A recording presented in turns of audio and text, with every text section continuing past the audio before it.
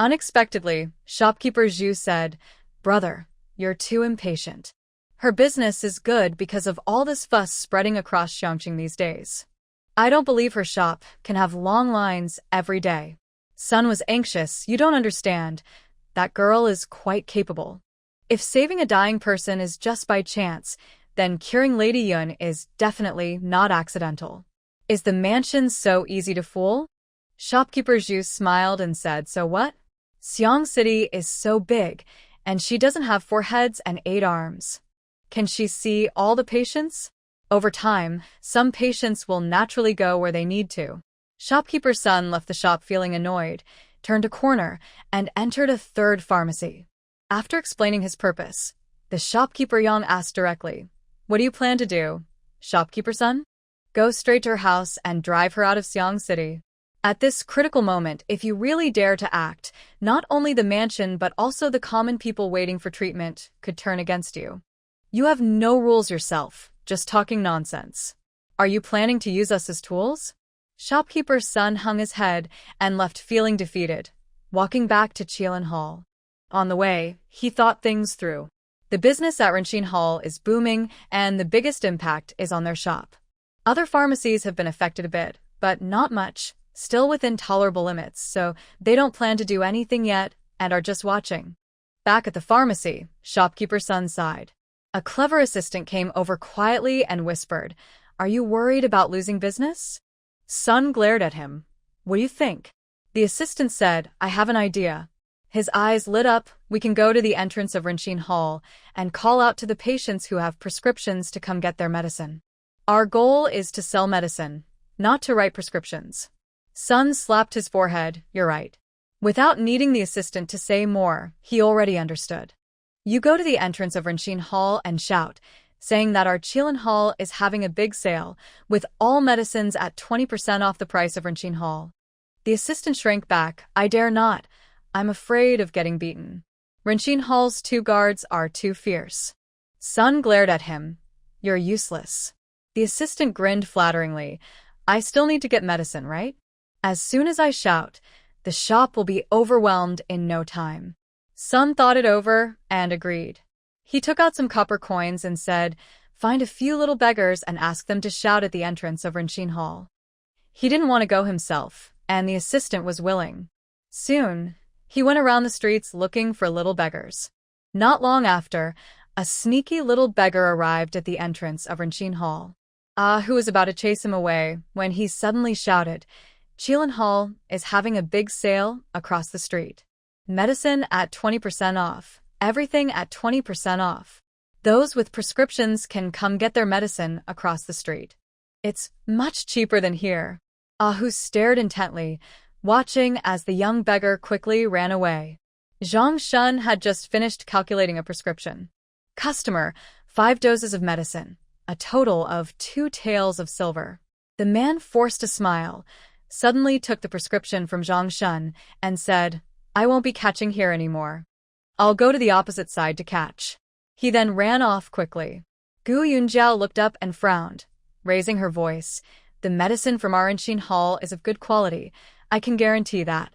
If you go elsewhere to get medicine and something goes wrong, I won't be responsible." Soon after, another young beggar came shouting. Several customers, tempted by the 20% discount, took their prescriptions and headed toward Qilin Hall. Zhang Shun immediately became free. He hurried over and whispered to Gu Yunjiao, "Boss, this can't go on. We're just helping Qilin Hall make money. Maybe we should lower our prices too?" Gu Yunjiao thought for a moment. If she lowered prices, she had an advantage over Sun Guanjia because most of her medicinal ingredients cost nothing, so there was no expense. Selling them was pure profit. But if she lowered prices, the other side would surely follow. If she lowered again, they would keep going back and forth, falling into a vicious cycle. Although she could easily win a price war and even give away medicine without worry, she knew that in Xiangqing there were more than just 2 pharmacies. If the other pharmacies found out, would they just let them go? People were used to discounts or even free medicine.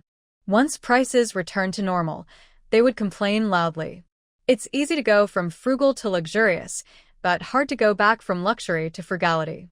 This kind of vicious competition would ruin others and herself at the same time. Gu Yunjiao shook her head. Zhang Shun was anxious. Then what should we do? Gu Yunjiao thought for a moment and suddenly had an idea. It's simple.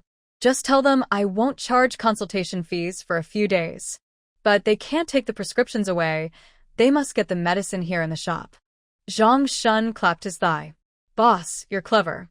He cheerfully told the people in line. Dr. Gu said everyone's waiting in line isn't easy, so we won't charge consultation fees for these days. But the prescriptions must be kept on file. Next time someone needs medicine, just tell us their name, and we can find the prescription. Hearing this, the people in line thought no consultation fee meant losing 4 qian of silver. If the medicine cost less than 2 taels, they'd still be making a profit. Gu Yunjiao's usual consultation fee was 2 qian of silver, the same as Dr. Zhang at Qilin Hall. Since yesterday, it had increased to 4 qian. Gu Yunjiao initially didn't want to raise the price, but Zhang Shun advised her. Dr. Yi, the top doctor in Xiangqing, charges 5 qian for consultation, and he earns about 1 tael of silver each time he sees a patient. Your medical skills are better than his. If you can't cure a patient's illness, but you do, we shouldn't charge less than him. Charging 4 qian isn't too much, right? Besides, if we set a higher price, we can stand out from other pharmacies' doctors and avoid losing business to them, which could cause trouble. Gu Yunjiao thought Zhang Shun was wise and reasonable, so she agreed to raise her prices. At this time, she prepared a prescription, but when a customer handed her the hand, Tai took it directly to the counter to settle the bill with Zhang Shun. Business at the shop remained steady, and the prescriptions no longer circulated outside. Over at Qilin Hall, things were busy for a while, with 7 or 8 prescriptions taken, then suddenly quiet again. Shopkeeper Sun's face, which had been smiling, turned serious again. They waited a long time, but no customers came in, and the unlucky assistant was sent out again to gather information. The assistant soon returned, shaking his head. Shopkeeper, our method no longer works. Rinxin Hall is not charging consultation fees now, and prescriptions can't be shared outside. Shopkeeper's son stomped heavily. That girl is so cruel. You eat meat, I drink soup, and I don't complain, but you won't even let me have a sip of soup. For a short while, Sun couldn't think of any other solution. He could only stomp his feet, helpless. Gu Yunjiao worked until dark before closing her shop.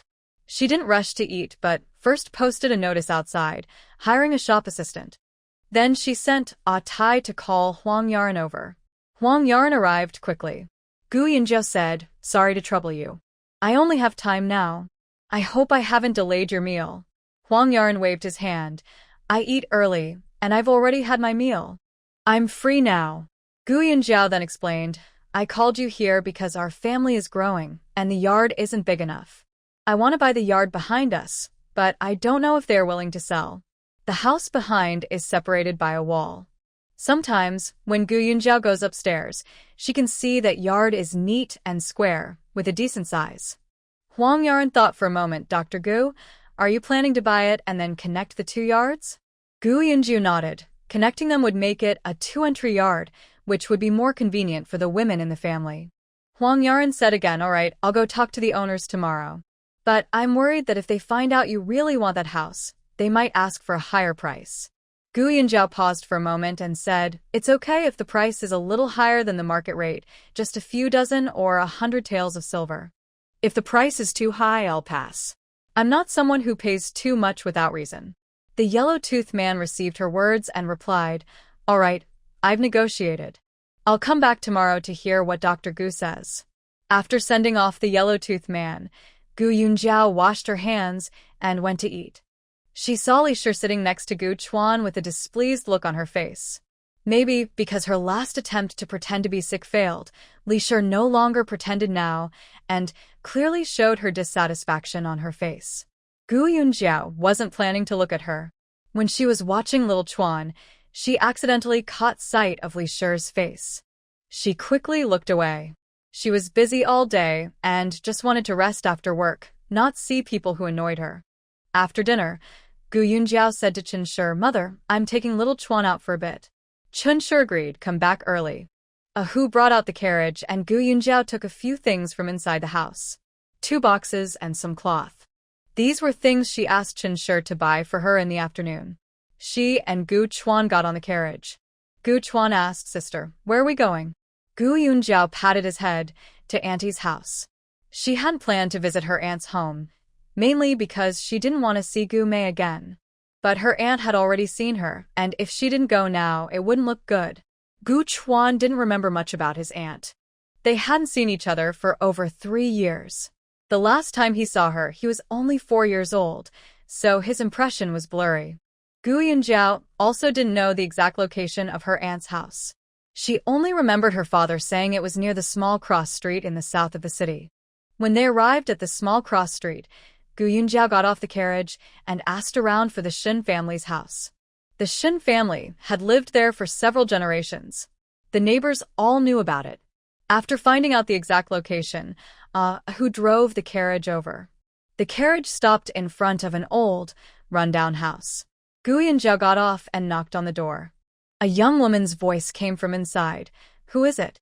Gu Yunjiao didn't say anything. She recognized it was Gu Mei's voice. She thought that, just as she didn't want to see Gu Mei probably didn't want to see her either. After all, in Xiangqing, only a few people knew Gu Mei's true situation. Gu Mei opened the door and saw Gu Yunjiao and her side, Gu Chuan. She immediately looked flustered, as if she didn't know where to put her hands and feet. You came?" Gu Yunjiao stepped inside and calmly said, "To see Auntie." At this moment, Gu Lian inside asked, "Mayor, who's here?" Gu Yunjiao raised her voice, "Annie Little Chuan, and I came to see you." Gu Yunjiao didn't notice Gu Chuan's expression change to one of displeasure the moment he saw Gu Mei. The scene in front of Zhao's ancestral hall that day was something Gu Chuan would never forget. Although he was young, he understood how shameful it was for a girl to be seen completely in public. He didn't know where Gu Mei had gone. He thought he would forget about his sister quickly. Now, he no longer called her second sister, but simply sister. Even in the dim light, Gu Mei noticed a flash of contempt and dislike in Gu Chuan's eyes. Her head slowly lowered. Gu Lian heard Gu Yunjiao's voice and hurried out of the main room. "Oh, it's Little Chuan. I haven't seen him in years. He's grown so tall." Gu Chuan obediently called out, "Auntie." Gu Lian was very happy.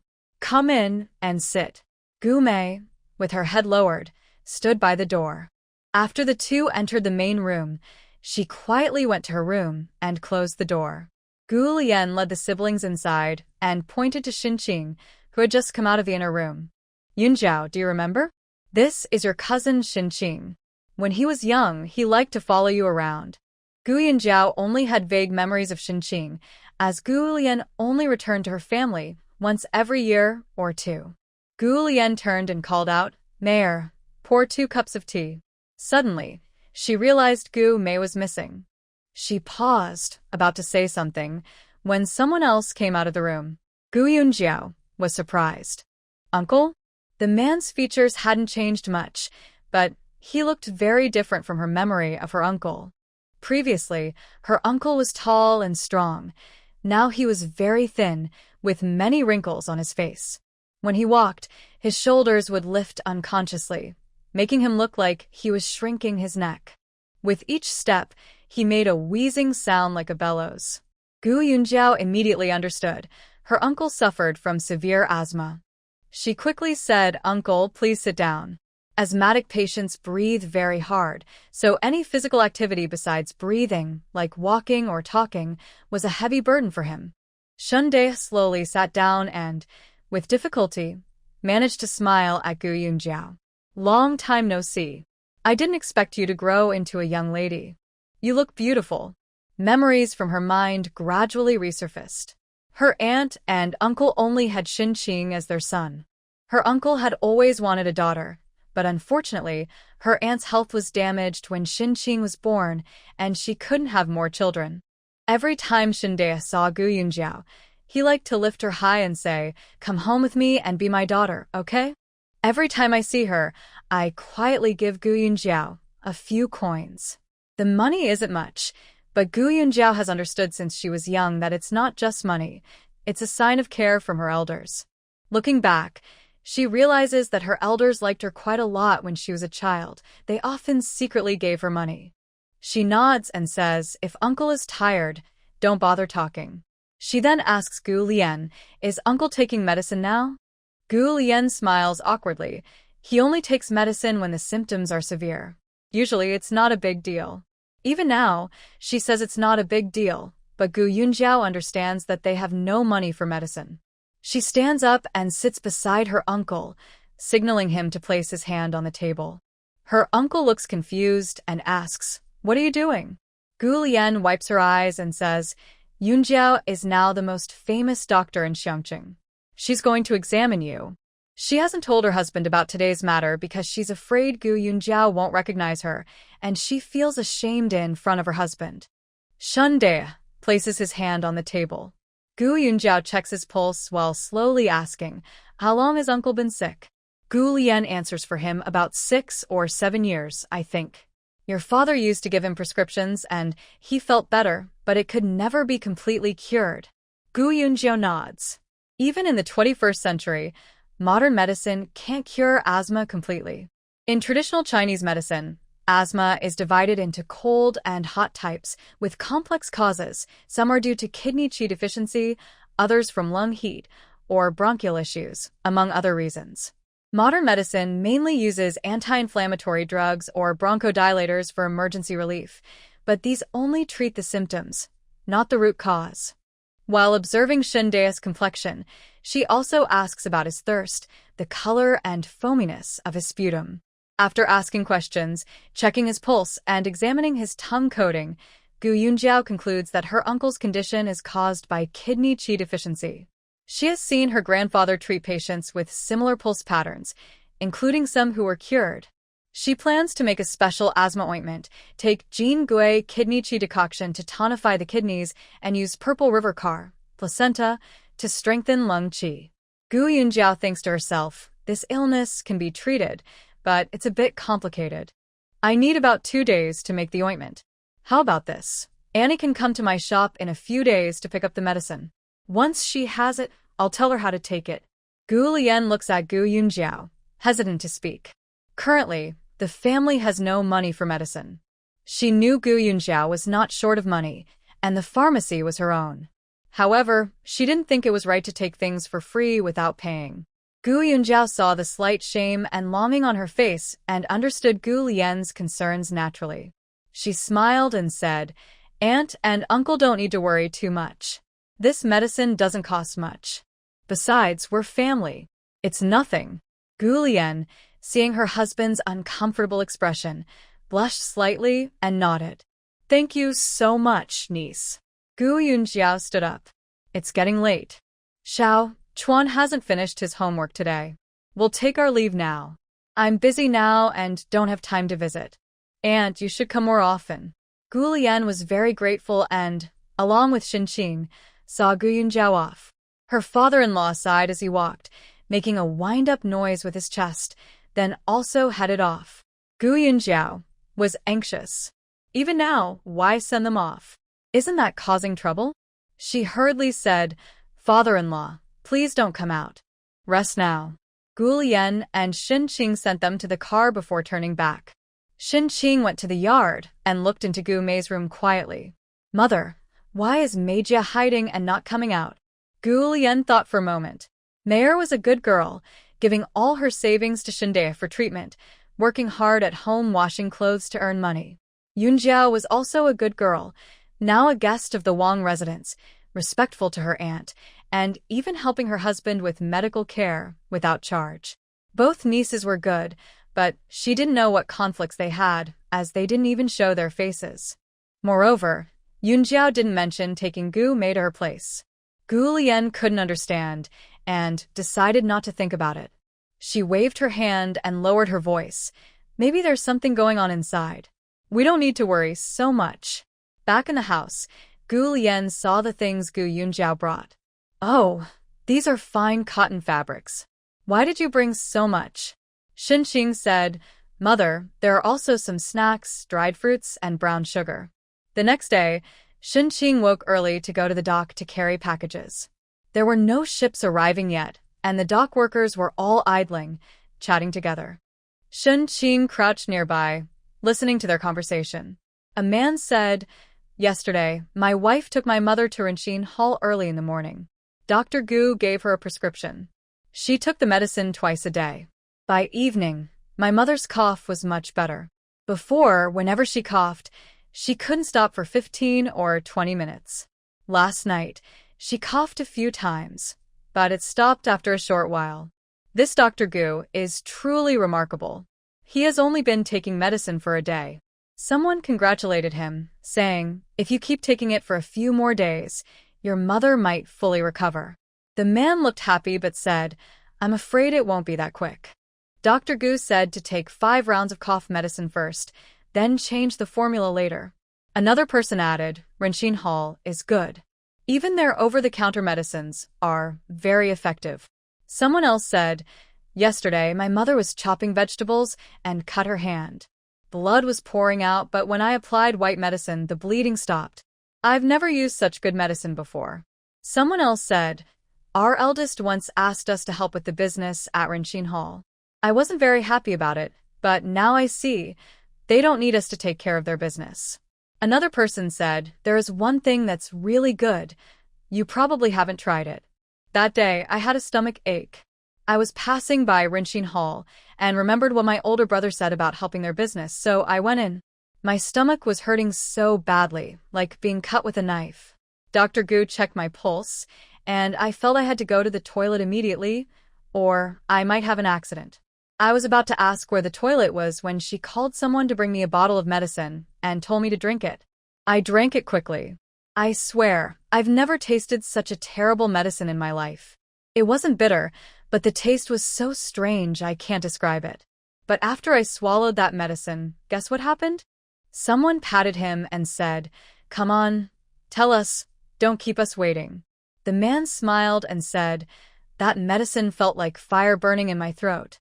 I could clearly feel it flowing down my throat into my stomach, and that fire seemed to burn right into my belly. It burned all the way to my navel, and then stopped." Everyone laughed and said, "That's really strange." He shook his head and said, "It's true. If you don't believe me, buy a bottle and try it yourself." The most amazing part is, the moment that fire reached my navel, my stomach stopped hurting. I was about to go to the toilet, but it seemed I didn't need to anymore. Someone asked, "What's the name of this medicine?" He replied, "It's called Huaxiang Shui. I've bought a few bottles to keep at home. Dr. Gu told me it can treat stomach pain and vomiting and also summer heat stroke, but the taste isn't very good." I asked her why they didn't make it taste better, and she said, "If we improve the taste, the medicine's effectiveness will decrease." Everyone nodded and said, "We'll remember that name. We'll buy some to keep at home." They all started talking about what other good things are available at Renxin Hall. Shun Qing listened to them and couldn't help but say, "Dr. Gu from Renxin Hall is my cousin. He was only 13 years old, still a child with a simple heart. When he heard everyone praising Dr. Gu and the kindness of Renxin Hall, he couldn't help but want to show off a little." When Shun Qing spoke, everyone smiled kindly. They all thought he was just bragging. Uncle Li teased Shun Qing, "If she really is your older cousin, why are you still carrying the load at the dock? Don't you know you could go to her shop and find a job? That's better than carrying loads." Shun Qing blushed and said, "She really is my cousin. Last night, she even came to my house to see my dad, and she told my mom to go pick up some medicine in a few days." Everyone listened carefully, noticing how detailed he was. Since Shun Qing didn't talk much and never lied, they started to believe him a little. Uncle Li said, "I'm serious. If she's your cousin, go ask her for a job. You're still young. Carrying loads for a long time can stunt your growth and hurt your health. When you grow older, you might get sick."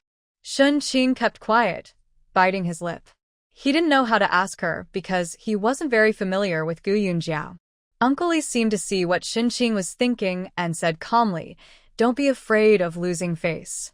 For us to live, we can do anything." What's shameful about that? If you ask her and she agrees, that's great. If she doesn't, you have nothing to lose. Just keep carrying loads. Another person added, "Shun boy, I think you're about the same age as my son. I'll be honest with you. People who are capable can give you a good direction, and your life will be much better. Shunqing lowered his head. But my dad doesn't charge her when he takes medicine. How can I trouble her again? Uncle Lee patted Shunqing's head. Silly boy, your family. Remember this kindness, and you can repay her slowly in the future. He thought to himself that maybe she wouldn't even need your repayment later. Really? Shunqing's eyes sparkled. Then I'll do today's work and go find her night. Everyone was silent. Uncle Lee added, after you finish your work this afternoon, don't go home. Just go straight to her. Shunqing touched his head. That won't do. I'll be all dusty and sweaty. My cousin might be annoyed. Uncle Lee shook his head. Silly boy, listen to Uncle. When your work is almost done, I'll call you. Just go then. Don't go home to wash or change clothes. Just go like that. Shunqing didn't insist anymore. He nodded. Okay. These uncles are all quite kind, and they often take care of him when he works. They wouldn't harm him. Shunqing carried a bag all day, which contained salt, river sand, and herbs. By late afternoon, he was covered in dust, with black sweat stains on his face and a layer of dust on his hair. Uncle Lee patted his shoulder and said, Go to Rinshin Hall to find your cousin. Hurry up, and maybe you can grab a meal there. Shunqing felt very shy. Well, I'll go then. He quickly ran toward Rinshin Hall. When he arrived, Gu Yunjiao had just finished calling the last few patients and sent them away, preparing to close the door. She saw a boy run inside. The boy was sweating heavily and shyly showed her a bright smile. Yo-ya. Gu Yunjiao was startled. Shunqing? What's wrong with this kid? Where have you been? Why are you so sweaty? Go wash up in the back. Shunqing grinned and said, I was carrying bags at the dock. I finished today's work. He was young and shy, and he couldn't quite say what he wanted to. Gu Yunjiao didn't notice his hesitation and only focused on what he said about carrying bags. She widened her eyes. At your age, carrying bags? That's reckless. Shunqing was going through puberty, growing taller quickly. Heavy physical work could affect his growth. His body wasn't fully developed yet, which also impacted his development. After she finished speaking, she realized she was wrong. His uncle was already like that, with no money for medicine. He was the only adult worker in the family. Since he lost his ability to earn money, Shunqing, a young boy, had to shoulder the family burden. Shunqing scratched his head. Why does everyone say that? I think I'm okay. Gu Yunjiao didn't say anything and took him to the back, telling him to scoop hot water from the stove to wash his face and hands. Looking at Shunqing's clothes, Gu Yunjiao couldn't bear to look. His shoulders were patched, and his pants were short. He was covered in dust. She pushed him gently. You look like this. I can't stand it. Go take a shower first, then come eat. Shunqing thought to himself. Uncle Lee was wrong. His cousin really did dislike him. He said, Then I'll go wash in the river. Gu Yunjiao sighed and said, It's only April. Why go to the river? There's hot water here. Next to the kitchen, there's a small room just for bathing. Go wash there. After making sure Shunqing was settled, Gu Yunjiao quickly went next door to buy a set of fine cotton clothes from the silk shop. She asked Tai to deliver the clothes to Shunqing and then began to think slowly. Her cousin was only 13 and had to work at the dock. Her aunt at home also had to do chores. She didn't know if Gu Mei was helping with work or acting as the head of the household now. When Shunqing came out, Gu Yunjiao waved to him. Eat first. After you eat, I have something to ask you. Shunqing was pulled to the table by Gu Yunjiao. He looked at the dishes and was stunned. Chicken, duck, fish, and meat, was this New Year? Gu Yunjiao scooped a chicken leg onto his plate. Eat quickly. Shunqing suddenly felt like crying. He couldn't remember the last time he had a chicken leg. Mrs. Chen heard Gu Yunjiao say that a 13-year-old was working at the dock. She glanced at Lu Lang and snorted. If you don't like studying, maybe one day you'll also go work at the dock. You're 11 now. You should help the family. Lu Lang looked wronged. I didn't say I don't want to study. I just prefer practicing martial arts with Brother Lin more than studying. Mother, you misunderstood me. Mrs. Chen chuckled. Is that so? Then from now on, you should study hard. Suddenly, Gu Yunjiao said, Xiao Chuan, you should also get up early and practice martial arts with Brother Lin. Your body is thin. I don't expect you to become a master, just stay healthy. Gu Chuan nodded obediently. Perhaps because his father was missing and his mother had abandoned him, he was very afraid of Gu Yunjiao abandoning him. No matter what she said, he obediently listened. Gu Yunjiao had already noticed this. Keeping Mrs. Li around also had this reason. She was afraid Gu Chuan would grow up feeling unloved and become insecure. After eating, Gu Yunjiao took Xinqing to the bottom of the jasmine vine and asked, When did you start working at the dock? Xinqing replied, Since last year. It's been about a year. Gu Yunjiao frowned and asked again, What does Gu Mei usually do at your home? Xinqing said, Sister Mei and mother wash clothes and exchange some copper coins every day. Gu Yunjiao was a bit surprised. Gu Mei should still have 20 or 30 taels of silver. Had she already spent it all? Then Xinqing said proactively, Sister Mei had silver before, but she used it all to treat my father's illness. Her pretty clothes were also used to pay for his treatment. Gu Yunjiao could hardly believe this was the Gu Mei she knew. Could the selfish Gu Mei really have changed after experiencing life and death? She thought she should remain cautious. In any case, she felt she had done her part for Gu Mei. How she would be in the future, she no longer wanted to interfere. Gu Yunjiao asked, How much copper coins do you earn in a day when you work outside? Xinqing thought for a moment. It's hard to say. Sometimes, when there's more work, I earn more. Some bosses are generous and pay higher wages, so you can earn a bit more. Usually, I earn about 20 or 30 coins a day. Gu Yunjia hesitated for a moment, then said, If you're willing, you can come work as an apprentice at my shop. You can eat all your meals at my house, and I will pay you 8 coins of silver each month. Since the shop was short of workers, even though Xinqing's arrival wouldn't fully solve the problem, she still wanted to train her own staff. Lu Zhu and Zhang Shun were only hired help after all. Xinqing's eyes lit up. He thought that Sister Jiao was really kind. Before he could say anything, Sister Jiao took the initiative to offer him work. 8 coins a month was almost the same as what he earned outside, but working outside required bringing his own food. When he thought about it, the wages here seemed better. Also, Sister Jiao's food was so good that he wanted to eat here. He was so happy he asked, Can I come tomorrow? Gu Yunjia smiled. Go home and talk to your parents. If they agree, you can come tomorrow. I open the shop at dawn every day. Xinqing nodded excitedly. Then I'll go tell my parents. He ran off quickly. After a few steps, he turned around and took his worn-out clothes from the shower room. But instead of going straight home, Xinqing ran toward the dock. He knew Uncle Li and the others would still be working tonight, and he wanted to share the good news with them. He ran all the way to the dock. Uncle Li and the others were just resting. Seeing Xinqing change into new clothes, they all waved at him. When Xinqing shyly approached, Uncle Li looked him over and said, It looks like your sister Gu is really kind. You're already wearing new clothes. Xinqing was very excited. Uncle, I even ate a chicken leg today.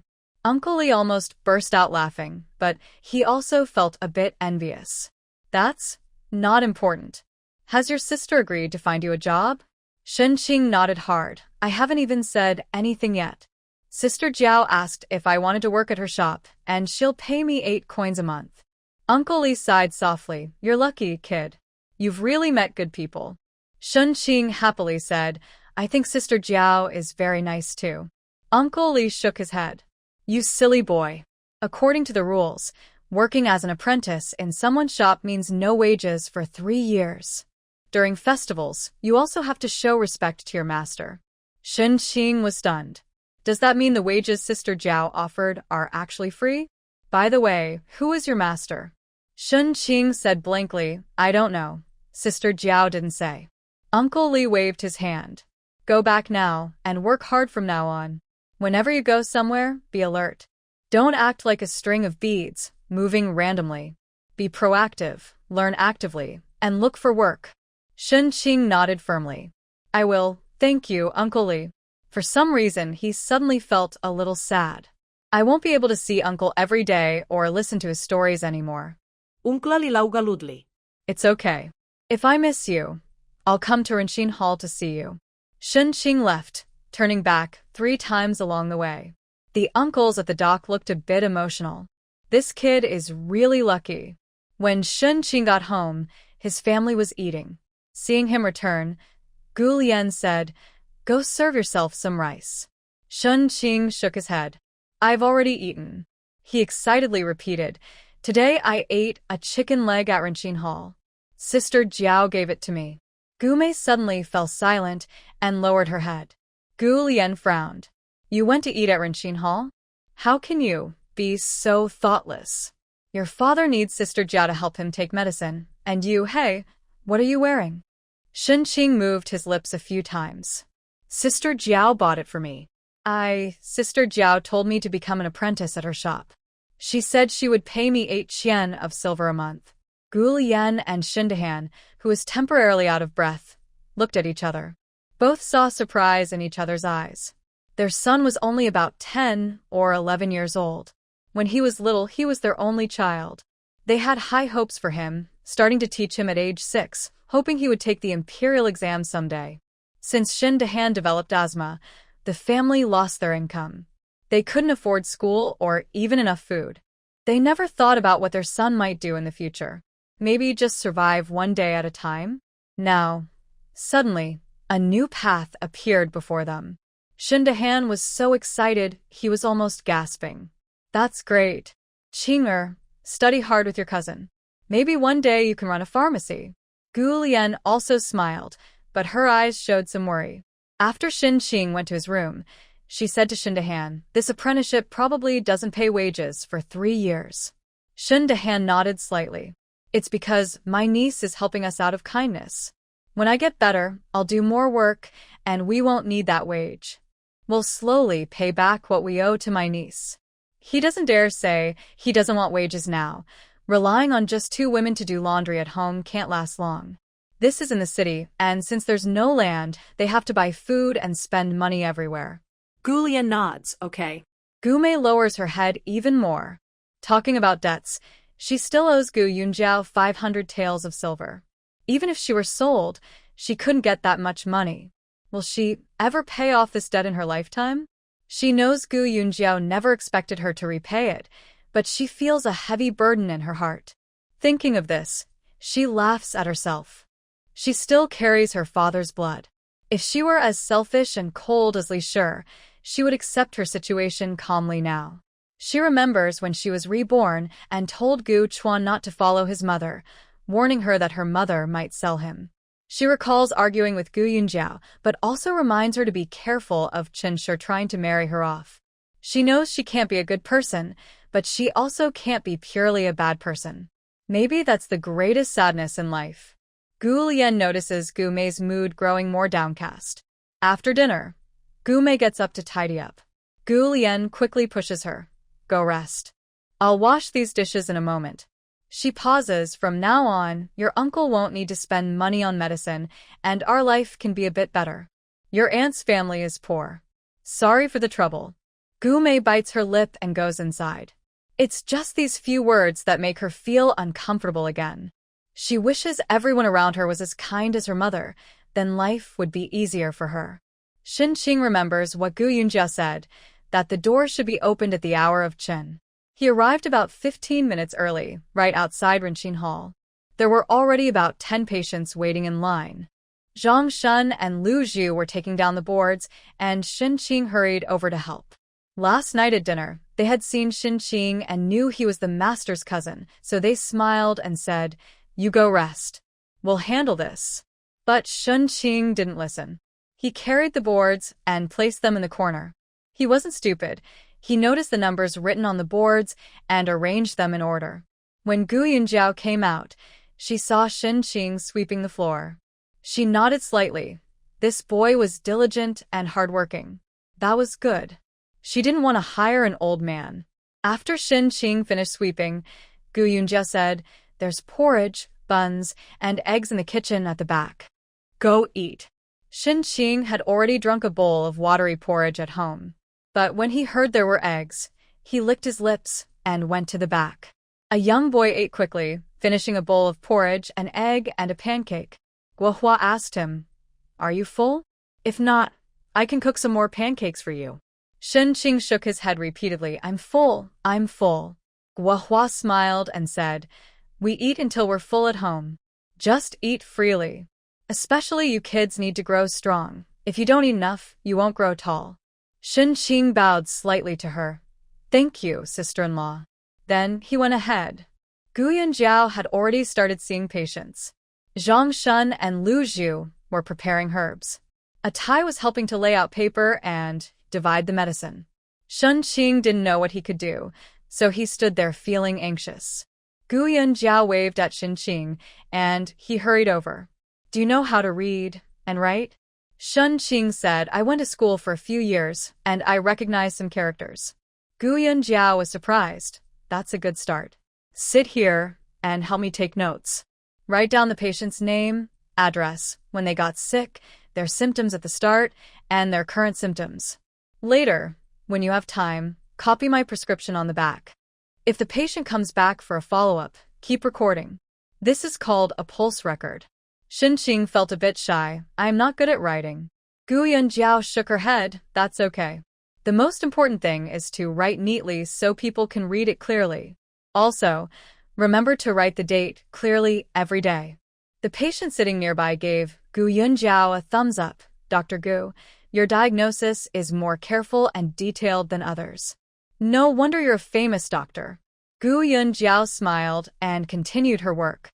By the time it was the hour of the snake, around 9 to 11 a.m., the shop was busiest and had the most customers.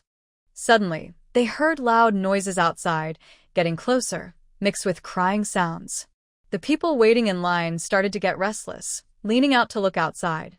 Someone at the door shouted, "Someone has died." Then 2 people carried a door panel into the shop, on which lay an elderly woman with white hair. There were several others around, some women crying nearby. Gu Yunjiao stood up and glanced at Lin Shua and Ahu. Lin Shua also looked at her and headed toward the door. They stopped the people carrying the door panel. "Are you here for a consultation?" One of the carriers spat harshly. "Huh? Seeing a doctor? Who would dare come here for treatment? My mother took the medicine prescribed by Dr. Gu, but she only lasted 1 day before passing away." Gu Yunjiao's face darkened when she heard this. She stood up and walked outside. Before she could get close, the eldest son of the old woman rushed forward with a fist, shouting, "You owe me for my mother's life." Lin Shua stepped in front of Gu Yunjiao and grabbed the eldest's wrist. "Let's talk nicely. No fighting allowed." The eldest son tried to pull his hand back, but Lin Shua's grip was as strong as iron. He was furious. "Your Rinxin Hall is too unreasonable." Gu Yunjiao calmly said, "There's no need to rush, big brother. We haven't figured out what really happened. Your mother is gone, but that doesn't necessarily mean it was Rinxin Hall's fault. If it really was our fault, I promise I won't refuse to take responsibility." Behind the eldest, the second son tugged at his sleeve.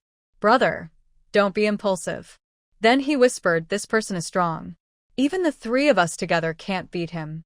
Lin Shua was very sharp. He had heard what the second son said.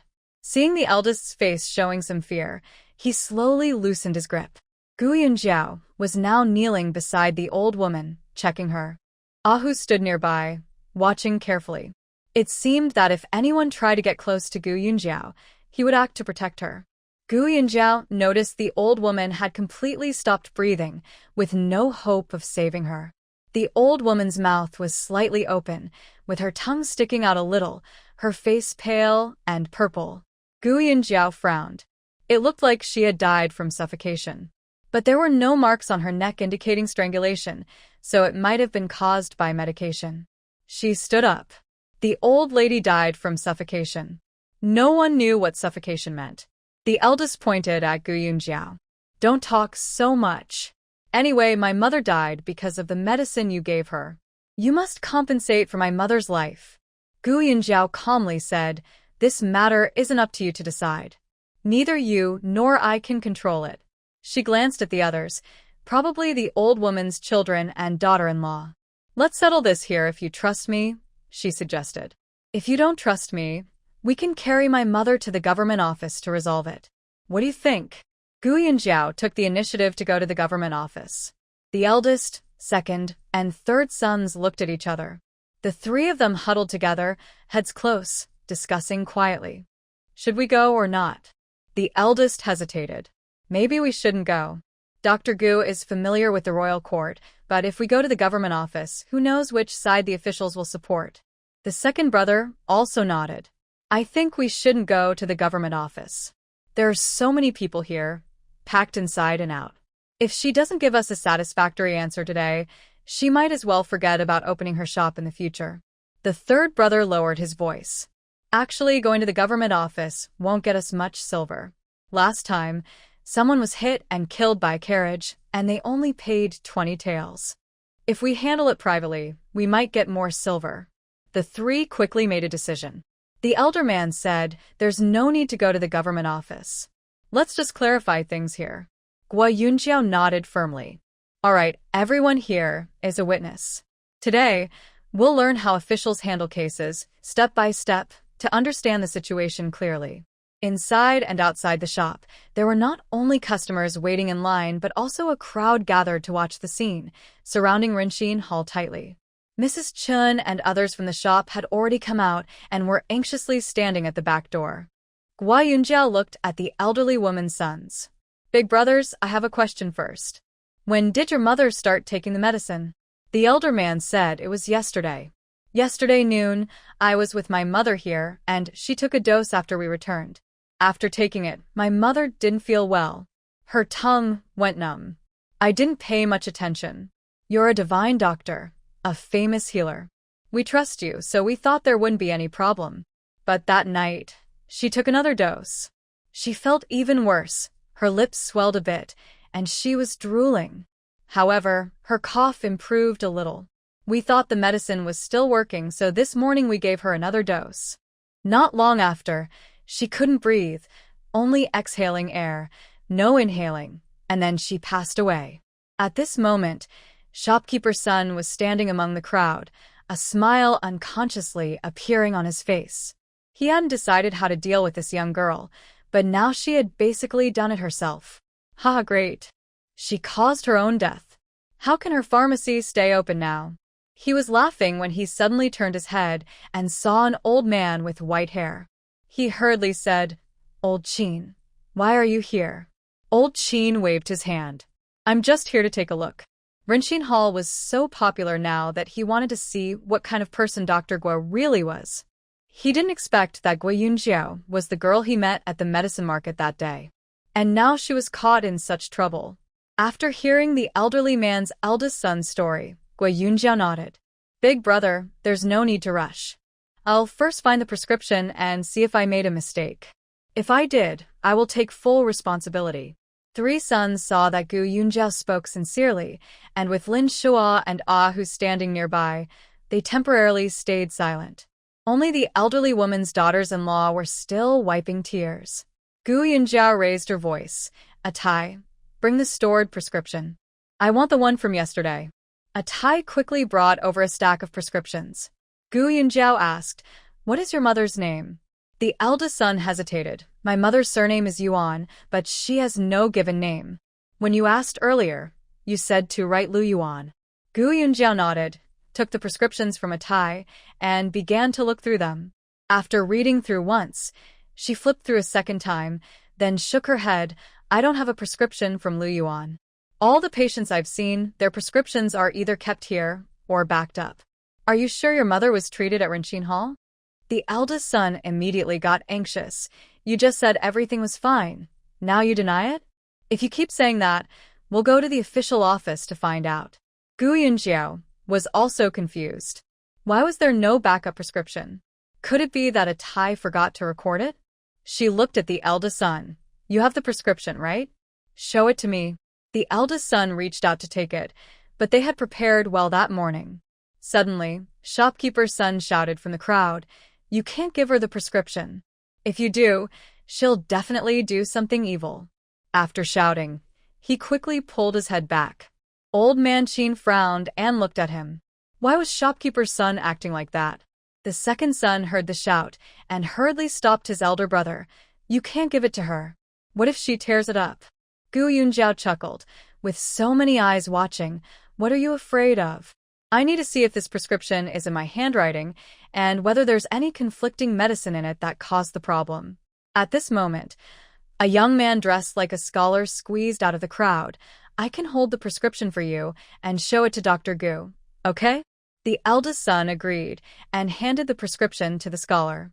The scholar took the prescription, and Gu Yunjiao looked at it. It was indeed her handwriting.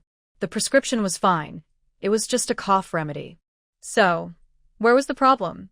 Gu Yunjiao suddenly remembered that her prescriptions had been leaked out during the recent incident at Qilin Hall, when 7 or 8 prescriptions were leaked. She raised her hand and called out, I understand now. She stared at the old man and said, although I wrote this prescription, you didn't get the medicine from my place. The boss's eyes flickered briefly. What's the difference? Anyway, it's your medicine that caused the problem. Gu Yunjiao shook her head. It's different. The prescription is correct. It's just that the medicine was mispicked. Now be honest. Where exactly did you get the medicine? At that moment, son shopkeeper, in the crowd, suddenly felt a sharp pang in his chest and had a bad premonition. The boss hesitated. I got the medicine from the Qilin Hall across the street. It's cheaper there. Gu Yunjiao nodded. I'll tell you now, the prescription is fine. It's likely you picked the wrong medicine. Son shopkeeper, hiding among the crowd, shouted again. Whatever you say is what it is. You're just trying to shift the blame. Although Gu Yunjiao didn't see son shopkeeper, she guessed it was someone from Qilin Hall causing trouble. She sneered. I didn't want to waste effort, but since it's like this, let's go to the yamen to settle this. The boss replied instead, we won't go to the yamen. Anyway, either you're in Qin Hall or Qilin Hall is responsible for my mother's death. If I don't find you, I'll go to the other side and look for them. Gu Yunjiao calmly said, then everyone stop arguing. Let me settle this case. She asked, did you bring the leftover medicine? She already had a good guess. Just one look at the medicine bag would confirm it. The boss's wife covered her swollen chest. It's here. When they brought the person, they had prepared well. Thanks to the neighbors' reminders, both the prescription and the medicine were brought. Gu Yunjiao paused thoughtfully. Please don't move around recklessly. Who? Go protect her, and make sure no one steals the medicine. Hearing this, the woman tightened her grip on her chest and looked at Hu with caution. Gu Yunjiao looked around the crowd. Is there a doctor here? Or a pharmacy clerk? Anyone who recognizes medicine will do. Come help identify the medicine. Even if I tell you, you probably won't believe me. Suddenly, Old Qin stepped out from the crowd. I recognize the medicine. Gu Yunjiao looked at Old Qin. Is that you? Old Qin nodded. The boss shouted, what do you mean? You know him? How do we know he's not just siding with you? Someone nearby scolded him.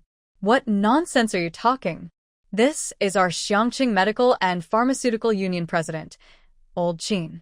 With his reputation and character, do you think he would lie in front of everyone? If you can't trust Old Qin, then you can't trust anyone in Xiangqing. The boss stopped speaking. Gu Yunjiao said to Old Master Qin, please, sir, compare the medicine the woman is holding with my prescription. Old Master Qin nodded and glanced at the elder brother sideways. First, let me clarify whatever I say later. You must not question it. It's not because of Dr. Gu. I'm just tired of dealing with this mess. The elder brother had no choice but to say, you are the president, so of course we trust you. Only then did Old Master Qin take out the woman's medicine bag and compare it carefully with the prescription. When he reached the first item, he exclaimed, wrong. Wrong. How careless. This has caused a life to be lost. Gu Yunjiao had already guessed what was happening. From the woman's condition and the prescription, she suspected the cause. But she knew no one would believe her if she said it out loud. She needed someone else to say it. The woman's sons hurriedly asked, where was the mistake? Old Master Qin sighed. They grabbed the wrong medicine. In Dr. Gu's prescription, it called for Ji Nanqing, but they accidentally used Sheng Nanqing. This must have happened because they were in a rush and didn't check the prescription carefully. He pointed at the prescription and explained, "Look, Dr. Gu listed this herb first, probably because the assistants might forget later. The first one should be treated carefully. But unfortunately, they still made a mistake." He looked seriously at the elder and said, "Sheng Nanxing is very toxic. The symptoms your mother showed, tongue numbness, swollen lips, drooling, and eventually suffocation, are all signs of poisoning from Sheng Nanxing. Ji Nanxing is processed from Sheng Nanxing, which reduces its toxicity significantly. Dr. Gu only used a few grams, so there shouldn't be a problem." Gu Yunjiao added, "When she took the first and second doses, her poisoning wasn't severe, and she could have been saved. You shouldn't have continued giving her medicine when you noticed she was unwell. After 3 doses, the toxins build up in her body, causing bronchospasm and preventing her from breathing. That's why she died." The sons stared wide-eyed. "So, the pharmacy across the street, Qilin Tang, grabbed the wrong herbs and gave my mother poison?" Old Master Qin sighed and looked towards Sun Shopkeeper in the crowd, nodding helplessly. Sun Shopkeeper was about to faint from anger. He came to see Gu Yunjiao's bad luck, to watch Renchen Tang go bankrupt, but now the blame was falling on him. He bent over and tried to slip away. Suddenly, someone shouted, "Isn't that Sun Shopkeeper from Qilin Tang? Hurry, he's trying to run." Sun Shopkeeper wanted to explode in frustration, but someone grabbed his sleeve. Several people quickly came forward to hold him back and pulled him into the shop. Gu Yunjiao was too tired to look at Shopkeeper Sun and said to the old woman's sons, "2 days ago, Shopkeeper Sun across the street ordered someone to call in my shop, saying there was a sale and things were cheap. I already said that my medicine first guarantees quality. The prescriptions are also kept for reference, and when the medicine runs out, the staff carefully check everything. This is all to be responsible for the patients. You took my prescriptions and went elsewhere to get medicine, causing harm, and now you're causing trouble here. Shouldn't you apologize to me?" The eldest son was about to fight Shopkeeper Sun, but, hearing Gu Yunjiao's words, impatiently said, "What apology do you want? Our family has lost someone, and we don't care about your reasons." Gu Yunjiao thought to herself, "Is losing someone a reason to cause trouble? This really is a strange custom of medical disputes." She coldly said, "You don't have to apologize if you don't want to. I'll remember your family. From now on, your family is not welcome at Renqin Hall. I won't treat anyone from your family anymore. Also, now that everything is clear, this is a matter for Qilin Hall across the street. Hurry and take the person away so it doesn't affect my business. The patients are already many, and you've wasted so much of our time." The eldest son was stunned and angrily said, "Why are you talking like that? Our family has had such a big problem, and He hadn't finished speaking when the second son covered his mouth, smiling apologetically. "Dr. Gu, it's our fault. We shouldn't have been greedy and gone to the other shop to get medicine, which hurt my mother. We're wronged, and we're sorry, truly sorry." The second son understood that in life, who can guarantee they won't get sick? If Dr. Gu really refuses to treat his family in the future, it might mean the end of their way of life. An apology is just a matter of words, no big deal. The third son and some of his wives also apologized. Gu Yunjiao didn't say anything more. Some people who had been waiting in line for a long time shouted, "Stop the nonsense. Let's take her to Qilin Hall. We're still waiting for Dr. Gu to treat us." The third son and the neighbors with him grabbed Shopkeeper Sun, and the eldest and second sons lifted the door panel and headed to Qilin Hall. The crowd watching the scene followed to see what was happening. Mrs. Chun, who loved watching the excitement, quickly squeezed into the crowd and followed. Even Ho Hot ran over. Sanya and Ing Zi ran outside, but Gu Yunjiao called them back. "You two shouldn't go. There are many people, and if someone falls, they might get trampled," she said, avoiding the word death as it was unlucky. Sanya and Ing Zi had no choice but to stand at the shop's door, eagerly watching the Qilin Hall. By then, most people inside had left. Even those getting checked for illness had gone to watch the fun, holding their tickets. Only a few at the front of the line remained. Old Qin was still there. Gu Yunjiao hurried over and bowed to Old Qin. "Thanks to you today, otherwise this wouldn't be clear." Old Qin waved his hand. "Even if I weren't here, I could explain at the yamen. He looked at Gu Yunjiao.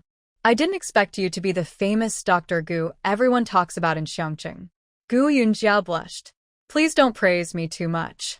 I'm not a miracle doctor, just here to see patients. By the way, I heard you're the president of the Xiangqing Medical and Pharmaceutical Union. Can our Xin Hall join this union? Old Qin smiled. Of course. If you're willing to join, tomorrow I'll send someone to show you the union's rules. If everything's okay, you just sign and pay a small fee, and you're in. Gu Yunjiao bowed again. Thank you. Old Qin added, Girl, I asked you last time who your master was, but you haven't told me. Gu Yunjiao had no choice but to say, My master. I have 2 masters, but both are no longer in this world. My grandfather and great-uncle are in another time and space, their lives uncertain. Old Qin shook his head. To teach someone like you must take incredible skill. It's a pity I won't get to see it. He waved his hand. All right, I'm leaving. If I don't go now, the waiting patients will scold me. A few people still in line smiled. No, you're joking, sir. Gu Yunjiao saw Old Qin out, then sat down to drink some water. The patient at the front smiled at her kindly. Dr. Gu, don't worry. Take your time. You must be upset just now. We won't argue with those unreasonable people. Don't worry. I won't take their small benefits. I'll definitely stay here to prepare medicine. Gu Yunjiao smiled gently at him. Sorry to delay you. Come, put your hand here, and I'll check your pulse. In the Kirin Hall across the street, an unprecedented grand scene finally unfolded. The shop was packed with people, 3 layers inside and outside. Manager Sun didn't expect the lively scene he longed for to come, but it wasn't quite what he wanted.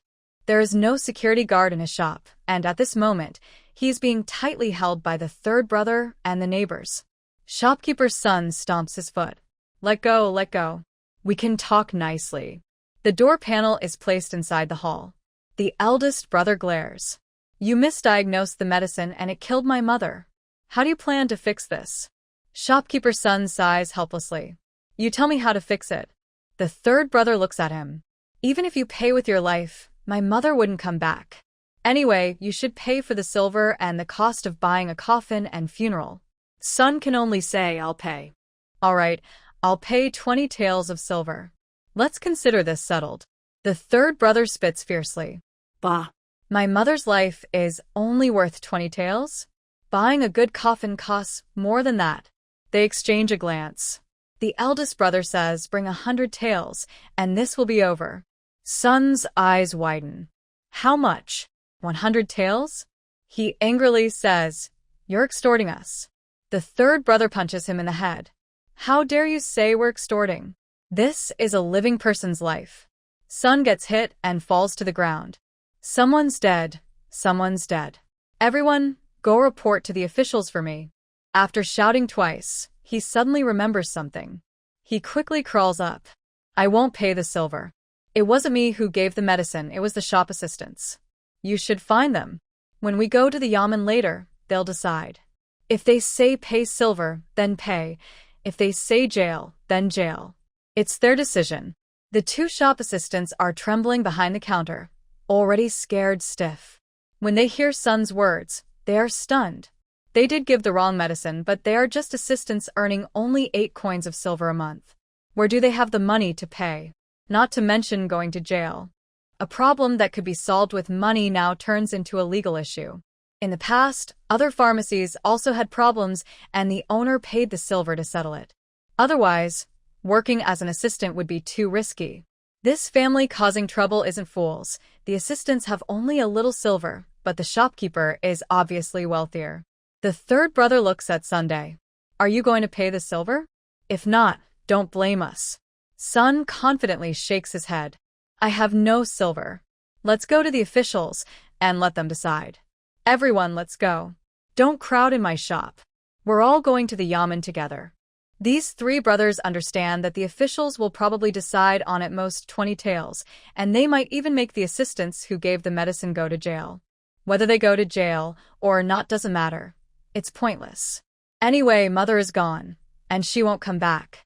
This money is definitely needed. Suddenly, the 3rd brother asked, Are you really not going to give the money? Shopkeeper's son closed his eyes and stayed silent. The third brother suddenly raised his arm and said, If you don't give the money, we'll take it ourselves. Some ginseng, gastrodia, bovine bile, and valuable herbs are worth some money. As he spoke, the brothers and nearby neighbors rushed toward the counter. Shopkeeper's son saw the situation and panicked, quickly trying to stop them. But he could stop some, not all. Seeing people already inside the counter, Son clenched his teeth and shouted, "Don't cause trouble. I'll pay you the money." If they started stealing, the loss would be more than 100 taels. The brothers stopped when they heard this. But the neighbors rushing in knew that even if they paid a lot of money, it would belong to the three brothers and they wouldn't get anything. They just wanted to grab some valuable herbs. 4 or 5 neighbors didn't know what ginseng or valuable herbs looked like and started rummaging through the counter. Shopkeeper's son watched as the herbs, ginseng, musk, bovine bile, and cordyceps, were grabbed and even thrown on the ground. He pointed at them and shouted, "Stop! Stop!" Before he finished, he suddenly felt dizzy and fainted, collapsing to the ground. The three brothers also got anxious and hurriedly stopped the neighbors. "Stop! We're waiting for them to pay." But the neighbors ignored them. One even took the scale from the counter and stuffed it into his pocket. He didn't know which herbs were valuable, but he saw the scale was made of copper and knew it was worth some money, so he took it. The three brothers couldn't stop them, and with Son fainted, they didn't know if he would recognize what was stolen when he woke up. They were all very worried and decided to join in. But they also didn't know what herbs were valuable or not. The second brother, being clever, pointed at 2 assistants and said, "It's your fault for stealing the wrong herbs and causing my mother's death. Hurry up and find the valuable herbs." The 2 assistants also felt resentful. They thought Son was unfair, first asking for money, then wanting them to go to jail. Afraid of being beaten by the family members, they made a quick decision. They signaled and gestured to show which herbs were valuable. Among the crowd watching, some street thugs saw the chaos and got excited. They rushed in to steal herbs. The atmosphere of this free shopping frenzy spread like a plague among the crowd. Some people couldn't resist and rushed in, grabbing things randomly inside the pharmacy. Shopkeeper's son fainted on the ground, having been stepped on several times. When he woke up and saw the scene, he fainted again. Even Chen, who came to watch the excitement, had her fingers twitching with desire. Who wouldn't want free stuff? But thinking of the reputation of Renxin Hall, Chen quickly pulled Ho Hot away, not wanting to cause trouble. Back at Renxin Hall, Chen excitedly shared what she saw with the patients in the main hall. Afterward, she added, "TSK, TSK, TSK, now Shopkeeper's son's underwear might be all gone." Guyu Jiao glanced at Zhang Shun and Lu Zhua, then looked at Tai and Xinqing. See that? Carelessness and lack of attention can lead to serious consequences. Zhang Shun hurriedly said, "Don't worry, sir. I will be more careful in the future." He was very glad he came to Renxin Hall, otherwise, he might not have escaped today's trouble. Thinking about Chen's warning about jail and fines, he shivered. Lu Zhua also promised, "Boss, we will be more careful from now on." Xinqing and Tai, the honest boys, didn't know they needed to respond to the leader. They just listened foolishly. Soon, Chen went to the opposite street to watch the crowd again, and then returned sighing. Shopkeeper's son's store was emptied by the crowd. All kinds of medicines were spilled everywhere inside. The porcelain jars and other items were completely taken away, and the 2 abacuses on the counter were also stolen. Now, the shop assistants and the chief doctor have run away. Only Shopkeeper's son is sitting on the ground crying.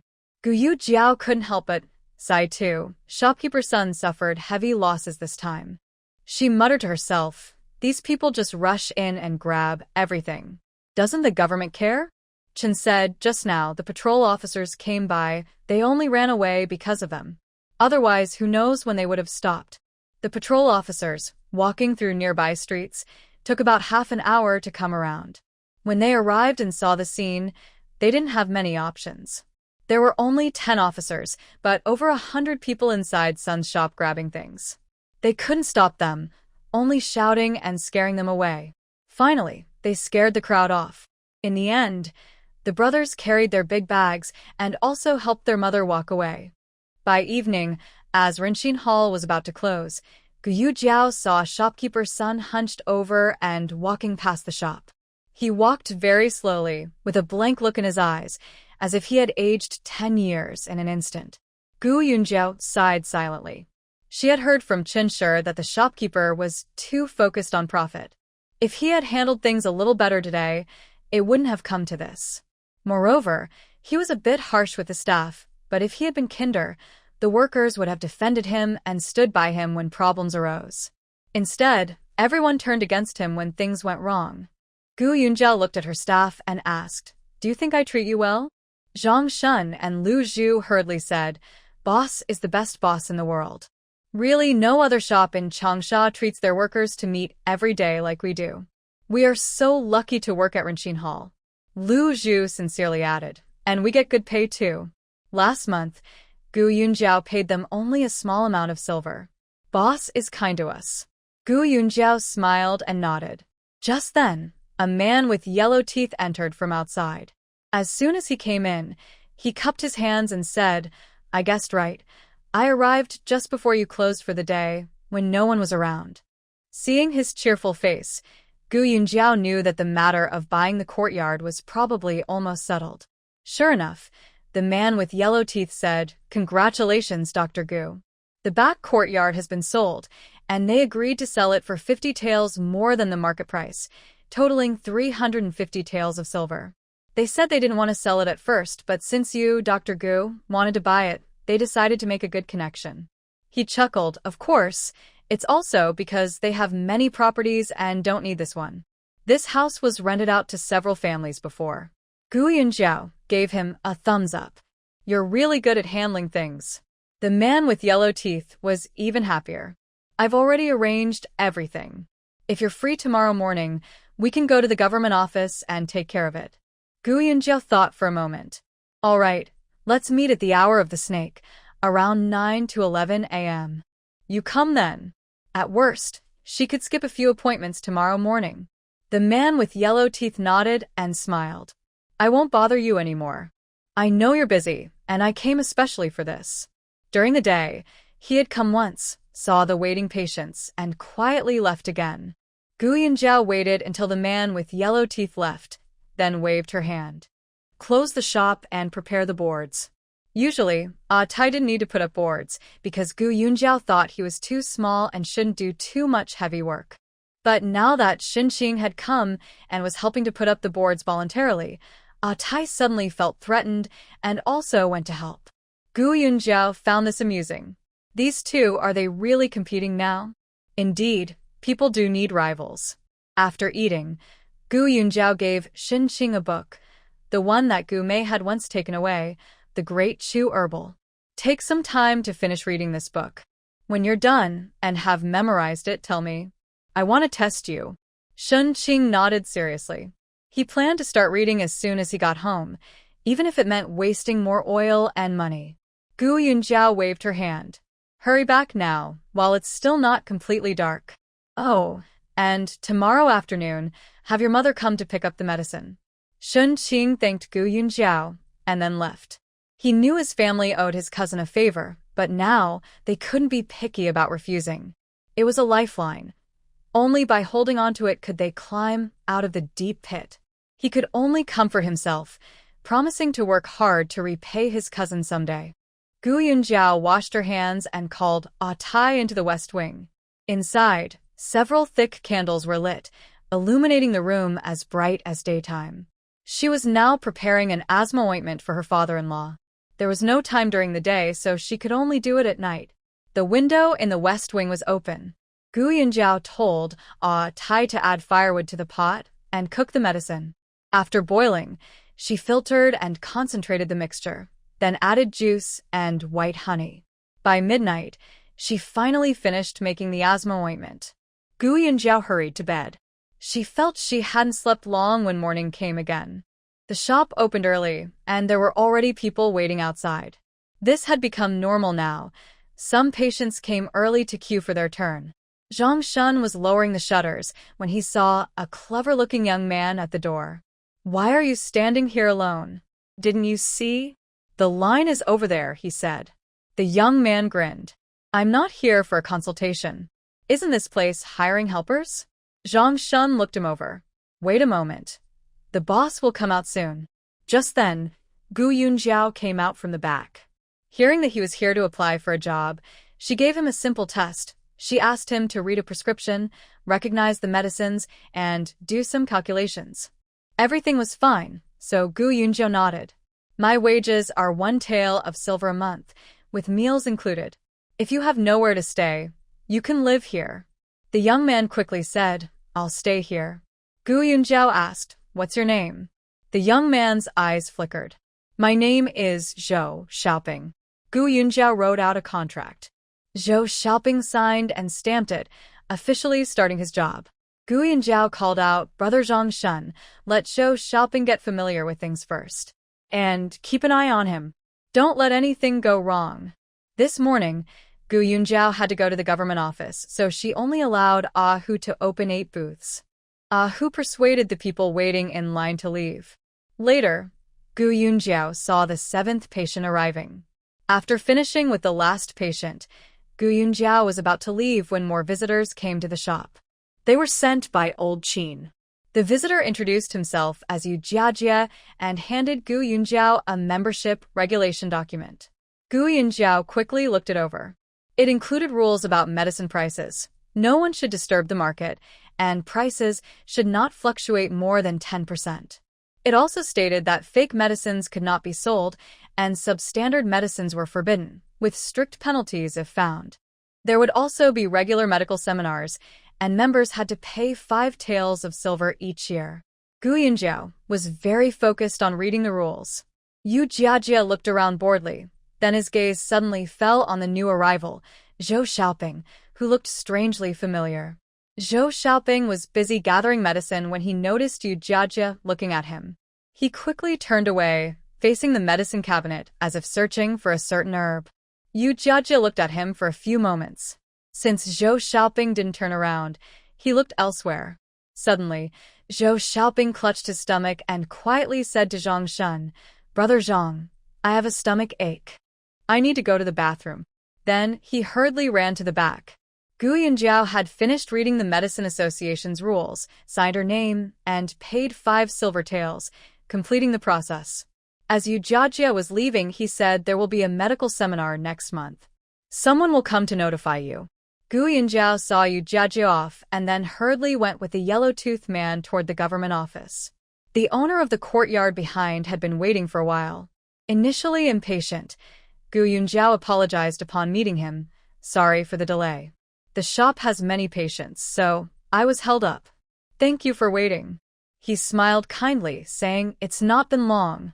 All right, let's quickly draw up the contract and transfer the account. After completing the formalities, Gu Yunjiao paid the intermediary fee to the yellow-toothed man and asked him to find a bricklayer to connect the front and back yards.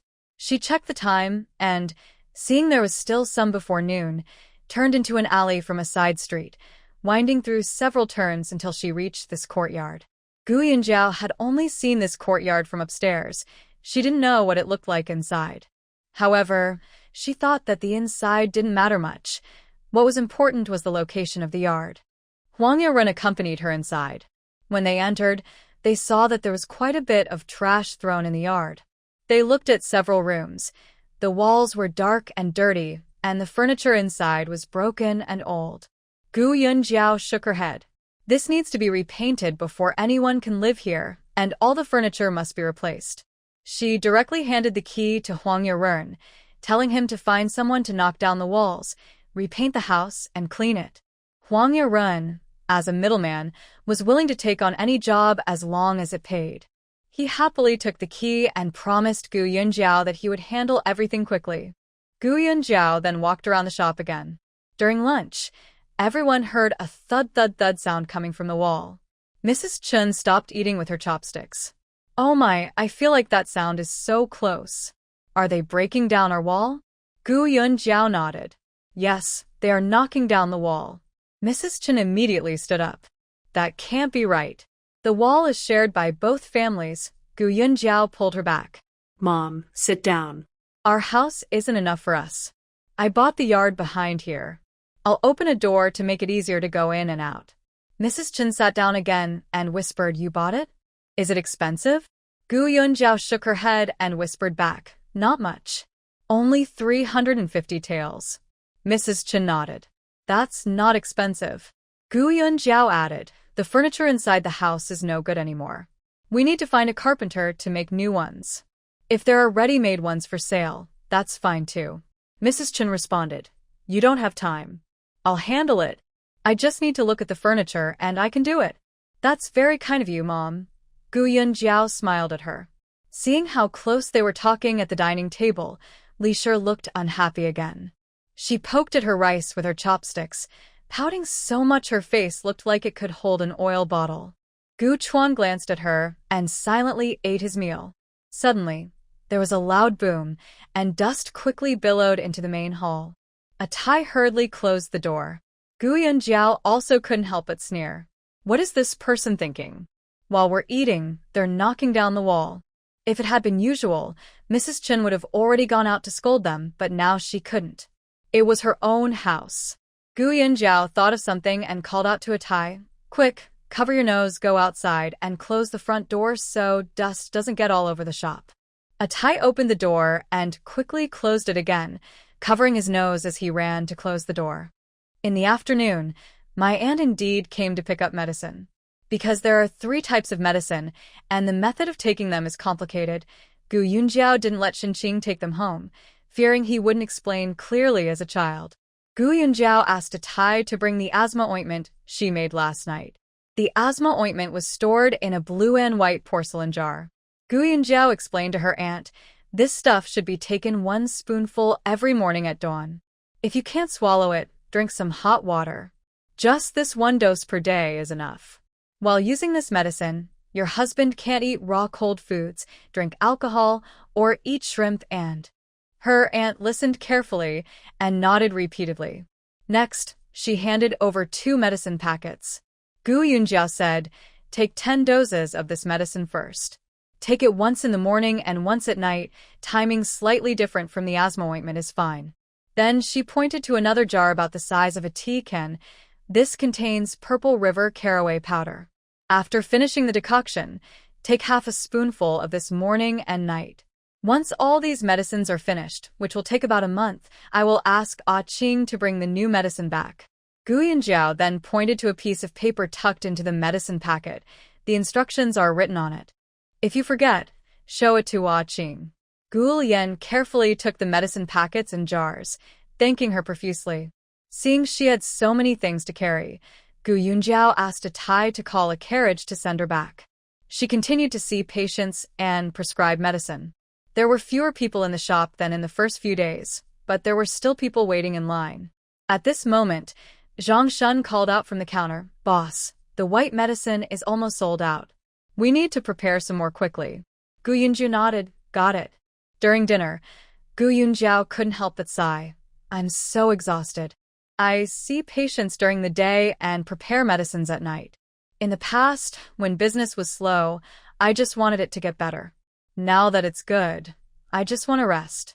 The new assistant, Zhou Xiaoping, blinked his eyes and asked, Boss, do you want to prepare more white medicine tonight? Gu Yunjiao was about to nod, but Zhang Shun said again, Boss, there are only a few boxes of Luwei Di Huangwan left, and the 8 Treasures Eye powder is selling fast. We need to make some more quickly.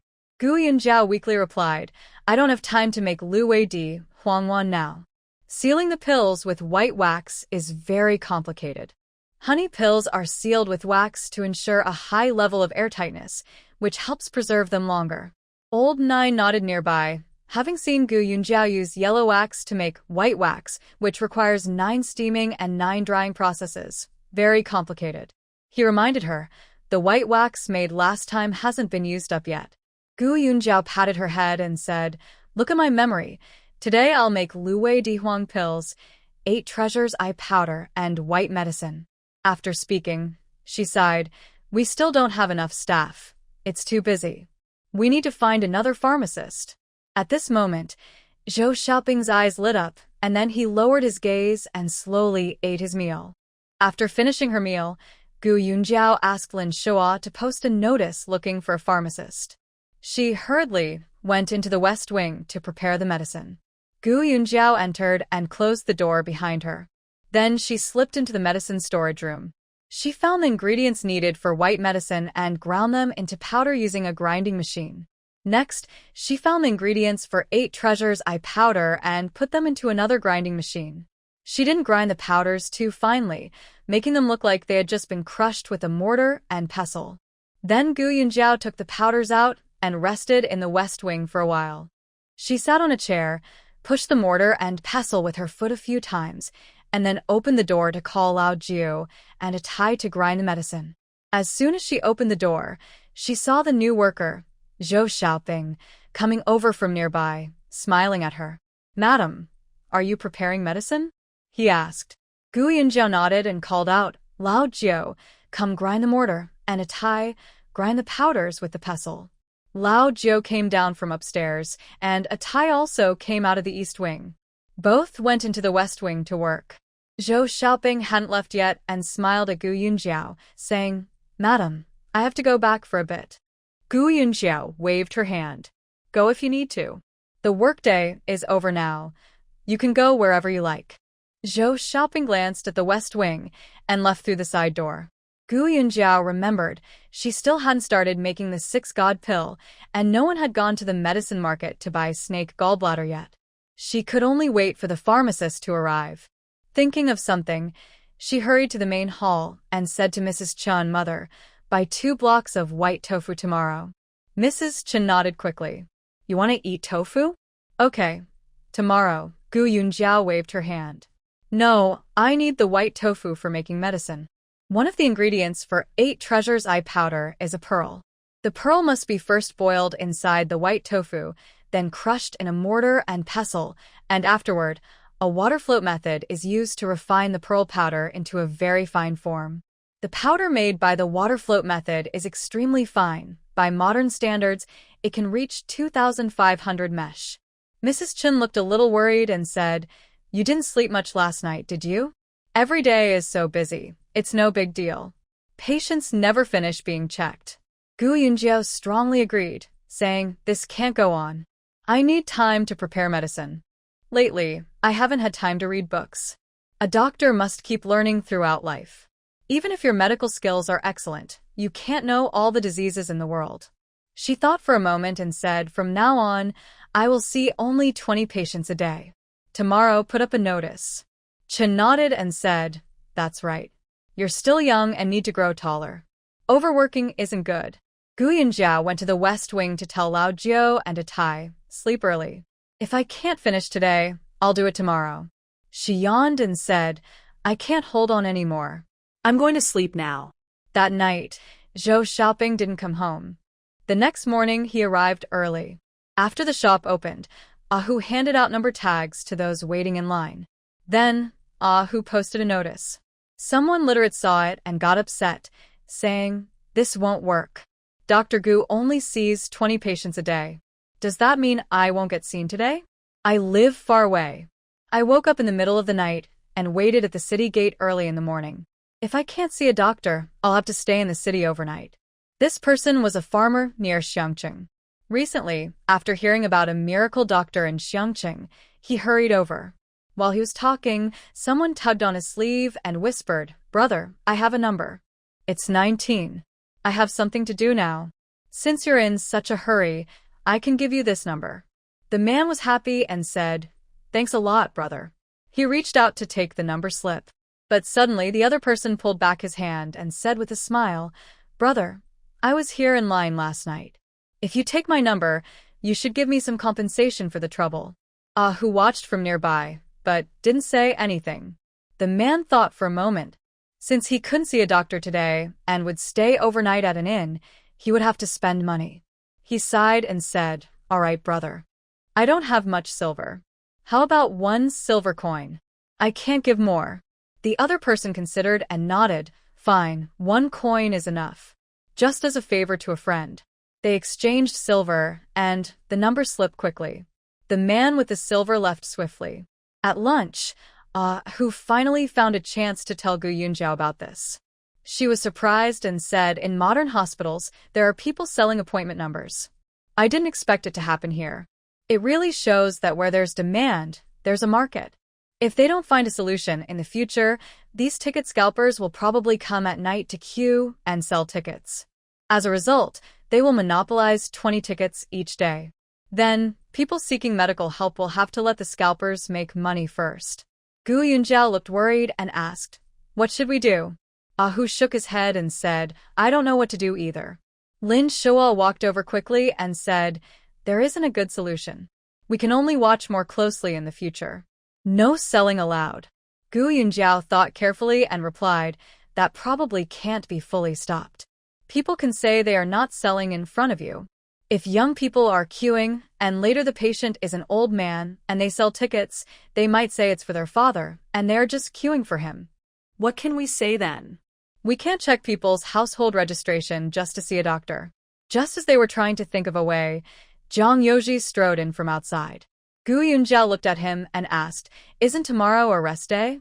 Why are you back?" Zhang Yoji said, "There is a literary meeting tomorrow. The teachers from the academy will all attend, so we have a day off." He asked, "Why do you all look so worried?" Who explained about the ticket selling. Zhang Yoji thought for a moment and suggested, "Why not try appointments?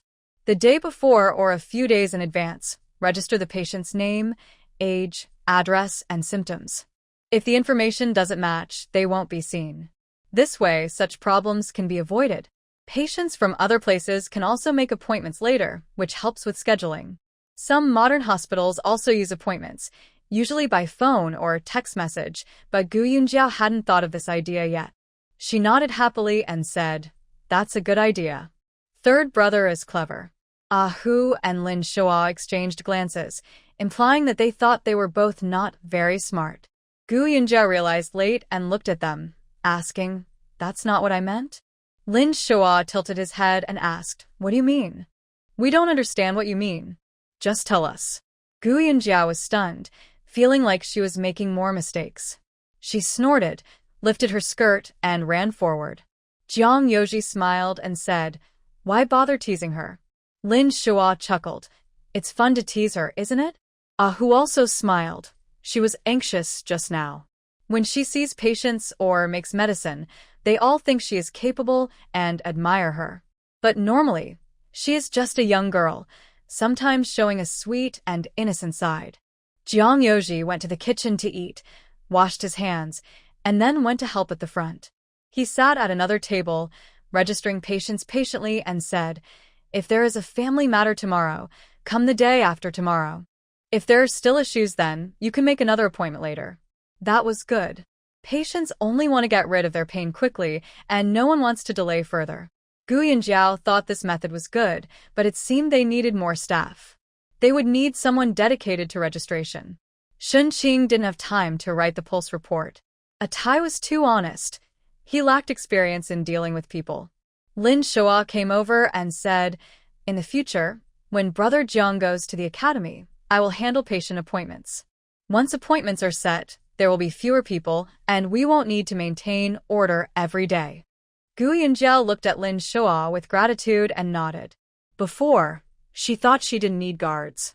Now she felt these two guards were very useful. She decided that in a few days, when she paid wages, she would quietly return the silver given by Hu and pay both of them their deserved wages. By the hour of the horse, Gu Yunjiao finished seeing her 20 patients for the day. At this moment, a middle-aged man entered. He first looked toward the counter, then his eyes met Zhou Xiaoping's, and he walked toward Gu Yunjiao. When he reached her, he cupped his hands and said, "Dr. Gu, I heard you are hiring a pharmacist." Gu Yunjiao, having free time, nodded and said, "Please sit down. Let's chat first." She looked him over and asked, "What is your surname?" The man cupped his hands again. "My surname is..." He paused, then continued, "Chen. Master Chen, where did you work as a pharmacist before?" Master Chen hesitated. "I had a falling out with my previous employer. It's best not to mention it." Gu Yunjiao felt he was not telling the truth, but since he didn't want to say, she saw no point in asking further. She really needed a pharmacist, so she asked, "Can Master Chen make ointments, pills, and powders?" Master Chen nodded, "Yes, I can. I can make various dosage forms, including donkey hide gelatin, deer antler glue, and Shotyan glue." Gu Yunjiao thought for a moment and asked, "Are you literate?" Master Chen nodded again. Gu Yunjiao took some paper and a pen and said, "Please write down all the medicines you can make." Master Chen lowered his head and began to write. Gu Yunjiao thought to herself, this pharmacist was quite important. For example, the family secret purple snow pill and some other proprietary formulas are kept secret in modern times. She didn't plan to make those formulas public. There are also some medicines like Wuji Baifeng Wan, Huixiang Jingqi Shui, Daido Wan Huayu Babao eye powder, and musk hemorrhoid ointment, which were only invented in modern times. In this time period, the process is similar to the Song dynasty in another era, when many medicines had not yet been invented or promoted. The formulas and preparation methods of these medicines are written in modern pharmacopoeias, and anyone can look them up. However, in this time, they are still considered secret recipes that no one knows. She plans to gradually reveal some formulas in the future, which will help preserve traditional Chinese medicine. But not now. Currently, even Lao Jiao and a Thai are not fully trusted. When making medicine, she first mixes and grinds the herbs into powder, then lets them process it. If an experienced pharmacist were here, it would be different. A good pharmacist can tell what's in the powders and easily figure out the main ingredients. They might not get the exact amounts or identify every single herb, but cracking a formula is only a matter of time. Master Chen's words are somewhat vague, which makes Gu Yunjiao a little worried. Master Chen wrote half a page. Gu Yunjiao looked over it and found it was nothing new, just some simple medicines. She thought for a moment and said, "I'm about to make Luwei Di Huangwan. Come with me to the back, and I'll see your skills. If you do well, I'll pay you 2 taels of silver a month." Master Chen nodded. "Dr. Gu will surely appreciate my skills." The two headed to the west wing. The powder for Luwei Di Huangwan had been prepared last night. Lao Jiao had ground it for a long time, and today he sifted and ground it repeatedly. The powder was very fine now, meeting Gu Yunjiao's standards. Master Chen entered the west wing and asked Gu Yunjiao, "Do you want to make large pills or small pills?" "Large pills," Gu Yunjiao replied. Master Chen nodded, lit the fire, and heated the pot, then added honey to simmer. Gu Yunjiao waved to call Lao Jiao out and whispered, "From now on, learn more about medicine making. The more skills you have, the better. When I or Master Chen are making medicine, just watch and learn as much as you can." Compared to Master Chen, Gu Yunjiao trusted Lao Jiao even more. Lao Jiao no longer drinks alcohol now. Besides being a bit sloppy, he has no major faults. Yesterday, Gu Yunjiao saw Lao Jiao buy snacks for Yingzi. Yingzi is well-behaved and will definitely tell Guifei. Guifei didn't object, which means there might be something between them. She just hopes Lao Jiao learns more skills so he can support Guifei and Yingzi in the future. Old Nine instantly felt the trust and expectations from the leader. He nodded firmly, saying, "I will learn with all my heart." After talking for a while, they went inside. Gu Yunjiao pointed at the honey in the pot and said to Old Nine and a Thai, "See? The bubbles now are about the size of cow's eyes, and it's still early." After a while, they saw the honey turn red and the bubbles become denser. Gu Yunjiao said again, "Now, the bubbles are only as big as fish eggs." At this point, the honey is almost ready. Experienced masters can tell just by looking at the bubbles, but those with less experience have other ways. She called a Thai, "Go pour a cup of cold water." A Thai quickly brought over a cup of cold water. Gu Yunjiao used chopsticks to pick up a bit of honey and dropped it into the water. The honey didn't spread out. Instead, it formed a small bead in the water. Gu Yunjiao said, "This is called drop water and form a pearl."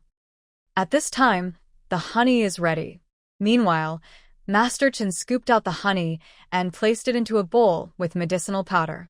Then he took a wooden spatula and started stirring.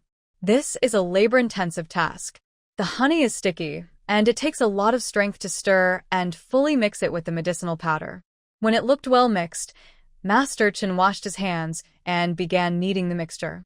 His technique was similar to kneading dough, repeated kneading, pounding, then kneading again. Old Nine watched carefully. He knew that a pharmaceutical master's pay was higher than that of a medicine cutter. He only regretted that he had been reckless with alcohol in the past. Otherwise, he might have learned something over the years. Under Master Chen's kneading and pounding, the medicinal powder and honey fully blended into a dark, paste-like substance. On the work table, Master Chen rolled the paste into strips, then pinched off small lumps and rolled them into pills. He placed the pills into a basin that had been greased beforehand. As soon as the pills went in, they rolled around in the basin. Once all the pills were made, Master Chen looked at Gu Yunjiao and asked, "Where should we bake them?" The honey pills needed to be baked dry to prevent spoilage. Gu Yunjiao pointed to a kong, a heated bed, inside the house. She had specially arranged it after she arrived. Since they were in the south, every household had beds, not kangs. Finding someone skilled in making a kong was very difficult. First, she moved some items off the kong and repeatedly wiped it clean. After cleaning, she carefully arranged the pills on the kong. The finished large honey pills, about the size of a longan, were neatly lined up on the kong. Gu Yunjiao nodded slightly. Master Chen was skilled and careful in his work. After observing for a while, as long as his character was good, she could trust him. Gu Yunjiao smiled and said to Master Chen, "Your skills are really good. If you're willing, you can stay here with me. 2 taels of silver a month." "Just a little," she continued, "since you're a medicine maker, you need to live here. Sometimes, boiling the herbal glue takes days and nights, so it's convenient for you to stay with me. Does that sound good?" Master Chen nodded. "All right, I'll go home to get my luggage and come back." Gu Yunjiao smiled warmly. "No rush with the luggage. We have a carriage. After dinner, Ahu can take you to get your things." The osmanthus rice dishes were ready. With a newcomer, they added an extra chair, and everyone squeezed together to eat. After dinner, Ahu took Master Chen back to get his luggage. When he returned, Lao Jiao led Master Chen to a room upstairs to settle him in. Master Chen arrived last and stayed in the last room upstairs, next to Zhou Xiaoping. Lao Jiao took Master Chen upstairs. Zhou Xiaoping peeked out from his room, smiling happily, and said, "Master Chen, from now on, we'll be neighbors. Please take care of each other." Master Chen glanced at him, but said nothing. Lao Jiao led Master Chen to the door, and then left quickly, rushing downstairs to pour water for Gu Hua to wash the pots. Since more people were eating now, they used a large iron pot, which was heavy for Gu Hua to carry. Zhou Xiaoping saw Lao Jiao leave and, acting familiar, wandered into Master Chen's room. "Master Chen, your room needs cleaning. Do you want me to help you get a broom from downstairs?" Master Chen sighed. "Young master, don't make things difficult for me." Zhou Xiaoping frowned. "Be careful. Don't say my name so casually. I am Zhou Xiaoping now." Master Chen lowered his head. "Yes." Zhou Xiaoping looked around the door, then closed it quietly. "Did you figure out the formula for the 6-flavor Remania pill today?" Master Chen hesitated. "I only identified 2 or 3 ingredients." Zhou Xiaoping squinted. "With your skills, that shouldn't be the case. Don't forget, your wife and son." Master Chen hurriedly said, "Young master, when I was making the medicine, there were always people around. I didn't have time to distinguish everything." He wiped the table and then poured some powder from his sleeve onto it. Zhou Xiaoping didn't care whether the chair nearby was dirty or not, and sat down directly. "Is this the powder for the 6-flavor Remania pill?" Master Chen nodded. Zhou Xiaoping said, "This stuff is good. We've sold several boxes today." He used his finger to pick up a bit of medicinal powder and sniffed hard under his nose. After a while, he shook his head in disappointment. "No, the smell is mixed together. I can't tell what's what. However, I can recognize the Remania root." Master Chen thought to himself, "Isn't that obvious? The medicine is called Luwei Di Huangwan, so it must contain Remania." He also dabbed some powder, sniffed it vigorously, then tasted it on his tongue, closed his eyes, and slowly recited, "Cornus fruit, philodendron bark, poria, alisma, Remania." Zhou Xiaoping felt happy inside and whispered, "One more ingredient missing. Luwei Di Huangwan must have 6 herbs. Master Chen suddenly waved his hand. No, it's not cornus fruit, but the wine-preserved version. He opened his eyes. Zhou Xiaoping frowned. Is there one more? Can you tell? Master Chen shook his head. I only tasted 5 herbs. Zhou Xiaoping urged. Think carefully again. Master Chen dabbed more powder into his mouth, tasted for a long time, but still shook his head. Zhou Xiaoping snorted. Don't lie to me. Your tongue is so sharp, yet you can't recognize this herb? Suddenly, Master Chen said, could it be Chinese yam? I detected a tiny bit of sweetness. Chinese yam has little smell, and when eaten, it only has a faint sweetness, so it's naturally hard to identify. Zhou Xiaoping clapped his thigh. It must be Chinese yam. I remember now, there's a recipe called kidney cheese soup, which is quite similar, just with added cinnamon twig and aconite. Master Chen nodded. Young master is so knowledgeable. Zhou Xiaoping stood up excitedly. This recipe must come from kidney cheese soup. Great. We just got a secret recipe on the first day. In time, all the secret recipes of Renxin Hall will be ours. He looked at Master Chen and said, next, we should still be making white medicine. White medicine is also valuable. We need to sell quite a bit every day. We must get this recipe. He whispered, I'm going back first. I'll have my father prepare Luwei Di Huangwan according to the proportions of kidney cheese soup and see if it turns out similar. Master Chen nodded. Take your time, young master. Zhou Xiaoping cheerfully opened the door, went downstairs, and exited through the side door. Gu Yunjiao had just come out of the west wing. Seeing Zhou Xiaoping leave, she couldn't help but think. This person said he would stay here, but he keeps going out every day. Why bother? Wouldn't it be better to just stay at home? Ahu finished feeding the horses and came over. Gu Yunjia remembered and asked him, when you took Master Chen home earlier, was there anyone else in his family? Ahu shook his head.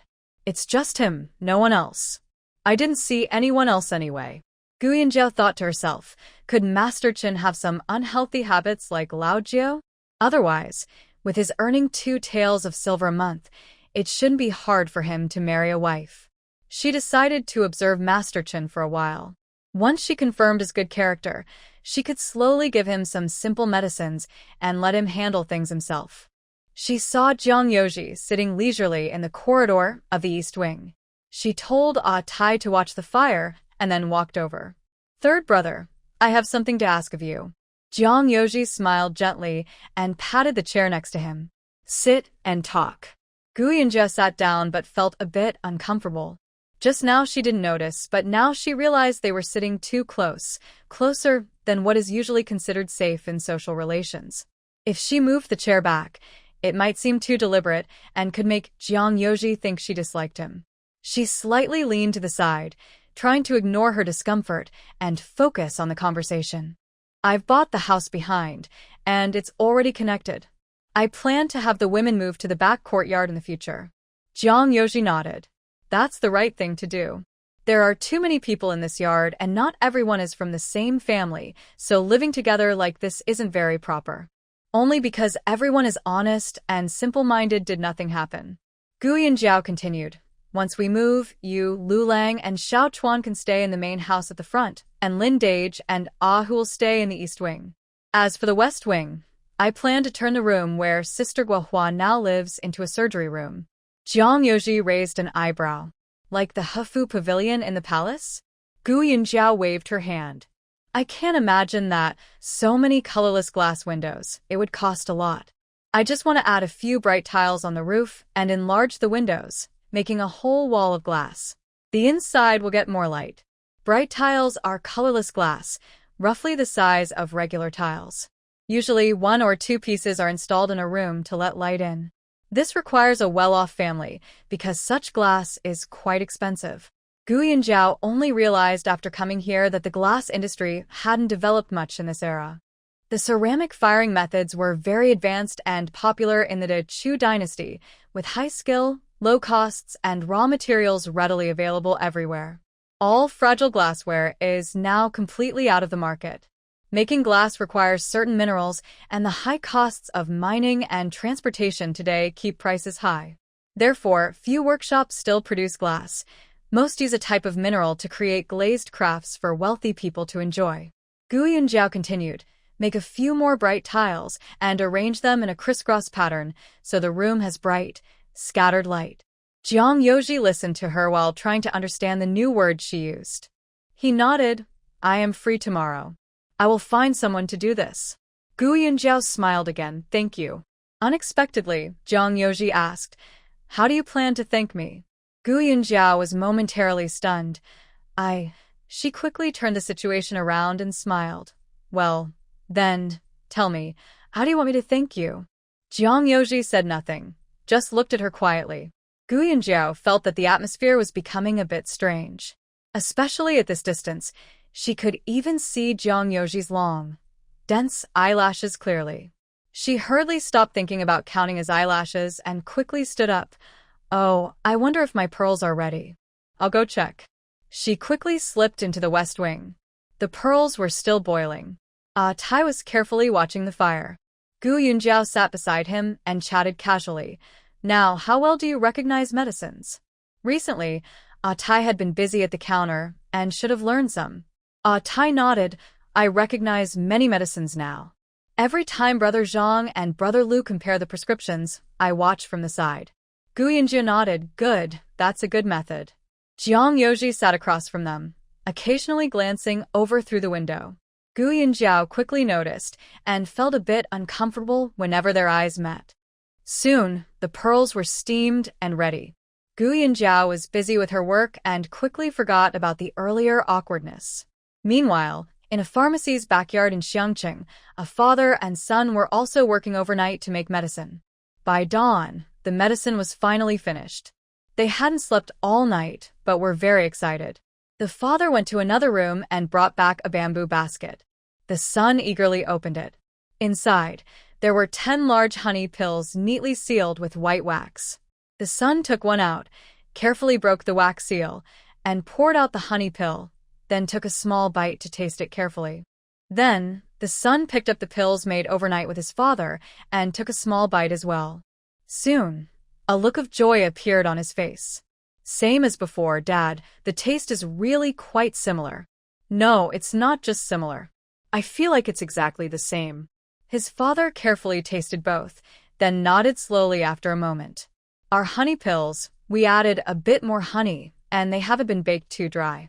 As for the flavor, it's basically the same. The son excitedly paced around the room. Dad, I think this idea is really good. Look at old you. He just went out on his first day and already got a secret recipe.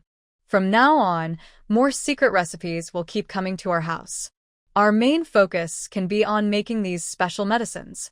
They store well, are easy to carry, and we can sell them not just in Xiaosheng City, but all across the Great Chu dynasty. The son waved his hand grandly, full of confidence. Dad, think about it. If things open up later, how much money can we make? His father smiled and nodded. My son is smart. This family business will surely grow stronger in your hands. The son happily said, that little girl is so silly. These exclusive secret recipes are being sold at very low prices. His father stroked his beard. No rush. Step by step. Once we get all the secret recipes, we can think of ways to overpower Enshin Hall. Then, the prices of those medicines will be entirely up to us. He looked out the window. It's dawn. Then, he looked at his son with concern. You didn't sleep all night, and you still have work to do during the day. You've worked hard, my son. The son smiled warmly. It's not hard as long as I can revive the family business and make good money. That's all that matters. His father added, in that case, you probably can't get the secret recipes over there. You might as well come back and leave old you to handle things alone. Once you two go, it's a bit much for me to run the shop alone. The son shook his head. No, I can't do that. Old you, he needs someone to watch him. I have to stay there and supervise. If I don't pressure him today, those secret recipes might never come out. He opened the door. Dad, I'll go now. I want to make the 6-flavor Rehmannia pills quickly and start selling. His father nodded. Don't worry, my son. The ones we just made are enough to sell for a few days. I'll keep making more tonight. The sun left quickly. In the morning, when the shop opened, Gu Yunjiao saw Zhou Shopping return with 2 dark circles under his eyes. He was lowering the shutters while yawning. Gu Yunjiao frowned. "Did you stay up all night?" Gu Yunjiao carefully said, "I don't mind what you do after work, but you must rest well at night. If you don't sleep well, you'll be tired and won't have enough energy. During the day, taking medicine might cause problems." She paused, then added, "Eat breakfast and rest later. You don't need to work today." Zhou Xiaoping was about to say he didn't need rest, but he yawned again and awkwardly smiled. "Then I'll rest in the morning and work in the afternoon." Gu Yunjiao calmly said, "Just this once, but I won't allow it again."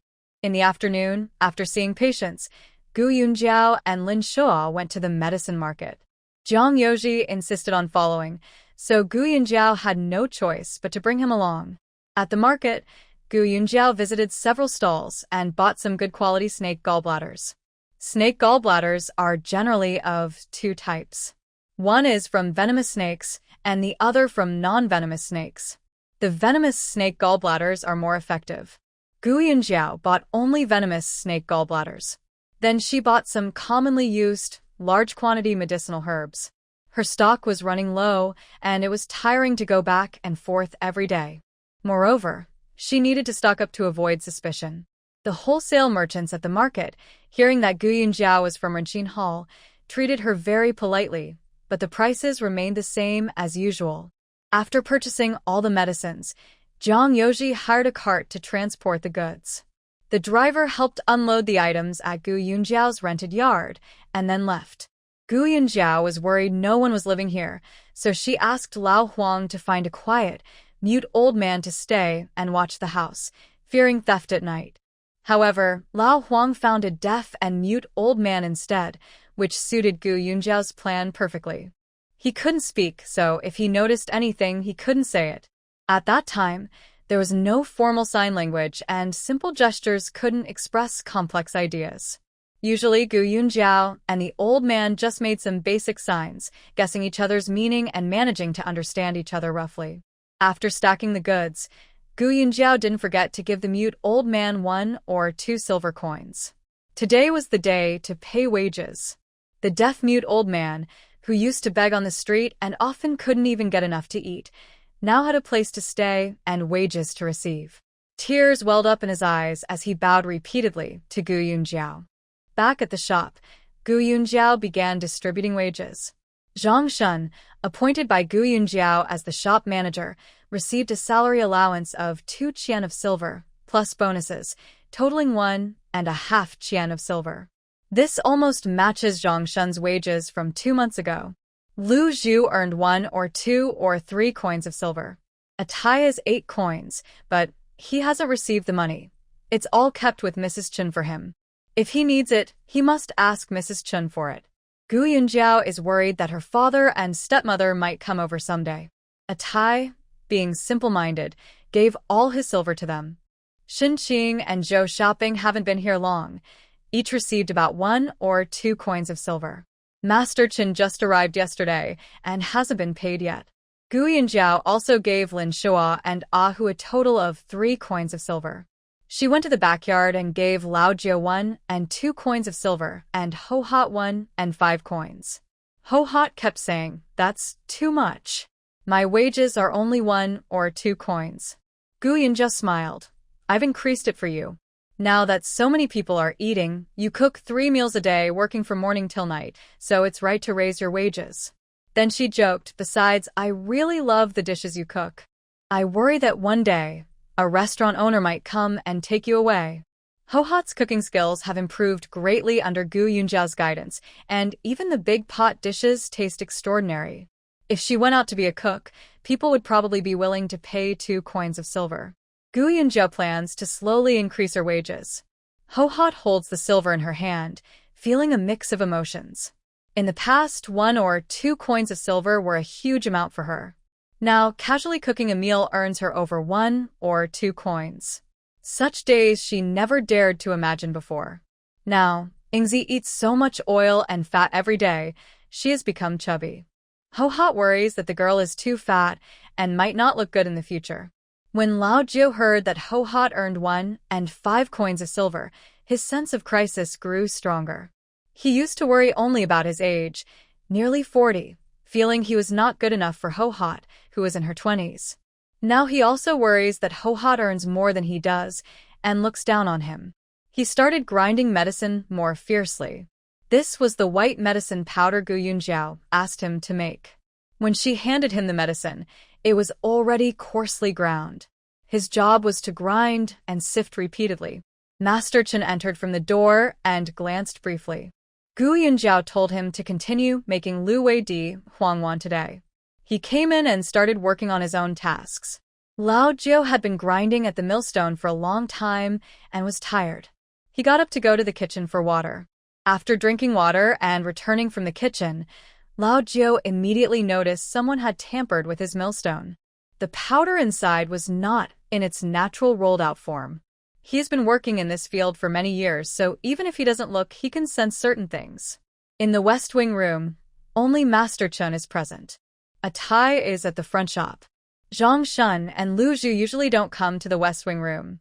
At this moment, Gu Yunjiao also went to the front shop. Old Nine wanted to ask Master Chen if he had moved the grinding trough, but then he thought if it was really him, he would have deliberately swept the powder flat to make it look untouched, probably to avoid detection. Old Nine kept silent and stepped up again to continue grinding the medicine. During dinner, Gu Yunjiao noticed who looked at her twice, and Old Nine also looked at her twice. It wasn't a casual glance, but as if there was something he wanted to say. After dinner, Gu Yunjiao went to the backyard to check on the house renovation progress. Ahu followed her.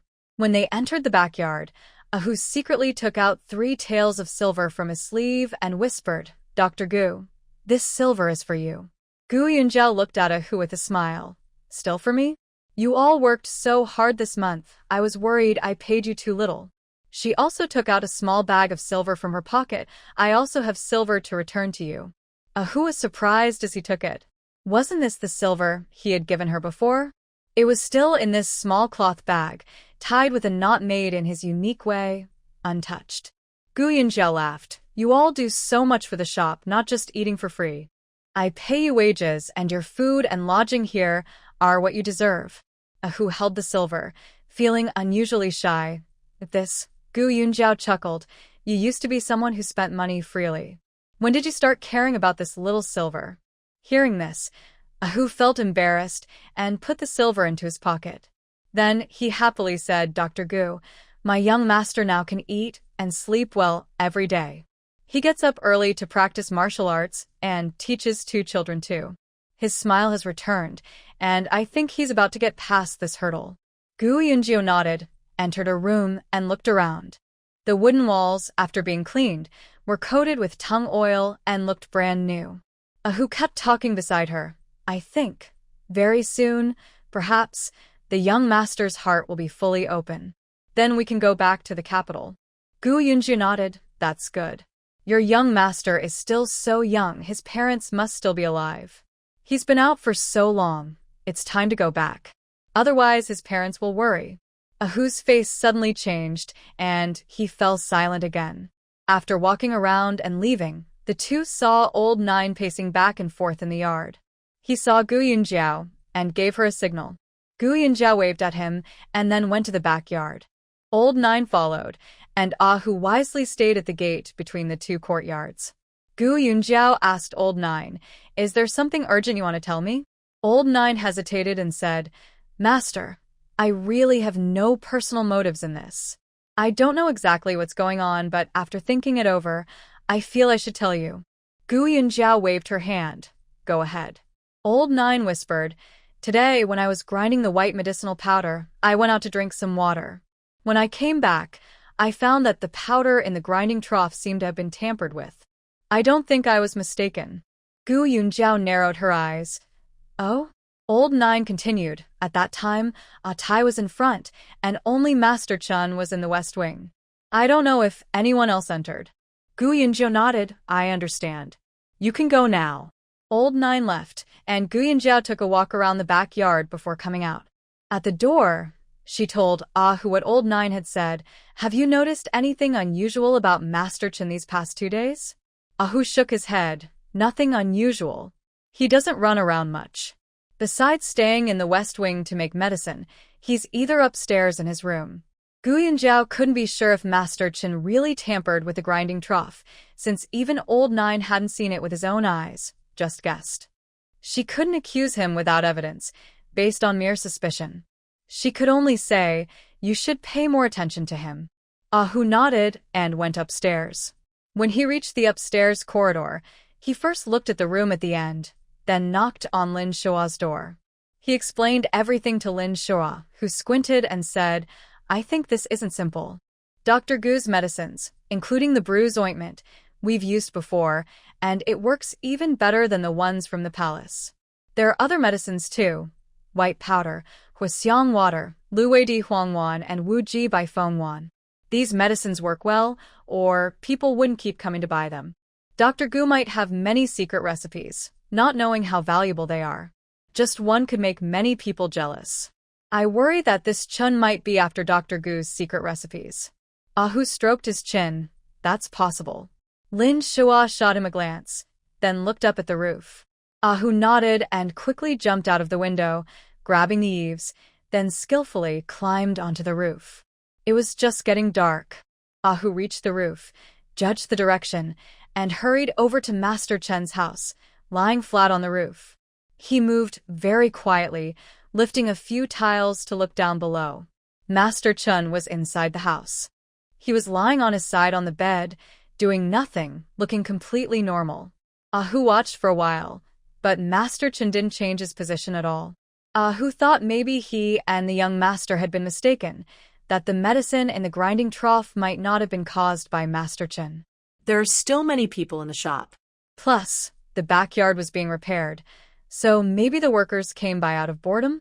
The roof was sloped, especially the last room where Master Chen was, and it was quite steep there. Who kept sliding down as he lay on the roof. Who didn't dare press to the tiles, worried about making noise or the tiles breaking under his weight. He shifted his neck, about to leave when he heard knocking at the door below. Then Master Chen got up and opened the door. Zhou Xiaoping came in. Ahu thought maybe he should stay a little longer to listen to what they were saying. Zhou Xiaoping sat loudly at the table, asking, Did you get anything today? Master Chen sighed and said, Young master keeps coming here. Aren't you worried about being seen? Zhou Xiaoping looked at him sideways. That doesn't matter. We just go out together. No one will suspect anything. Are we not close friends? Ahu's heart was pounding. He never expected these two to know each other long ago. Usually, they didn't talk much at the shop or during meals, so it's no wonder there's something fishy going on. He stayed alert, listening carefully to their conversation below. Master Chen sighed and took some white powder from his sleeve. The powder was coarse, clearly not ground finely yet. Zhou Xiaoping took a bit to taste and said after a while, There's definitely some ice plant in it, cool and refreshing. Master Chen also tasted it, there's sanqi, a medicinal herb. Zhou Xiaoping nodded, it must have it. For injuries and bruises, sanqi is usually essential. They continued tasting, and Master Chen finally said after a long pause, It seems to have root, and maybe some shell powder? After that, he shook his head. As for the rest, I really can't tell. The scent of Borneal was strong, overpowering the flavors of the other herbs. Zhou Xiaoping stared at Master Chen without speaking. Master Chen helplessly said, Young master, do you still not trust me? I just want to get the secret recipe and go home sooner, Zhou Xiaoping replied. Then he said, This medicine probably has many ingredients. How can we tell just a few of them apart? Even if we can only identify one or make a mistake, we could lose everything. He looked disdainfully at the pile of powder on the table. Why didn't you get this ingredient earlier? It's ground too fine. Master Chen sighed. I only just found this opportunity today. A tiger, above, thought to himself that Master Chen must have tampered with Lao Jiao's grinding vat. Master Chen sighed again. Yesterday's Luwei Di Huang pill was easier to guess, thanks to the young master's knowledge. This one, even if we try hard, might be impossible to figure out. A tiger had already understood that these two were stealing powder and guessing at someone else's secret recipe. Zhou Xiaoping said, Let's wait a bit longer. Even if it takes more time, it's worth it. Master Chen nodded. I see not much white medicine was prepared today. It won't be long before we need to prepare more. Then Zhou Shopping carefully swept the powder on the table onto a piece of paper, folded it carefully, and tucked it into his pocket. He stood up and said, I'm leaving now. Be quick. After Zhou Shopping left, Master Chen sighed and lay back on the bed. A tiger carefully covered the tiles and slipped away. Back at Lin Shua's house, he told him everything. Lin Shua slapped the table and said, I knew it. Go to Lu Academy, bring Samling back, and we can all discuss what to do next. Lin Shua admired Jiang Yoji's cleverness. A tiger nodded in agreement and rode off on his horse. Lu Academy wasn't far, just up the mountain. A tiger rode his horse and arrived in less than half an hour. He found Jiang Yoji at the academy, and the two rode together on one horse, quickly returning home. Gu Yunjiao sat by the window, reading a book. The gauze on the window was made of a silk called Bai Shui Sha, which Jiang Yoji had found for her at a nearby silk shop. This silk was very expensive, but it draped over the window frame like a dream. Beautiful, airy, and see-through, very pleasant. The door was also made of this material. She was reading when she heard knocking on the window. Looking out from inside, she saw only a figure swaying, unclear who was outside.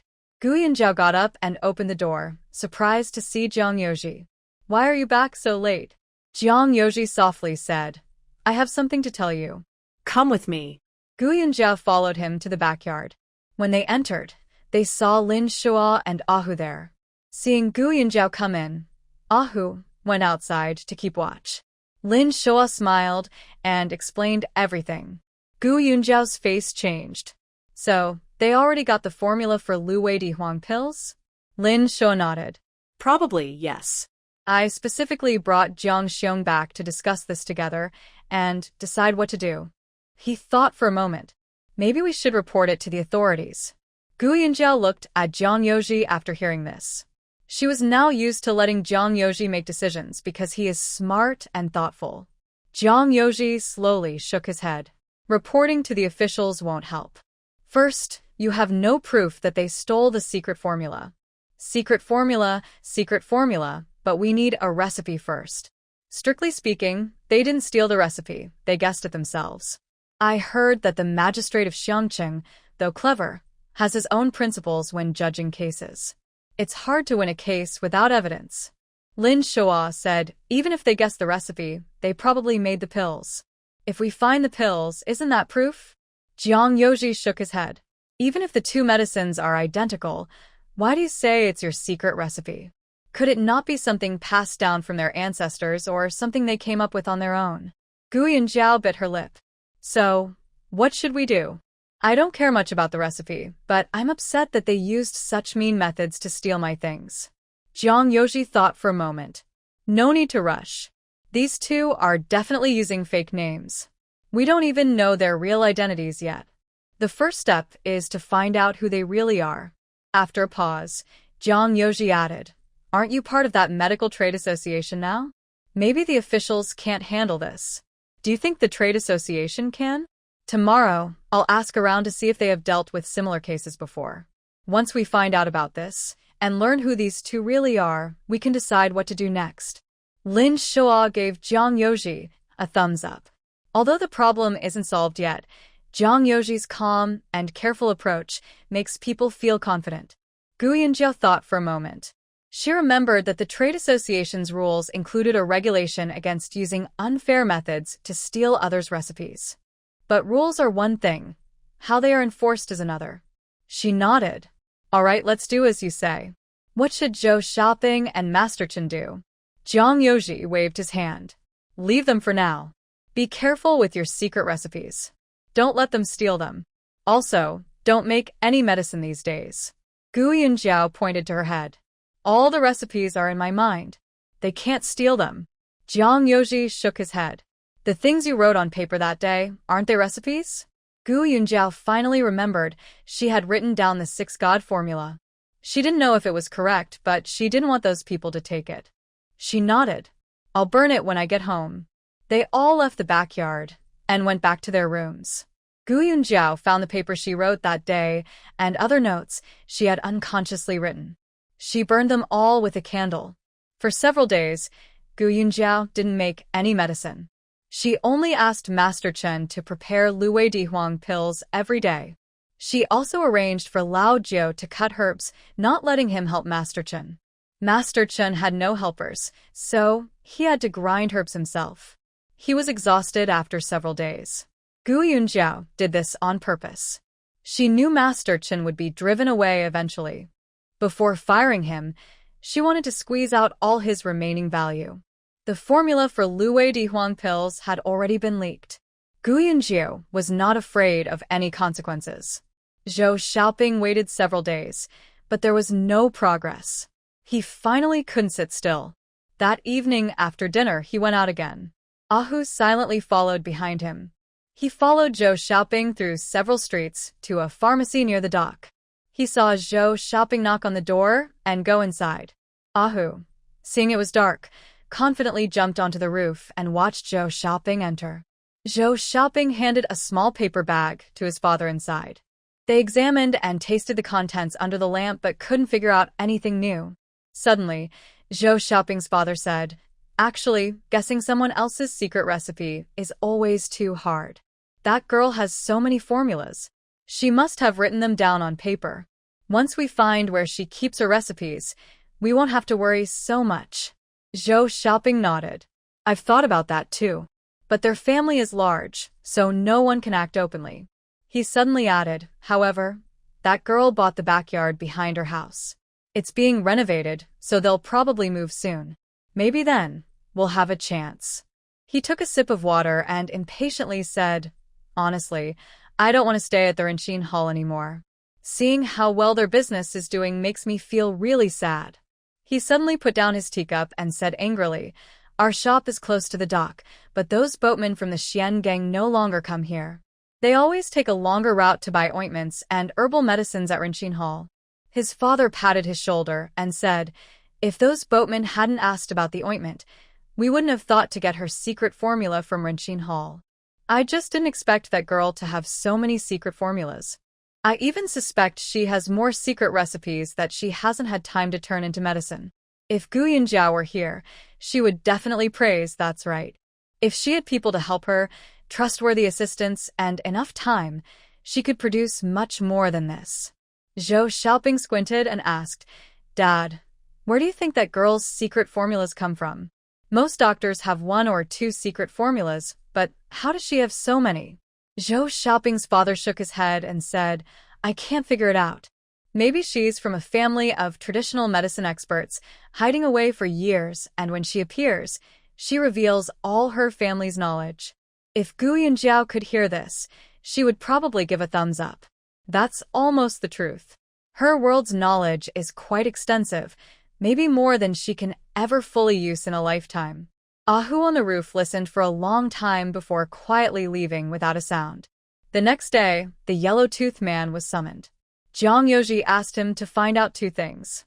First, who owns Kanyuan Hall, who lives there, how many staff they have, their names, ages, and appearance.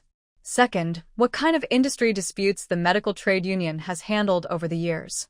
The yellow-toothed man took the silver Jiang Yoji gave him and left. Right now, Renqin Hall is his biggest and most important client. Just with them, he earned in a few months what he normally wouldn't earn in 2 years.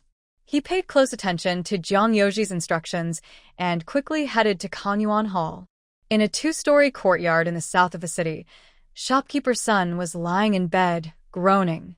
A woman brought in a bowl of medicine and placed it on the bedside table, then gently shook his shoulder and said, "Get up and drink the medicine." Shopkeeper's son slowly propped himself up and leaned against the head of the bed. At this moment, the right side of his face, from the eye socket to the corner of his mouth, was covered in purple bruising. The woman picked up a medicine bowl and handed it to him. "Your wounds have been healing for days, but they still haven't gotten better. Maybe I should go to Renqin Hall later and buy some medicinal oil for you to apply." Shopkeeper's son suddenly became very angry and threw the medicine bowl across the room. "Don't mention Renqin Hall in front of me."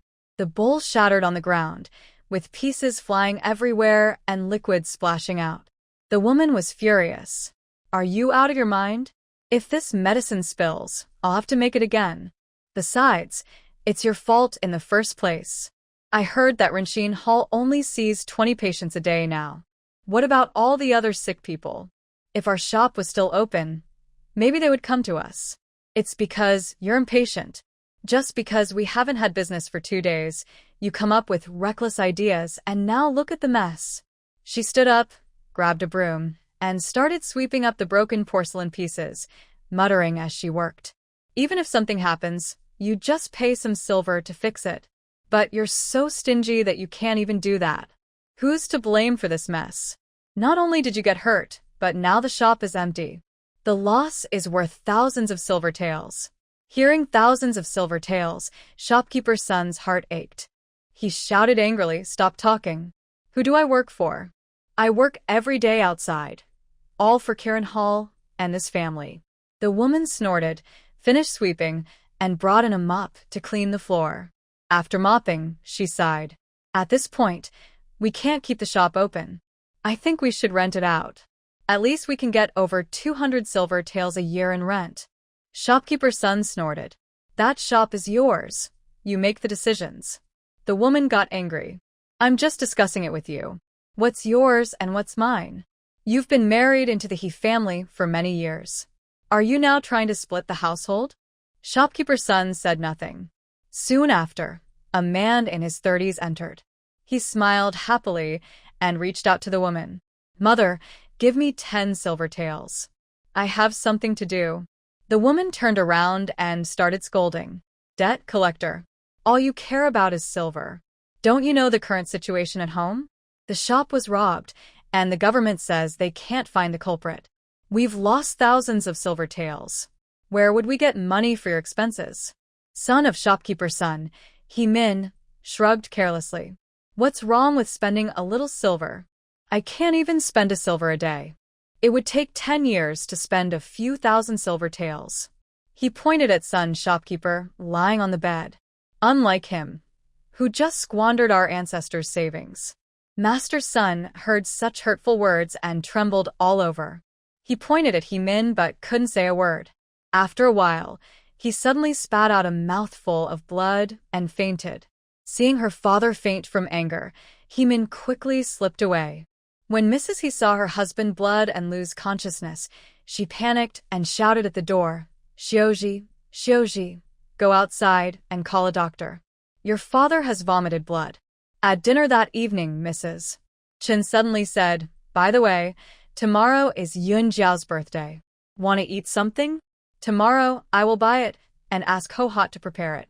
Last time, during Yingzi's birthday, Gu Yun Jiao took the opportunity to set a rule. Anyone who has a birthday can choose a dish, and that counts as celebrating their birthday. In a time when most families didn't pay much attention to birthdays, this was already quite good. Mrs. Chun had Gu Yun Jiao's birth date on her record, so she knew her birthday and mentioned it. Jiang Yoji looked at Gu Yun Jiao, realizing she was turning 15 from today. Last year at the end of the year he turned 18, so he is 4 years older than Yun Jiao. For years, and their zodiac signs are very compatible. Then Lu Lang, Gu Chuan, and even Sanya and Yingzi all looked eagerly at Gu Yun Jiao. The children were craving something special. Although their family was well off, they still wanted to taste something different and delicious. Gu Yun Jiao saw their hopeful eyes and smiled. I do want to eat something. Mother, tomorrow see if there's beef and buy more. She thought for a moment and added, also buy a chicken, some pig ears, and small pig stomachs. Tomorrow, we'll make braised dishes.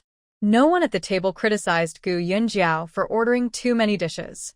After all, these dishes would end up in their stomachs. Even Mrs. Li only slightly pursed her lips. Lu Ling asked, Big sister-in-law, what are braised dishes? Since arriving in Xiangqing, Gu Yun Jiao had noticed that braised dishes were not common here. Perhaps they hadn't been invented yet in this era. She once thought that in Water Margin, Wu Song seemed to eat cooked beef, not braised beef. She had craved this for a long time and just remembered it today. Gu Yun Jiao smiled at Lu Lang. It's a bit complicated. Braised dishes require special herbs. Herbs are medicines from the pharmacy, mixed together, then boiled into a broth. The dishes are cooked in this broth. Luling opened his mouth wide. Big sister-in-law, I don't want to take medicine. Gu Yunjiao laughed and said, Who told you to take medicine? The herbs for braising are not eaten. They are wrapped and boiled with the dishes. Lu Lang still shook his head. Can it taste good? Food cooked with medicine is definitely very bitter. Gu Yunjiao smiled. You really won't eat? Then you can't change your mind tomorrow. Lu Lang hesitated for a moment. At this time, Gu Chuan tugged at his sleeve. My sister is so picky. If she doesn't like it, would Sister Ho Hot make it? Lu Lang thought Gu Chuan had a point, so he grinned and said, Anyway, if it's tasty, I'll eat it. If it's not, I won't. At this moment, Zhang Yoji glanced at Zhou Xiaoping and then quietly looked over at Master Chen. Zhou Xiaoping's eyes brightened when he heard about the herbal marinade, but Master Chen lowered his head to eat, seeming not interested in what Gu Yunjiao said. Gu Yunjiao also subtly glanced at Zhou Xiaoping, then continued eating. The next morning, Mrs. Chen went to buy vegetables. You need to buy beef early, or it will be gone later. Zhang Yoji also went out, but not to the academy. He didn't say where he was going. When Lu Lang and Gu Chuan went to school, Lu Lang repeatedly told Gu Yunjiao, Big sister-in-law, don't eat the marinated dish at noon. Wait until evening when Xiao Chuan and I come back, then we can eat together. Gu Yunjiao chuckled. Don't worry. That marinated dish won't be ready anytime soon. It takes several hours to make. Lu Lang then felt relieved and took Gu Chuan away. After seeing them off, Gu Yunjiao first signaled Lin Shuo with a look, then looked at Zhou Xiaoping. Aping, go to the backyard and fetch water. Fill the water jar in the kitchen. Zhou Xiaoping was still working on the boards with Zhang Shun and Lu Zhu. Hearing this, he looked at Gu Yunjiao. It was the first time Gu Yunjiao asked him to do something. He was momentarily stunned, then nodded and went to the backyard. In this era, servants were similar to long-term workers in a household. When the master asked you to do something, you had to do it. Gu Yunjiao, thinking like someone from modern times, rarely asked the servants to do household chores. Usually, only some physical tasks required their help. After Zhou Xiaoping left, Gu Yunjiao stepped into the counter, took out a piece of paper, and began preparing the herbal marinade. At this moment, Lin Shuo understood the meaning behind Gu Yunjiao's eye signals. He glanced at Zhang Shun and Lu Zhu, both of whom were very focused on working on the boards. He then looked toward the back door, but didn't see Zhou Xiaoping's figure. Gu Yunjiao quickly finished preparing the marinade.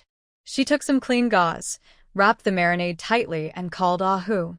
Then she carried it to the backyard. Ah Hu followed Gu Yunjiao to the backyard. Gu Yunjiao prepared a large pot, filled it with water, and put the wrapped marinade inside. Gu Weifei, standing nearby, asked, Is this the marinade? At this moment, Zhou Xiaoping happened to bring in water and couldn't help but glance over here. Guo Yunjiao nodded. Sister Guogua, this marinade recipe is my secret. Please pay a little more attention today and make sure no one steals the package. Guogua was startled. I will watch carefully. Guo Yunjiao smiled. Ah Hu will also watch. Don't worry too much. By the way, sister-in-law, watch the fire for me. Once it boils, turn it to low heat and keep an eye on the water so it doesn't dry out. After saying that, she left. Ah Hu and Guogua, as well as Guo Yunjiao herself, felt reassured. She knew Ah Hu wasn't interested in secret recipes or money. His mind was only on his young master. Guogua was an honest person and had a good character. She might be curious to see what it was if not told, but once told it was a secret recipe, she wouldn't touch it. Guo Yunjiao confidently went to see patients at the front. Zhou Xiaoping carried water in buckets into the kitchen, glancing at the pot each time he entered. But the medicine was wrapped in gauze, so nothing could be seen. Guogua moved around the kitchen, while Ah Hu was in the yard, occasionally glancing inside. He had no chance to act. After Zhou Xiaoping finished carrying water, he set down the buckets and left. At the front, Guo Yunjiao saw him come out and ordered, Go to the back and chop some firewood. Chop more. Zhou Xiaoping was surprised. Isn't chopping firewood Brother Lin and Ahu's job? Gua Yunjiao looked at him. Who said so? They are willing to chop firewood because they are diligent. Today, I want you to chop firewood. Seeing Zhou Xiaoping still standing there without moving, she said calmly, What? I already told you to do it? His cheeks twitched a few times, then he went to the backyard again. Ahu was practicing boxing slowly in the yard, glancing inside whenever he had free time. Sometimes he even gave instructions that one is no good, too big to burn well. Hey, I ask you, didn't you eat breakfast? Why do you have no strength at all? Zhou Xiaoping was holding back his anger. He had just carried several loads of water and was exhausted. Now he was asked to chop firewood again. Was Gua Yunjiao deliberately teasing him? As the weather gradually warmed, Zhou Xiaoping swung the axe with force, sweat soaking his clothes. What made it worse was the aroma from the stew in the kitchen slowly drifting out. Even smelling this, he could imagine how delicious it would be once cooked. Not to mention, just having the secret recipe and opening a pickled meat shop could probably make him very rich. Some people waiting to see the doctor also smelled the fragrant aroma coming from behind and asked, Dr. Gu, what are you cooking? It smells so good. Gu Yunjiao smiled and said, just making some fresh food. At lunchtime, Zhou Xiaoping finally finished chopping the firewood in the yard. He tidied up, took a shower, and then went to the main hall to eat. When he entered, he just happened to see Gu Yunjiao also coming in. Zhou Xiaoping couldn't help but say, Does the master dislike me? All morning, I've only been doing heavy work and wasn't allowed to go to the counter to prepare medicine. Gu Yunjiao glanced at him, nodded, and said, Yes, a little. You're not as diligent as Lu Zhu or as careful as Zhang Shun. Sometimes, when customers go to the counter, you just sit there lazily. Doing more physical work is good for you. Zhou Xiaoping felt very frustrated. He, as a young master, already found it hard to come here and work as a helper. Did he expect him to be like Zhang Shun or Lu Zhu? Gu Yunjiao finished speaking and ignored Zhou Xiaoping, sitting down herself. She wanted to take this chance to make Zhou Xiaoping unhappy these days. If he has the guts, he can resign. At this moment, Zhang Yoji also came inside from outside. Everyone sat down to eat, and the smell from the kitchen grew even stronger, drifting into the room in waves. Even Mrs. Chen muttered, This is just the aroma from the medicine, but it doesn't smell like medicine at all, only fragrant. Gu Yunjiao just smiled. After eating, Gu Yunjiao told Ho-Hot to add salt and then instructed her to cut the beef into large chunks and put it into the braising water. Then she added a whole chicken and finally warned her that once these two were cooked, she should add pig ears and pig stomach to cook. Coming out of the kitchen, Gu Yunjiao saw Zhang Yoji standing at the backyard gate, waving to her. The gate had been repaired and, according to Gu Yunjiao's request, was made into a moon-shaped arch. Gu Yunjiao walked toward the moon-shaped arch, and Zhang Yoji went into the backyard. In the backyard, a craftsman was busy working inside the house. He looked over here, then turned away uninterested. Zhang Yoji looked at her tenderly, took out a delicate small box from his pocket, and handed it to Gu Yunjiao. Gu Yunjiao opened the box and saw a hairpin. The hairpin was made of jade, as green as a spring pond, with a carved magnolia flower on the top, clearly valuable. Zhang Yoji softly said, Today you turn 15 and are now of age. From now on, you can use this to hold your hair. Gu Yunjiao almost fell in love with this jade hairpin at first sight. It was so beautiful. In her previous life, her grandmother also gave her a few jade bangles, but she rarely had the chance to wear them, and they were kept at home in her jewelry box. She only carried a jade Buddha pendant as her personal item. People say that jade can protect a person from disasters, and her miraculous rebirth might be thanks to that piece of jade. Holding a cool hairpin in her hand, it gradually warmed. Gu Yunjiao happily said, Thank you, third young master. Normally, a hairpin given at a coming-of-age ceremony would be from parents or elders, but Li Shi never thought of that. Gu Yunjiao wondered if third young master considered her as an elder, since in family terms she was his older sister-in-law. In terms of age, he was about 3 or 4 years older than her. Seeing the light in Gu Yunjiao's eyes, he smiled and said, As long as you like it.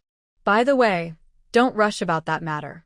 I've already found out a lot, and I'll go out again this afternoon to gather more information. Gu Yunjiao then asked Jiang Yoji for blessings before turning back to her room. Once inside, she placed the hairpin in the medicine storage. It was such a fine piece that she didn't dare to wear it out. With many people and busy hands in the shop, someone might it away at any moment. Coming out of the room, Chun Shi secretly beckoned her to come into her room. Then Chun Shi took out a hairpin from her.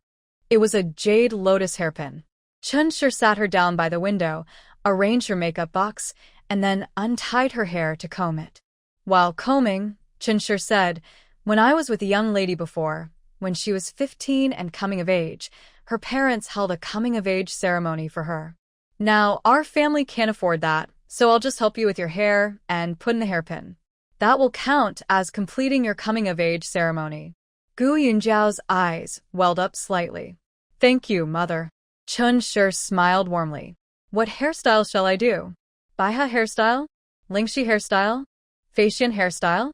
Oh, I haven't styled such complicated hair in a long time, I almost forgot." Gu Yunjia smiled and said, "Just do a simple style, mother." Every morning, she would casually gather her hair with a wooden hairpin. She had never heard of these fancy styles.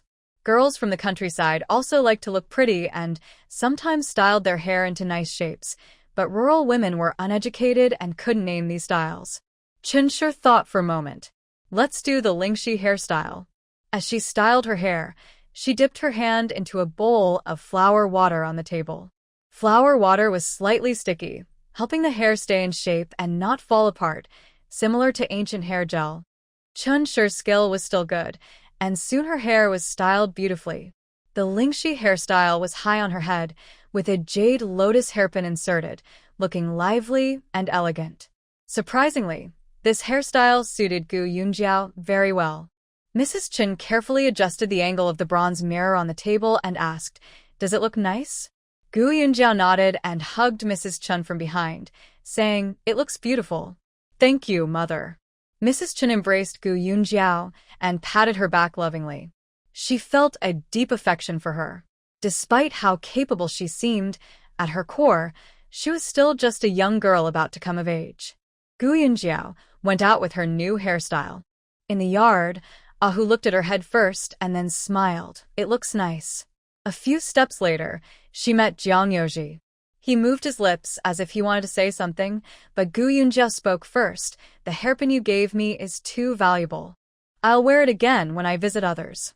It's a gift from mother." Jiang Yoji smiled slightly. "It's very beautiful."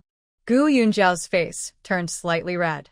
When she reached the shop ahead, Zhang Shun and Lu Zhu looked at her and both said, "With this outfit, you look like a young lady from a noble family." Lin Shua also smiled at her, "Very pretty." Gu Yunjiao felt happy and sat down to see patients. In the afternoon, only a few patients came. While she was examining them, a young servant-dressed boy entered and bowed to Gu Yunjiao. "Dr. Gu." Gu Yunjiao nodded. "Who are you?" The young servant respectfully handed her a note with both hands. "There will be a medical seminar at Qingyuan tomorrow. I am here on behalf of President Qin to deliver this invitation." Xin Qing took the note from beside her.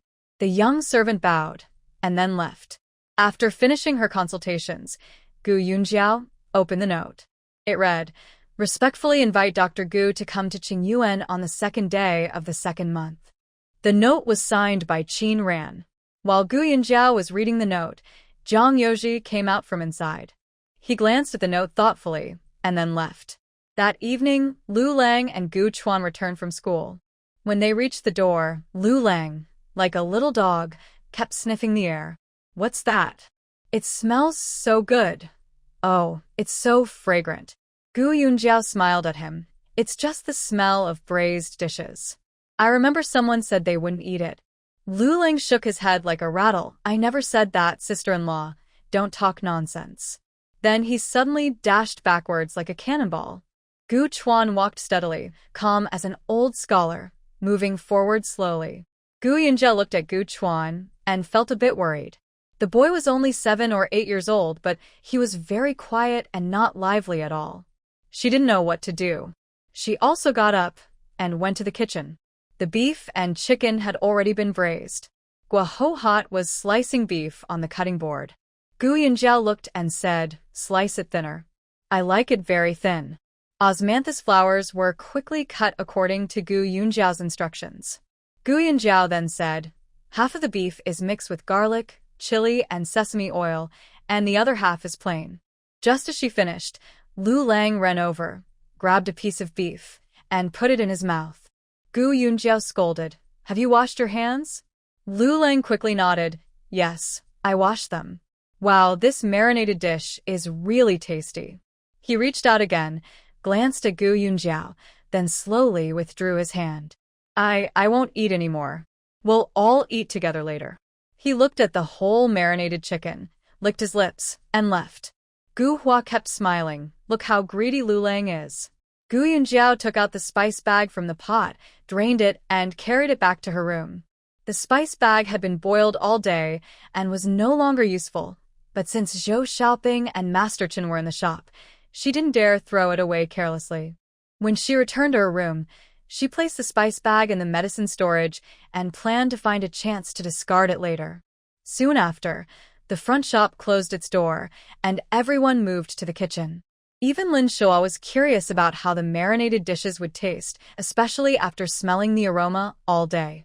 In the middle of the table was a whole chicken, and the beef mixed with chili oil was divided into 2 plates, one with and one without. Pig ears were sliced thinly, stir-fried with green garlic and chili, looking very appetizing.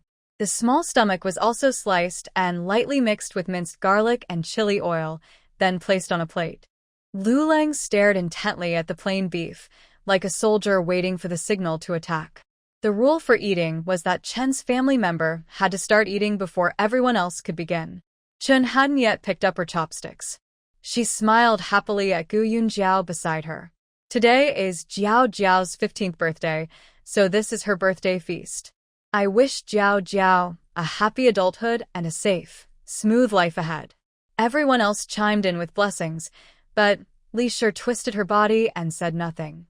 Chen picked up her chopsticks and said cheerfully, all right, let's eat." Everyone's eager now. As she spoke, several pairs of shared chopsticks were taken from the table, reaching for the fresh dishes. Zhou Xiaoping grabbed a pair first, scooped some marinated beef into his bowl, and chewed carefully. The flavor was unexpectedly wonderful, a unique taste he hadn't imagined. Then he also took some marinated chicken, which was surprisingly delicious. Lu Lang suddenly called out, "Sister-in-law, I want to eat marinated dishes every day." Gu Yunjiao smiled and said, "You're thinking it's new and exciting, but eating it every day makes it less tasty. However, the brine can still be used for 2 more days. Tomorrow, I can buy a duck to put in and soak." She continued eating and said, "Yes, pork head meat is also delicious when soaked, and I can buy some. Even kelp and potatoes can be soaked and eaten." Yu Lang nodded happily. He liked his eldest sister-in-law the most because she was generous with food, which matched his own ideas perfectly. After finishing their meal, Gu Yunjiao gave Jiang Yoji and Lin Shua a look and then went to the backyard. Soon, the two followed her. Lin Shua asked, "Is there something?" Gu Yunjiao took out the note she received and said, "There's a medical seminar at the Qinyuan tomorrow." Jiang Yoji had already seen the note. Lin Shua looked at it and then listened as Gu Yunjiao said, "I want to expose the nasty things Kengi Wantang has been doing at the seminar tomorrow." Jiang Yoji nodded slightly. "That works. I found out today that 5 years ago, another family also hired someone to steal secret recipes. They first reported it to the authorities, but since there wasn't enough evidence, nothing came of it. Later, they reported it to President Qin. He called a meeting with colleagues and harshly criticized the family for stealing recipes. The family didn't admit to it. In fact, everyone knew the truth, but President Qin expelled them from the medical union. The colleagues also excluded them, and their business got worse and worse. I heard they moved away later." Gu Yunjiao nodded. "It seems President Qin is quite fair." She thought for a moment and looked worried. "But if I just accuse Kengi Wantang without proof, I don't know if anyone will believe me." Jiang Yoji smiled and took something out of his sleeve. Gu Yunjiao saw it and asked, 6 flavor Rehmannia pills?" "Wait, no. The box looked very similar to the one in her shop, but the paper on it was labeled kidney chi pills. Jiang Yoji slowly said, "This is what I asked Du Ruo to buy from Kengi Wantang today." Gu Yunjiao took out one and opened the wax seal to taste it. Her face looked serious as she nodded. Almost identical. This means they got the proportions right. She thought for a moment and said, "It's impossible for someone to be so skilled that they can analyze the recipe just from the powder. Unless they used modern precise instruments to analyze it." Suddenly, she slapped her forehead. "I know.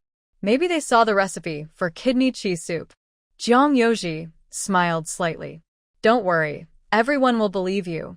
Lin Shuo looked at him. "Brother Jiang, do you have a good plan?" Jiang Yoji smiled and said, "Tomorrow, Yun Jiao is having a meeting, right?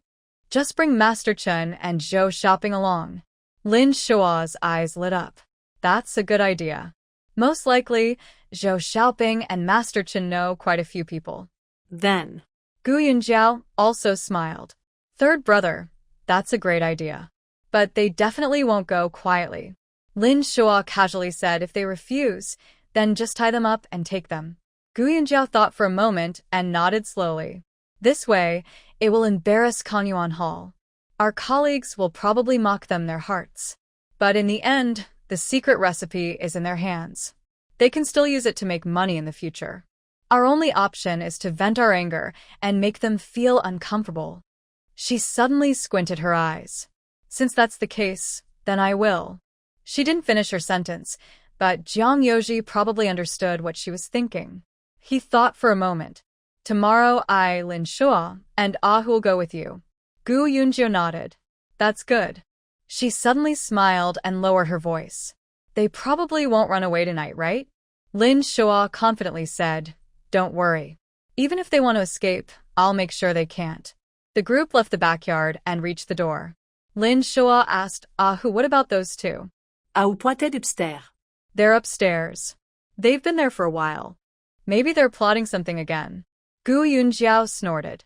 "They probably want to steal my marinade recipe. Hee, I'll let them see it but not get it. That will make them crave it." Hu smiled and stroked his chin. "The marinated dishes are indeed delicious. I've become a bit addicted. I was planning to ask you for that recipe." Gu Yunjiao smiled. "When you leave, I'll give you the recipe." Hu's face lit up with surprise. "Really?" Gu Yunjiao nodded with a smile.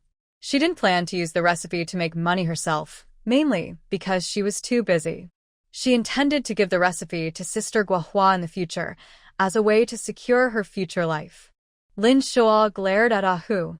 "Your skin is getting thicker. You even dare to ask for someone else's secret recipe." Zhou Xiaoping happened to come downstairs. Hearing Lin Shuo's words, his eyes flickered, and he asked, "Brother Hu, what secret recipe are you asking for?" Gu Yunjiao smiled and said, "He likes to eat marinated dishes. I told him that when he leaves, I will give him the recipe." Zhou Xiaoping almost had his eyes fall out. That was a secret recipe, something he had never seen or heard of before. Plus, anyone with a bit of sense knew how profitable that recipe could be if kept in hand. Why would she just give it away so casually? Is this girl stupid? His mind raced quickly, and he smiled, saying, "Marinated dishes are indeed delicious. I like them very much." If I could get that recipe. As he spoke, he saw Gu Yunjiao not even glance at him. She calmly walked past him, then returned to her room and slammed the door shut. The last few words caught in Zhou Xiaoping's throat, uncomfortable and hard to swallow. Lin Shuo looked at him with a half-smile and left. Jiang Yoji smiled gently at him and also went back to his room. Zhou Xiaoping awkwardly chuckled at Hu, then went upstairs, forgetting that he originally came down to use the bathroom. Back in his room, Zhou Xiaoping clenched his teeth in anger. He could tell that the girl hated him, but she treated Lin Shuo and Hu very well, and even Zhang Shun and Lu Zhu weren't ignored. It's infuriating. Once he found her secret recipes, he would teach that girl a lesson. The next morning, Gu Yunjiao changed into a new summer outfit, light blue cotton blouse and skirt, with a light beige belt around her waist. She still wore the jade lotus hairpin Qinsher gave her, looking simple and fresh. She ate breakfast slowly and then went to the shop in front. Lin Shua and Hu were already inside, and Zhang Yoji had come early after breakfast. The shop's door was only partially closed. Gu Yunjiao told Shenqing, "I need to attend a medical seminar at Qingyuan. Please tell the patients with appointments to come tomorrow afternoon." Shenqing nodded quickly, understood. "I will explain to the patients." Gu Yunjiao then said to Zhang Shun, "Everything in the shop is entrusted to you." Zhang Shun hurriedly replied, "Rest assured, young master." Then Gu Yunjiao looked at Hu, saying, "Brother Hu, call Master Chen out." Hu went to the back. Zhou Xiaoping was cleaning inside the counter. He didn't think there was anything wrong with Hu calling Master Chen. He just assumed Gu Yunjiao wanted to discuss what medicine to make. Soon, Master Chen came out. Gu Yunjiao smiled at him, saying, "Master Chen, I need to go to Qingyuan for a medical seminar. Why don't you come with me?" Master Chen's face changed color. "Sir, I am just a medicine maker. How can I attend this meeting? Those attending the seminar are usually shop owners or doctors." Zhou Xiaoping, behind the counter, stiffened and slowly looked back at Master Chen. Gu Yunjiao smiled gently. "It's okay. Just go and take a look." She continued, "Not only you but Ping is going too." Zhou Xiaoping was stunned. Did she mean himself? Then he saw Gu Yunjiao smiling brightly. "Ping, hurry and put down that cloth in your hand. Come out quickly, follow me to Qingyuan." Zhou Xiaoping stammered, "Sir, I can't go." "No, I'm just a servant. What's the use of me going?" Gu Yunjiao still smiled. "If I tell you to go, then you go. If you don't go, I'll have to tie you up and take you." Zhou Xiaoping's face changed drastically. He exchanged a look with Master Chen, both understanding immediately that they must have made a serious mistake and leaked some information. He stepped out from behind the counter and bowed to Gu Yunjiao. "Dr. Gu, I'm sorry, Gu Yunjiao looked expressionless. "Are you really going to tie you up to make you go?" Master Chen lowered his head silently. Lin Shua stood beside Master Chen, ready to act and control him if needed. Zhou Xiaoping forced a bitter smile at Gu Yunjiao and suddenly ran away. He knew he absolutely could not go to Qingyuan. It's not that he couldn't go, but that he couldn't follow Gu Yunjiao. If he did, their Kongyuan Hall's reputation would be ruined. Before he reached the door, Ahu's figure appeared before him like a ghost. Then, Ahu chuckled. "Looks like you like being to go." He raised his voice and shouted, "Atai, bring the rope." Atai, Shenqing, Zhang Shun, Lu Zhu, all didn't know what was happening. They froze and watched in silence. Gu Yunjiao smiled at them. "Let me introduce you. This is Zhou Xiaoping, whose real name is Yang Yuan, the young master of Kongyuan Hall." She pointed to Master Chen. "This is Master Yu, the pharmacist at Kongyuan Hall. He has worked there for over 10 years. Master Yu lowered his head deeply. Zhang Shun and Lu Zhu's eyes widened in shock. After a long moment, Zhang Shun said, "So, they, Shenqing also understood." He gritted his teeth and looked at these two. Clearly, they were trying to steal the secret recipe of Renqin Hall. Soon, Tai brought a roll of rope. Yang Yuan quickly begged, "Brother, Hu, please don't tie me up. I can go on my own." He thought that if he was really, he wouldn't have any chance to escape. If they didn't tie him, maybe he could still run away on the road. Hu also seemed easy to talk to. "All right, then I won't tie you." At the door, 2 carriages arrived, arranged by Jiang Yoji last night. Hu held the rope in one hand and grabbed Yang Yuan's collar with the other, then got into the carriage. Lin Shua looked at Master Yu, who looked very pale, and quietly got into the carriage. Then Gu Yunjiao and Jiang Yoji also got into another carriage. Jiang Yoji sat on the front of the carriage, and the horses quickly started running toward the outside of the city to Qin Garden. On the other carriage, for people were riding, and the horses were working hard. Hu and the coachman sat on the front, while Lin Shua and Master Yu sat inside. Yang Yuan looked completely hopeless. He had hoped to find a way to escape after getting on the carriage, even if it meant getting hurt. He thought that if only Master Yu was left later, he might be able to bite back at Renqin Hall, accusing them of stealing his family's pharmacist. His thoughts were quite hopeful, but as soon as he got on the carriage, Lin Shuo struck his and Master Yu's acupoints, and then closed his eyes to rest. Yang Yuan found he couldn't move. Even moving his fingers was impossible. He knew he was facing a master. He had heard that the 2 guards of Renqin Hall were experts, but he hadn't expected to underestimate them so much. He also knew he couldn't escape today. He couldn't imagine what would happen once they reached Qin Garden. In recent years, he had attended medical seminars with his father. Many people at the seminars probably knew him, or at least found him familiar. As Yang Yuan felt hopeless, the carriage approached Qin Garden. Qin Garden was the private property of Old Qin, located outside the city in Yulu Mountain. The garden was built along the mountain, with a wide road leading straight to the gate. Jiang Yoji looked at the road, which was so smooth it could easily carry carriages, almost as good as the road in front of Yulu Academy. It must have taken a lot of effort and resources, showing that President Qin was quite wealthy. The carriage arrived at the gate. Jiang Yoji took out a pass and showed it to the guard, then pointed to the back carriage. They're together too. Although the guard thought there were quite a few people, he didn't say anything. There was no rule against bringing people with the pass.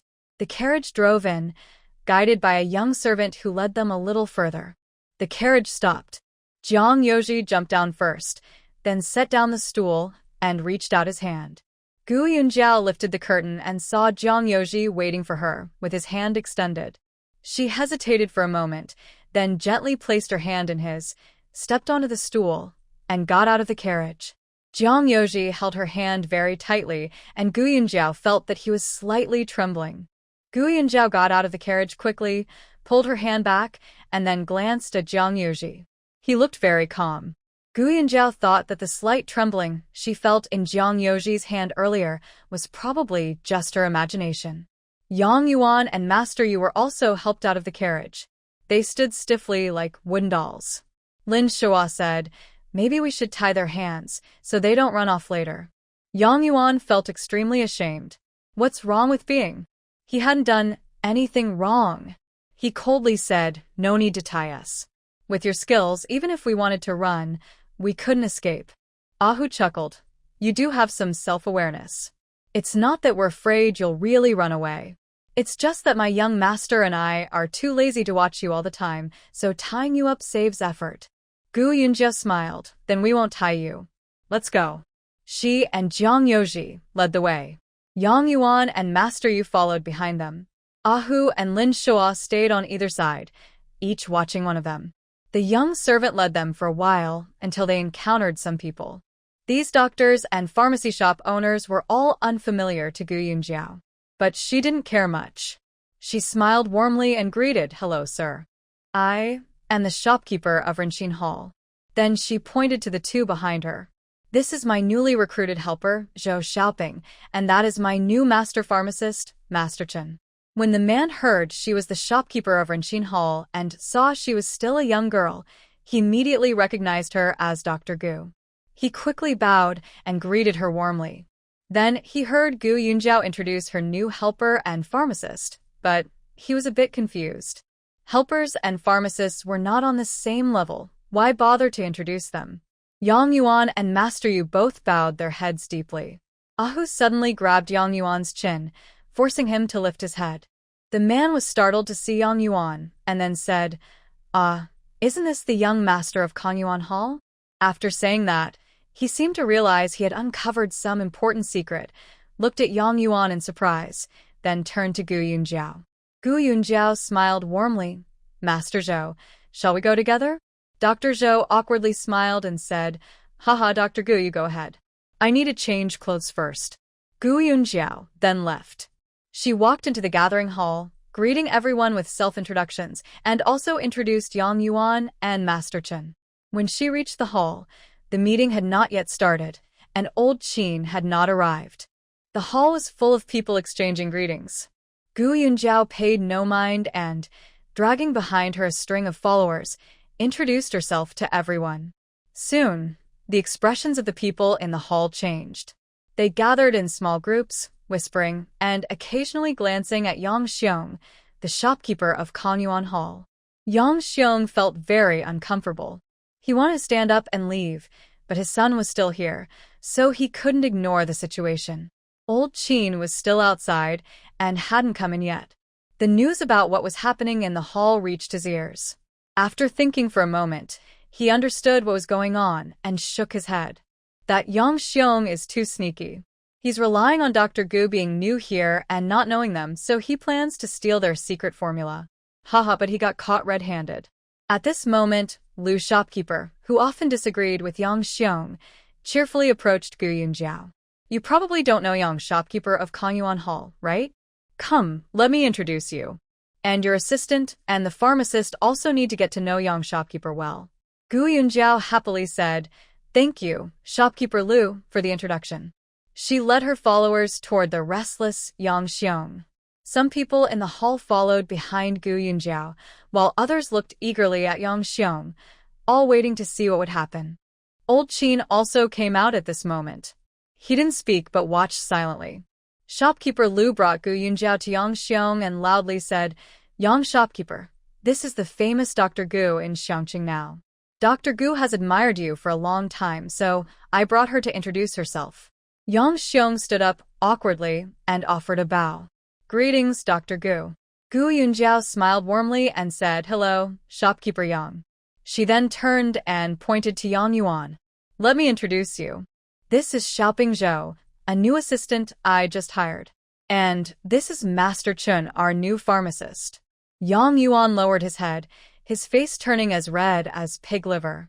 Master Yu seemed unbothered, with his eyes lowered and an expressionless face. Yang Xiong's face flickered with emotion. Suddenly, he lifted his robe and knelt before Gu Yunjiao. Wow. Everyone in the hall exclaimed in surprise. Even Sun the shopkeeper, who had been silent in the corner, squinted his eyes and watched carefully. Then everyone started talking. What's going on? Is he begging for mercy? Yeah, haha. Yang Xiong has lost face today, kneeling before a young girl, who asked him to do such embarrassing things. How did he come up with the idea to send his son to pretend to be a shop assistant? What does he want? What else? He just wants the secret recipe of Renqin Hall. At this moment, Yang Xiong suddenly shouted loudly, I humbly ask Dr. Gu to accept my son, Yang Yuan, as a disciple. He then turned to scold Yang Yuan. You wicked child, kneel down. Yang Yuan was caught off guard by his father's sudden action. He quickly understood and took a big step forward, kneeling beside his father. Please, Dr. Gu, accept me as a disciple. Yang Xiong continued, My son is crazy about medicine. Ever since he heard about Dr. Gu's achievements, he has admired and looked up to you. He keeps saying he wants to learn from you. I know this disciple isn't easy to accept, and I told him not to be so hopeful, but he wouldn't listen.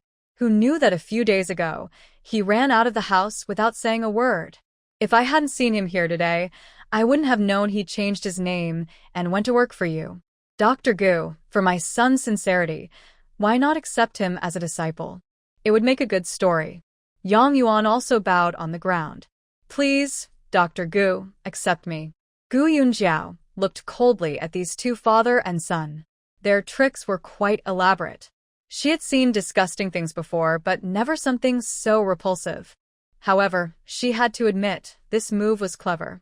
Whether others believed it or not, these two had found a reason for Yang Yuan to work at Renqin Hall, and the reason seemed quite reasonable. Jiang Yoji quietly watched Gu Yunjiao. He thought she could handle such small scenes well. Gu Yunjiao turned aside to avoid their kneeling. Shopkeeper Yang, please get up. Young Master Yang, please also get up. Your kneeling is pointless. She pointed at Yang Yuan and said loudly, Zhou Xiaoping is not only dull and slow-witted but also lazy. I would never accept such a disciple. The hall burst into laughter. No one was foolish. Everyone knew what kind of tricks the Yang father and son were up to. But now, it was just shopkeeper Yang trying to cover his shame with a forced excuse.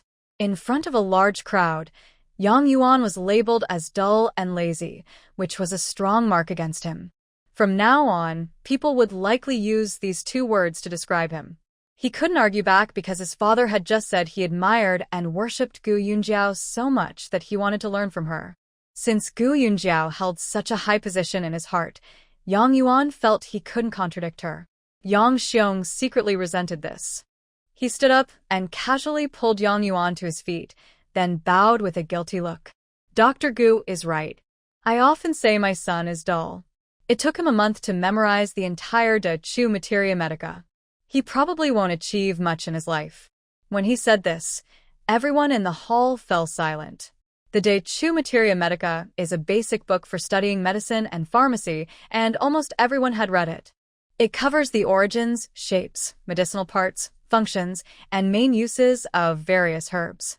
Medical practitioners need to understand the properties of medicines first. Even shopkeepers need this book to learn the basic features of herbs. The book contains a lot of information. Hearing Yang Xiong, the people present started to think. I took half a year to memorize it, and you kid only a month? Are you showing off? Someone muttered silently.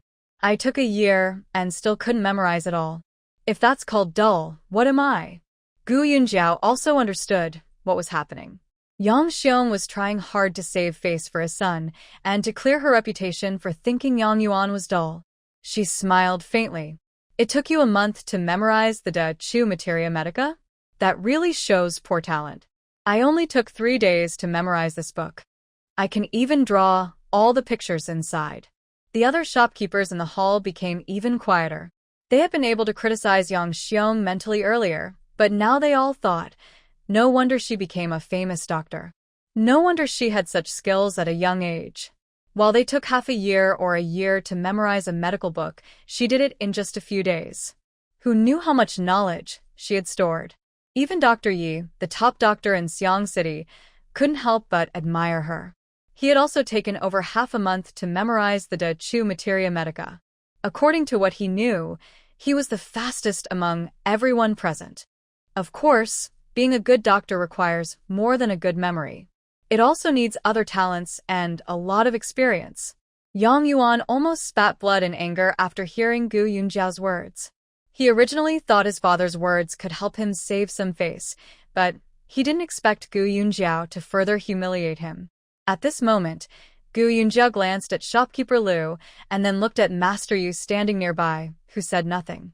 Shopkeeper Liu had been happily watching the scene, but when he saw Gu Yunjiao's gaze, he immediately understood and chuckled. Oh, am I seeing things? Isn't this Master Yu from Kongyuan Hall? When did he become the pharmacist at Renji Hall? Master Yu remained silent. Gu Yunjiao pretended to be surprised and said, Really? Manager Yang, how is it such a coincidence? Why did your people come to my place? Yang Xiong looked at Master Yu and said, Well, a few days ago, I dismissed Master Yu. I didn't even know he went to Renji Hall. Gu Yunjiao looked as if she didn't believe it. Master Chono, no. Master Yu is quite honest. His skills in medicine are good. Why did Manager Yang dismiss him? Yang Xiong couldn't come up with a good reason and could only say, It's nothing serious, just a small misunderstanding. Gu Yunjiao smiled and said, Then Manager Yang probably won't ask Master Yu to come back, right? Otherwise, people might think you sent him to Renji Hall to steal my secret formula. Yang Xiong was cornered by Gu Yunjiao and could only awkwardly reply, Of course not. Since I dismissed him, I won't use him again. Gu Yunjiao cast a sideways glance at Master Yu. She saw Master Yu's face change from expressionless to gradually turning red. This honest man truly believed Yang Xiong's words. He shouted angrily at Yang Xiong, Shopkeeper, you didn't say this before. You told me to steal the secret formula at Renji Hall, promising to increase my wages to 2 taels of silver once I returned. I didn't want to do such a deceitful thing, so you moved my wife and son elsewhere and forced me to agree. Look at my hands. I even made the formula for Lu Wei Di Huang pills for you. Now that Renji Hall has uncovered it, my reputation is ruined. If you won't let me return to Kongyuan Hall, where else can I earn a living? How can I support my wife and children? The entire hall suddenly became lively, as if boiling over. Someone laughed. Yang Xiong, you're too unkind. Yeah, how can you treat someone like that? Some even patted Yang Xiong on the shoulder, saying, Master Yu isn't easy either. I think you should invite him back. Another person chuckled. Lu Wei Di Huang pills? Isn't that the kidney tonic pill you just started selling these days? Yang Xiong felt very embarrassed. Although he was eloquent and quick-witted, he couldn't think of anything to say now. His face was slapped to the ground several times in front of everyone today, and he struggled to pick it up each time. At this moment, Master Yu stepped on his face mask and even stomped on it twice, leaving him helpless. President Qin also showed respect to Gui Yunjiao. After everyone finished mocking Yang Xiong and his son, he cleared his throat and said, "Hello, colleagues." The crowd turned and bowed. "Hello, old Qin." Qin Lao sat at the main seat. "Everyone, please sit down." The spectators then dispersed and took their seats. The hall was filled with over 100 chairs. Qin Lao looked around and saw that few bosses from the medicine market had arrived, but most shopkeepers and doctors from Xiangqing's pharmacies were there. He raised his hand. "Thank you all for taking the time to attend this seminar. First, I have two things to mention. The drought in the south hasn't eased much, and the price of Panax Noto ginseng may rise again this year. Everyone should stock up quickly. Second, not long ago, thanks to Dr. Gu from Renxin Hall's advice, I learned that white ginseng can be buried in moist sand to soften, then processed, which helps preserve its medicinal properties best. Please keep this in mind." Then Qin Lao continued, "In our industry, there are some rules. I want to say something about those who steal others' secret recipes. Such behavior is condemned by the entire industry. If you want secret recipes, why not study hard yourself? Secret recipes are not ancient treasures. They are discovered step by step through practice. I advise everyone not to take the crooked path." After finishing, Qin Lao paused. "Also, I recently obtained a new medical casebook. It contains some cases and prescriptions I haven't seen before. After the meeting, I will have someone publish it so everyone can note down and study it at home." Gua Yunjiao nodded secretly. No wonder so many people attended this seminar. Qin Lao's words were useful, and he generously shared medical books. For the industry to develop and pass on, people like Qin Lao are essential. She thought that in the future, she could also share some medical books with colleagues.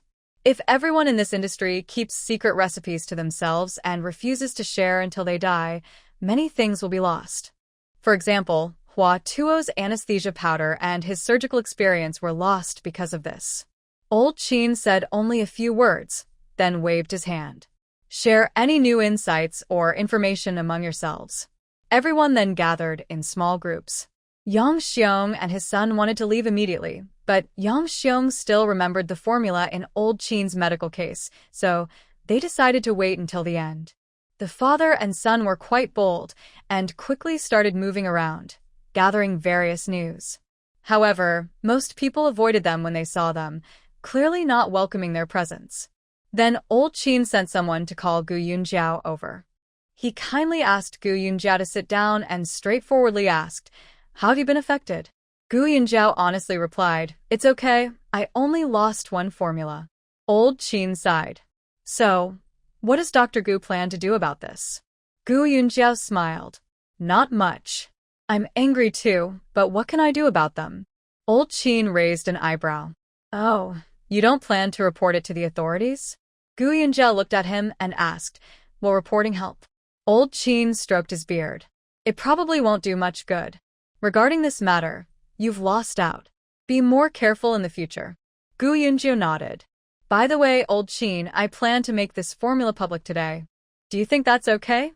Old Qin's spirit lifted. "Is it the kidney chi pill formula from Kanyuan Hall?" Gu Yunjiao corrected him. "It's the Luwei Di Huangwan." He was a bit excited. "Girl, are you really willing to do that?" Gu Yunjiao smiled. "There's nothing to be reluctant about. This secret formula has already been known by others, so it's no longer a secret. I also see it as contributing to the medical industry in Xiangqing." Old Qin chuckled when he heard this. "Girl, you're really pulling the rug out from under them. Now, all the pharmacies in Xiangqing can make Luwei Di Huangwan. It won't be long before it spreads throughout Dechu, and their secret formula will lose its value. Plus, the profits they make from this formula are quite limited." Gu Yunjiao nodded with a smile and handed him the already written formula. "Old Qin, with your great reputation, please be the one to announce it." Old Qin took the formula and looked at it. This looks very similar to the kidney chi soup formula. Gu Yunjiao nodded. I removed 2 ingredients, so the formula is more balanced and suitable for a wider range of people. Old Qin finished reading and nodded. He then instructed Yu Jiajia nearby.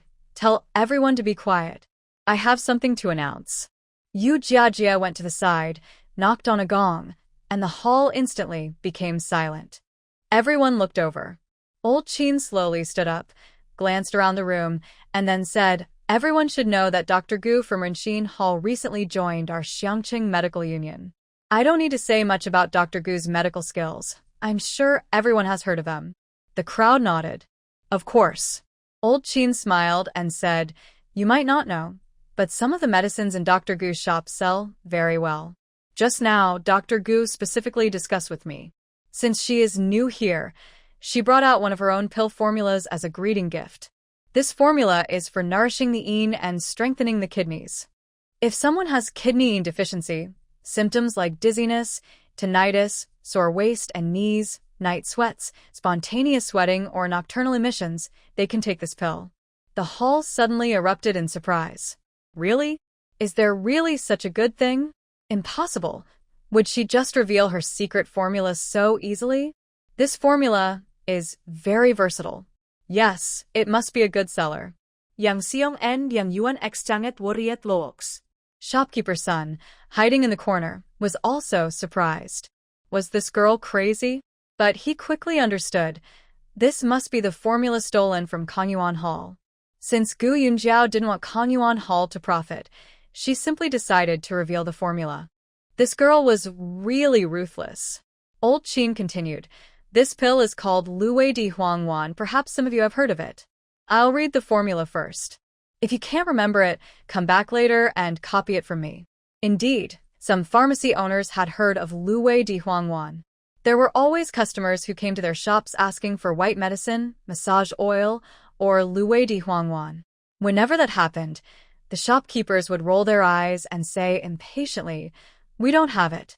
At this moment, the hall was extremely quiet, so quiet that you could hear a pin drop. Chairman Qin felt amused. The secret formula's appeal was simply too strong. He slowly finished reciting the formula and then handed it to Yu Jiajia. If anyone wants to see it, ask him for a copy. Some remembered it, others didn't, but everyone smiled and nodded to Gu Yunjiao. Dr. Gu, you are generous. Renxin Hall is truly generous. Thank you, Dr. Gu. Only Yang Xiong and Yang Yuan looked as if they had lost their souls. They had lost face today. The father and son even knelt before everyone to thank Gu Yunjiao. Although they claimed they wanted to learn from her, Yang Xiong's kneeling was also a way to beg Gu Yunjiao to forgive them. He believed Gu Yunjiao understood everything. He didn't expect that girl to be so ruthless, not only humiliating their father and son but also playing this trick. The formula they worked so hard to develop suddenly became common and worthless. Sun shopkeeper in the crowd also remembered the formula clearly. Now that Kirin Hall is closed, the shop has been rented out to a porcelain seller by his wife. But he is not willing to give up. He has been in this business his whole life. Starting as an apprentice at about 10 years old, he gradually gained his master's trust and eventually married his master's only daughter, making Kirin Hall very successful. He never thought he would fall so hard in old age. He doesn't think he did anything wrong. Before the existence of Renxin Hall, his shop never had such problems. It was the little girl from Renxin Hall who was too extraordinary. She probably holds many secret recipes. He personally used the bruise ointment, and it really worked well. That day, after arguing with his wife, she still asked her daughter-in-law to buy a bottle of bruise ointment. He applied it for a few days, and the bruising on his face almost disappeared. There's also white medicine, which is said to be very good and excellent hemostatic. Shopkeeper's son's heart warmed instantly. If he could get all of that girl's secret recipes, Kirin Hall would become the most famous pharmacy in Xiangqing. No, in all of Dichu. Suddenly, he realized he might be thinking wrong. If he truly obtained all the secret recipes, why would he stay in Xiangqing? With the recipes, he could leave far away and open a thriving pharmacy anywhere. However, shopkeeper's son glanced at Yang Xiong and his son. These two, who are planning to steal the recipes, won't have a good ending. He must learn from this. The matter of obtaining the recipes needs careful long-term planning. He must come up with a foolproof plan. At noon, Qin Yuan held a banquet. Gu Yunjiao sat among Jiang Yoji, Lin Shuo, Ahu, and others. Some of the doctors wanted to come over, have a drink with Gu Yunjiao and get closer, but seeing the situation, they didn't dare to approach. One stubborn man brought over a glass of wine and was about to speak, but Ahu said, "Do you want a drink? Come, I'll drink with you." Ahu stood up, tall and broad-shouldered. The man was so scared he kept waving his hands. "I don't drink. I'm just passing by, just passing by." Gu Yunjiao smiled helplessly, feeling this was a bit overprotective. After lunch, everyone gradually left. Gu Yunjiao and Jiang Yoji's group also headed back home. I returned to the shop, and today all of Gu Yunjiao's scheduled patients had their appointments moved to tomorrow.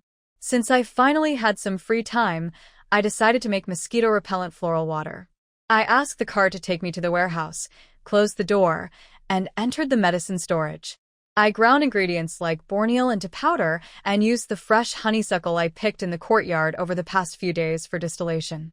I worked inside all afternoon and finally made a concentrated medicinal extract. However, it's not ready to use yet. It's just the extract and needs to be diluted with floral water. But that's not urgent. Gu Yunjiao looked out the window. It was getting late. She locked the door, gestured with Uncle Ya a few times, and returned to the shop. When she got back, Shenqing took a very delicate invitation card from the table and handed it to her. This was sent by people from King Kang's residence. "There are 2 cards, one for third brother and one for you, cousin." Gu Yunjiao opened the card, and a gentle fragrance wafted out. It was an invitation for the queen's birthday celebration, scheduled in half a month. Seeing the invitation, she suddenly felt worried. Attending the palace event was unavoidable. If she went, she would need to prepare a birthday gift. Queen Yun had seen many fine things. What could she possibly give? During dinner, Gu Yunjiao was distracted, thinking about this matter. After eating, Jiang Yoji saw her staring blankly under the honeysuckle shelf and asked, "Are you worried about what to give the queen for her birthday?" Gu Yunjiao nodded. "What should I give? Gold and jade are common in the palace, and it's not worth giving expensive things. Writing 10,000 characters of longevity or embroidering a Buddha image, those are not things I know how to do.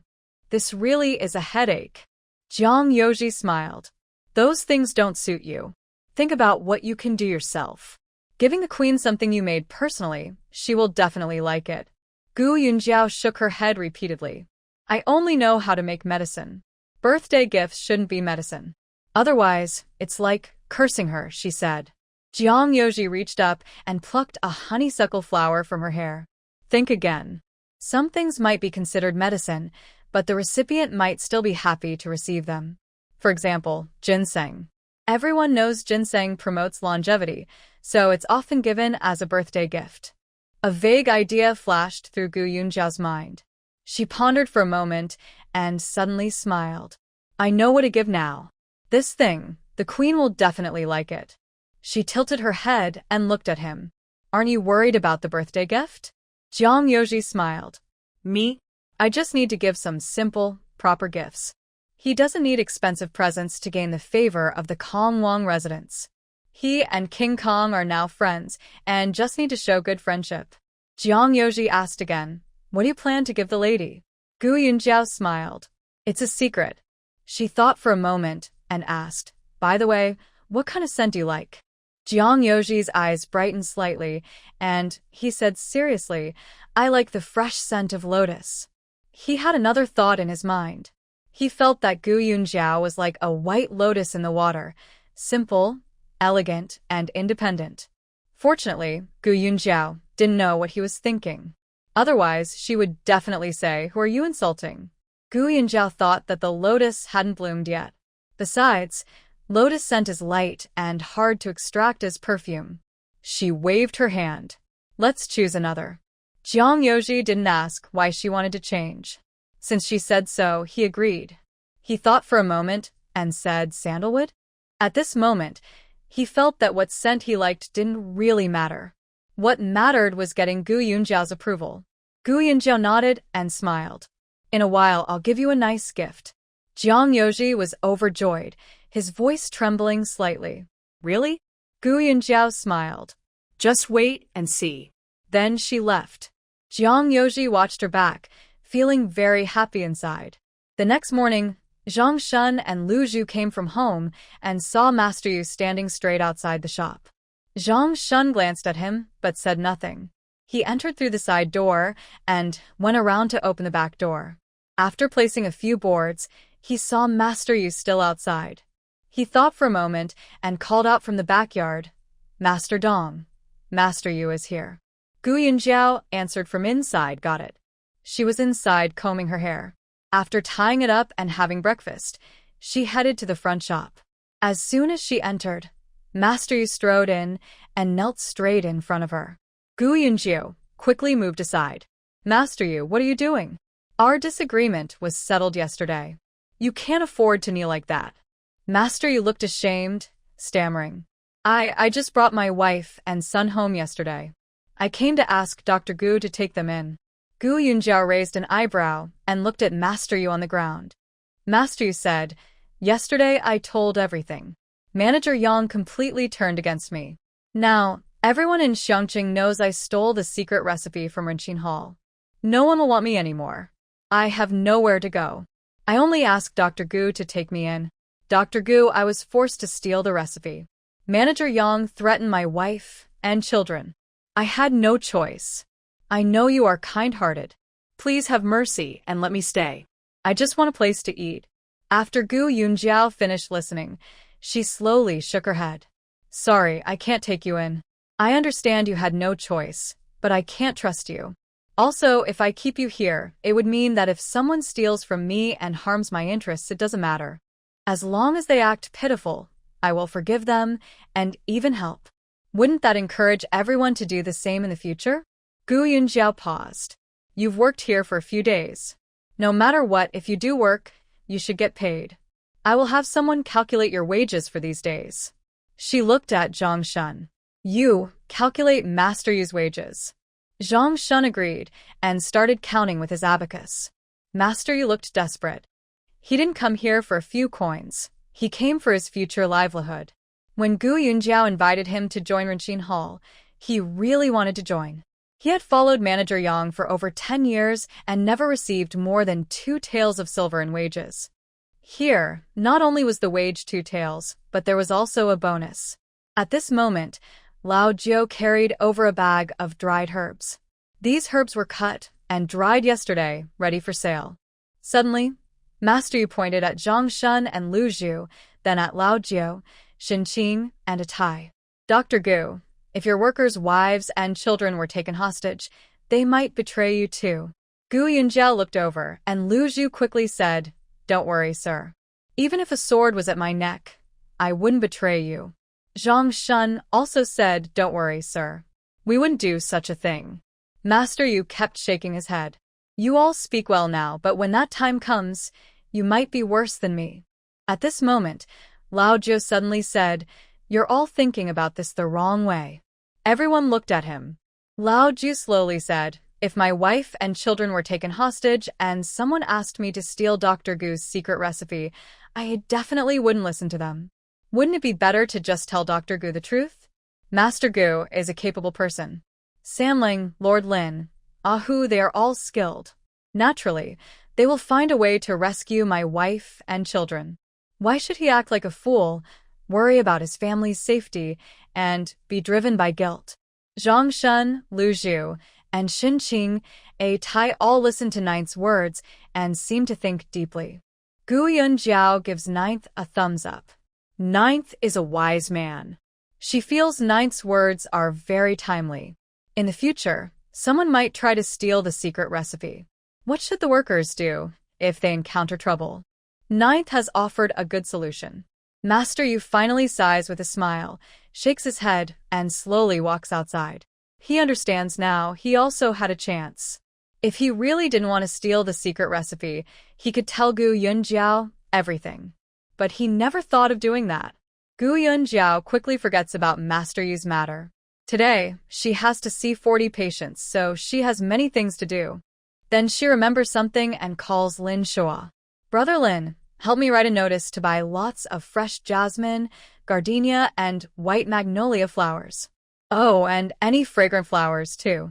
Lin Shua agrees and writes the notice before posting it. It's just the start of summer, the season when these flowers bloom. Jasmine might bloom a bit later, but gardenia is in full bloom now.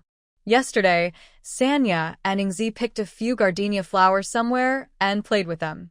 When customers come in, Gu Yunjiao also asks someone to tell them that the shop is buying fragrant flowers in large quantities. In the afternoon, people start bringing flowers with baskets. Gu Yunjiao offers a good price, so everyone happily receives copper coins. They all plan to pick more flowers and bring them back. Mrs. Chen knows Gu Yunjiao is busy, so she volunteers to help. She brings a table and chairs to the front door to buy flowers. Mrs. Chen weighs the flowers, and Sanya counts the money on the side. A while ago, when she wasn't busy, she watched Zhang Shun counting with a loud click and found it interesting. She said she wanted to learn. Zhang Shun, free at the time, patiently taught her for a few days. To her surprise, she was smart and learned quickly. Mrs. Chen looks at her daughter sitting there seriously, moving the beads on the abacus with her little hands. She feels very proud. Her son is promising, her daughter-in-law is capable, and now her daughter is also doing well. The family is getting better and better. Such days, she never even dreamed of before. Gu Yunjiao was happy to see Sanya so capable. Unfortunately, there was no school for girls here, so Sanya and Ingzi could only stay at home, no matter how smart they were. At dinner that night, Gu Yunjiao discussed with Mrs. Chen. Mother, maybe after the backyard is repaired, we can invite a female teacher to come and teach Sanya and Ingzi to read and write. Mrs. Chen was slightly surprised.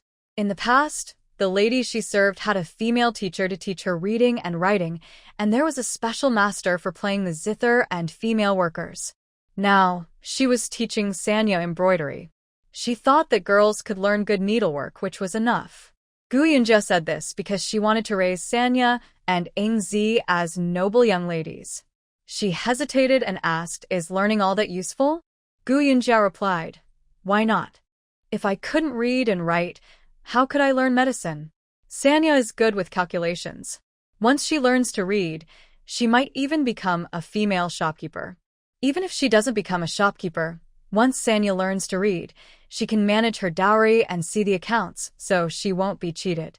Hearing this, Sanya's eyes sparkled as she looked at Gu Yunjiao. Mrs. Chen was a bit dazed. Her daughter would also need to manage a dowry in the future? Gu Yunjiao nudged her gently and whispered, "Mother, don't forget, we have thousands of acres of land. In the future, it will only increase. When Ingzi gets married, she will have at least a few hundred acres of dowry." Mrs. Chen also understood. With Sam Lang's personality, giving Sanya a few hundred acres of dowry was not a small amount. The family was different from before. The daughters truly needed a different kind of education. Gu Yunjia looked at Ingzi and smiled. "I think Ingzi really likes learning about herbs. She often asks Laojio what medicine is what. Once she learns to read, she might even become a female doctor." Ingzi didn't feel much yet, but Ho-Hot was so excited she couldn't sit still. She had never thought her daughter could read and write. She used to only think about making sure Ingzi wouldn't starve. If she could really become a female doctor like Gu Yunjiao, even with half her skills, that would be amazing. Mrs. Chen looked at her daughter and nodded firmly. "All right, then let's invite a female doctor." She thought for a moment. "I'll ask the lady boss of the silk shop next door. She often deals with officials and nobles. Maybe she has a way to invite a female teacher." Sanya happily said, "Thank you, mother." Then she looked at Gu Yunjiao. "Thank you, sister-in-law."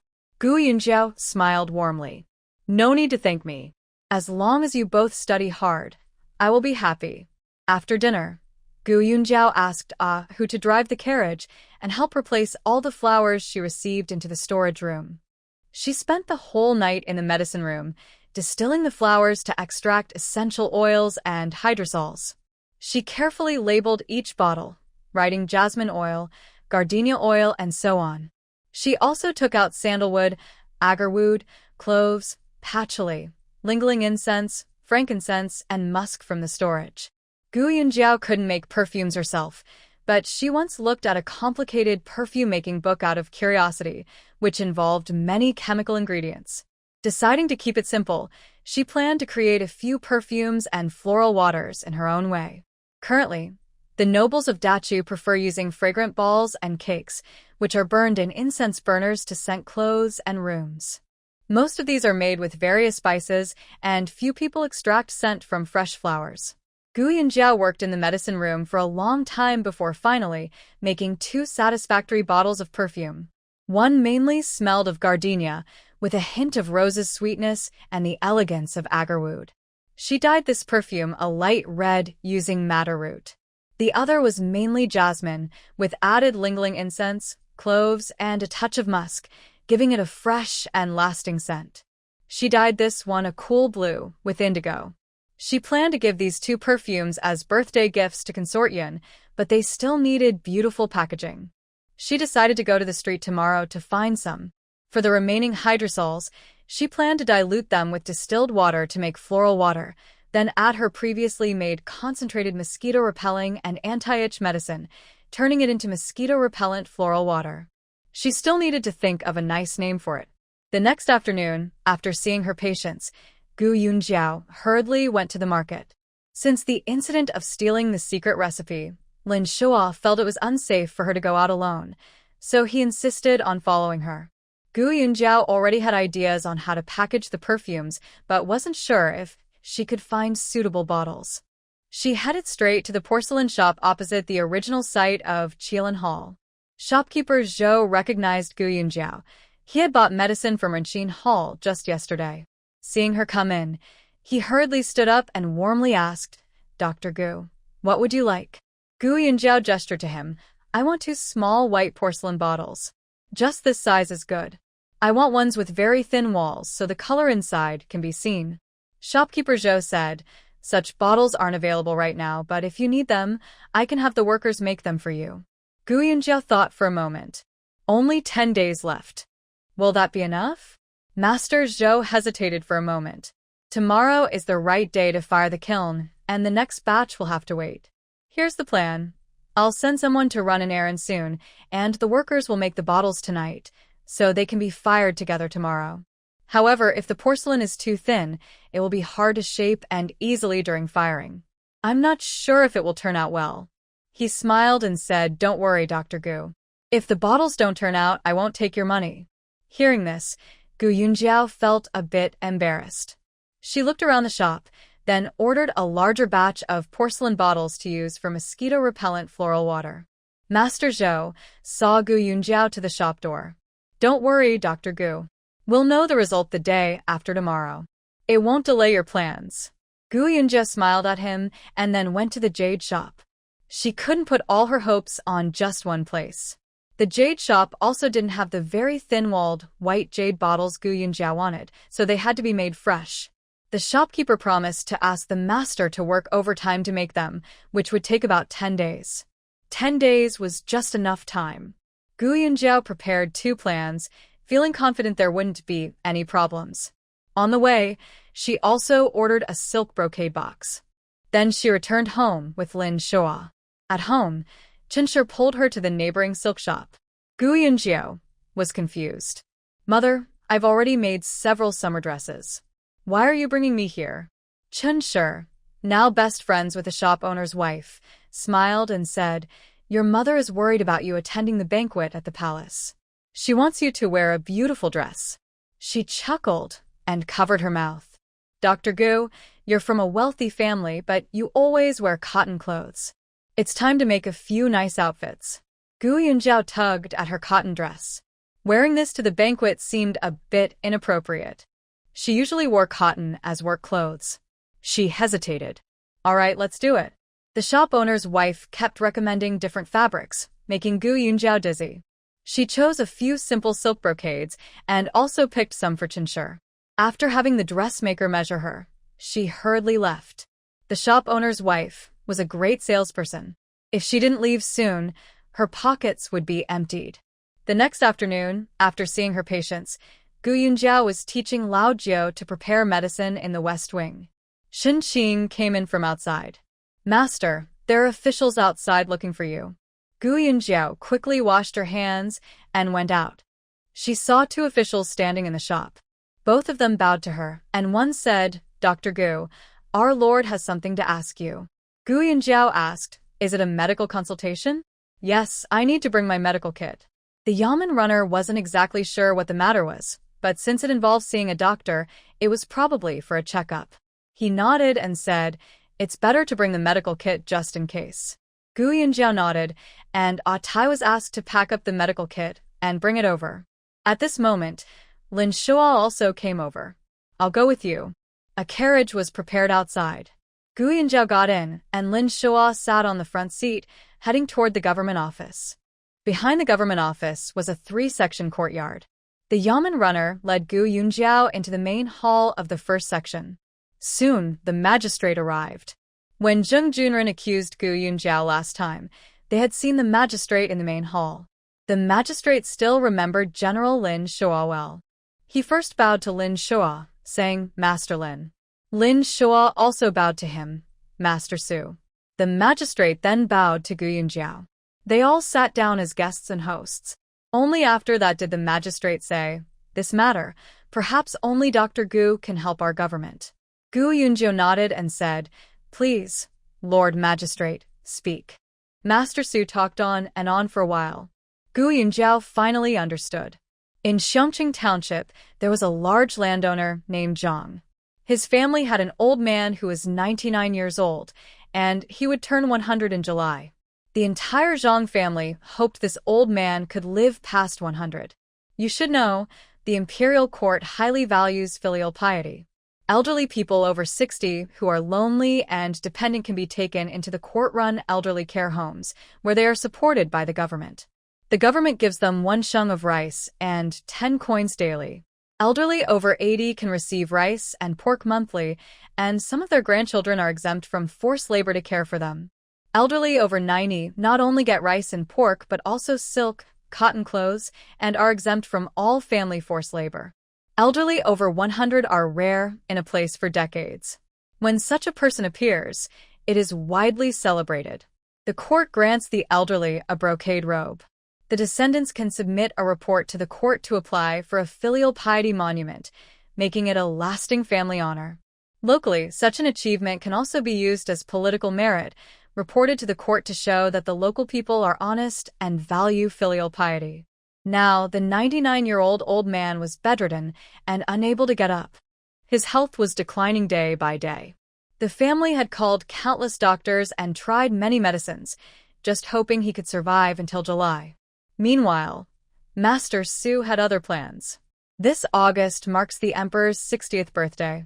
When the day arrives, the elderly person will be presented as a sign of good fortune, which will surely make the Emperor very happy. The elderly person worries most about their lifespan. As for the Emperor, he hopes to live forever and sit on the throne for many years. Now, even Dr. Yi has given medicine to the elderly, and they have been taking it for a while, but the elderly still look weak and sick, and it seems they might not last much longer. Prefect Su still hopes the elderly can survive until August. At least, they should wait until after the Emperor's birthday.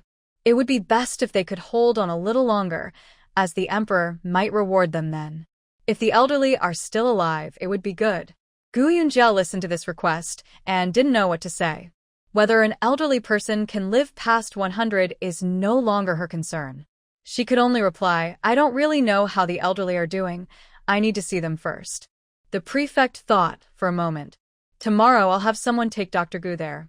I went to that place a few days ago. It's not far, about half a day's journey." Gu Yunjiao sighed inwardly. Tomorrow's appointment with the patient will have to be postponed again. But since the prefect asked, she couldn't refuse. Otherwise, how could she continue to stay in Xiangqing? Gu Yunjiao and Lin Shua stood up to leave. Prefect Su then bow at. "Dr. Gu, I'll leave it to you." Gu Yunjiao could only return the gesture. That evening at dinner, Gu Yunjiao told Chen about the matter. Chen sighed, This family is definitely filial. Otherwise, the elderly wouldn't live so long.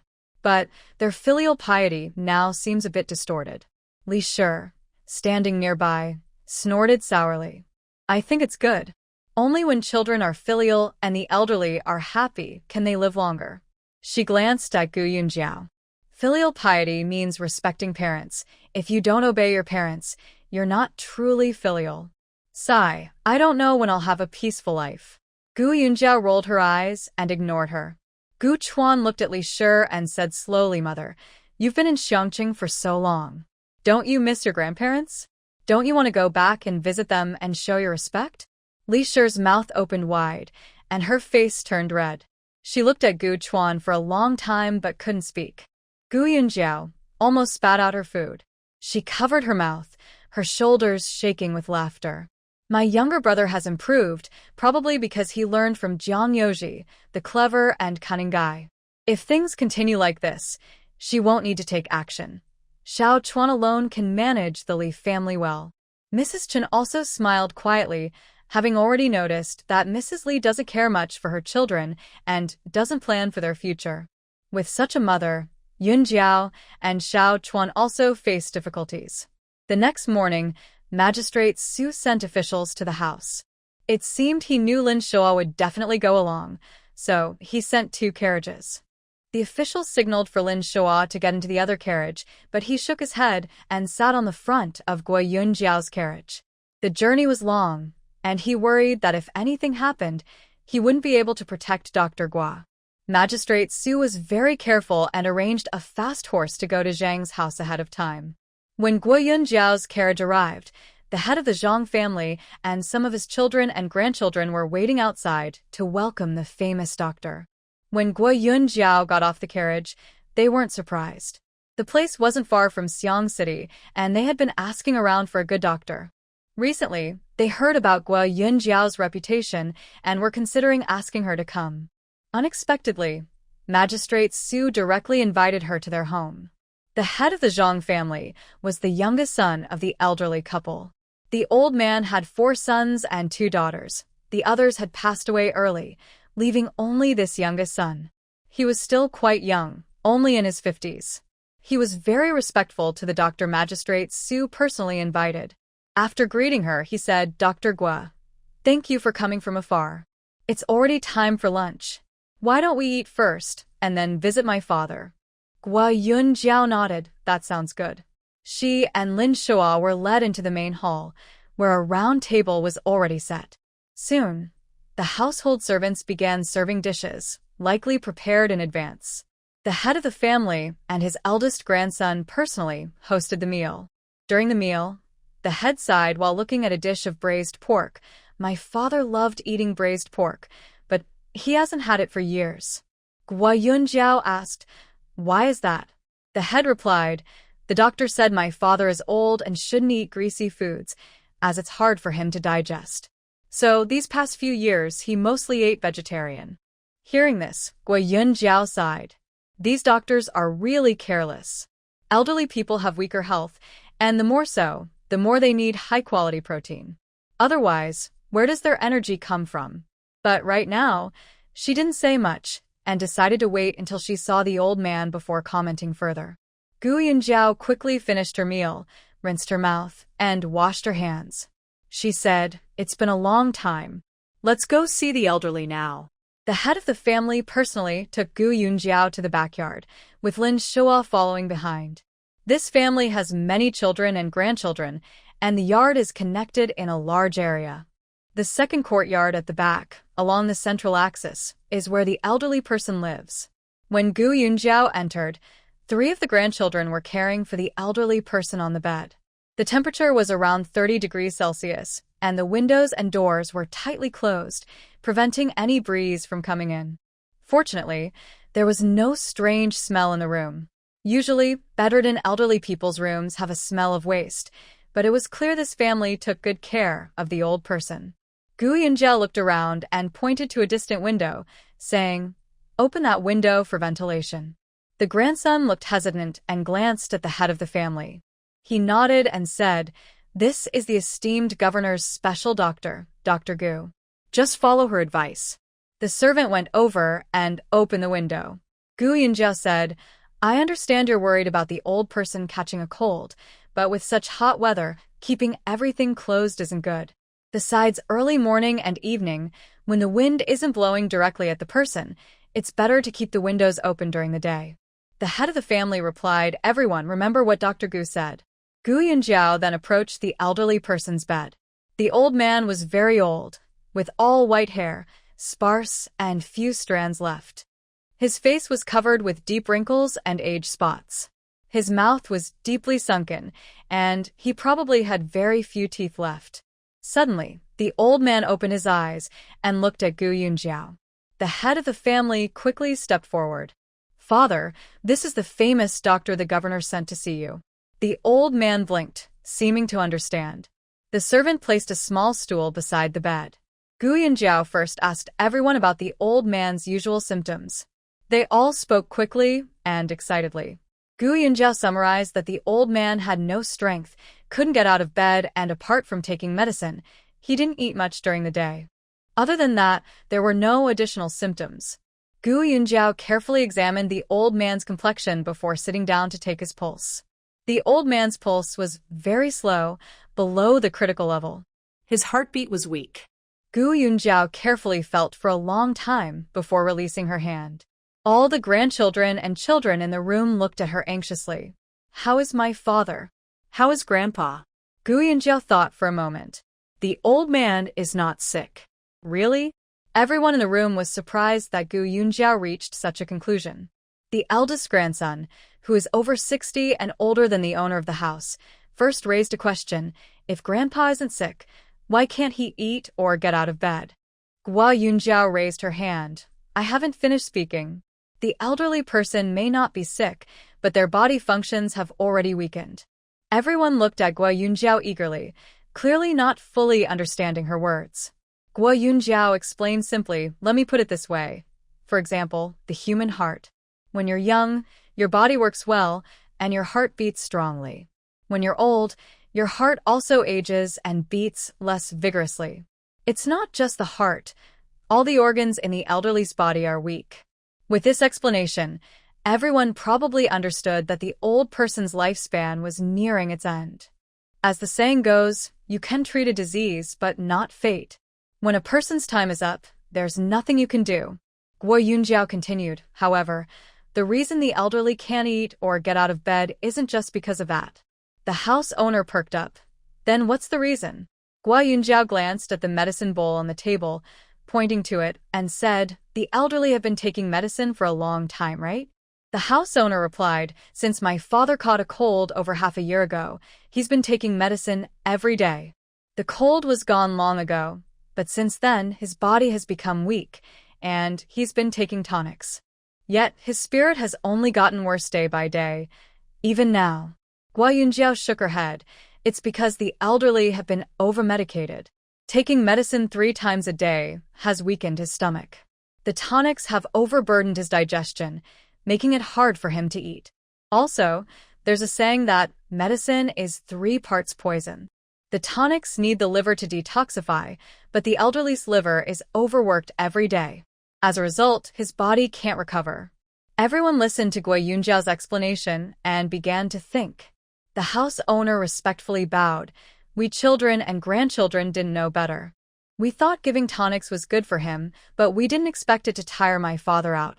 Does Dr. Gua have any way to save my father's life? Gua Yunjiao smiled. Actually, it's simple. Starting today, stop all the medicines. Lin Shua stood in a corner of the room, arms crossed, listening to the people talk. He glanced sideways at the young man who was questioning whether Dr. Gu was capable. These people always judged Dr. Gu with their ignorance. At this moment, the head of the family cleared his throat, saying, everyone, stop talking. Let's hear what Dr. Gu has to say. Gu Yunjiao smiled and continued. Once the medication is stopped, and the old person has an appetite, he should eat some meat every day, mainly fish and shrimp. Whatever he wants to eat, you can prepare for him. Just one thing, control the amount, don't overeat. About 70% full per meal is enough. At other times, let the old person go outside to get some sun. Older people lack yang energy in their bodies, and sunlight can help replenish it. Also, if your loved one can move, try to encourage him to be active daily. Even walking in the yard is good. There's not much else to say. Just follow the old person's wishes. Let him do what he wants and eat what he desires. Most of the time, what people want to eat is a sign from their body. So if they want to eat, let them, but avoid overeating. After she finished speaking, the room was silent for a while. The elderly man's eldest grandson hesitated and asked, "If we do this, can Grandpa live to 100? Gu Yunjiao looked at him with a half smile and pointed upward, saying, "That depends on fate." At this moment, the old man on the bed opened his eyes again and mumbled incoherently. The head of the family quickly moved closer and asked, "Dad, what did you say?" The old man struggled to repeat himself. The family had pressed his ear to the old man's mouth, listened, then stood up, chuckling and shaking his head, saying, "My dad said, I told you long ago not to take medicine. You didn't listen, and now it's all your fault." Seeing that the old man was still awake, Gu Yunjiao sat on a stool, smiling kindly, and said, "Don't worry, as long as you stop taking medicine and stay happy every day, you might live another year or two." The old man's cloudy eyes lit up, and he surprisingly said clearly, "Really?" Gu Yunjiao nodded firmly. "You're very lucky, with such caring children and grandchildren, a harmonious family, and a long life. There aren't many like you in the world." The old man grinned, showing his toothless mouth. Gu Yunjiao exchanged a few more casual words with the old man before leaving. The servants then invited Gu Yunjiao and Lin Shua to sit in the main hall. At this moment, the head of the Zhang family and several grandchildren gathered in the front hall of the old person's courtyard to discuss. Master Zhang said, "Dr. Gu, you all know about this. You cured Lady Wang of the Wang family, and it was the magistrate himself who asked you to come. My idea is, from today onward, we follow her advice." The eldest grandson hesitated. "She's just a young girl. Dr. Yi hasn't said that Grandpa is not sick. If we stop the medicine, what if Grandpa can't breathe properly and something happens?" The second grandson suggested, "How about this? Stop the medicine for now, let Dr. Gu stay overnight, and see how things look in the morning. If Grandpa's spirits improve, we can continue to stop the medicine. And if we stop tonight and something happens with Dr. Gu here, it should be okay." This reasoning made sense, and even the family had nodded in agreement. The family had then ordered the servants, "Quickly tell everyone that the ginseng and cordyceps soup for my father at noon will not be given today." The servants hurried off. Everyone came out to the front hall, talking eagerly to persuade Dr. Gu to stay. They said many things, but Dr. Gu only paid attention to what the family had said. "Dr. Gu, it's not easy for you to come so far. Our family doesn't have many good ways to entertain you.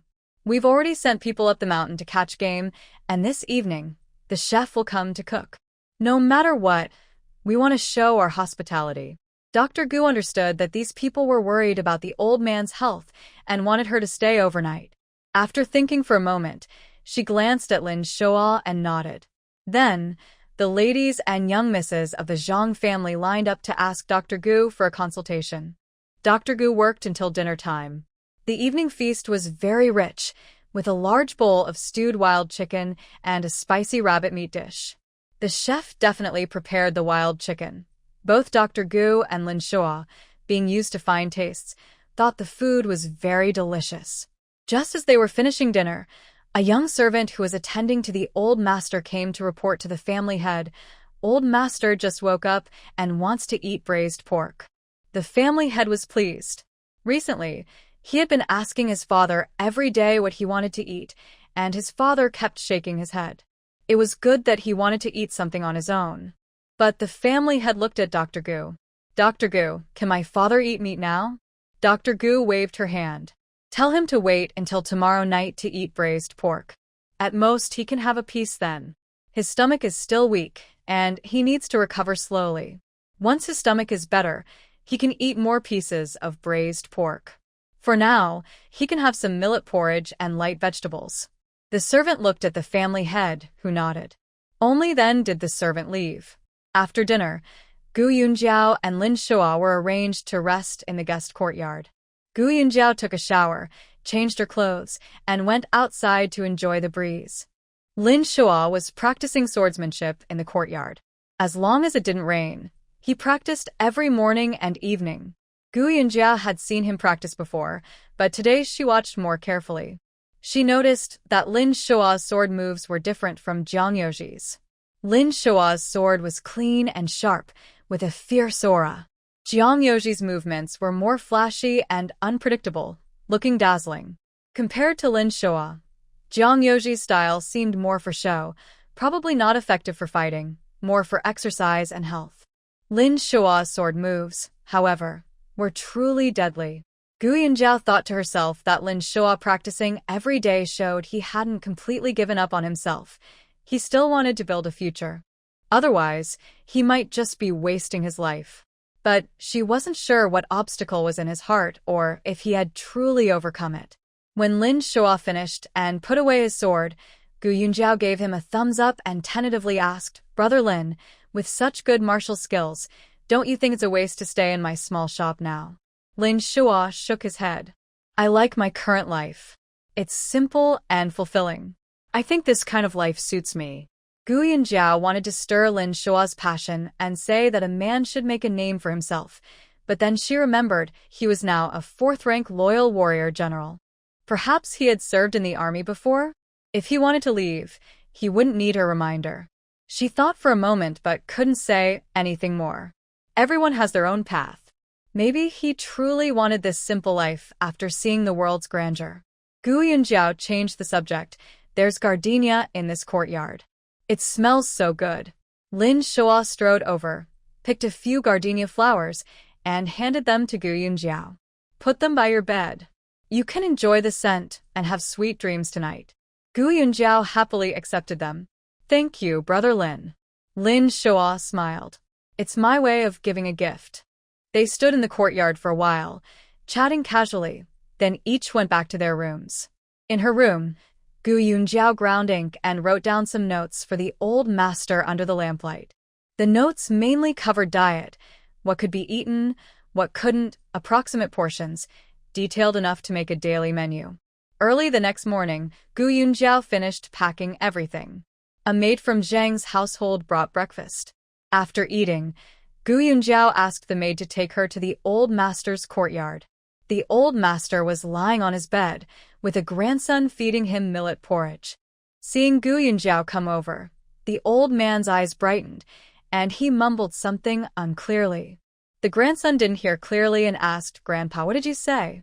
Gu Yunjiao chuckled softly. "The old man thinks your hands are too clumsy, so he wants a different girl to feed him porridge." The old man slowly nodded. "Yes, yes, yes." The grandson was quite surprised. "Dr. Gu, your hearing is really good." "I didn't catch that." Gu Yunjiao thought to herself that she was partly guessing. She saw the old man smile happily when he looked at the little girl beside him. Loving to look at beautiful women is a man's nature, and the old man can't do much else besides look. It's better to let him enjoy it, at least it makes him happy. The little girl took the porridge bowl and finished feeding half a bowl of millet porridge. At this time, the main family's eldest grandson and others came over to greet. After finishing the formalities with his family, Gu Yunjiao sat by the bed again to check the old man's pulse. His pulse was slightly stronger and a bit faster than yesterday. Gu Yunjiao withdrew her hand and smiled at the old man. "You should rest well for a few days, and you'll probably be able to walk around soon."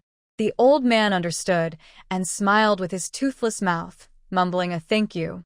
Gu Yunjiao got up and left, handing the family had her written notes and reminding him, "Today is hot, so don't let the old man wear too many clothes to avoid heat stroke. Also, don't let him catch a cold." Given the old man's health, even a small illness or a cold could be life-threatening.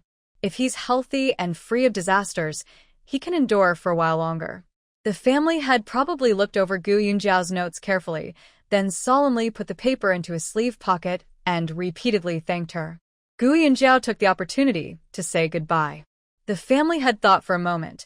The old man seemed to be doing a bit better, mainly because his spirits had improved. Last night and this morning, he had also eaten some porridge which was much better than usual. It showed that Gu Yunjiao was truly skilled.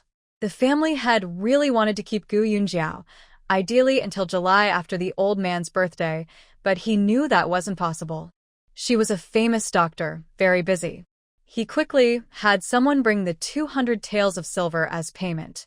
Gu Yunjiao didn't take it, and Lin Shua stepped forward to accept the money.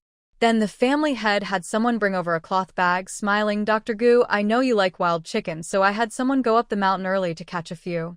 These are for you to take home and enjoy." It's clear that this family head is very thoughtful, which explains their prosperous family business. This gesture was even more appreciated by Gu Yunjiao than the 200 taels of silver.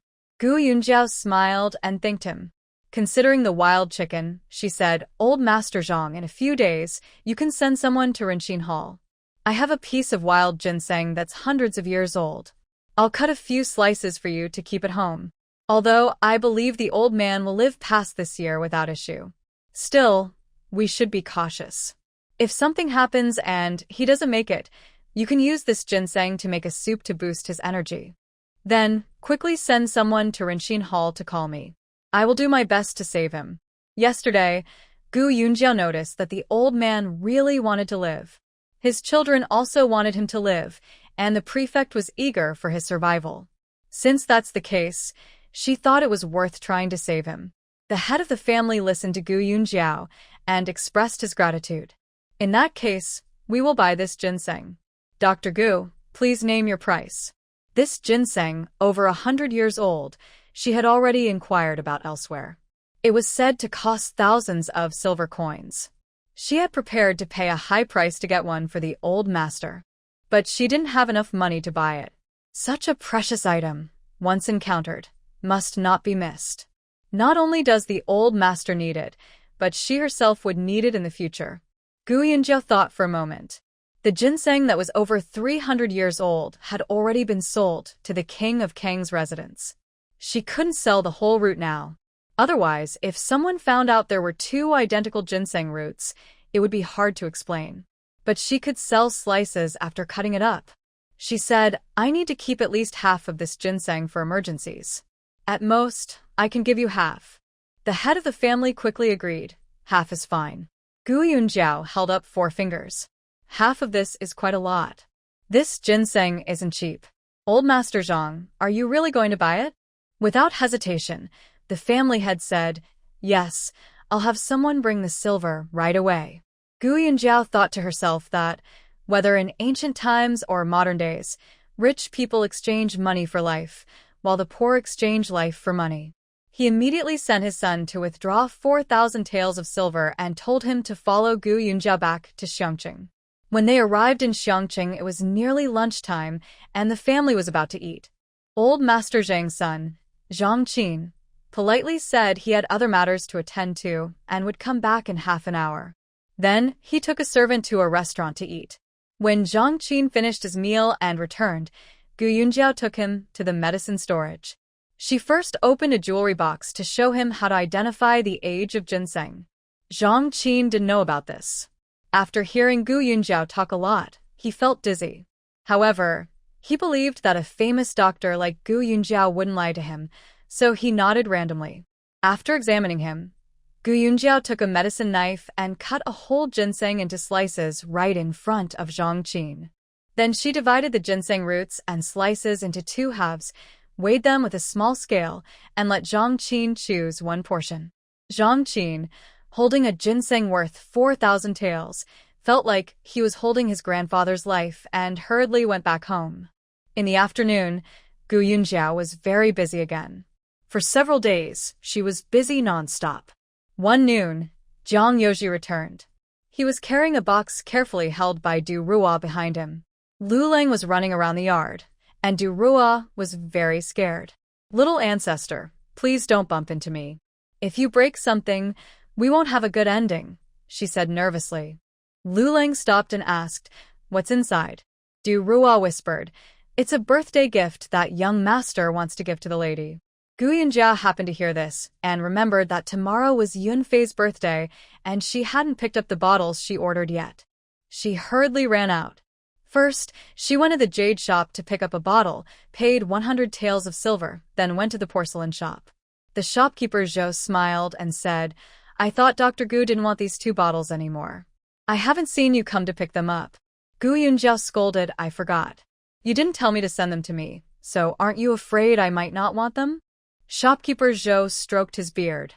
"These 2 bottles are among the best. They were made overnight with top-quality jailing clay. Many were fired, but only these 2 look decent, so I brought them to you. If you don't want them, I won't worry about selling them," she said. Gu Yunjiao thanked the shopkeeper, paid the money, and left. Outside, she saw Sun Zhonggui standing by the street. He looked up at the signboard above the shop, and his eyes seemed to shimmer with tears. Gu Yunjiao didn't greet him and hurried away. She knew Sun Zhonggui didn't like her, and she didn't want to hurt his feelings, so it was better to avoid him. At home, Gu Yunjiao opened both boxes. The porcelain shop had matched them with yellow rosewood boxes inlaid with mother of pearl. Inside were 2 small white porcelain bottles. One was painted with a few pink peach blossom petals and the other with a few blue chrysanthemum petals. The petals were painted with just a few strokes, but they made the plain white porcelain bottles look less dull. She held them up to the light and looked. The porcelain was delicate and semi-transparent, light in her hand, and the thickness met her standards.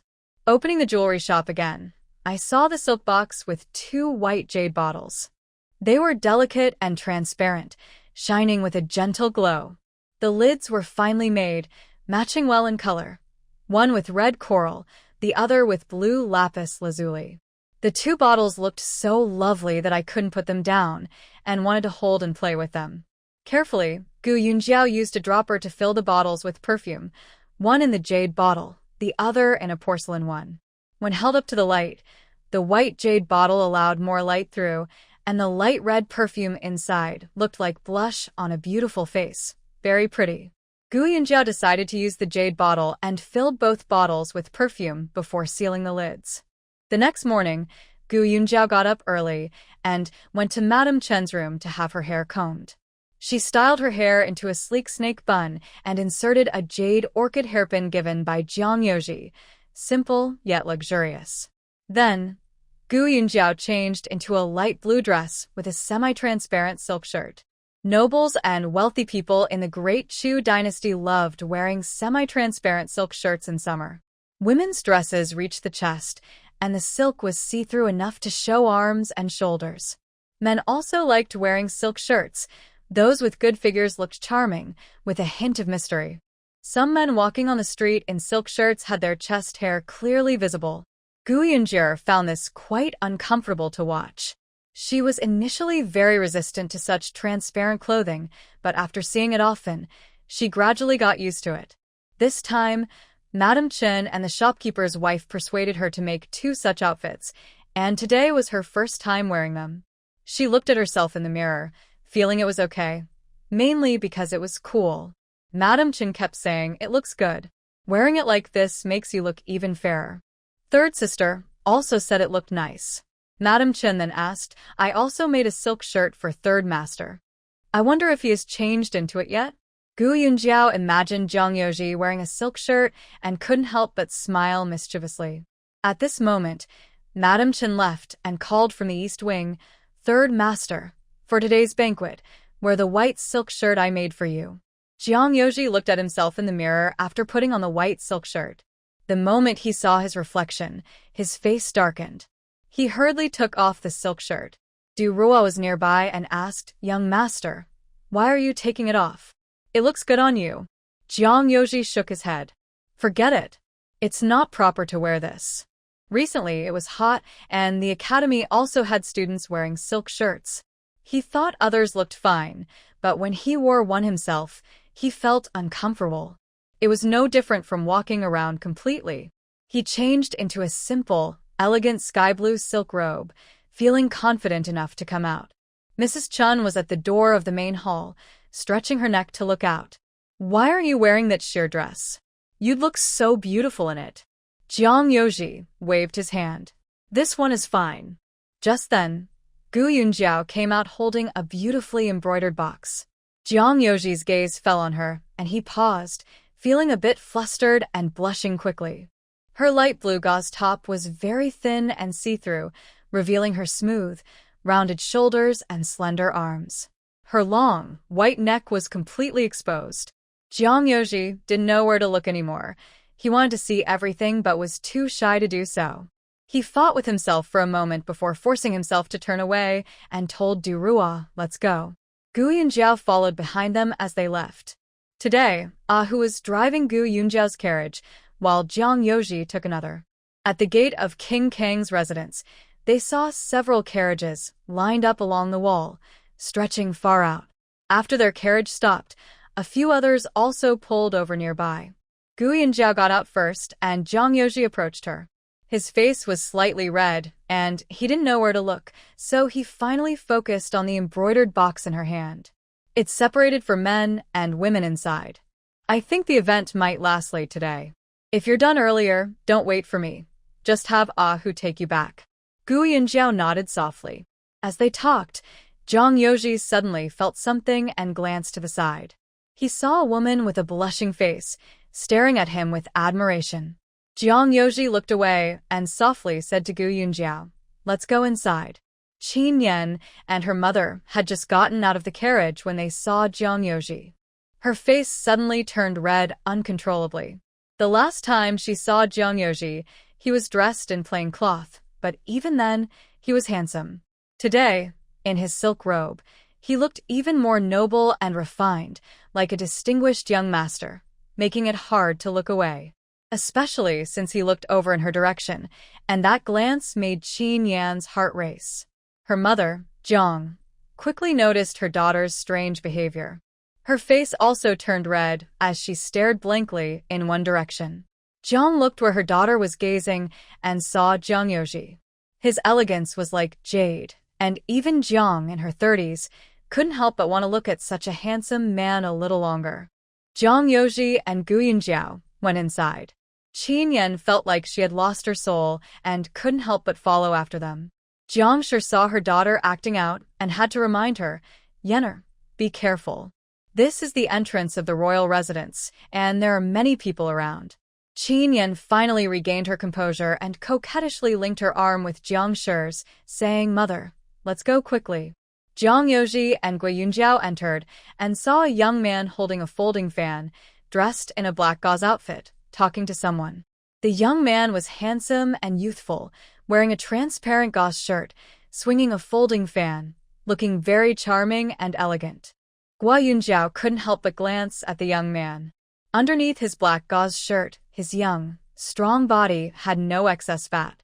Although she couldn't see his chest or abs from her angle, his slim waist and well-fitting clothes made him look very attractive. Jiang Yoji quickly noticed Gu Yunjiao looking at the man and felt a bit regretful. If he had known, he would have worn that gauze shirt too. He moved to stand in front of Gu Yunjiao, blocking her view. While he did that, the young maids and servants from the residence came to greet the guests.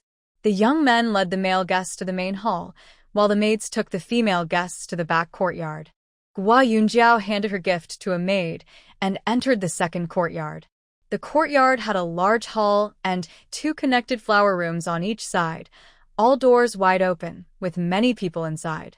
Gu Yunjiao looked around and didn't recognize anyone. Wait, there was one person she recognized. She saw Qin Yan, who was also looking at her. She didn't know what she had done to offend this girl, but now Qin Yan's gaze was unfriendly. Gu Yunjiao didn't bother with her and found a place to sit down. After sitting for a while, she heard a palace maid call out, "Empress Yun has arrived." Everyone around stood up. Gu Yunjiao quickly stood as well. She was about to kneel when she heard a gentle voice say, "Today, no need for formalities. I dislike these complicated rules." Before she could kneel, Gu Yunjiao straightened her body. Empress Yun entered and sat in the main seat, glancing around the room with a smile and nodding. Seated below her was a young woman, beautiful and charming, whom Gu Yunjiao guessed was the princess consort of King Kong. Last time, she had received a new outfit made by her but hadn't thanked her. After sitting down, Empress Yun's attendants began to invite the guests to pay their respects, starting with the women related to her family, then the women related to the princess. Throughout, Empress Yun did not ask anyone to kneel, only offering a respectful bow. After the bow, it was another person's turn. It was like an assembly line, with everyone in the hall taking turns to offer birthday wishes. Soon, a maid came over to Gu Yunjiao, guiding her to stand up and wait at the front. After the people ahead finished their greetings, the maid quickly pushed Gu Yunjiao forward to fill her spot. The arrangement was so perfect that Gu Yunjiao admired the palace's planning. She smiled warmly, bowed to the Yun consort, and exchanged a few lucky words. The Yun consort waved for her to come forward, which drew many eyes toward her. Usually, when many people offer birthday wishes, the Yun consort just smiles and nods. Only very distinguished guests or favored juniors get to exchange a few words with her. Previously, only a niece from the Yun consort's family was called to speak briefly. Gu Yunjiao was the second person to receive this honor. At that moment, the Queen Dowager's consort, the King of Kong, looked at Gu Yunjiao with a bright smile. Gu Yunjiao stepped forward to bow and said a few lucky words, while the maid holding her gift also stepped up. The maid handed the birthday gift to the Yun consort, who smiled and chided, "I asked someone to send you an invitation, not to let you spend too much. I'm happy you came, so there's no need to bring a gift." Gu Yunjiao liked the warmth she felt from the Yun consort. She knew her words weren't just polite talk. Given her status, it wasn't necessary to do more. She sincerely smiled and said, "It's nothing valuable. I made 2 bottles of perfume myself for your majesty to enjoy." Oh, Perfume? What's that new thing? The Yun consort heard the unfamiliar word and beckoned to her maid. "Bring it here, so I can see." The maid opened the box and showed it to the Yun consort. She delicately picked up the red bottle of perfume. "Wow, this bottle looks so nice." The maid next to her opened the lid, and a lovely scent wafted out. "Wow, it smells so good." The Yun consort sniffed and smiled. "How do you use this perfume?" Gu Yunjiao explained, "Your Majesty can spray a few drops on the inside of your wrist or apply it to your neck." The Yun consort took another sniff. "This smell is really nice. It reminds me a bit of gardenia flowers." Gu Yunjiao nodded happily. "That's right. The perfume is made from several genes of gardenia flowers, but it also has some other fragrant ingredients mixed in." The Yun consort signaled her maid to close the bottle and took it into her hands, loving the scent. "I like this smell. I was born in the season when gardenia blooms, and I love this fragrance the most." She stroked the bottle gently. "This perfume smells much fresher than those with a smoky or fiery scent." She looked at Gua Yunjiao with gentle affection. "You're quite thoughtful." Gua Yunjiao smiled and said, "If the princess likes it, I will make a few bottles of osmanthus flower perfume every year when it blooms." Princess Yun was even happier. "That would be wonderful. Thank you." She noticed others waiting to pay their respects and said playfully, "When you have some free time later, we can talk more." The maid led Gua Yunjiao downstairs. At that moment, Princess Kong stood up, took Gua Yunjiao's hand, and led her aside. She looked her over carefully. "It's a pity I only saw you today." She smiled warmly. "Last time you visited the residence, I heard they said you look a lot like me, with similar height. Now that I see you, it's true." Gua Yunjiao also looked at Princess Kong carefully. Both had strong features and prominent features, so they did resemble each other a little. She smiled and bowed to Princess Kong. "I haven't thanked you yet for the beautiful outfit you gave me last time. I wore it home, and my family said I looked nice." Princess Kong held Gua Yunjiao's hand. "There's no need to thank me." She sighed. "You're so young, yet so talented. You're also very pretty. I wish I had a sister like you." The maid nearby smiled and said, "Gua girl already looks like the princess." If people say she's the princess's sister, no one would doubt it. Princess Kong looked at the maid, who understood immediately. "I think the princess might as well adopt her as a younger sister." Princess Kong smiled happily and nodded. "That's a good idea. From the moment I saw Gua girl, I liked her. I wonder if I have the luck to be your sister." Gua Yunjiao's mind was filled with mixed thoughts. Princess Kang's intention to adopt her was probably for a reason, either because of her healing skills or some other purpose. It wasn't just because they looked alike. That was just an excuse. And she couldn't refuse without offending the princess. Refusing would mean offending her. So she simply nodded with a surprised look and said happily, "If I can become your younger sister, it would be the greatest blessing of my life." Princess Kong took her hand. It's settled then. From now on, don't call me princess, just call me sister. The princess decided to accept Guo Yunjiao as her sister because last night, King Kong mentioned it to her. The more Princess Kong interacted with Jiang Yoji, the more she admired his talent. She was eager to build a good relationship with him. A prince who is a lord himself, Jiang Yoji's close relationship with him is not really a good thing. Once Jiang Yoji bears the mark of King Kong, he might be wary of him after entering the court through the imperial examination, making it hard for him to gain favor. King Kang's influence at court is quite limited, so he might help Jiang Yoji at first, but that may not last. Jiang Yoji is so clever that he naturally understands this, so he still chooses to associate with himself. King Kong increasingly believes that Jiang Yoji is a trustworthy person. Now, Jiang Yoji's position in his heart is almost as important as that of Mr. Liu, who is both a teacher and a friend. He saw that day that Jiang Yoji's heart was already set on Dr. Gu, so he told the queen consort to take extra care of Dr. Gu on her birthday tomorrow. Worried that the queen consort might misunderstand, King Kong specifically told her about this matter. The queen consort is very smart and quick-witted. When she saw that Yun Fei seemed to favor Gu Yunjiao and that her husband also valued Dr. Gu, she quickly made this decision. Her personal maid, who shares her thoughts, agreed with her, and her younger sister accepted this. Now, the queen consort was holding Gu Yunjiao's hand, increasingly pleased and fond of her. She also thought that Gu Yunjiao's excellent medical skills would be useful someday. Seeing this, accepting this girl as a sister was truly a 3-in-1 benefit. From a distance, Qin Yan watched this and rolled her eyes in displeasure. This girl just happened to cure Yun Fei's mother once, a country girl who gained the favor of Yun Fei and the queen consort. She found her annoying. When the banquet started, the queen consort suddenly changed the seating arrangement, placing Gu Yunjiao among her family women. The queen consort's 2 sisters-in-law had already been instructed, and during the meal, they treated Gu Yunjiao very warmly, calling her little sister affectionately. Gu Yunjiao's cheeks ached from smiling so much. After the banquet, Gu Yunjiao said she had other matters to attend to and quickly took her leave. Dealing with these scheming noblewomen was more tiring than treating 10 or 8 patients. She rode away in a carriage pulled by Ah Hu, with another carriage following behind. Qin Yan sat inside the carriage, hugging her mother's waist, and pouted, "Mom, please, go find someone to propose marriage to him. He's a talented scholar from Yulu Academy and has good relations with the prince. His future is definitely bright." Qin Yan was just joking to cheer her mother, but unexpectedly, her words hit the mark.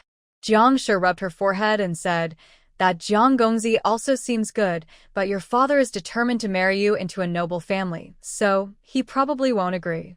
Qin Yan pouted and said, "I don't care. Anyway, I won't marry anyone except young Master Jiang." Mrs. Jiang looked at her helplessly and said, "Stop talking nonsense. He might not even like you." Qin Yan stubbornly replied, "That's impossible. My grandfather is the president of the Xiangqing Medical and Pharmaceutical Association, and my father is a 6th-rank official. Our family has a good background and strong financial support. I am also talented and pretty. What kind of man wouldn't want to marry me?" Mrs. Jiang sighed.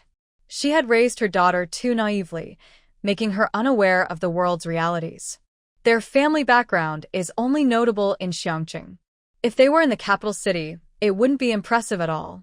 Mrs. Jiang knew that some young scholars, even if they were a bit older, wouldn't marry right away. They would keep 1 or 2 young men in their homes, waiting to be chosen by wealthy families after passing the imperial exams. In the capital, noble families often had nephews who were not talented. These families would wait until the young scholars passed the exams, then choose those with less family background to marry their daughters. Later, the family's influence in official circles would help support the son-in-law, who would then help the family rise further. Some families just wanted to find a good match for their daughters, young, handsome scholars, helping them get ahead so their daughters could have a better life. With young Master Zhang's looks and charm, if he passed the exams, he would likely be highly sought after in the capital. The Qin family had little influence in official circles, and her husband hoped their daughter would marry into a noble family to help them. But the Qin family's support for a son-in-law was limited. If young Master Zhang was smart, he probably wouldn't agree to this marriage. Qin Yan twisted in her mother's arms and said, "Mom, just agree, okay? Don't tell Dad yet. Once the marriage is settled, he won't be able to do anything." Mrs. Zhang scolded, "Nonsense. Such a big matter can't be kept from your father. After we return home, I'll have the servants send a letter to your father to see what he thinks." Hearing this, Qin Yan hurriedly said, "Then, Mom, don't forget to praise young Master Zhang in the letter." Mrs. Zhang sighed and said, "Got it. Why did I have such a silly daughter?" Gu Yunjiao returned safely and went to the warehouse to prepare some floral water herself. Making floral water was simple. Add some pure dew, mix in a little perfume, include mosquito-repelling ingredients, and finally dilute with distilled water.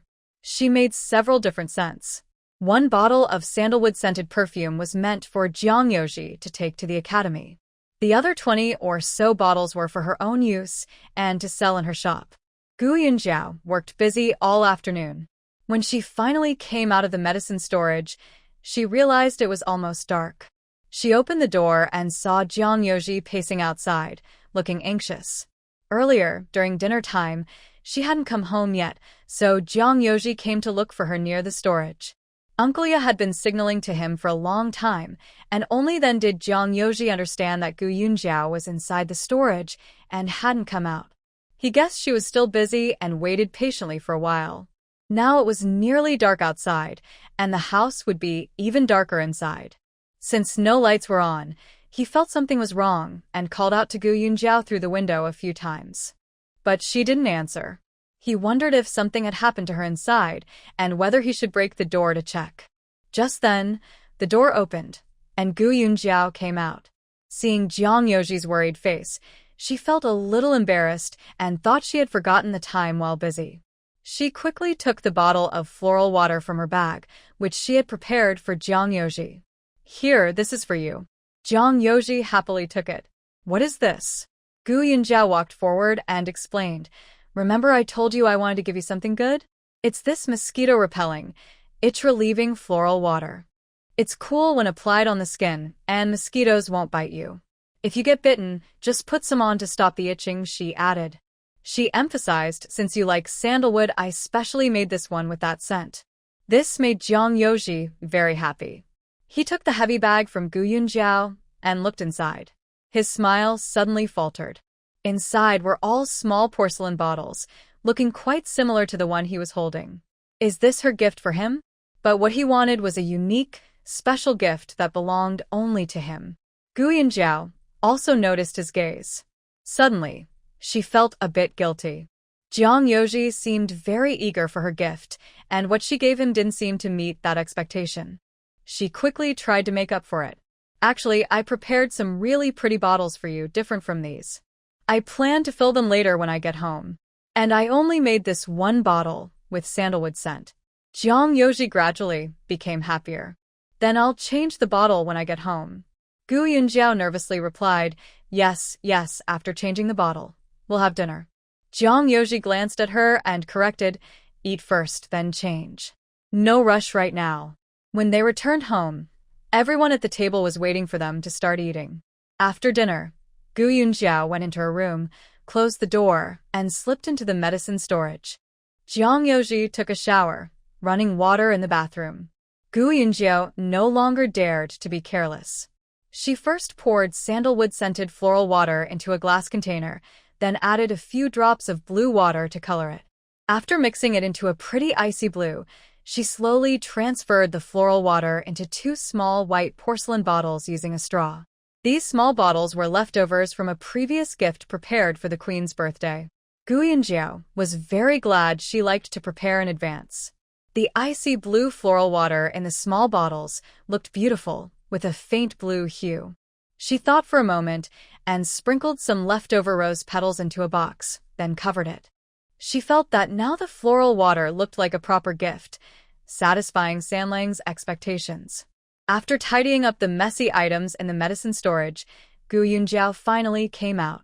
She walked toward the east wing, just about to knock on the door when it suddenly opened. Standing at the door was Jiang Yoji. Gu Yunjiao looked at him, nearly feeling her nose bleed. Jiang Yoji was dressed in a white gauze robe. Although it wasn't very bright in the yard, under the moonlight and candlelight, Jiang Yoji's figure was clearly visible. Before his leg broke, Jiang Yoji used to wake up early every day to practice swordsmanship. Though it was mostly fancy moves, he had always kept in good shape. Since his leg broke, Jiang Yoji had been lying in bed, eating well, and had gained some weight, looking puffed up. Now Gu Yunjiao didn't allow him to practice swordsmanship, so he practiced the 5 animal frolics every morning slowly. His figure gradually returned to its former shape. He had broad shoulders, bulging biceps, a slightly raised chest, and faint abdominal muscles. His body was free of any excess fat, with a perfectly proportioned figure. Gu Yunjiao's gaze unintentionally slid downward again, slim waist, then further down.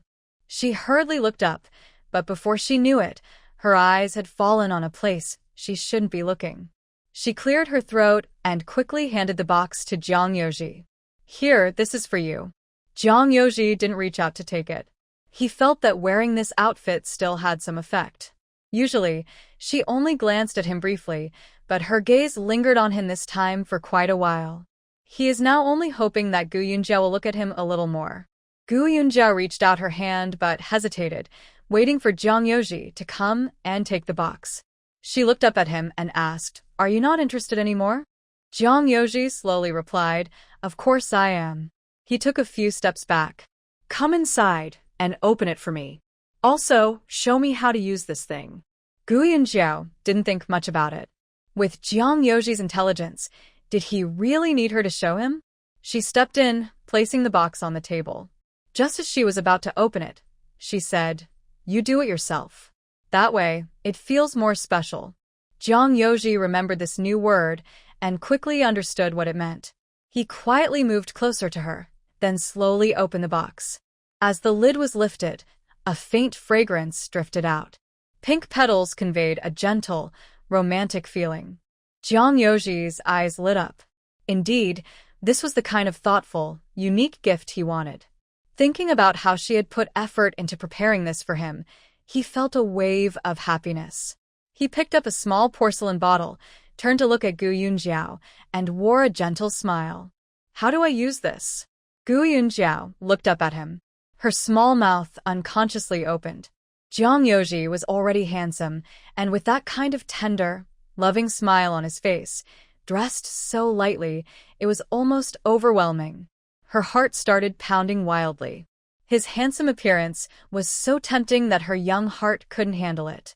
She took a step back, creating some distance between them, and stammered, Just open the lid and apply it on your body. I have something to do. I'm leaving now." She hurriedly headed outside. Jiang Yoji reached out to stop her, but outside, Chen's voice called, "Jiao Jiao, where is that mosquito-repelling flower water you mentioned? I want to put some on Sanya." Jiang Yoji's hand froze midair as he watched Gu Yunjiao leave. He felt a bit frustrated. He thought he was just a little closer to something, but he didn't know exactly what. Still, it was just a little more. The next day, Jiang Yoji didn't go to the academy. He spent the early morning wandering around the yard in a gauze robe. First, Chen smiled and said, "I knew you'd look good in this."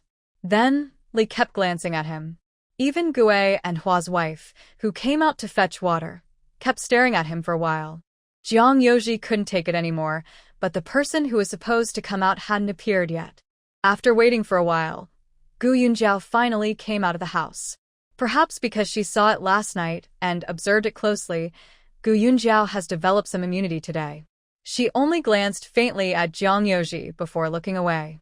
Meanwhile, the other women in the yard, Madame Chen and Madame Li, were still staring at Jiang Yoji. Even third sister and Ingzi were watching him with interest. Jiang Yoji felt something was wrong. He was dressed in this outfit not for their viewing, but unfortunately, they weren't paying attention to what they should, and were looking at what they shouldn't. He quickly went back to his room to change out of this outfit and put on a regular robe. Madame Chen glanced at him and left. Madame Li also took a quick look and went inside. Third sister and Ingzi went to kick the shuttlecock. Jiang Yoji let out a sigh of relief. Now everyone looked normal again. Today, Gu Yunjiao didn't need to see patients and had no appointments. The backyard had already been repaired, and it was scheduled to be moved there today, as arranged a few days ago. After breakfast, Shen Qing went to call the porter, who arrived shortly after. They moved some furniture and bedding to the backyard. In the back courtyard, there was a row of upper rooms. Madame Chen and Madame Li each had a room, and third sister stayed in the side room next to Madame Chen's. Gu Yunjiao occupied 3 rooms in the east wing, one as a study, one as a bedroom, and one temporarily empty. In the west wing, Guohua and Ingzi shared a room. 2 other rooms were empty, with furniture already arranged, waiting for the ladies' maid to arrive so they could move in. Jiang Yoji lowered the screens and doors at the front and reinstalled them in Gu Yunjiao's bedroom.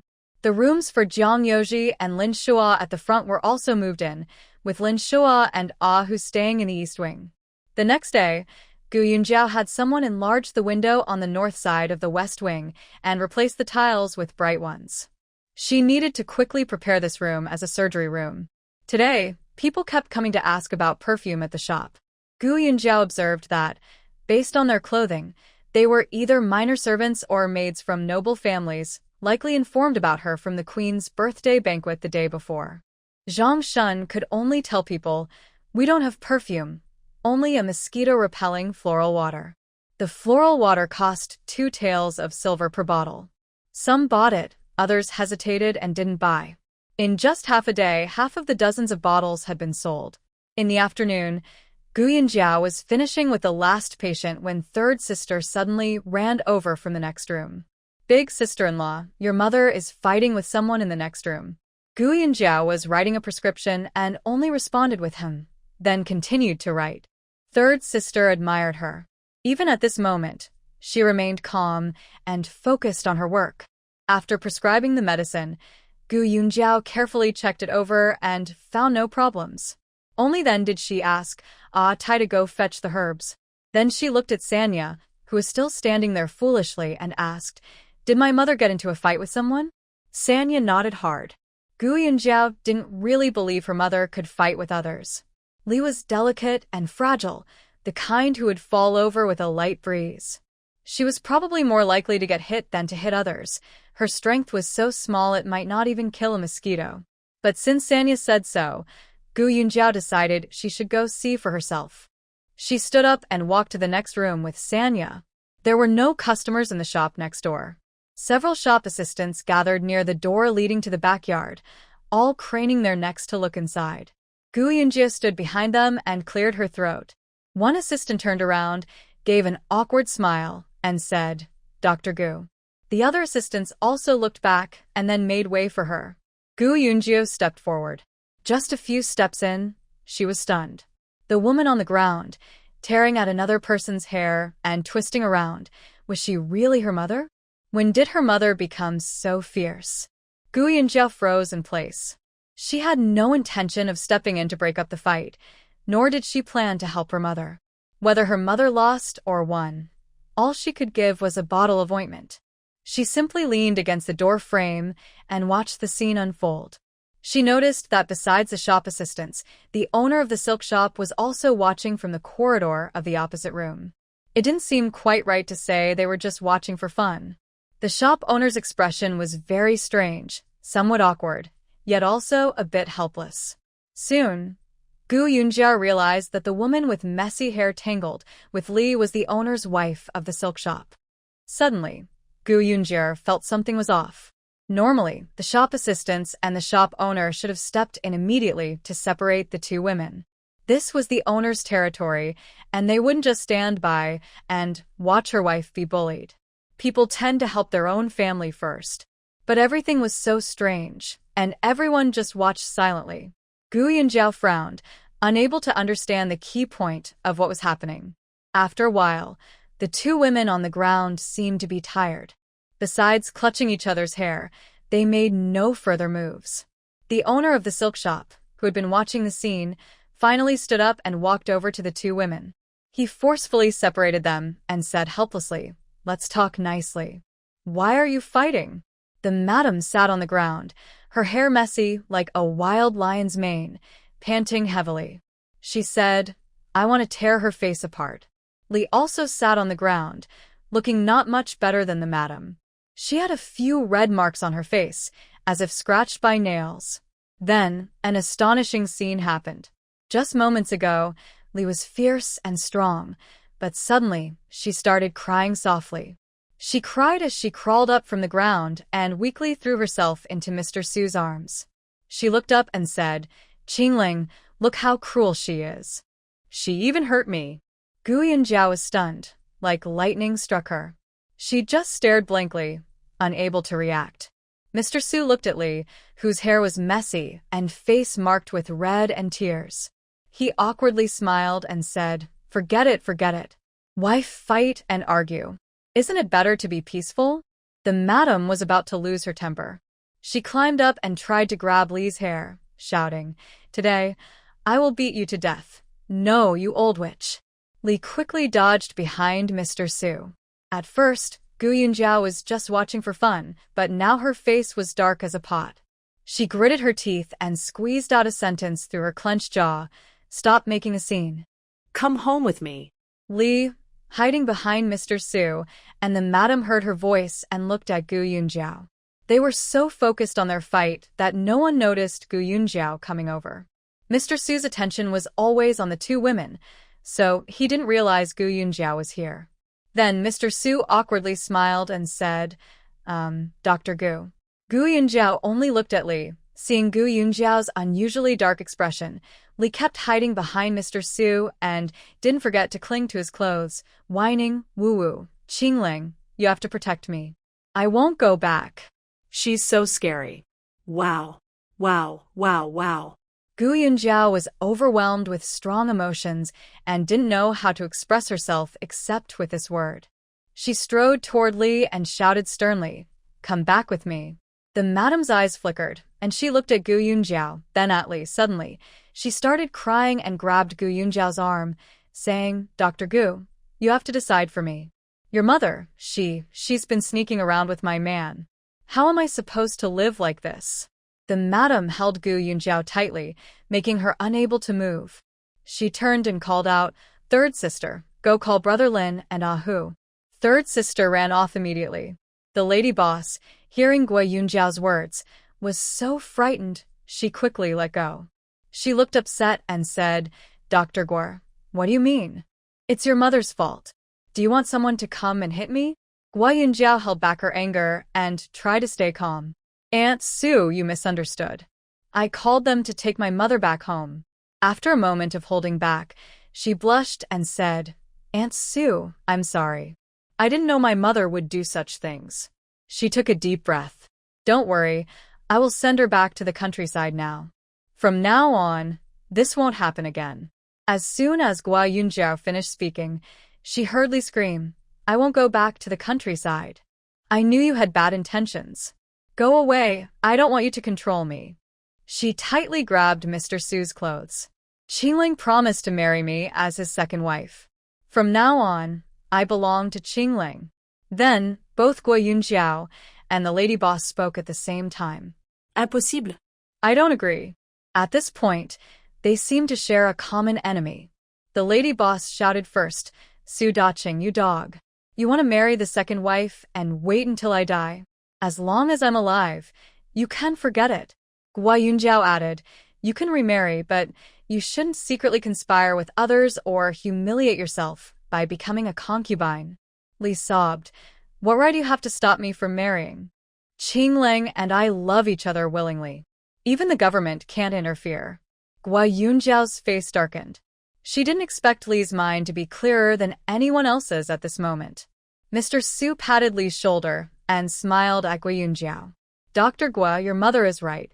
This is a matter of love and consent. You have no reason to stop them." Gu Yunjiao was about to faint from anger. Suddenly, a cold voice sounded nearby. Are you going to completely abandon us, brother and sister? She was startled and saw Guichuan standing nearby. Although he was trembling, it was clear he was trying hard to control his emotions. She looked back further and saw Lin Shua and Ah Hu standing awkwardly behind. When the third girl went over to call them, Guichuan had just come back from school. He hadn't planned to come but was pulled over by Lu Lang, who liked to watch the fun. Guo Yunjiao knew very well how Guichuan felt now. She was extremely upset, and his emotions were probably even worse. She had long stopped thinking of Li as her mother, but Guichuan was different. When Mr. Su heard Guichuan's words, he forced a smile and said, "That's not entirely true. Even if she stays with me, she's still your mother." He still had one more thing to say: you could have another father. At this moment, he still favored the Li family. Recently, Li often came to his shop to look at silk and make clothes. Over time, they became familiar. He heard that Li was a widow. Seeing that she still had some charm, Boss Su tried to flirt with her. To his surprise, they quickly got involved. He originally only intended to have a temporary marriage with Li, but after being close to her, he found he couldn't quite let go. Li was soft and smooth, with fair, delicate skin, like fine silk, which made him love her deeply. He even started thinking about marrying Li as his second wife. When he told Li this, she almost agreed without hesitation. Li said that Gu Yunjia was not good to her, and she couldn't rely on her. Since Gu Chuan was still young, she only had him to depend on.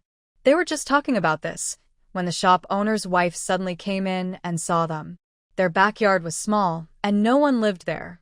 Sometimes, the shop owner's wife came to help, but not always. Could the shop owner's wife tolerate this? She rushed over and started hitting Li. The two women began to fight. Boss Su felt that both women belonged to him, so helping one or the other didn't seem right. He just sat on the porch and watched. At this moment, Boss Su comforted Li, saying, "Go home first. We'll talk about this later." Li cried and shook her head. "I won't go back. You don't know how fierce my daughter is. She won't let us be together. Qingling, why don't you marry me today?" The shop owner's wife was so angry, she almost exploded. She rushed over and started hitting Li again, calling her, "You shameless woman. Old witch. I'll tear your face apart. What are you still trying to people for?" Li didn't fight back anymore. She just collapsed into Boss Su's arms and cried.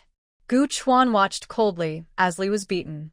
To him, today's scene was no different from the one in front of the ancestral hall that day. Li's actions hurt him even more. For a boy, a mother's betrayal of his father was like a betrayal of himself. Gu Yunjiao didn't bother to step in or stop them. Besides feeling embarrassed, she had no other feelings. At this moment, Boss Su protected the fragile Li in his arms and impatiently scolded the shop owner's wife. "Enough, stop fighting. You're acting like a madwoman." Seeing her husband shielding Li, the shop owner's wife couldn't hold back her resentment. She sat down on the ground and started crying loudly. Li sobbed in Boss Su's arms, and he held her tightly. The scene was almost too much to watch. Gu Yunjiao really wanted to poke her own eyes out. Gu Chuan's face turned pale, and he shouted harshly, "Do you have any shame left?" Now, he was just like Gu Yunjiao, unwilling to call her mother anymore.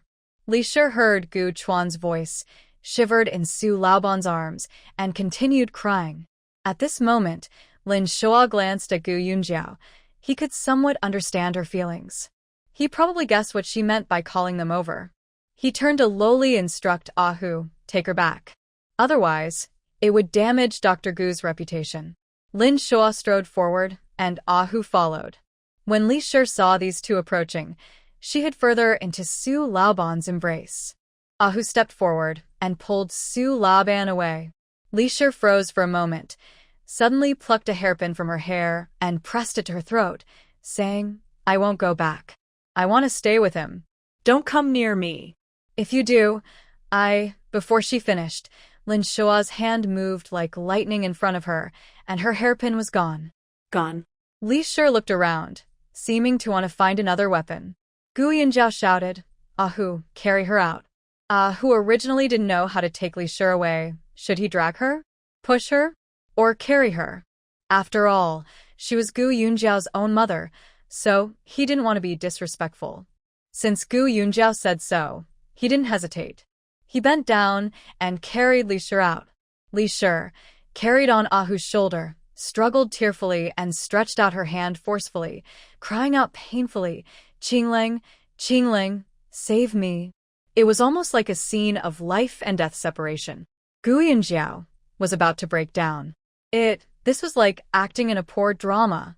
Li Shi was the typical heroine of a poor drama, but Su Laoban was not the hero. He looked at Lin Shuo with fear, not daring to step forward. Lin Shuo walked over, tapped Li Shi on the back of her head, and she immediately fell silent. When Gu Yunjiao learned acupuncture, she studied the acupoints and knew that the point Lin Shuo tapped was called yamen. With just a touch, he could make Li Shi lose her voice, showing he had internal strength. Who carried Li Shi to the backyard and was told by Gu Yunjiao to throw her in the main hall. Who quickly released the pressure on Li Shi's yamen point and left. Mrs. Chen looked around at the second door, then closed the courtyard gate from behind. Li Shi, either exhausted from all the trouble or realizing she couldn't escape, sat on the ground crying. Gu Yunjiao looked at her with great frustration. She now regretted not sending her away earlier. She left the Li family, hoping that Gu Chuan could receive some maternal love and grow up healthily. But deep down, she had another worry. Once Li returned to her hometown, their family's affairs in Xiangqing would no longer be hidden. It wouldn't be long before the Jiang family found out she was running a pharmacy and that Jiang Youji was on good terms with the prince. Given the greed of the Jiang family, they would surely come to Xiangqing to find them. Although it was inevitable that the Jiang family would come, Gu Yunjiao still wished for this day to be delayed. Her household registration had already been separated from the Jiang family, so they could part ways legally. But Jiang Youji couldn't. If he did anything slightly against their wishes, he would be accused of ingratitude. He was preparing for the imperial exams and couldn't afford such a bad reputation. Now, she felt helpless and could only focus on this matter first. Li must leave, or else more problems might arise. However, since it was already late today, she decided to wait until tomorrow. They needed someone reliable to send Li back home. Gu Yunjiao wanted to go herself and had some things to tell her two uncles. But it would take 7 or 8 days for her to go and return. She still had many tasks and patients to attend to and couldn't afford to delay. Suddenly, Gu Yunjiao turned to look at Gu Chuan. He was standing there silently, looking at Li with indifference. Seeing his expression, she felt a bit distressed. She walked over and hugged Gu Chuan. "Xiao Chuan, don't blame her. Blaming her will only hurt her own health." She was a medical student and knew that negative emotions like hatred and resentment could affect one's body. There was a big brother who lived next door, whose parents divorced. He lived under his stepmother's care, spoke little, and grew increasingly gloomy. When he just got married, he was diagnosed with cancer and passed away within 2 years. The Huangdi Neijing says that all diseases originate from qi, energy. This is true. Anger harms the liver, happiness harms the heart, sadness harms the lungs, overthinking harms the spleen, and fear harms the kidneys. Even in modern times, American medical research shows that people who get angry often experience accelerated brain cell aging, which leads to overall physical aging. Gu Yunjiao sighed. Today's incident with Li had deeply hurt her heart, liver, spleen, lungs, and kidneys. She gently stroked Gu Chuan's back. "You need to understand me.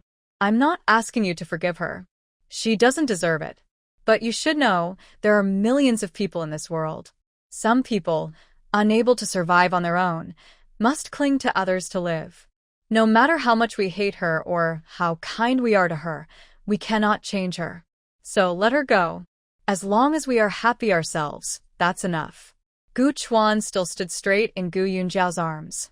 He said coldly, "Aren't my sister and I enough to support her?" Gu Yunjiao pointed to her heart. "Some women, no matter how much money they have, can't feel safe. She can't be her own boss. She needs a man to be her sky, her main support. Neither you nor I can be her sky. Gu Chuan still couldn't understand Gu Yunjiao's words, but his stiff body gradually softened in Gu Yunjiao's embrace. He hugged Gu Yunjiao tightly. Sister, why can't our mother be like Annie Chen? He buried his head in Gu Yunjiao's shoulder, his voice muffled. Gu Yunjiao sighed. A long time ago, I asked myself that question too. Then I realized I can't blame others. I can only blame myself for not opening my eyes when I was born, for choosing a mother who didn't love me. So, Xiaochuan, next time we are reborn, we must open our eyes wide and choose a gentle, kind mother who loves us. Li Shi was crying at first. Hearing the conversation between the siblings, she didn't know when she stopped crying. Just as Gu Yunjiao was about to help Gu Chuan stand up, Li Shi suddenly said, "It's you. It's all your fault that I am like this. It's your fault for treating me badly. I felt I had no support, so I thought of finding a man to marry." Gu Yunjiao stood up with a cold smile. "You have no right to say these things. What have I done wrong to you? Did I shortchange your food or clothes? Take the summer shirts, I made 5 or 6 sets for you, all silk clothes worth about 10 taels of silver each. I paid the bills from the neighbor's account." Even when she didn't give Li Shi gold jewelry last time, Chen made 2 heavy gold bangles, and when she returned, she took one and put it on Li Shi's wrist. "My sister's hands are fairer, and she looks better wearing it." Gu Yunjiao knew all this later, but didn't say anything. If she had been unkind, she truly hadn't been unkind to Li Shi. Gu Yunjiao simply never regarded Li Shi as her mother. Usually, she was too lazy to even speak to Li Shi. She came and went as if Li Shi were air.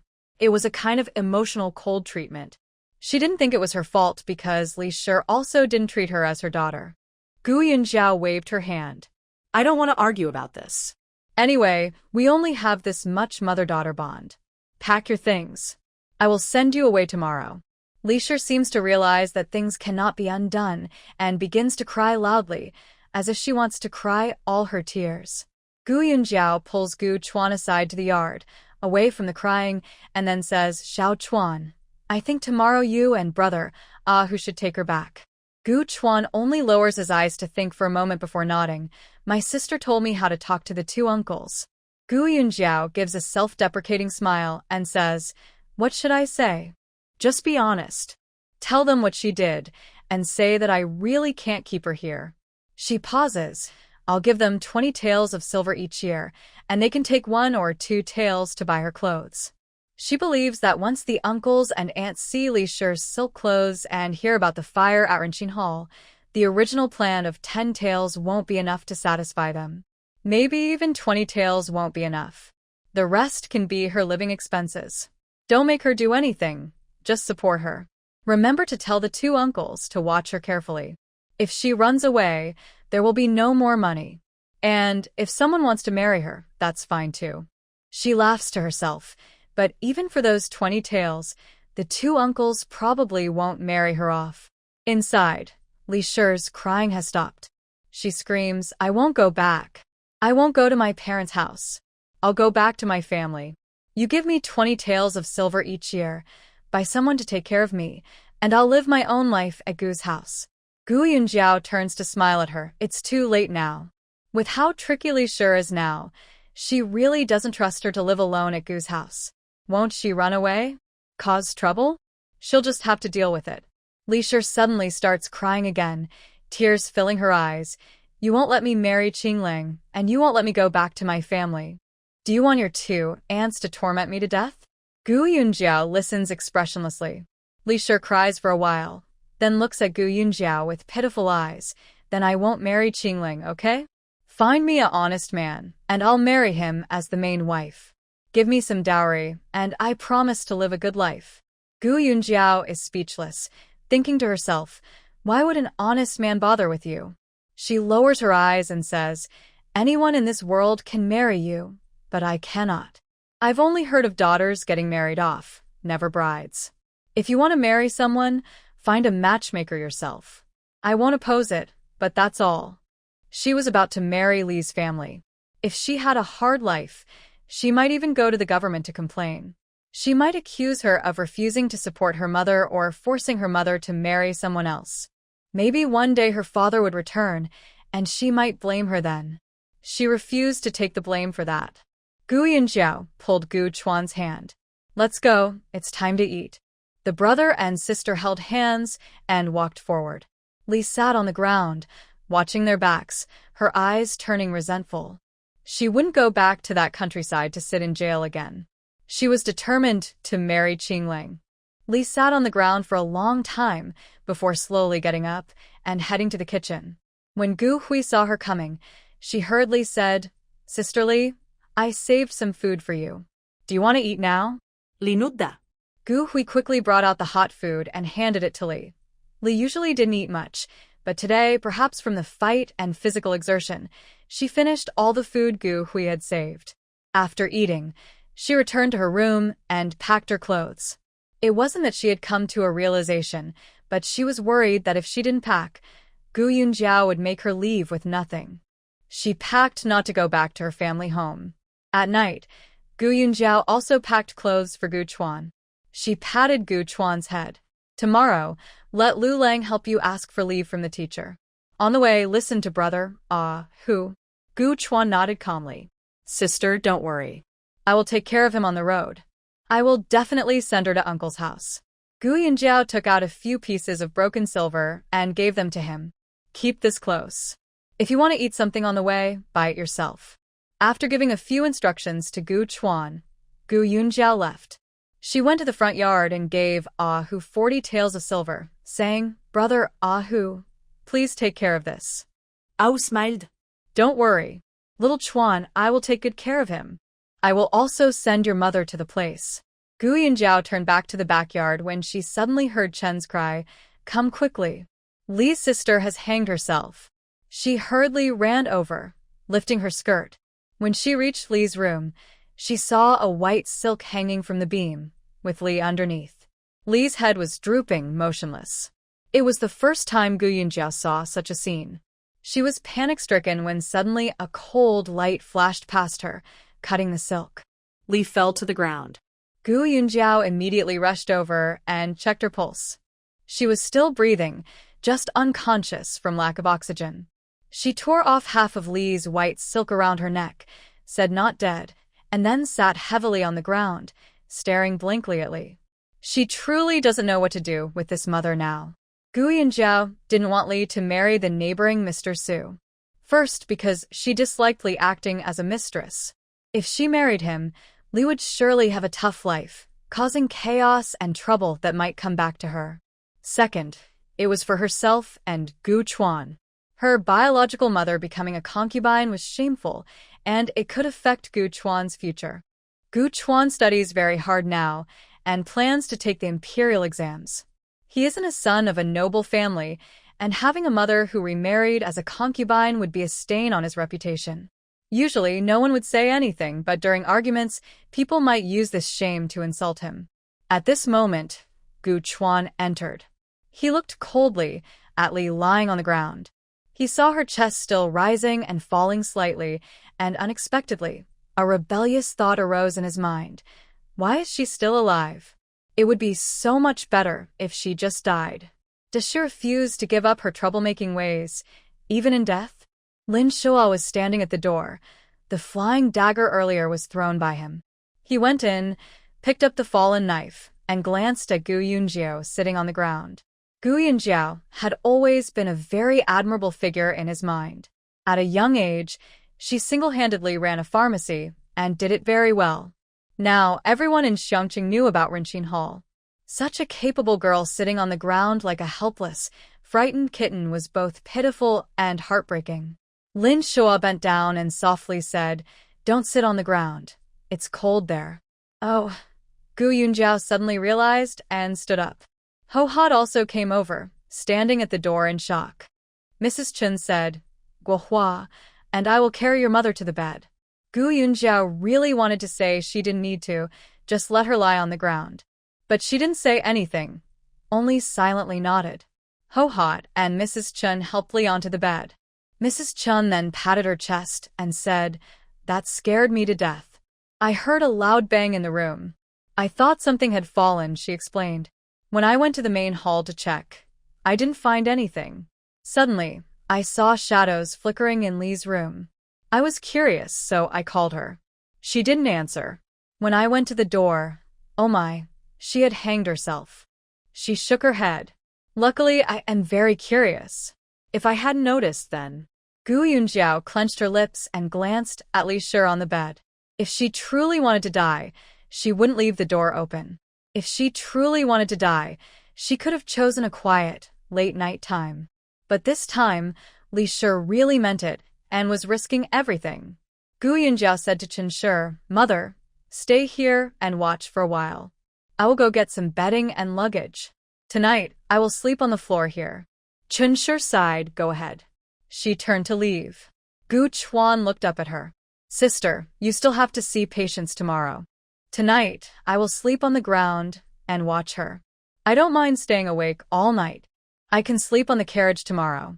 Gu Yunjiao touched his face. "Little Chuan, you're the best brother in the world." Gu Chuan actually looked a bit happy. "Really?" Gu Yunjiao nodded firmly. "But you're still a child. If you stay up all night, you won't grow taller. Let your sister do it. Also, go back to your room and bring out your luggage. Tomorrow, you will go to school with Lu Lang." Gu Chuan's face changed. "Aren't you taking her to uncle's house? Does sister agree to her marrying someone else to be a concubine?" Gu Yunjiao patted his head. "No. I want to wait a few days until I finish seeing my current patients, then I will take her back myself. You're still a child. This is something your sister should handle." Gu Chuan pursed his lips. "Then I will go with sister." Gu Yunjiao nodded. "That's fine." She first went to tell who that they wouldn't leave tomorrow. Then, after washing up and packing her bedding, she went to Li Shi's room. Chen Shi and Ho Hot were there. Li Shi was still with her eyes closed. After Chen Shi and Ho Hot left, Gu Yunjiao closed the door. Just as she was about to spread her bedding on the floor, she heard a knock.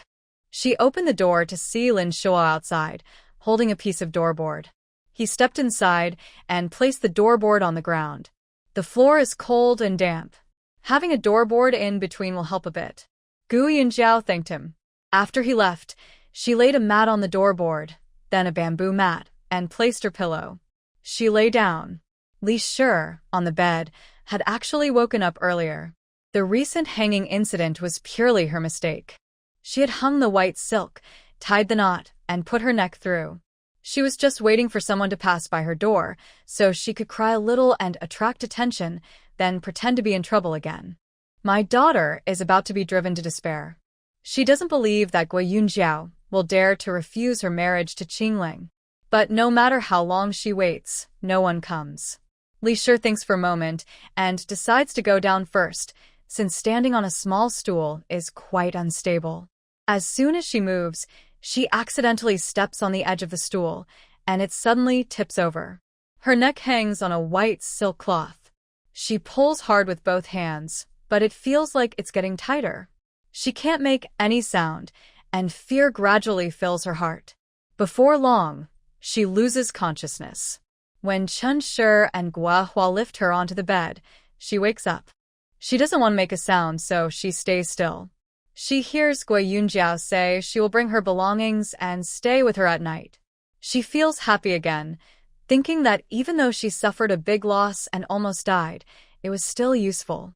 Gu Yunjiao is still worried she might die. Li Shi opens her eyes from the darkness. Her throat feels sore, and after swallowing saliva, she finally speaks. "Anyway, I won't go back to the countryside. If you insist on sending me back, then be prepared to find my body." Gu Yunjiao remains silent. She was deeply shocked when she saw the scene of someone hanging themselves. The impact was too strong. She reflects on whether she went too far, forcing her own mother to the point of despair.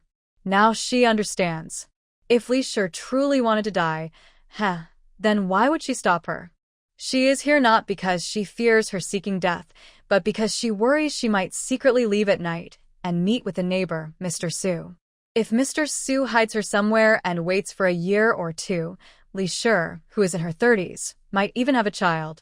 That thought is truly disgusting. She decides to watch over Li Shi carefully. Once she sent her to her uncle's house, she won't be able to see her anymore, and then she won't care. Li Shi sees that Gui Yunjiao isn't speaking and thinks she has fallen asleep, so she raises her voice. I'm serious. I will marry Qingling. Don't stop me. Gui Yunjiao turns over and faces away, softly saying, Huang Yaran gave me a message yesterday. There are some clues about my father's whereabouts now. Li Shi suddenly sits up in bed, shouting sharply, Impossible. You're lying. You just don't want me to get married. Gui Yunjiao lazily says, Believe it or not. Li Shi suddenly remembers Gui Yuheng and freezes, tears falling like broken beads. Compared to Gui Yuheng, Su Daqing is nothing. Gui Yuheng is gentle and considerate, while Su Daqing is rough and Gui Yuheng is elegant, talented, and handsome. Su Daqing is nearly 50, almost bald, and has a big belly. Compared to before, Li's crying became even more heartbreaking. Where is her beloved man? Gu Yunjiao listened to her crying and sneered in the dark. Stop crying. If you truly cared about my father, you wouldn't do such things. I saw through you long ago. You don't love anyone. You only love yourself. Your longing for my father is just because he cared for you. You think life with him is comfortable. Have you ever thought about where my father is now? Is he eating well? Is he warm enough? Or has he already turned into a skeleton? Li wanted to argue but couldn't find the words. Suddenly, she felt scared. What if her beloved man really returned, and she was already married? If she wasn't married, would they still want her after knowing what she had done? Thinking this way, Li cried even harder. Gu Yunjiao suddenly grew impatient. Stop crying. It's late at night. Do you want to keep everyone awake? Li covered her mouth with a handkerchief, sniffled, and sobbed for a while before gradually falling into a dazed sleep. Gu Yunjiao stayed up all night, feeling her back and waist sore. In the morning, she went to find Chen. Mother, when you have some free time later, see if you can find a rough maid to bring back. Buying is fine. Hiring is fine too. For now, just have her watch over that person. Later, she can help sweep the yard, accompany you to buy vegetables in the morning, and assist Sister Guahua normally. Chen nodded. I'll go out after breakfast to look for someone. She seemed to want to say something but finally said nothing. Gu Yunjiao first locked the back door leading to the alley, then locked the side door in the front yard. This way, Li could only go out through the shop. She went to the front shop and told Lin Shua, I won't be accepting appointments for patients these days. After these 3 days of patients are seen, I'll go back for a visit. Lin Shua nodded to show he understood. In the afternoon, Chen bought a maid back. She was not very old, probably around 40, with the surname Tian. Gu Yunjiao took the maid to the backyard, led her into Li's room, and pointed at Li, saying, You don't need to do anything else these days. Just watch her. Don't let her leave the house. Li was still lying in bed. When she heard this, she quickly got up, pointed at Gu Yunjiao. You. Gu Yunjiao calmly said, If she gets up to eat, you follow her to the front. If she goes to the toilet, you stay outside. If she tries to run, just stop her. I won't blame you if she gets hurt. Grandmother Tian hurriedly bowed and said, I will definitely watch over her. Gu Yunjiao finished speaking and glanced at Li Shi. By the way, if she tries to kill herself, don't stop her. After saying that, she left. Li Shi sat on the bed, nearly furious to death. Seeing Gu Yunjiao leave, her anger was only directed at Grandmother Tian. Get out of here. Grandmother Tian moved a chair to sit at the door, ignoring Li Shi's words. Li Shi picked up a pillow and threw it at Grandmother Tian. Grandmother Tian looked at the pillow on the ground but remained unfazed. That night, Jiang Yoji returned. Du Ruo followed him, holding several boxes.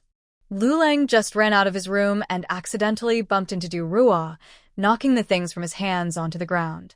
Gu Yunjiao was standing far away, on the opposite side of the west wing. She saw a lot of shiny gold objects scattered on the ground but couldn't see clearly what they were, so she asked, What are those? Du Ruo hurriedly picked things up and said, They are the gold ingots the young master folded for Dalang. Gu Yunjiao was momentarily stunned. Dalang? Isn't that her fiancé she never got to meet before the wedding? She was so scared at the time that she didn't dare look at his face. Thinking of this, Gu Yunjiao suddenly felt that she and her past self, her memories and feelings, seemed to have completely merged. She wasn't sure if this was a good or bad thing.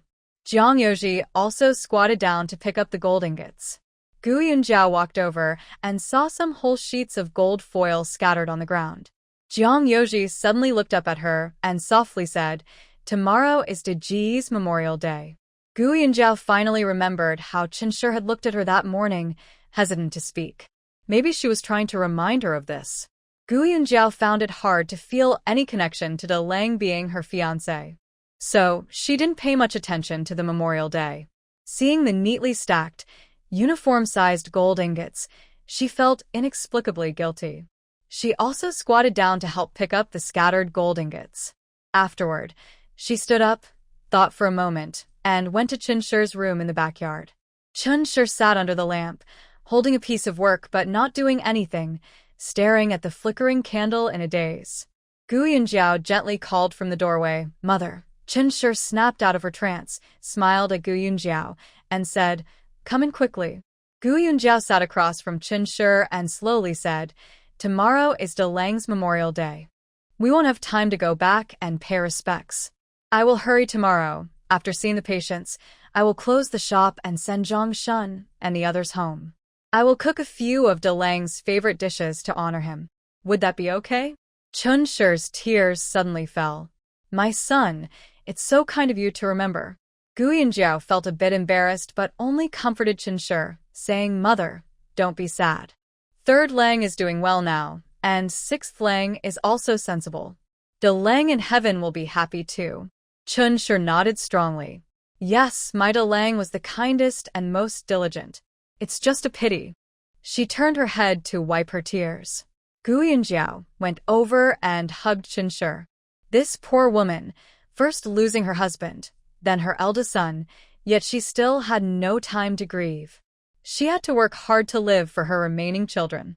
She did her best for Jiang Yoji, who was not her biological son, as well as for Gu Chuan. Gu Yunjiao thought that such a kind woman deserved good days from heaven. Qinshi hugged Gu Yunjiao and cried happily. After crying, she wiped her tears and said, "Sorry to make you worry." Gu Yunjiao only looked at her gently. Qinshi pushed her gently. "Go back and rest now. You've been busy all day and still have these worries. Don't worry, tomorrow morning I will buy all the sacrificial animals." Gu Yunjiao said, "Mother, when you go shopping, bring Tian Posey along. The basket is heavy, and it's tiring for you to carry it. At my mother's place, it's okay if it takes a little longer. I will watch out." Qinshi smiled. "All right, I understand. I will arrange everything myself." The next morning, Jiang Yoji woke up early. Qinshi just carried her basket of vegetables out of the kitchen, and Jiang Yoji took the basket from her, smiling. "Today, I'll go with Mother to the market." Qinshi, who should have been sad, couldn't help but feel happy. "That's wonderful. If you go with me, those aunties and ladies buying vegetables will be so jealous of me. They'll envy me for having such a handsome son." Jiang Yoji chuckled. "Really? Well, it's because my mother is lucky. Let them envy us." Mother and son chatted and laughed as they left. Not long after noon, Gu Yunjiao finished seeing her scheduled patients. She asked Zhang Shun and Lu Zhu to close the door and put up a notice. "The shop is closed today due to personal matters." Zhang Shun and Lu Zhu happily left, pleased to have a half-day off. Gu Yunjiao and Madame Chen were busy in the kitchen with their third daughter-in-law. Osmanthus was also taking a rare break, taking Yingzi out shopping, saying they would return after dinner. Old Ninth was worried about their mother and daughter, so he quietly followed behind. Who had already brought Lu Lang and Gu Chuan back early, and said he had something to do, then went out with Lin Shua. Jiang Yoji and Lu Lang and Gu Chuan were still stacking gold ingots. Gu Yunjiao and Madame Chen prepared a meal in the kitchen.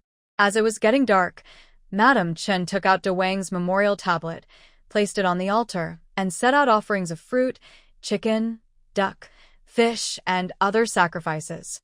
Everyone took turns to bow in front of it. Jiang Yoji burned all the stacked gold ingots in front of the memorial tablet. Then the family sat together to eat, pouring wine, and adding bowls and chopsticks for Do Wang and his father. Soon, they cleared the dishes, and the ceremony was complete.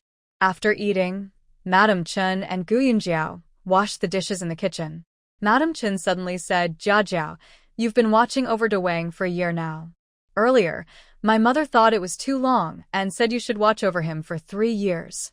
From now on, if there's a good young man, just think about yourself. If others don't like us living here, we can move out. Gu Yunjiao listened and said, Mother, please don't talk about moving away. If I leave you, how can I live? Madam Chen chuckled at her words. Sometimes being needed by others is a very happy thing. Then I won't go. If someday I interfere with you, I'll pack up and leave. Madam Chen felt she had a good understanding of Sanling's thoughts. She had mentioned this before, but he refused, so she didn't bring it up again. She hoped Gu Yunjiao would still be her daughter-in-law. Gu Yunjiao was beautiful and capable. Moreover, they got along well, like mother and daughter. She had no other wishes. She just wanted their family to always be happy together. Then Madam Chen said, starting tomorrow, you shouldn't always wear plain clothes. Make a few sets of red and green clothes. A young girl should dress more brightly. Wearing only lotus white and moon white makes her face look dull. Gu Yunjiao, who didn't like bright red or green, replied, I've only just made a few new outfits. Let's talk about it later. She understood Madam Chen's meaning. Since she had already watched over Do Wang for a year, she wouldn't need to do so anymore, and she wouldn't have to wear plain clothes. Mrs. Chen looked at Gu Yunjiao with some worry. The girl still hadn't understood. She saw that third young master was almost getting impatient and angry. A few days ago, he was still wandering outside in a thin silk dress, but Gu Yunjiao remained completely still. What should she do now? That evening, Ho-Hot returned with Yingzi and Old Ninth, one after the other. Old Ninth followed Ho-Hot and Yingzi all the way. If Ho-Hot hadn't noticed, that would be impossible. He didn't hide his presence much, just kept a little distance. Ho-Hot and Yingzi were eating wontons at a small stall, and Old Ninth sat at a nearby table eating too. Yingzi even got up and scooped some wontons from her bowl into Old Ninth's bowl. Old Ninth was very kind to Yingzi. He often played with her and bought snacks with copper coins. Yingzi naturally grew close to Old Ninth. Ho-Hot never told Old Ninth not to follow, but she also didn't look at him. Old Ninth watched Ho-Hot and Yingzi go into the backyard, unsure of her feelings, so he just paced around the yard. The next morning, Gu Yunjiao sat in the front shop. Lu Lang and Xiao Chuan passed by on their way to school. Xiao Chuan called out, Sister, I'm going to school. Lu Lang followed and called, Jiao, sister, I'm going to school. Gu Yunjiao was stunned. Usually, Lu Lang called her older sister-in-law, so why did he suddenly call her Jiao sister today? Lu Lang and Xiao Chuan left. Gu Yunjiao casually thought for a moment and then continued to see patients. Around noon, Sanya ran out and said to Gu Yunjiao, Big Jiao sister, Sister Ho-Hot said they have fresh base today and asked if you want to steam it to eat. Gu Yunjiao waved for Sanya to come closer and whispered in her ear, Why did you suddenly call me Jiao sister today? She deliberately changed her tone. Sanya also whispered, Mother said that Jiao sister still needs to get married, so calling you older sister-in-law might make it harder for you to marry. Gu Yunjiao felt that Chen Shi had considered her so much that it was almost like a real mother.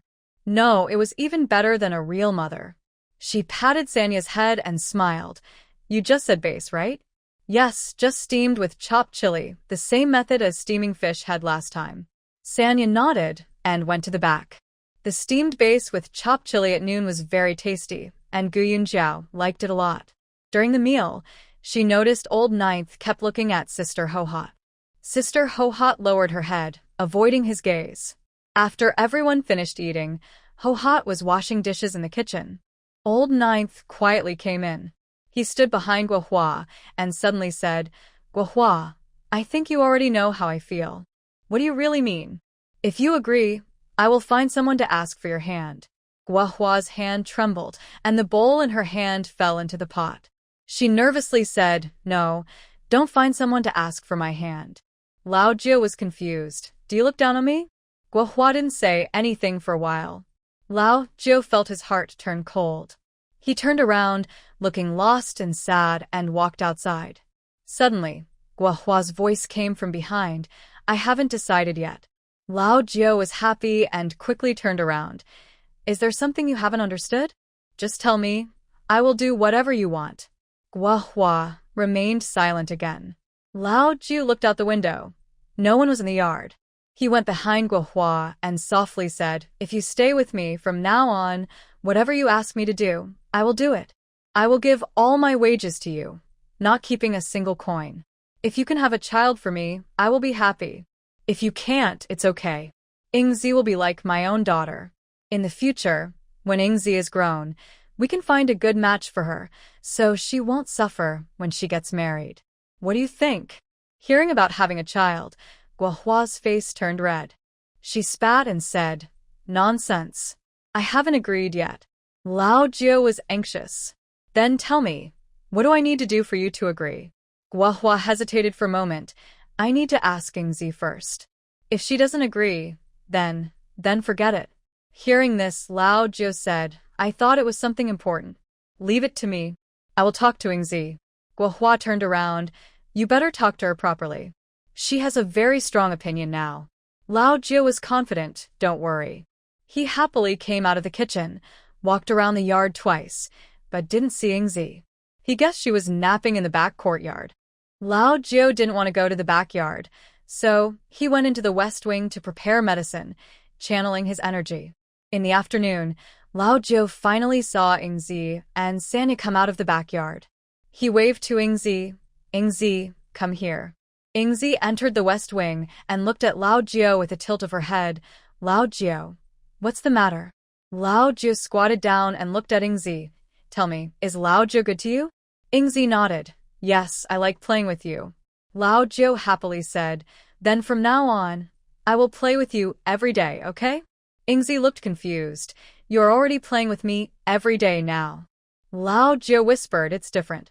In the future, I will live with your mother and you, taking care of you. Do you think that's good? Ingzi thought for a moment, blinked, and seemed confused by Lao Jiu's words.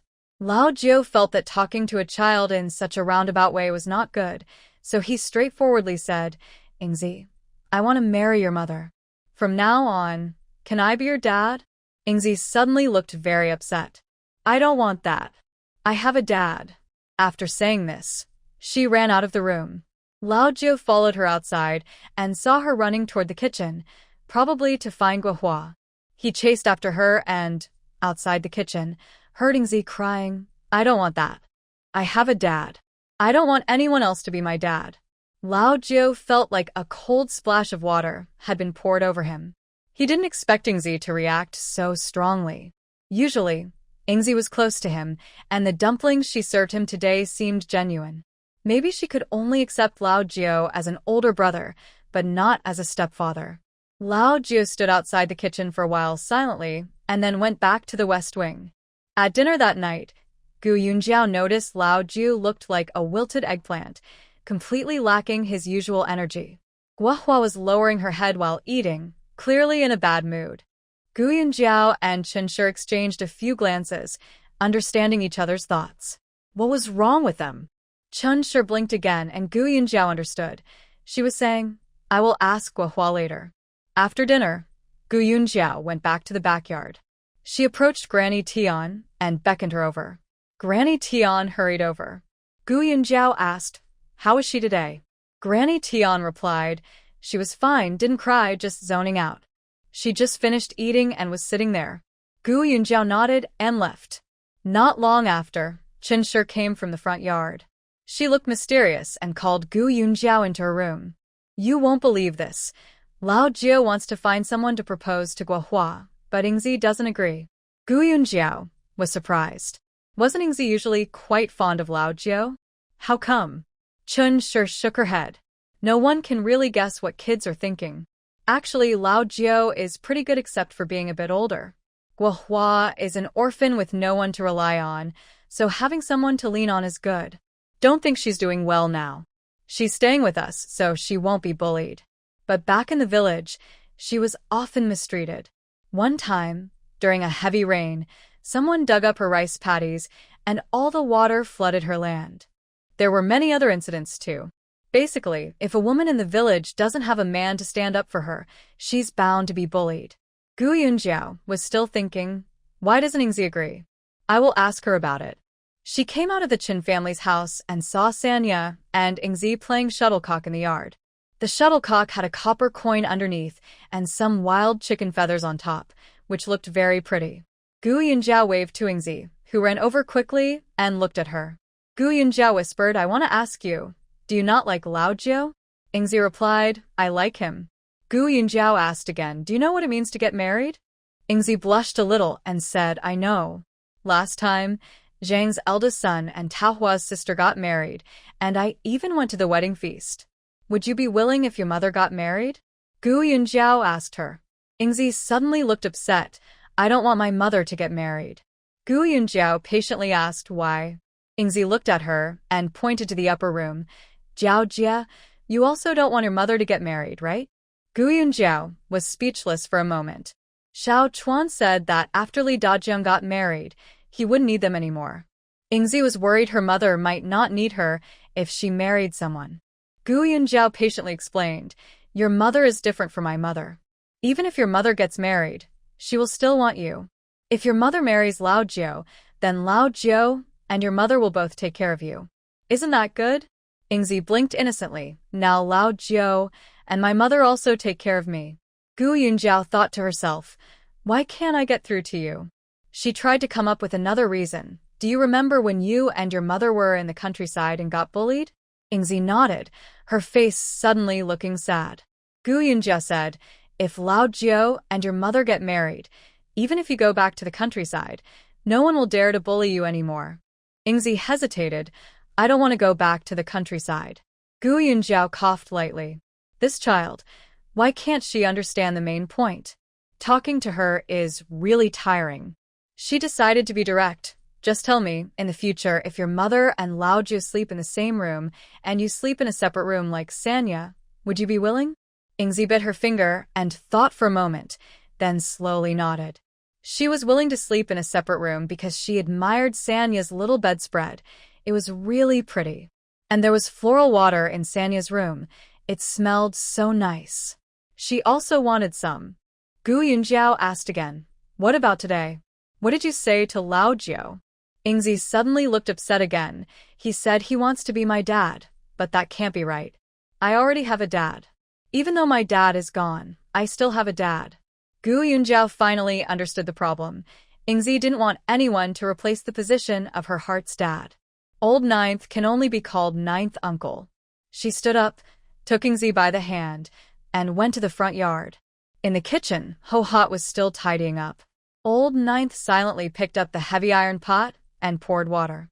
He bumped into Gu Yunjiao and Ingzi, and he forced a smile.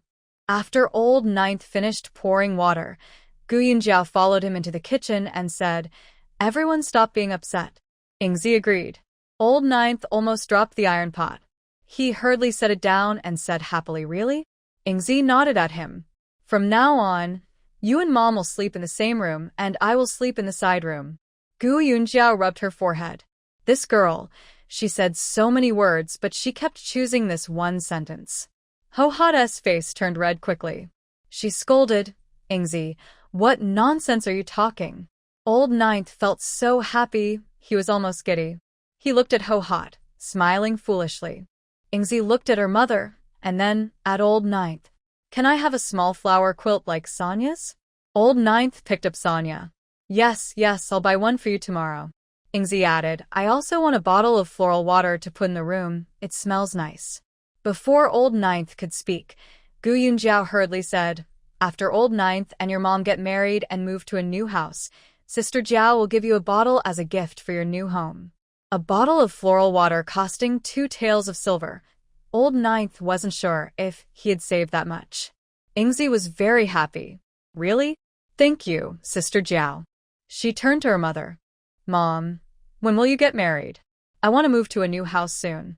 Gu Yunjiao finally couldn't help but laugh. Just 1 bottle of floral water, and she sold her mother. That girl is really clever. Ho Hot's face was bright red. You girl, Why do you keep talking nonsense?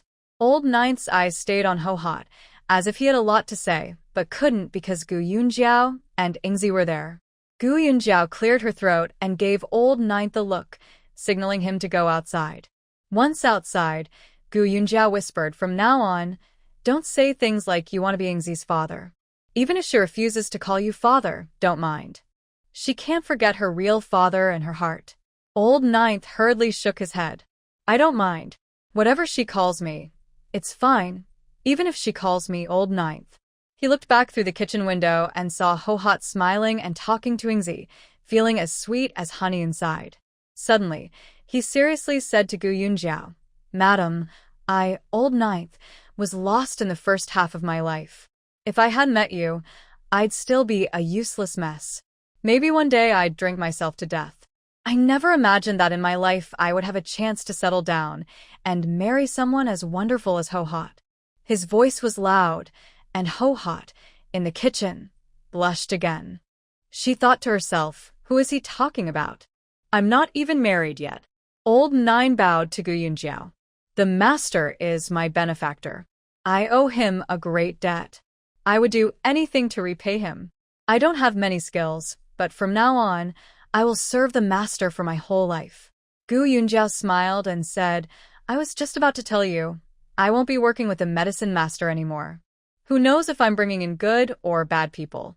From now on, I'll leave the medicine making to you. Study hard, and also bring along a tie.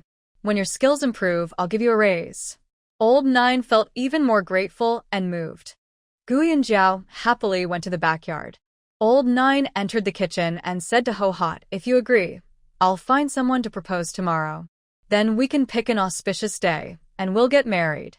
Ho-Hot blushed and asked, why are you in such a hurry? Old Nine glanced at Ingzi and whispered, how can I not be in a hurry? I've been single for so many years. Ho-Hot glared at him.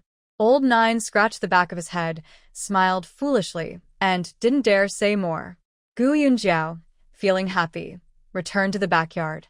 She first went to Chen's room to share the good news. Chen was even happier than Gu Yunjiao.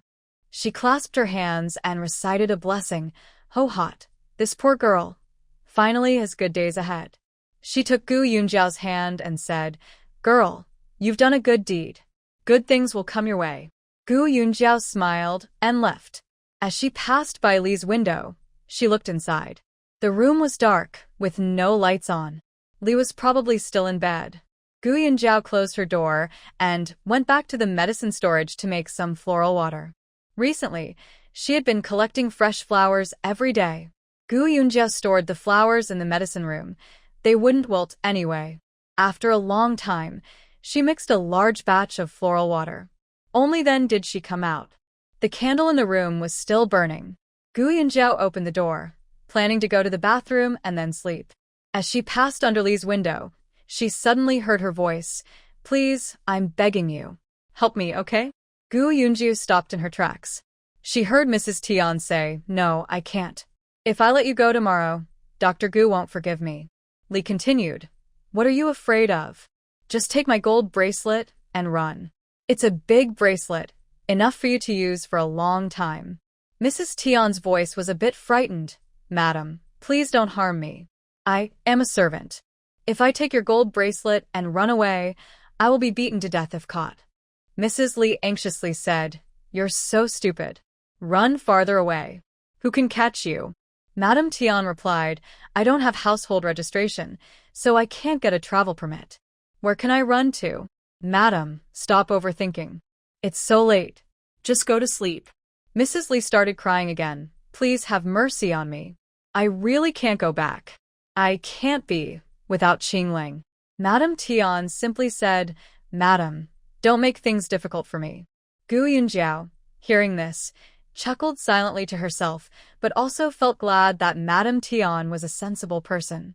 Otherwise, if she met someone greedy who heard about the gold, she would definitely fall for it. Gu Yunjiao suddenly quickened her steps and walked past Mrs. Li's window. Maybe Mrs. Li heard the noise and let out a frightened low cry, then there was no more movement. The next day, Gu Yunjiao was examining patients in front when suddenly a woman in a silk dress entered through the door. She smiled happily as she looked around. Ahu asked her, "Are you here for consultation? Do you have an appointment?" The woman smiled at him. "I'm not here for a checkup. I'm here to propose marriage." Gu Yunjiao thought to herself that old Nine was quite quick. He had already found a matchmaker. She told Ahu, "Take her inside." At this time, Sister Guifei should be in the kitchen. Ahu took the matchmaker to the backyard. After a short while, Ahu brought her out again, looking embarrassed, and said to Gu Yunjiao she was invited by Mr. Su from next door. Gu Yunjiao's face darkened, but she said nothing and just waved her hand at Ahu. Ahu quickly led the matchmaker away. Of course, no one told Mrs. Li about the proposal. In the evening, Zhang Yoji and Du Ruo returned. Gu Yunjiao asked curiously, "Why are you back again?" Zhang Yoji naturally replied, "Tomorrow, aren't you supposed to return to Chunlin County? I have some matters to handle there, so I'll go with you." Early the next morning, before dawn, the city gates hadn't opened yet, but 2 carriages were already parked outside Renxin Hall. Madame Tian pulled Mrs. Li out of the house. Mrs. Li, looking like she was heading to the execution ground, cried and refused to go. Unable to resist, Madame Tian, with great strength, dragged her to the street corner on Gu Yunjiao's instructions. Mrs. Li cried as she looked at the nearby silk shop, which hadn't opened yet. Madame Tian pulled and dragged her until she finally got her onto the carriage. Gu Yunjiao, tired of her crying, told Madame Tian to watch over her. Then she and Gu Chuan got into another carriage. Du Ruo was driving the carriage, Zhang Yoji sat outside, and Lin Shuo rode a horse alongside them. Ahu stayed behind to watch the house. 2 carriages left the city around a quarter of an hour later. Just as they approached the city gate, it happened to open. The 2 carriages left the city one after the other. Gu Yunjiao lifted the curtain blocking her view, and the window curtain as well. The morning breeze blew in, bringing a cool feeling. This was the carriage Ahu had bought on the road earlier. Later, Gu Yunjia had someone modify it, adding shock-absorbing springs, making the ride much more comfortable. She looked at Zhang Yoji's back outside. "Third brother, you should sit inside. Your leg still isn't fully healed, and bouncing around like this isn't good." Zhang Yoji turned around with a smile and agreed, quickly moving inside to sit. The inside of the carriage had wide seats arranged in a U-shape, covered with thick cushions. It was comfortable enough for 3 people to lie down without issue. Gu Yunjia sat in the corner, Gu Chuan in the middle, and Zhang Yoji on the side seat. Gu Chuan leaned toward Zhang Yoji. "Brother third, riding in the carriage is so boring. Can you tell me a story?" Zhang Yoji told Xiao Chuan a story, while Gu Yunjiao listened nearby. As they talked, Gu Chuan fell asleep from the bumping of the carriage. He had woken up early today and hadn't slept enough. Seeing him curled up and sleeping, Zhang Yoji carefully carried him over to his side, where lying down was more comfortable. He then naturally sat next to Gu Yunjiao. With a very relaxed attitude, Zhang Yoji started chatting with her. "When we return from Chunlin County, I might need to go to the capital with King Kong." Gu Yunjiao asked curiously, "What for?" "The emperor's 60th birthday is coming.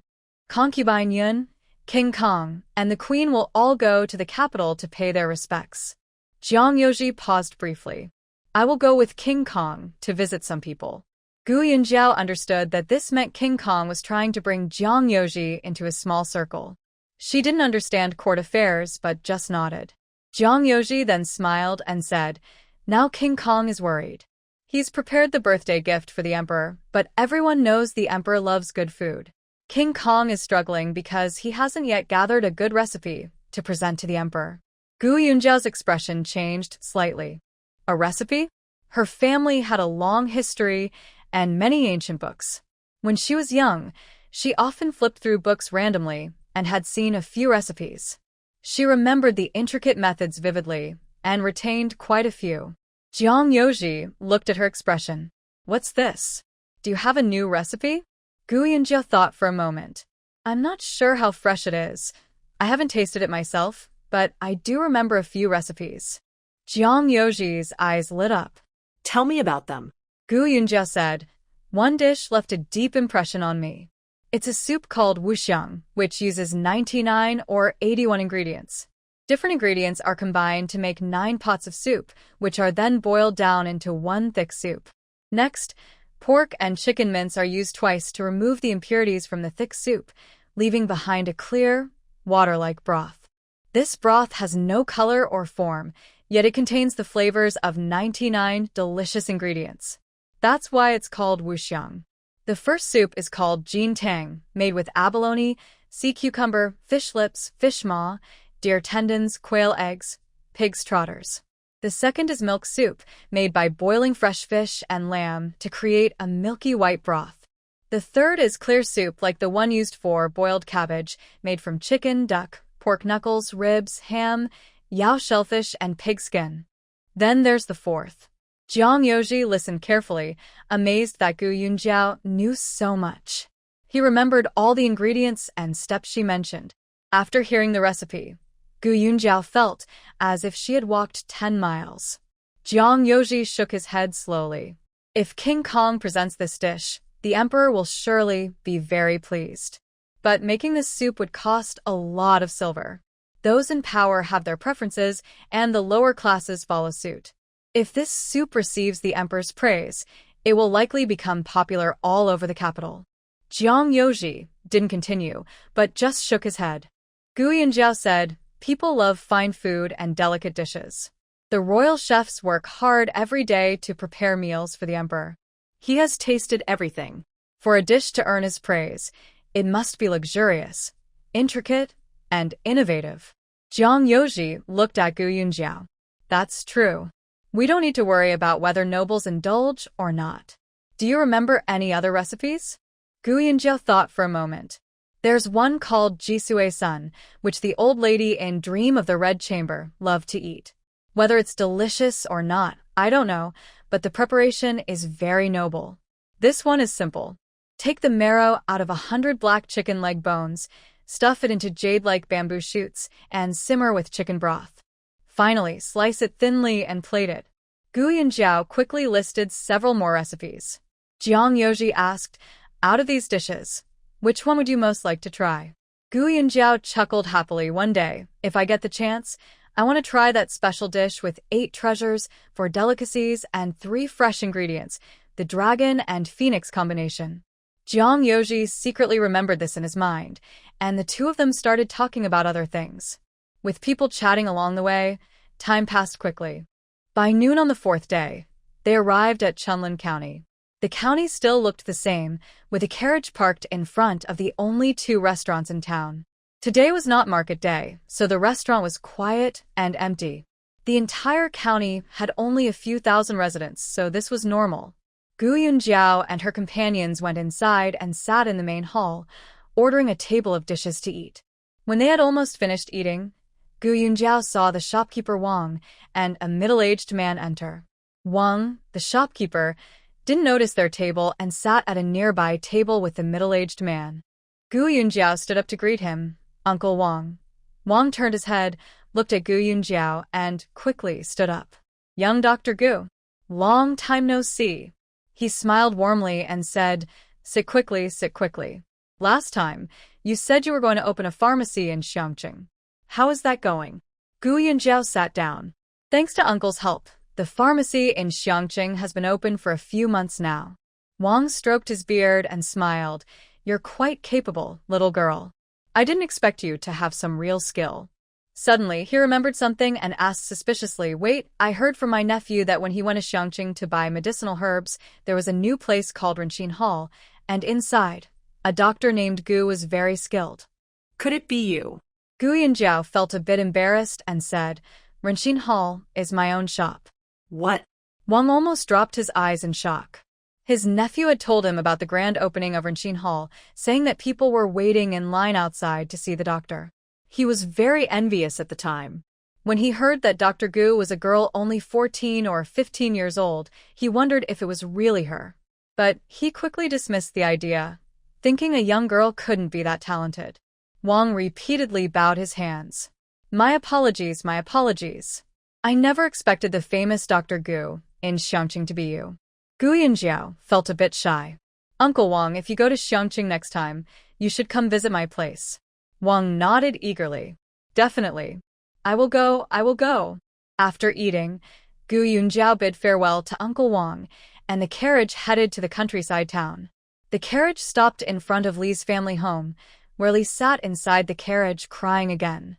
Gu Chuan went to knock on the door, and Granny Tian struggled to pull and carry Li down. Jiang Yoji and Lin Shuo exchanged a glance. Jiang Yoji said, I see a tea house over there. Let's sit there and have some tea. They didn't want to get involved in Gu Yunjiao's family matters. The two of them took Du Ruo and hurried to catch the carriage. Gu Chuan knocked on the door for a while before it opened. The 19-year-old son of the eldest uncle was surprised to see Gu Chuan and Gu Yunjiao. When he saw the crying Li Shi, his face changed. He didn't invite them in but turned to shout inside, Father, uncle, my little aunt is back again. What? With this voice, the eldest uncle, his wife, the second uncle, and his wife all came out. They all stood at the door, looking at the group with very unhappy faces. Gu Yunjiao also admired Li Shi. She had become so disliked that everyone seemed to avoid her like a plague. She stepped forward and smiled, calling out elder uncle, elder aunt, second uncle, second aunt. The eldest uncle didn't come over but stood at the door, reluctantly saying, Yunjiao, is there something you need? Gu Yunjiao nodded. I have something to ask of you, elder uncle and second uncle. The eldest aunt and second aunt's faces changed at once. One pinched her husband's waist, and the other kicked him lightly. Gu Yunjiao took another step forward. Elder uncle, maybe we should go inside and talk. The eldest uncle looked troubled and exchanged a glance with the second uncle. Gu Yunjiao sighed inwardly. It seemed difficult to get inside today, but luckily, she was prepared. She suddenly reached out and touched her hair. With this movement, her wide sleeve slipped down, revealing a white, beautiful wrist. On her wrist was a shiny gold bracelet decorated with pearls. The eldest aunt saw first, her eyes suddenly bright. The second aunt also saw it, paused for a moment, then hurried outside with a smile, saying, Yunjiao, quick, come inside and sit. Gu Yunjiao slowly lowered her arm, smiling warmly. Sorry to bother you, aunt. The eldest aunt quickly came out, not willing to be outdone. She first looked at Gu Yunjiao's wrist, but her sleeve was hanging down, so she couldn't see anything. The two aunts, one on each side, warmly pulled Gu Yunjiao into the house. The eldest uncle came over to hold Gu Chuan's hand, ignoring Li Shi behind. Meanwhile, Granny Tian also pulled crying Li Shi into the house. Grandpa and Grandma came out of the house. Gu Yunjiao first bowed to the two elders. Li Shi then threw herself into her mother's arms, crying with great grievance. Grandma called her beloved and pulled her to sit down. Gu Yunjiao thought to herself that if her grandmother hadn't pampered Li so much, Li wouldn't have developed such a selfish personality. She ignored Li's crying and said calmly, to be honest with my uncle and aunt, I wouldn't have come here today if I had other options. Then she openly talked about Li and Boss Sue's affair. Her words made her grandmother gape and her two aunts' mouths twitch. Gu Yunjiao looked helpless. Uncle, aunt, I really have no choice. The Li family is a decent family. No daughter would become a concubine. Besides, Xiao Chuan and I can't afford to lose face. If I didn't bring her back, who knows what might happen? The eldest aunt quickly asked, so, what do you mean by bringing her back? Gu Yunjiao said firmly, actually, with my grandparents here, I think it's better for her to stay at her own home. Seeing her two aunts about to speak against it, she quickly added, of course, I will pay for her living expenses. The two aunts immediately looked thoughtful. Gu Yunjiao then asked, Uncle, with over 20 acres of land, doesn't the family earn quite a bit of silver each year? The uncle shook his head. No, after paying taxes to the government and the family's expenses, we only have about 3 or 4 taels of silver left each year. Gu Yunjiao smiled. Then I will give her 5 taels of silver a year as her living expenses. Uncle, what do you think? She had learned a lesson from Zhao Lijing. Don't reveal your bottom line too early, or people will take advantage. The uncle's eyes lit up. 5 taels wasn't a small amount. Even if she ate a pound of meat every day, it would last over a year.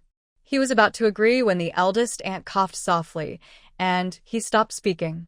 The eldest aunt looked at Li's silk clothes and said slowly, Yunjiao, you don't know. This year, the harvest was poor and the family is struggling. 5 taels might not be enough to support one person. The second aunt added, and your mother doesn't know how to do chores.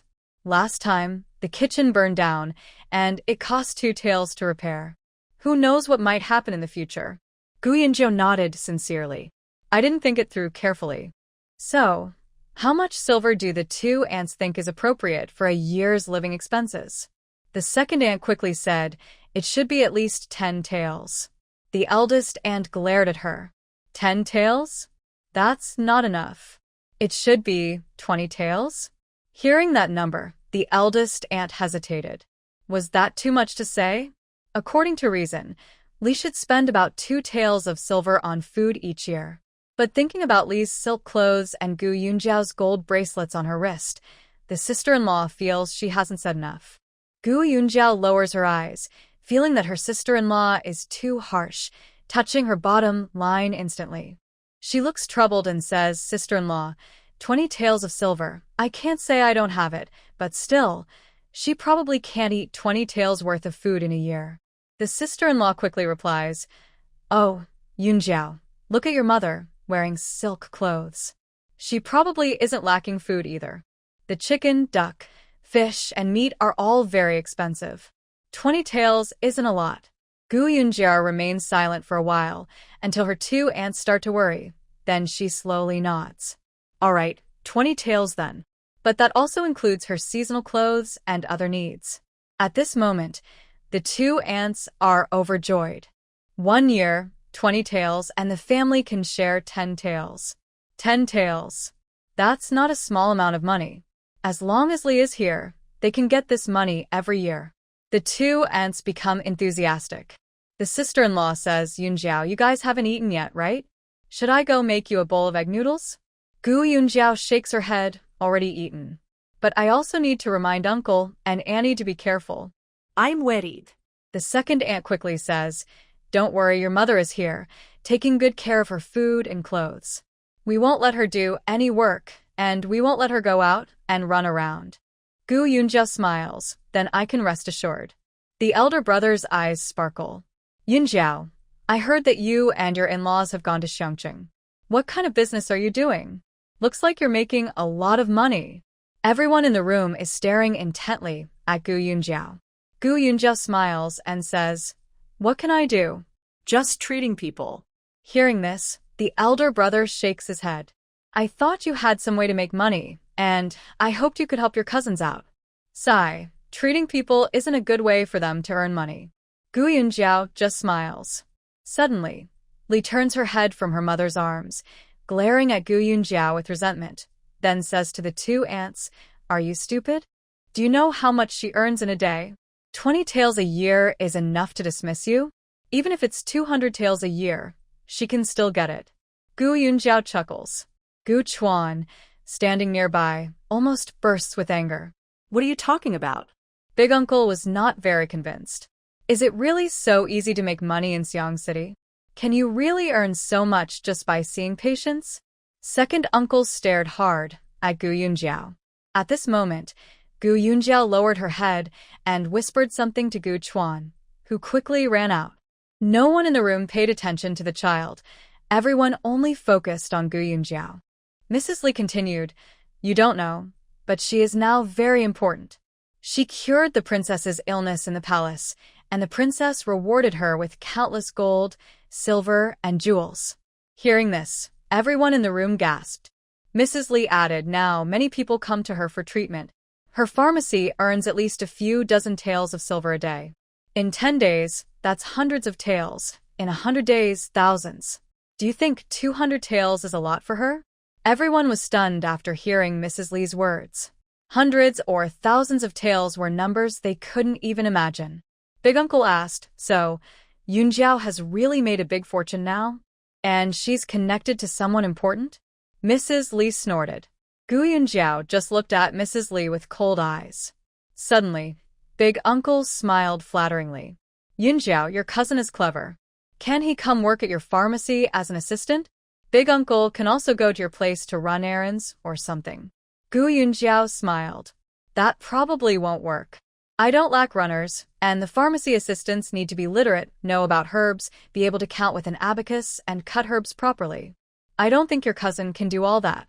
Big Uncle said if he doesn't know, he can learn. Gu Yunjiao stood up. Uncles and aunties, I have many things to do at my shop, so I won't stay long. She took out 20 taels of silver from her pocket. This money is her yearly living expenses. I'll come back next year around this time and give her the living expenses for next year. Big Aunt looked at the silver in Gu Yunjiao's hand and snorted. Niece, you're being unkind. Your family's gold and jewels are piled high, and you only give this much? Do you think we're beggars? Gu Yunjiao chuckled. It's true that my family's gold and jewels are piled high, but what does that have to do with you? We are surnamed Gu, not Li. Everyone fell silent. According to the customs at the time, Gu Yunjiao's money had nothing to do with them. Even if the Gu family was gone, the Li family had no inheritance rights. Gu Yunjiao glanced at Mrs. Li. Moreover, your Li family raised such a shameless girl, and I still pay to support her. I've done my best. Her grandmother, who was holding Mrs. Li, was the first to be unhappy. How can you say that about your own mother? Gu Yunjiao humorously said, Did I say something wrong? Would she really know shame and still associate with a married woman? Elder Uncle sternly replied, You can't say your mother is in the wrong. You're the younger one. Gu Yunjiao chuckled. What kind of logic is that? Can I say anything I want? All right, I'll just say this. My father might not be dead.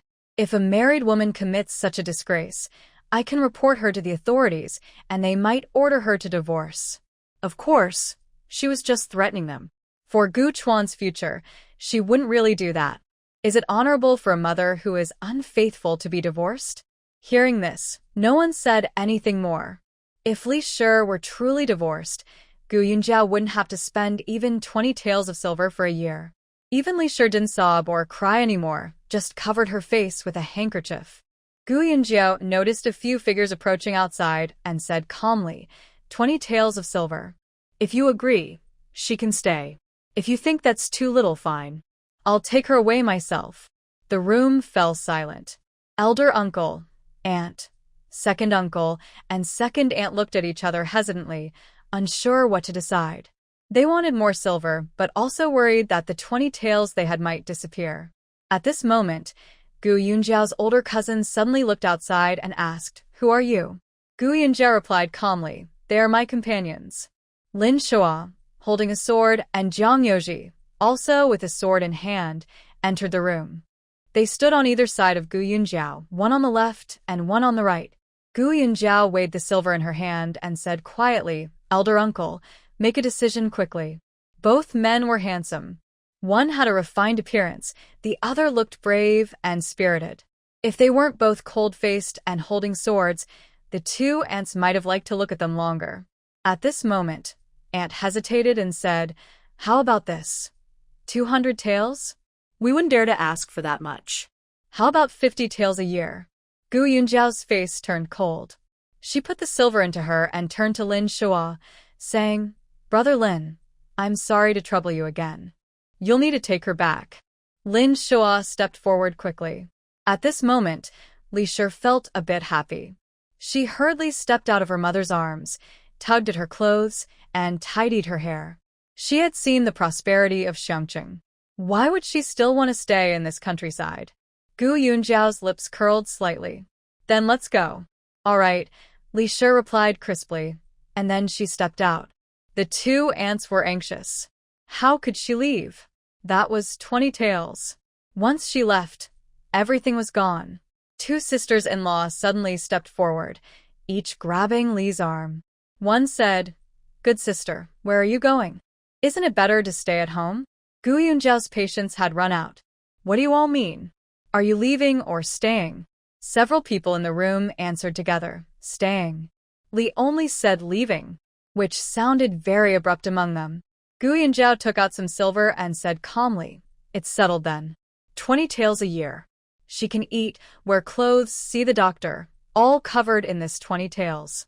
I won't give even a single coin more. She looked at her eldest and second uncle, finally seeing the hesitation in the eldest uncle, and nodded. Gu Yunjiao looked at the others, waiting until everyone nodded before she placed the 20 taels of silver on a chair. Then she pulled Gu Chuan and prepared to leave. The eldest uncle quickly stepped forward, picked up the silver ingot, and hurriedly put it into his pocket. At this moment, Li shouted, "What about me? You won't even leave me a little bit of my own silver? Do you have any conscience?" Gu Yunjiao turned back and smiled at her. "Didn't I leave you a gold bracelet? That bracelet weighs about 10 taels. Let me think, 10 taels of gold, that's 100 taels of silver. It should last you a long time." As soon as Gu Yunjiao finished speaking, the two sisters-in-law let go of Li and rushed to a bundle on a chair. Gu Yunjiao chuckled softly. "Trap me? I wouldn't trap myself, would I?" Li took the gold bracelet without fuss. She didn't care much about it.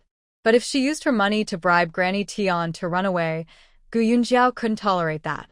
The next day, she bought a similar copper-plated gold bracelet, planning for Granny Tian to swap Li's bracelet with it when the opportunity arose. Seeing Li's bundle being torn open by the two sisters-in-law, with silk clothes falling to the ground, Gu Yunjiao sneered coldly.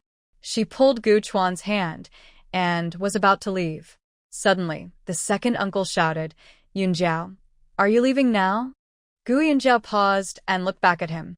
Next to her, Lin Shua's hand trembled, and his sword in its sheath was drawn out 3 inches with a swift sound. The second uncle glanced at Lin Shua's sword and suddenly changed his smile. "I mean, stay for a meal, won't you?" Gu Yunjiao chuckled softly. "No, thank you." The group headed toward the door. Li suddenly cried and ran outside, holding up her skirt. "I don't want to stay here. I don't want this broken place. I want to go back to Xiang City." Wah. Her eldest and second uncles stepped forward to stop her. "Sister, don't overthink. From now on, just live a good life at home." Gu Yunjiao walked faster and faster. She had to call Lin Shua and Jiang Yoji over earlier, or she might not have been able to escape so easily. But calling them over and having them see her family's embarrassing situation made her feel uncomfortable. Maybe because she was used to being a young lady, she never cared about money.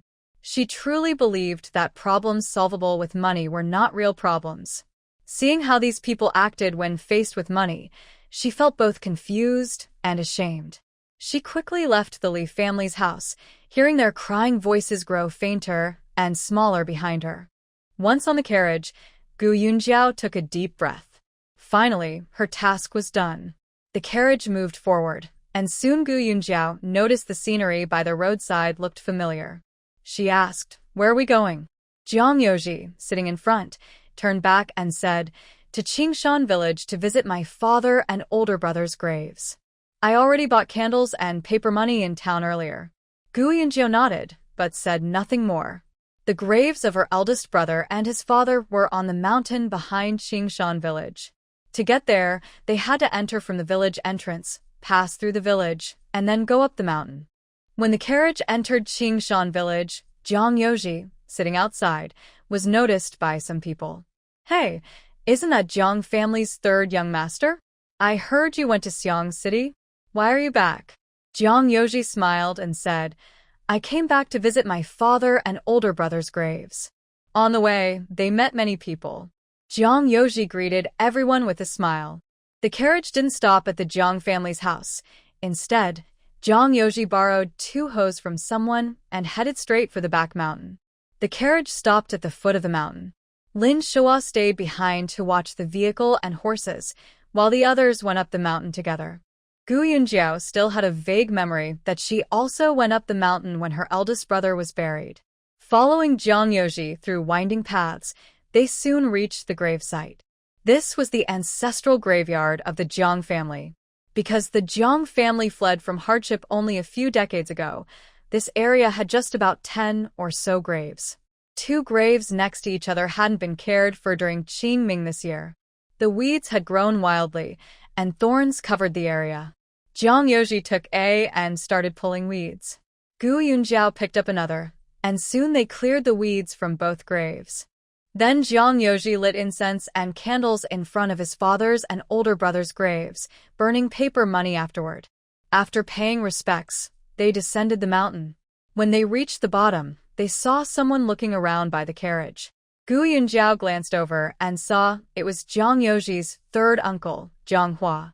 Seeing a few people coming down the mountain, Zhang Hua's eyes sparkled with excitement. He first looked at Zhang Youji from head to toe and then chuckled.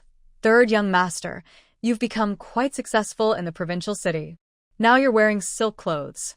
Mrs.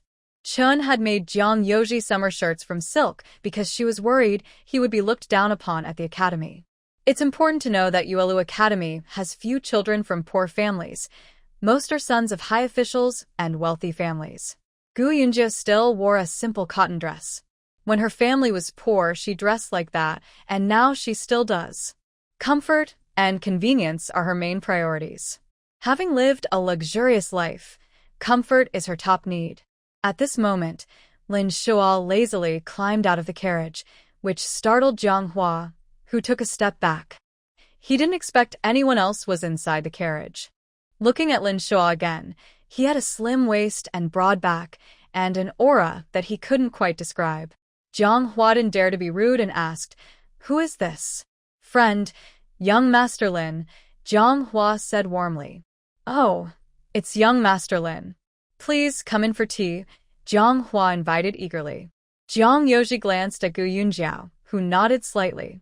Since they had come, it was rude not to visit. So they all got into the carriage and headed to Zhang's house. The gate of Zhang's courtyard was open. Old Master Zhang was pacing at the door, smoking dried tobacco. He had heard that third young master had returned and gone to the back mountain. He was feeling anxious. Third young master had not entered the house, which made him very uneasy. He quickly sent Zhang Hua to bring Zhang Youji back. From afar, he saw two carriages approaching and smiled with relief. Zhang Rong was also standing behind him, stretching his neck to look down the road.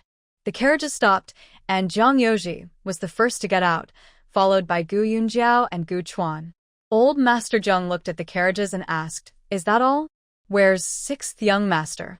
He was still concerned about his grandson, sixth young master. Zhang Youji smiled and said, "Grandpa, sixth young master is at school. He's too busy to come back." Old Master Zhang's eyes lit up.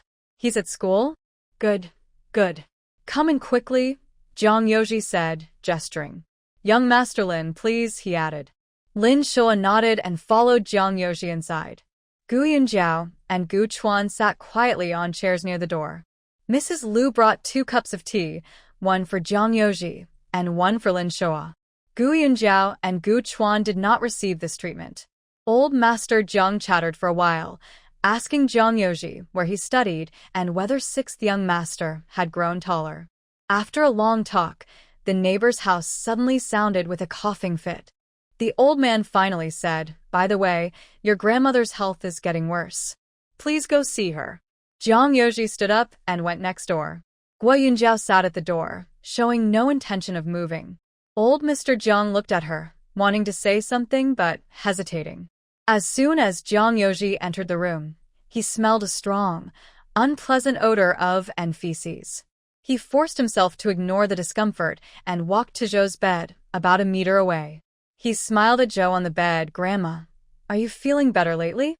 Zhou reached out a hand, as if trying to hold Zhang Youji, and said, "I'm not well. They won't treat me, and your 2 aunts often pinch me. Third uncle, you have to decide for me." Although Zhou's speech was unclear, Zhang Youji understood her roughly. Guo Yunjiao sat outside, unable to hide her smile. Old Mr. Zhang glanced at Lin Shua, feeling a bit awkward. Liu also looked at Lin Shua with some guilt. Some things are better kept secret from outsiders, or people might gossip about you. Zhang Youji inside chuckled. "Oh, Grandma, you say that second uncle and third uncle are very good to you? And that second aunt and third aunt are also filial? Grandma, you are really lucky." Zhou stared at Zhang Youji with resentment, her eyes full of hatred. "You're not a good person either." Zhang Youji smiled at her. "What? Grandma, are you about to rest now? Then I won't disturb you." "Rest well, Grandma." Zhou was almost furious, but couldn't move her body. Her only working hand was weak and couldn't do anything. When Zhang Youji left the room, old Mr. Zhang looked at Guo Yunjiao. "Yunjiao, you should go in and see Grandma too." Gua Yunjiao slowly stood up and then carefully stepped inside, showing her reluctance clearly. As she entered, a foul smell almost made her faint. She quickly covered her nose and looked at Zhou on the bed with disgust. Seeing her, Zhou became excited and tears welled up in her eyes. Yunjiao, you've come. Grandma has been waiting for you every day. Gua Yunjiao just stood quietly from a distance, watching her. Zhou struggled to stretch out a hand. You treat me. I'll give you all my money. Gua Yunjiao pinched her nose and said calmly, Grandma, I'm not very good at medicine. I don't know how to treat your illness. Zhou straightened her neck and shouted loudly, Please, I beg you. Please treat me. I was wrong. I shouldn't have scolded or hit you before. It was my fault. This is my punishment. Please help me get better. There is no good person in this family. They dislike me so much that they only give me a little food. They even pinch me. If this continues, I will die at their hands someday. Mrs. Zhou's eyes filled with tears. Old Master Jiang listened outside, feeling very uneasy. He had heard Mrs. Zhou complain many times about how poorly her daughters-in-law cared for her. But he couldn't do much, only occasionally scolding the two daughters-in-law. He also felt sad, thinking that if he ended up like her someday, his situation might be even worse. Now all the family's remaining money was in his hands. He was becoming more cautious with the money and was planning for his own future. Gu Yunjiao smiled at her. Grandma, I really can't cure this illness. Then she leaned close to Mrs. Zhou, holding her nose to avoid the smell, and whispered, I can cure it, but I choose not to. So living well means being kind to others. Doing good deeds is important. This is all karma. After saying that, she turned and left. Mrs. Zhou let out a desperate cry from her bed. Gu Yunjiao's arrival gave her a last glimmer of hope. If Gu Yunjiao could cure her, she would still be the old lady who controlled the family's finances. But that last hope was now shattered. Mrs. Zhou was truly regretful now. If she had treated Gu Yunjiao, Sanlang, and Qin better in the past, even now, she might have one or two people to speak up for her.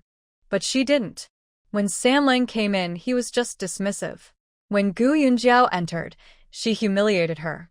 She also thought of Chun. Although the eldest daughter-in-law was blunt, she was kind at heart. At least she never pinched her when taking care of her. Thinking about how she used to scold Chun and Gu Yunjiao, she suddenly found the strength to sit up and shout, Karma. This is all karma. You will all face karma someday. Lu Shi awkwardly pressed her lips together. Jiang Rong and Jiang Hua showed no reaction at all.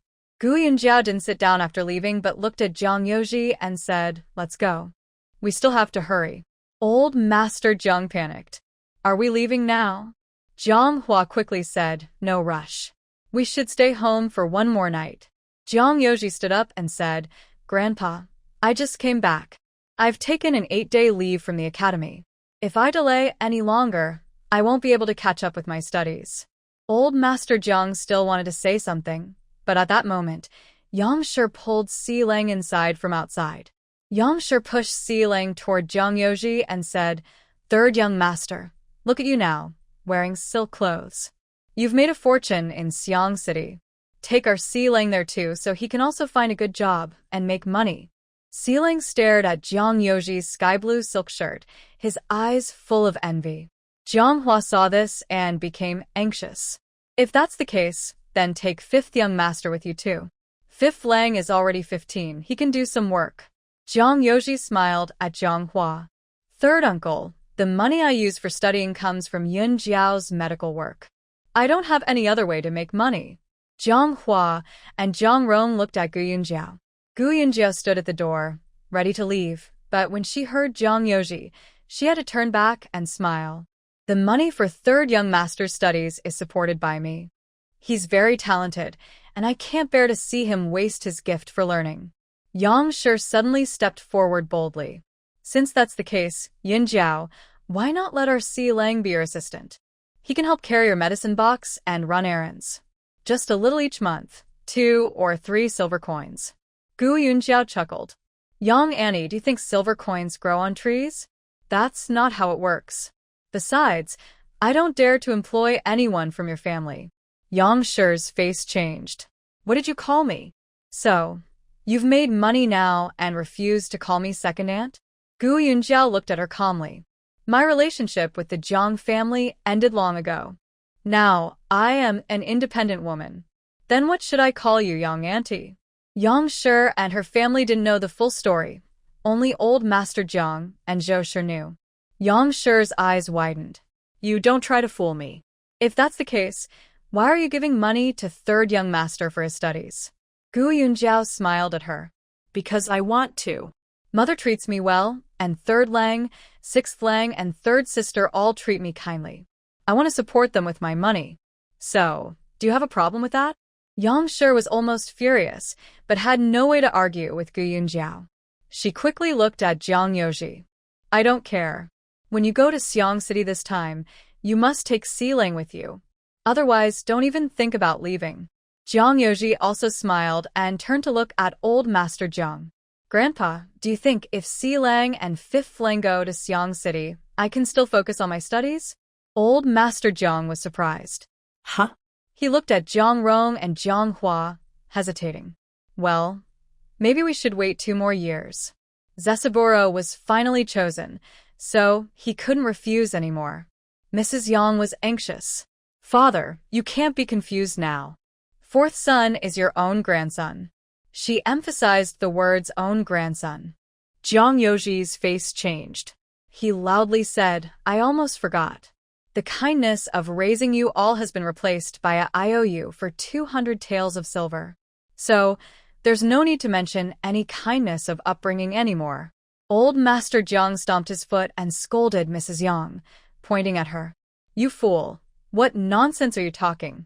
Jiang Yoji sneered and turned around, speaking to Lin Shoa. Brother Lin, let's go. Gu Yunjiao and Gu Chuan, who had been standing at the door, quickly moved to leave after hearing this. Jiang Rong and Jiang Hua also ignored her and stepped forward to block Jiang Yoji. Jiang Rong shouted, You can't leave. Either take fourth son with you, or return the silver. Jiang Yoji had the silver on hand now, but he wouldn't return it. Due to the greed of the Jiang family, once they got the silver, they thought it was easy money and wanted more. He didn't want to be entangled with this family. He calmly said, I don't have the silver right now, and I won't take fourth son to Xiang City. Jiang Rong grabbed his shirt by the chest. Haha, then don't even think about leaving today. In the short time, Lin Shuo listened to their words and inferred many things. This family had previously treated Dr. Gu badly. Jiang Xiong was not a biological son of the Jiang family. He was forced to write an IOU to repay their kindness of raising him. Dr. Gu and Jiang Xiong both seemed to dislike this family very much. Since that was the case, there was no need to be polite anymore. He suddenly shouted at Jiang Rong and Jiang Hua, Get out of the way. At the same time, he swiftly drew most of his sword. Jiang Rong was frightened by the momentum and the sword's glow and involuntarily loosened his grip. Jiang Hua also took a step back in fear. But Jiang Rong quickly reacted, his eyes full of fury. Third son, what do you mean? Even if I am not your real uncle, I raised you in the Jiang family. How dare you threaten me with a sword? He turned to glare at Lin Shuo. Kid, who do you think you're scaring? I don't believe you dare to kill me. Lin Shuo snorted softly and drew out another part of his sword. Idare. Hearing this, Jiang Rong raised his eyebrows and cursed, little brat. Before he finished, Du Ruo interrupted him. How bold! How can you speak to Lord Lin like that? Gu Yunjiao watched silently. Just before Du Ruo spoke, she clearly saw third son give Du Ruo a secret signal. Jiang Rong, Jiang Hua, and old Master Jiang all paused for a moment. Master? What master? Jiang Yoji sighed. This Mr. Lin is a new friend I recently met, a fourth-rank loyal and brave general of the court. I didn't mention it before, because I didn't want you to worry. Old Master Jiang felt his knees go weak. He knew that the county magistrate of Chunlin County was a 7th-rank official.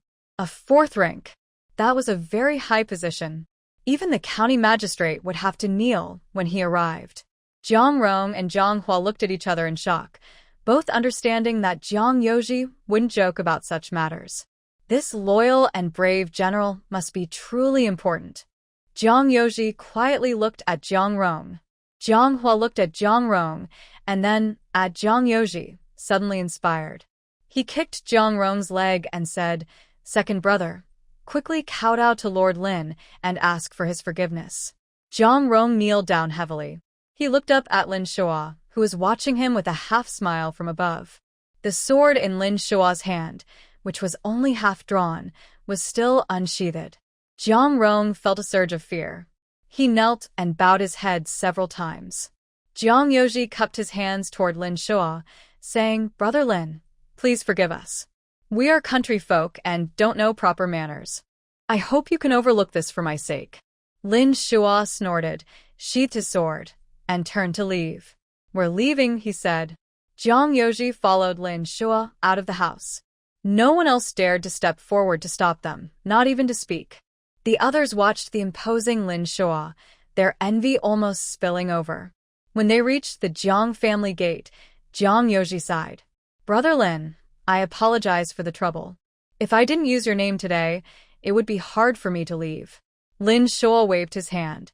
"Brothers don't need to say such things." Just as they were about to get into the carriage, a voice came from behind. "Third young master, Dr. Xiao Gu, oh my, it's been such a long time." Gu Yunjiao turned around and saw Zhao Lijing. Zhao Lijing's sharp eyes swept over Gu Yunjiao and Jiang Yoji, then looked up and down at Lin Shua. Jiang Yoji cupped his hands toward Zhao Lijing, saying, "Uncle Lijing, it's been a while." Zhao Lijing hurriedly asked, "Where are you headed now?" Come. "Since you're back, why not come to my house for a meal? You can leave tomorrow." Jiang Yoji smiled and said, "Uncle Lijing, we're in a hurry to leave, so we won't trouble you." He paused, then added, "If you have any business, just come to Xiangqing to find me." Zhao Lijing wanted to ask where in Xiangqing he should look for him, but at that moment, Lin Shua shot an impatient glance at Zhao Lijing. Zhao Lijing was not like the Jiang family, who lacked insight. When he saw Lin Shua, he immediately knew he was not an ordinary person. His aura was even greater than that of the magistrate he had seen before. He could only bow respectfully and dared not speak further. A few people got into a carriage, which headed toward the village entrance. Zhao Lijing watched the carriage go away and suddenly saw a cloud of smoke drifting over. He turned his head and saw old Master Jiang standing behind him. Now, Zhao's family and Jiang's family were sworn enemies. Zhao Lijing snorted and was about to leave. Old Master Jiang suddenly asked, "Did you see the person who came with third young master just now? That is a general from the court. A fourth-rank official." Zhao Lijing was slightly surprised. He had already guessed Lin Shua was not an ordinary person, but he didn't expect him to be such an important official. Third young master really has talent. He just went to Xiang City and already made connections with a high-ranking official. Moreover, third young master seemed to have no fear or sense of inferiority in front of that official. Seeing the surprise on Zhao Lijing's face, old Master Jiang became even more proud. He hurried to show off in front of Zhao Lijing and said, "In 2 years, when third young master passes the imperial examination and becomes an official, we will make your Zhao family pay for their blood debts." Ha ha ha, Zhao Lijing laughed loudly. He knew very well that Jiang Yoji would never settle accounts with him as Jiang's second young master. He was about to leave, but turned back to look at old Master Jiang. "Your ignorance is why Jiang family is falling apart day by day. Look at how many of your children and grandchildren are left. Even if you have outstanding grandchildren or grandchildren-in-law, you can't keep them." Zhao Lijing looked at old Master Jiang with a smile, then glanced at Jiang Rong and Jiang Hua behind him. "Don't you see? Third young master and Dr. Xiaogua are already fed up with your family. You're better off burning incense every day and praying that third young master doesn't pass the exam. Otherwise, when he does, and your family tries to blood like parasites, it will be your death date." Old Master Jiang's eyes widened. What are you talking about? "Are you saying third young master? No, he won't do that. After all, he was raised eating from Jiang's rice." Hee, Zhao Lijing chuckled. These ignorant people don't realize how ruthless those in power can be. They can kill a few common folk as easily as crushing a few ants. Zhao Lijing glanced at old Master Jiang. For the sake of our childhood friendship, I'll give you one last warning. If you want peace and safety, stay honest and stay in the countryside. Don't dream of climbing to wealth and status. You can't handle it. Otherwise, you might not even know how you died. Old Master Jiang and Jiang Rong and Jiang Hua didn't know when they had come out. Hearing Zhao Lijing's words, Jiang Hua looked thoughtful, but Jiang Rong glared fiercely at Zhao Lijing. Zhao Lijing shook his head and turned to leave. Old Master Jiang hunched over and slowly walked into the house, muttering as he went, "Does third son hate us? No, that's impossible. He was raised by us, after all. It can't be. It just can't." Jiang Hua frowned and went back to the West Wing. When he returned, he repeated what Zhao Lijing had just said to Lu. "What do you think? Why did Zhao say that?" Lu was smarter than most women, so he liked to discuss things with her. Lu thought for a moment. "I don't know either. Maybe it's true that the Gu family girl hates us. That makes sense, after all. Mother used to scold and hit her, and second brother also bullied her a few times. She probably hates us all. But third son, he has no reason to hate us." Jiang Hua sighed bitterly.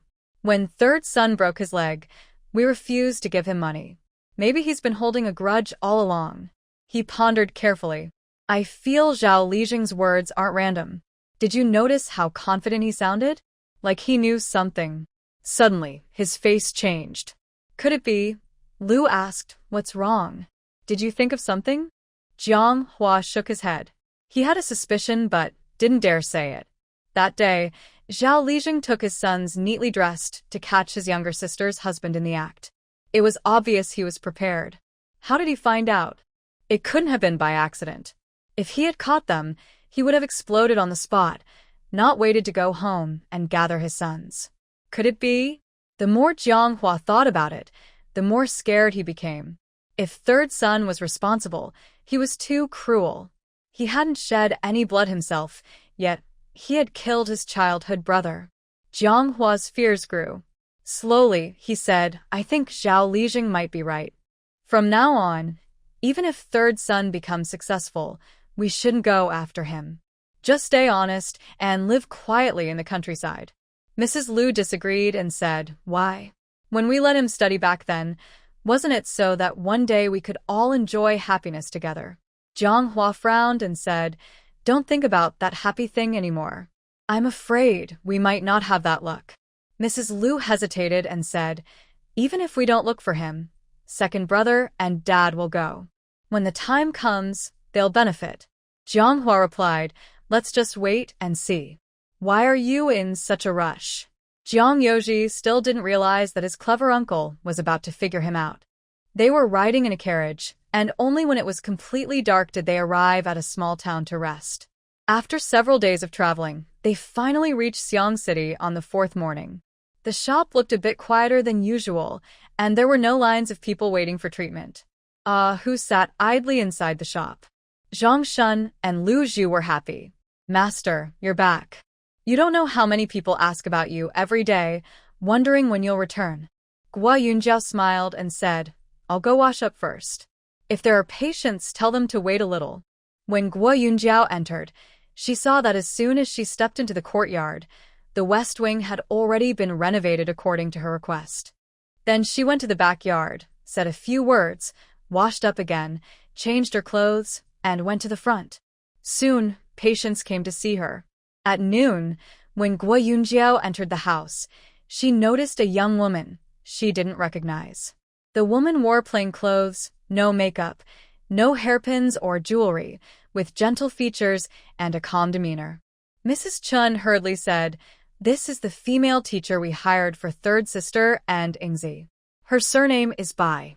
Guo Yunjiao went over to greet her. In the past few days, Bai teacher had heard Mrs. Chen talk about Guo Yunjiao countless times. Today, seeing the famous Guo doctor, she thought that Guo Yunjiao's aura was completely different from ordinary women. Her natural elegance didn't seem something that could be cultivated. It felt innate. Her manners were relaxed but not rude, unlike the carefree boldness of some young martial artists. Bai teacher smiled at Gui Yunjiao and said, Dr. Gua is truly the most outstanding woman I have ever seen. Gua Yunjiao smiled and replied, Thank you, Bai teacher, for your kind words. Please take good care of my two younger sisters. Everyone started to eat, and the two didn't continue talking. After finishing her meal, Gua Yunjiao hurried to the shop in front. That evening, after returning to the backyard, Mrs. Chen finally told her about Bai teacher's background. Bai Fuzi's name is Bai Wanfang. Her mother died early, and her father was a scholar in Nanzhou Prefecture. After passing the imperial exam, he failed several times in the provincial tests and gave up on trying further. He focused only on teaching his daughter at home. He had only one daughter, Bai Wanfang. After her mother died, he never remarried. He personally taught her poetry and essays and also hired a female teacher to instruct her in music, chess, calligraphy, and painting. When she was 18, Bai Wanfang married the son of her father's good friend. Bai Wanfang and her husband knew each other since childhood. At first, they lived happily together for a few years. However, Bai Wanfang's pregnancy never happened. After 3 years, her mother-in-law, citing her lack of children, pressured her son to divorce her. Her husband, unable to resist his mother, tearfully handed Bai Wanfang a divorce paper. Her father, who was sick at home with a cold, was furious when he saw his daughter return. He went to her in-laws to argue, but was humiliated by his former friend. Afterward, Bai Wanfang's father's health worsened, and he soon passed away. Later, Bai Wanfang's uncles and relatives took over her family's land and house, dividing everything among themselves. Bai Wanfang no longer wanted to remarry, so she became a female teacher for girls from wealthy families. Now, she has been working at the academy for 3 years. Gu Yunjiao sighed after hearing the story.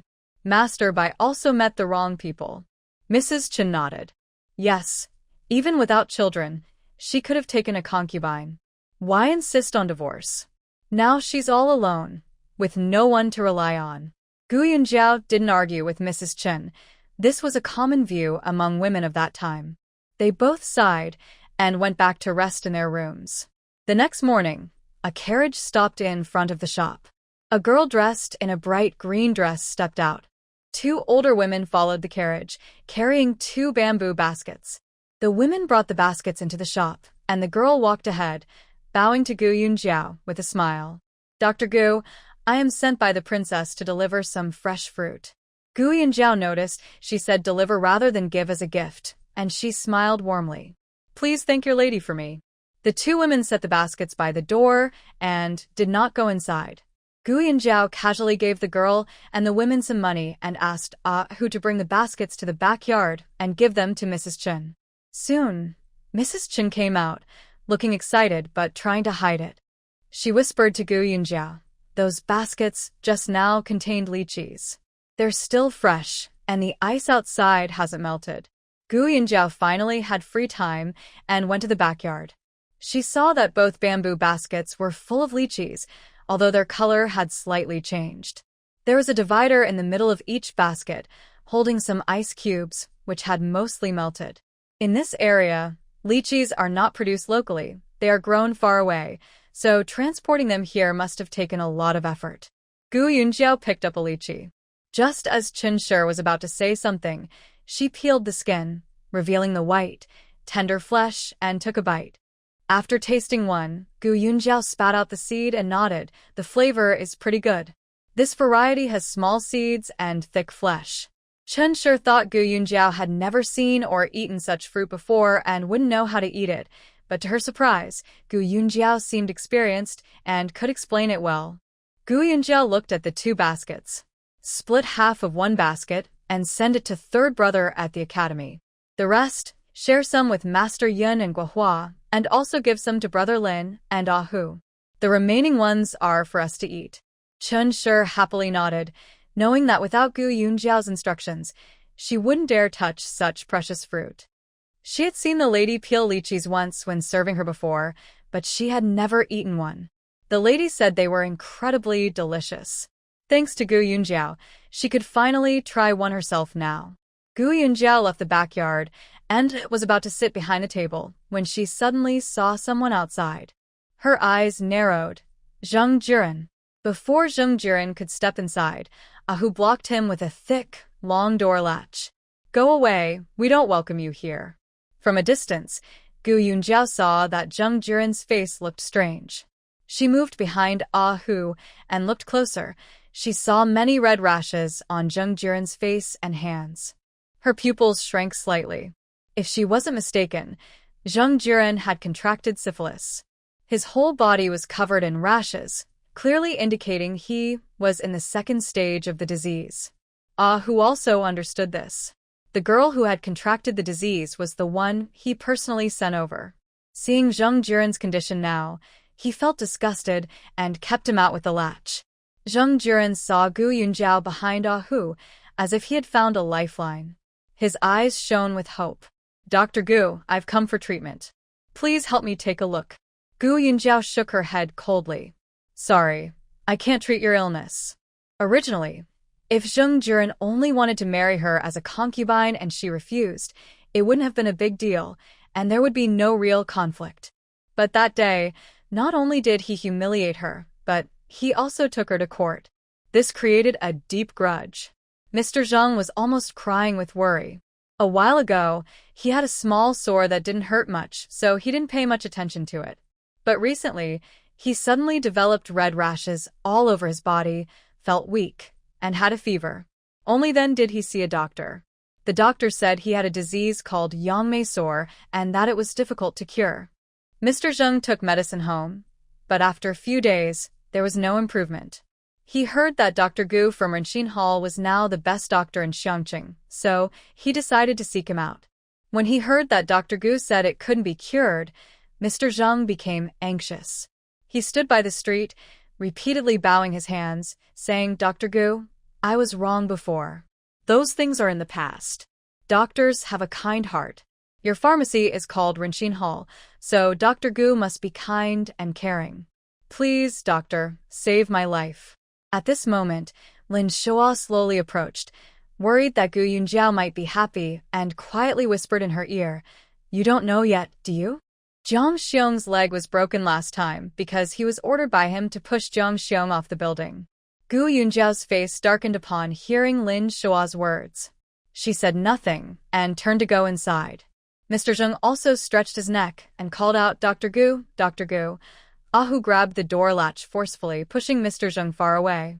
He looked fierce and said, Stop shouting here. Hurry up and leave, or I'll beat you. Fearing a beating, Mr. Zheng looked sad and left crying. Back at the money master's house, he suddenly froze in shock. He saw the room in chaos, with things scattered everywhere. He loudly called, Qingyang, Qingyang. Qingyang was his favorite little wife, specially brought from home to serve him. The room was silent, no one answered. He went into the room and saw that Qingyang's jewelry and clothes were all gone. Mr. Zheng couldn't understand what was happening. He sat on the ground suddenly, then remembered something and shouted, Shirmu, Shirmu. Earlier, when he saw the doctor, he didn't want the servant to know he had Yangmei sore, fearing he might talk too much and ruin his reputation. So he went alone. Still, no one answered him. Mr. Zheng felt very lonely and sat on the ground, crying loudly. He had just taken the imperial exam less than a year ago. He should have had a bright future, full of hope, but now he found himself in this sad situation. While he was crying, someone entered outside and looked at him with disgust. Our master said you have this dirty disease and you are not allowed to stay in the house. Pack your things and get out. After saying this, he threw down a silver ingot weighing 5 taels. Our master is kind and just. This is your traveling money.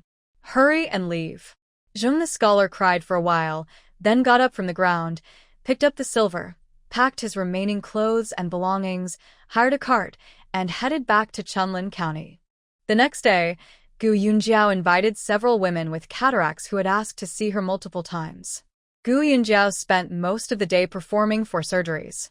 After leaving the operating room, Shin Qing was waiting outside. Dr. Gu, the medicine and commerce guild people have arrived. Gu Yunjiao, wiping her sweat, went outside and saw Yu Jiajia sitting there drinking tea. When he saw Gu Yunjiao approaching, he stood up and bowed. Gu Yunjiao smiled and returned the bow. They exchanged a few words.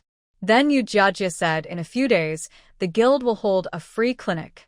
Dr. Gu just joined the guild this year and hasn't participated in a free clinic before, so I came especially to tell you.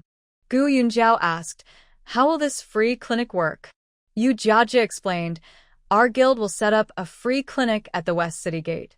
Many doctors will go there to provide free treatment. The clinic won't charge any fees. Also, if Renshin Hall is willing to donate medicine, that's fine too. The amount of medicine donated is up to Dr. Gu. How much to donate is also up to you. Gu Yunjiao thought for a moment and understood. It's mainly about giving free medicine to those who can't afford it. She asked again, which pharmacies in Xiangqing are willing to donate medicine? Yu Jiajie replied, Huichun Hall, Baochun Hall, Baohe Hall. Gu Yunjiao nodded. In that case, Renshin Hall is also willing to donate medicine. She asked this because she was worried that if only her own hall donated, other pharmacies might have opinions about her. Moreover, she was afraid her pharmacy might be overwhelmed by competition. Yu Jiajie bowed to Gu Yunjiao. Dr. Gu is generous. Then it's settled. The free clinic will be at the West City Gate in 3 days at the hour of Chen. Gu Yunjiao saw Yu Jiajie off, then instructed Zhang Shun and Lu Zhu. For the upcoming free clinic, I plan to donate some medicine too. When you prepare the medicines, pay attention. I will stamp a small mark on the lower left corner of some prescriptions. For those, don't charge the patients. Also, it might be busy that day, so take your time and be very careful. Don't make mistakes when preparing the medicines. Zhang Shun and Lu Zhu both said, rest assured, master. We will be careful. Just finished explaining, a tall man dressed in a dark-colored embroidered robe with cloud patterns hurriedly entered from outside. He asked, is Dr. Gu here? This man spoke a language that was not the local dialect of Xiangqing. His accent sounded like someone from the north. His speech was very stiff, giving Gu Yunjiao the impression of foreigners speaking Chinese in her past life. Gu Yunjiao nodded at him. Yes, I am. Do you need a doctor? The man cupped his hands politely. Our young master is very ill. He is currently unconscious. Please, Dr. Gu, come to treat him. At the Qingyun Inn just ahead. Gu Yunjiao hesitated briefly. Since there were no patients in the shop now, and the inn was nearby, she nodded. All right, I'll go with you. She asked Xinqing to bring her medicine box, and was about to follow the man. Lin Shoa suddenly came over and took the medicine box from Xinqing. I'll go with you.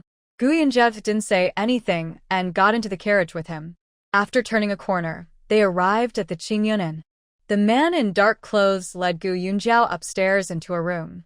The room was decorated delicately, with a bed covered by a fine bamboo mat and light blue gauze curtains. A man was lying on the bed. The man was sleeping with his eyes tightly closed, looking like he had fainted. Another man stood anxiously beside the bed. Gu Yunjiao quickly approached and first checked the man's complexion. How did he get sick? The man replied, we were walking on the street with the young master when he suddenly said he felt dizzy, broke out in a heavy sweat, and then his face turned red. He just collapsed straight down. Fortunately, we were close to the inn, so we carried him back. Gu Yunjiao looked at the man's face and reached out to feel his forehead. It was very hot. Quick, remove his clothes. He has heat stroke. She opened her medicine box, took out a silver needle, and told the man in dark clothes, go back to my shop and buy a few bottles of patchouli water. The man in dark clothes hurriedly left. Meanwhile, the man on the bed was quickly stripped down to his underwear. Gu Yunjiao then instructed another person, go downstairs and ask the shopkeeper for a bowl of cold water with some salt in it. Bring it up quickly. That person hesitated for a moment, but went downstairs. Gu Yunjiao sterilized the silver needle and began acupuncture. After a few needles, the man on the bed slowly woke up. At this moment, the person returning with the salt water also came upstairs. Gu Yunjiao moved aside and said, give him this salt water to drink. The man was helped to sit up and drink the salt water, then lay back down. Gu Yunjiao looked around the room and said, there isn't even a single fan here? She took out a small folding fan from the medicine box and fanned the man on the bed. The man had already woken up, but he looked weak. When he saw Gu Yunjiao fanning him, he nodded slightly to thank her. Soon, the man who had gone to get medicine also returned. Gu Yunjiao opened the medicine bottle and signaled the man in plain clothes to help the person on the bed sit up. Holding the medicine bottle, Gu Yunjiao smiled at the man. This medicine doesn't taste good. You must drink it all in one go. Please bear with it and don't spit it out. The man nodded slightly. Don't worry, there's nothing I can't swallow. Gu Yunjiao handed the bottle to the man in plain clothes, who then brought it close to his master's mouth. Gu Yunjiao shook her head. You can't drink it like that. Tell him to tilt his head back, then pour all the medicine from this bottle into his mouth. The man in plain clothes followed Gu Yunjiao's instructions and poured the medicine into the man's mouth. Gu Yunjiao stepped back a few paces, watching with interest as the man took the medicine. She had seen many people drink herbal water before, and their reactions were quite funny and interesting. Once the medicine was poured in, the man's face changed color, but before he finished pouring, he endured it and didn't move. After the medicine was all in, he hurriedly swallowed it, his features scrunching up. Then he struggled to spit out a word: water. After drinking a couple of sips of water, the man finally caught his breath. This medicine really tastes terrible. It's not bitter, but hard to swallow.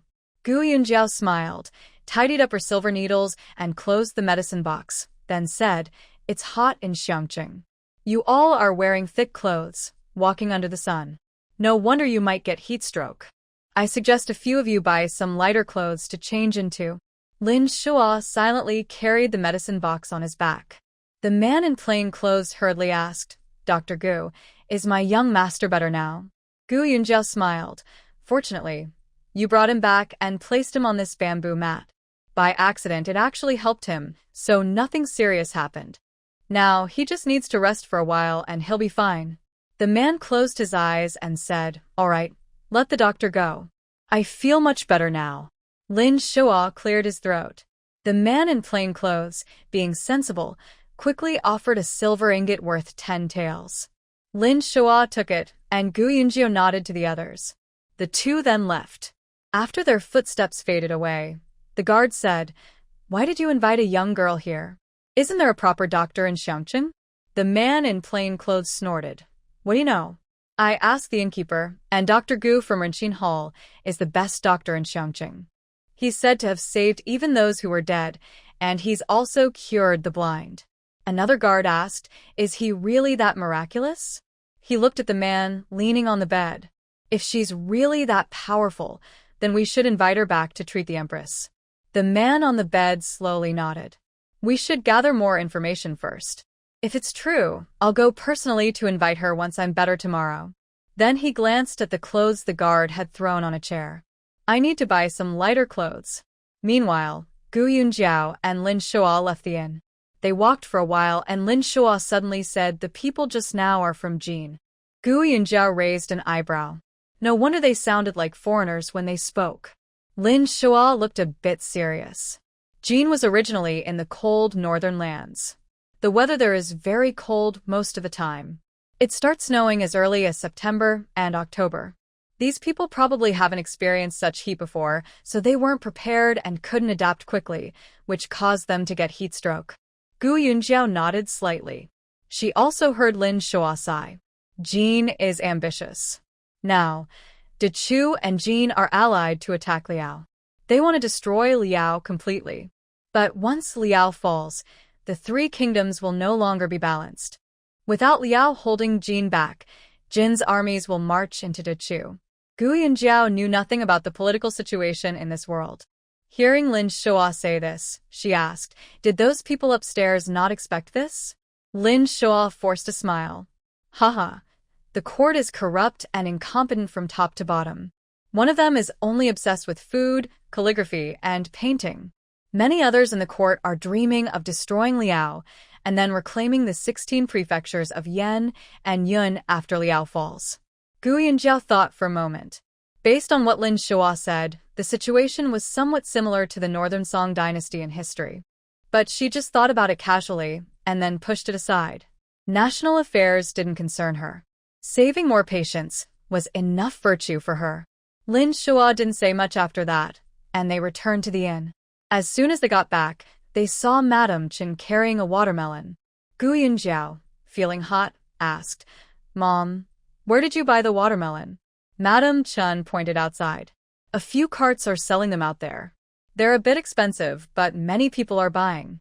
Gu Yunjiao quickly took out a silver ingot. "Ahu, go buy more watermelons and bring them back. 1 or 2 won't be enough to eat.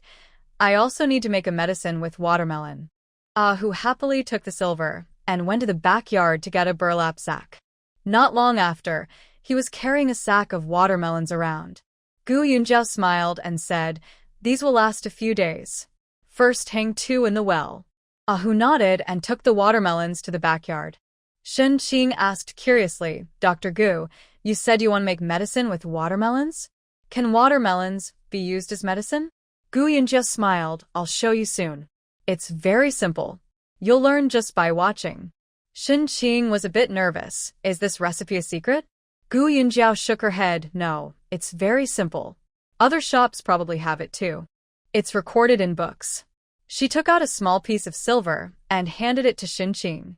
"Go to the grocery store and buy some jars. We'll need them for making medicine." She also instructed, "Get unglazed clay jars." Shen Qing agreed and went to buy the jars. Soon, he returned holding 2 jars in each hand. Gu Yunjiao asked him to clean the jars thoroughly, then took some glauber salt from the medicine cabinet and went to the West Wing. Lao Jiu was working in the West Wing, sweating profusely. Gu Yunjiao smiled and said, "Take a break. Why are you working so hard? Since it's hot today, try to work early in the morning or late in the evening. Rest during noon and afternoon to avoid heat stroke." Lao Jiu wiped his sweat and smiled. "Thank you, Mississippi." Gu Yunjiao then went to the main hall, where several large watermelons were placed on the floor. She tapped each watermelon and hesitated for a while. Lao Jiu came over, tapped the watermelons, and picked one up. "Miss, this one is probably ripe." Gu Yunjiao shook her head. "I want the unripe ones." Lao Jiu put the watermelon down and tapped the others again, picking up another. "This one should still be tender." Gu Yunjiao asked Tai to carry the watermelons to the kitchen, place them on the chopping board, wash the knives, and then cut them open. The watermelons weren't fully ripe. The flesh was red but looked tender, not sandy. Gu Yunjiao quickly cut out the flesh and then chopped the peel into small pieces. Lao Jiu, Tai, and Shen Qing couldn't help but swallow, and Ho Hot kept glancing at the cut pieces. Some of them had never tasted watermelon before, others had, but in this hot summer, just seeing it made them instinctively want to eat. Gu Yunjiao smiled and said, "What are you waiting for? Go ahead and eat. The watermelon isn't ripe enough and doesn't taste good. Please don't blame me." Osmanthus brought over a plate with a few pieces and went to the backyard. Old Nine also packed a few pieces on a plate and signaled Tai to take them to the front yard. Gu Yunjiao cut the watermelon rind into small pieces and placed them in a clay jar, layering watermelon and saltpeter repeatedly. When the jar was full, she sealed it tightly. She took the jar to the West Wing, placing it by the window where there was good airflow, but no direct sunlight. 1 watermelon rind filled 1 jar. Gu Yunjiao was not in a hurry. She could make more after finishing the watermelon. After completing the task, Gu Yunjiao washed her hands in the corridor. Shen Qing finished a piece of watermelon and asked, "Is the medicine ready?" Gu Yunjiao smiled and shook her head. "Not yet. It needs a few more days." Shen Qing asked again, "What is this medicine called?" Gu Yunjiao replied, "Watermelon frost. Next time you make this medicine, be sure to use unglazed clay jars. Glazed jars are not breathable, and the frost won't form properly." Shen Qing nodded carefully, remembering the instructions. After dinner, Gu Yunjiao called Shen Qing, take a watermelon home for auntie and uncle to enjoy. Shen Qing was delighted and thanked Gu Yunjiao. He carefully carried the net bag home. The next day, while Gu Yunjiao was seeing patients at the shop, she saw the man who had heat stroke earlier and his 2 guards arrive. They were all wearing very light silk robes, and the young master was holding a folding fan, fanning himself constantly. obviously frightened by the heat stroke. That day, the young master looked weak and sickly lying in bed, but today he appeared tall and strong, taller than Ahu. He had thick eyebrows and sharp eyes, giving off a commanding presence, which seemed out of place with the bamboo-engraved folding fan he held. The young master nodded at Gu Yunjiao upon entering and then looked around the shop. His 2 guards went to the counter, buying several bottles of white medicine, muscle pain oil, and patchouli water. The young master wandered around the shop a few times. Seeing Gu Yunjiao still busy treating patients, he sat quietly on a bench along the wall. It was nearly noon, very hot outside with the sun blazing down. The shop had few patients. After Gu Yunjiao finished with the 3 waiting patients, she looked at the young master. He strode over and nodded to her, saying, "My surname is Yan, named Zhang. I have an unkind request today." Gu Yunjiao nodded at him. "Please go ahead." Yan Zhang sat down in the chair and slowly said, "My mother suffers from asthma. When it attacks, she cannot sit or lie down. Sometimes she has to sit all night until it eases a little. In the past year or 2, her attacks have become more frequent. She has taken many medicines, but they don't work well. As her son, I cannot bear to see her suffer. I heard that Dr. Gu is very skilled, so I want to ask him to come with me and treat my mother." Yesterday, Gu Yunjiao heard Lin Shuo say that this man is from Jin State. His mother is probably in Jin. She thought for a moment and said, "Young Master Yan, I usually only treat patients in Xiang City. Do you know if your mother is currently in Xiang City?" Young Master Yan shook his head. "My mother is still at home, which is about 1,000 miles from Xiang City." 1,000 miles is a short distance for him. He was afraid it might scare Dr. Gu.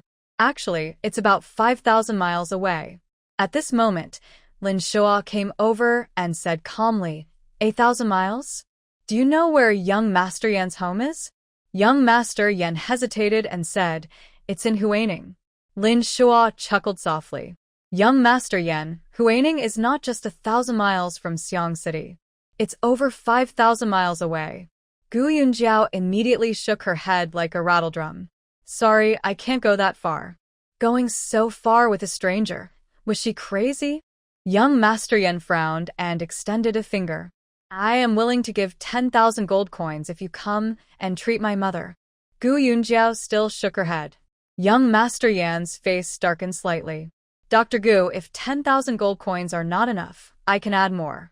If you have other requests, I can also fulfill them, as long as you can cure my mother." Yesterday, his 2 guards had asked around. Dr. Gu was truly skilled. Many illnesses that stumped other doctors she had cured. She even cured the queen mother of King Kang's blindness. She was a truly famous doctor.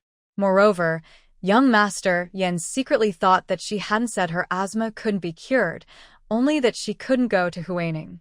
That meant she could cure the disease. Gu Yunjiao still shook her head. "Young Master Yan, even if I go, I might not be able to cure your mother. In fact, many places have good doctors. Your mother's illness isn't something I must do." Young Master Yan narrowed his eyes and said unhappily, "Dr. Gu, isn't your purpose in seeing patients just to make money? Why do you refuse 10,000 gold coins in front of you? I can't afford to waste so much time. If your mother had the chance to come here, I could help take care of her." Young Master Yan said coldly, "If my mother could come, I wouldn't be here asking you." Lin Shuo replied calmly, "Young Master Yan, Dr. Gu has the right not to go. Why force him?" Young Master Yan snorted, looked at Gu Yunjiao for a moment, then suddenly stood up, lifted his robe, and strode out. Lin Shuo kept watching their backs until they walked away. Then he said, "This person says his family is in Huaining. Huaining is the capital of Jin. He also said his surname is Yan, so it's probably Wan Yan. This person must be part of the Jin royal family." Gu Yunjiao asked curiously, "Why are they going so far?" 5,000 miles. Lin Shuo shook his head. Wan Yanzhong left the shop. His guard behind him said, "Young Master, Dr. Gu really doesn't appreciate the help." Young Master personally invited her and offered a lot of gold, but she didn't show any respect. Wan Yanzhong looked serious and kept walking forward. "She doesn't know who I am, so she doesn't need to respect me. Another guard said, maybe we should find a chance to take her away. Wan Yanzhong walked quickly, saying, we'll talk about it the night before we leave. Her 2 guards in the shop are skilled, so it won't be easy to take her. In a couple of days, Xinqing suddenly ran over nervously and said to Gu Yunjiao, Dr. Gu, the watermelon jar outside has a layer of white frost. Do you think the watermelon inside is spoiled? Gu Yunjiao smiled. That frost is watermelon frost. Use a clean small brush to wipe it off. The jar is still there, and it will frost again in a couple of days. Xinqing happily took a small brush and went to the back. Soon, she carefully brought over a small porcelain plate with a layer of white frost. Gu Yunjiao looked at it and said, put it in a clean bottle, seal it well, and label it. Xinqing didn't leave right away. She asked, what does this medicine treat? Gu Yunjiao thought for a moment. It treats sore throats, especially for throat abscesses. Xinqing kept murmuring as she went to do her work. The next day was the free clinic. Gu Yunjiao got up early. Mrs. Chen also woke up early. She packed a bunch of things and asked Tai and Xinqing to take them. There was a large sunshade umbrella, Gu Yunjiao's favorite teacup, a fan, a bamboo cushion, and some mung bean soup to beat the heat. Gu Yunjiao gathered some herbs and boiled a large pot of herbal tea in the kitchen. She tasted it and found it quite good, better than some popular brands. She asked someone to pour the tea into a large jar, covered it with cloth, and then Zhang Shun and Lu Zhu carried it onto the carriage. When the carriage reached the front of the West City Gate, many people had already gathered. Along the base of the city wall, tables and chairs were set up in a row, with a sign on each table displaying the doctor's name. Tai and Xinqing went over to look and quickly found the sign with Gu Yunjiao's name. The carriage arrived, and a large jar of herbal tea was brought down. Next, Tai tied an umbrella to a stick, stuck the stick into the ground, and adjusted the angle so that the shade covered the seating area. Xinqing helped place the cushion and set out teacups and folding fans. He also carried a fan at his waist, ready to fan Gu Yunjiao whenever needed. Gu Yunjiao put on a mask and asked Lin Shuo and others to do the same. Although it was hot and masks made it even warmer, the crowd was dense, and she was worried about contagious diseases. For example, tuberculosis can spread through droplets. After sitting on a chair, someone looked over and shouted, "That's Dr. Gu." Suddenly, many people wandering near the West City Gate, unsure which doctor to see, rushed toward her. The guards maintaining order saw the crowd surge and quickly rang a bell, shouting, "Line up properly, no pushing. Anyone who cuts the line will lose their chance to see the doctor." Lin Shuo stepped forward quickly, blocking the table, with Tai and Xinqing standing on either side of Gu Yunjiao. Fortunately, as the guards shouted, the crowd stopped rushing forward and began to line up, afraid of being disqualified from seeing the doctor. This was Gu Yunjiao's first time seeing such a scene. She looked around and saw that the longest line was on her side, and next to Dr. Yi. On the west side of the city, there was a slum with lower and more dilapidated houses than other parts of the city, meaning most residents were poor. She guessed that holding the free clinic here at the West City Gate was intentional. Although the line was not perfectly straight, it was finally organized. The first patient was an old woman. Her 2 sons, strong and burly, had just pushed through the crowd to get ahead. Gu Yunjiao signaled her to sit down, asked about her condition, and checked her pulse. Soon, she wrote a prescription. Gu Yunjiao saw that the old woman's 2 sons were neatly dressed, though not made of fine fabric. They had no patches. She thought they could afford a small amount of medicine money, so she did not stamp the prescription. Tai handed her the prescription and said, "Go to Renxin Hall on Fuyong Road to get the medicine." The old woman's sons took the prescription and were about to leave. Another pointed at the large jar and asked, "What is this?" Xinqing explained, "It's a cooling tea to relieve summer heat and quench thirst. It's free. If you want a drink, bring your own bowl." One of the sons supported the old woman as they slowly walked away, while the other quickly ran off, probably to get a bowl. Many people in the crowd heard this. Some called children playing nearby to go home and bring bowls. Others with many visitors at home shared a bowl to bring back. When someone brought a bowl, Shen-Qing used a water ladle to serve the cooling tea. Some greedy people brought clay jars from home, wanting to carry more tea back. Shen-Qing did not allow this. He only poured 1 scoop for everyone. All morning, Gu Yunjiao issued about 7 or 8 prescriptions stamped with a red seal. As noon approached, the sun became even fiercer and people couldn't sit still. Although Gu Yunjiao sat under an umbrella and some people took turns fanning her, she couldn't endure it anymore. She was drenched in sweat. Her specially worn blue cotton clothes were soaked, but since the color was dark, it was not very noticeable. Lin Shua came over and said, "The sun is too strong. You should go into the city gate shelter and cool off for a while. It's not late." Just as Gu Yunjiao was about to stand up, she saw a woman at the front of the line. She was very thin, wearing patched clothes, swaying and about to fall. If not for a man supporting her, she might have already collapsed. Gu Yunjiao quickly asked the woman to sit down. While observing her face, she saw it was dry and thin, with dull skin and hair. Gu Yunjiao asked, "Where do you feel unwell?" The woman weakly replied, "My legs are soft. I often fall when I walk because I feel weak. Also, I have no strength in my hands. I can't hold heavy things. My hands and feet are numb, and my legs often cramp." Gu Yunjiao checked her pulse and asked, "How are your periods?" The woman shook her head and sighed. "They haven't come for several years." Gu Yunjiao frowned and asked again, "How old are you? When was your first period? How many children have you had? How many are alive?" The woman weakly answered, "I'm 27 this year. My first period was when I was 14. Hearing this, Gu Yunjiao was surprised. Many would believe she was 40. "I got married when I was 17. After marriage, I was pregnant 3 times in a row, but I couldn't keep the babies. After the 4th pregnancy, I finally gave birth to a little boy. Not long after his birth, my body cleared up, and I haven't had any more bleeding since." Gu Yunjiao said, "Open your tongue so I can see." The woman, after speaking for a while, was already weak.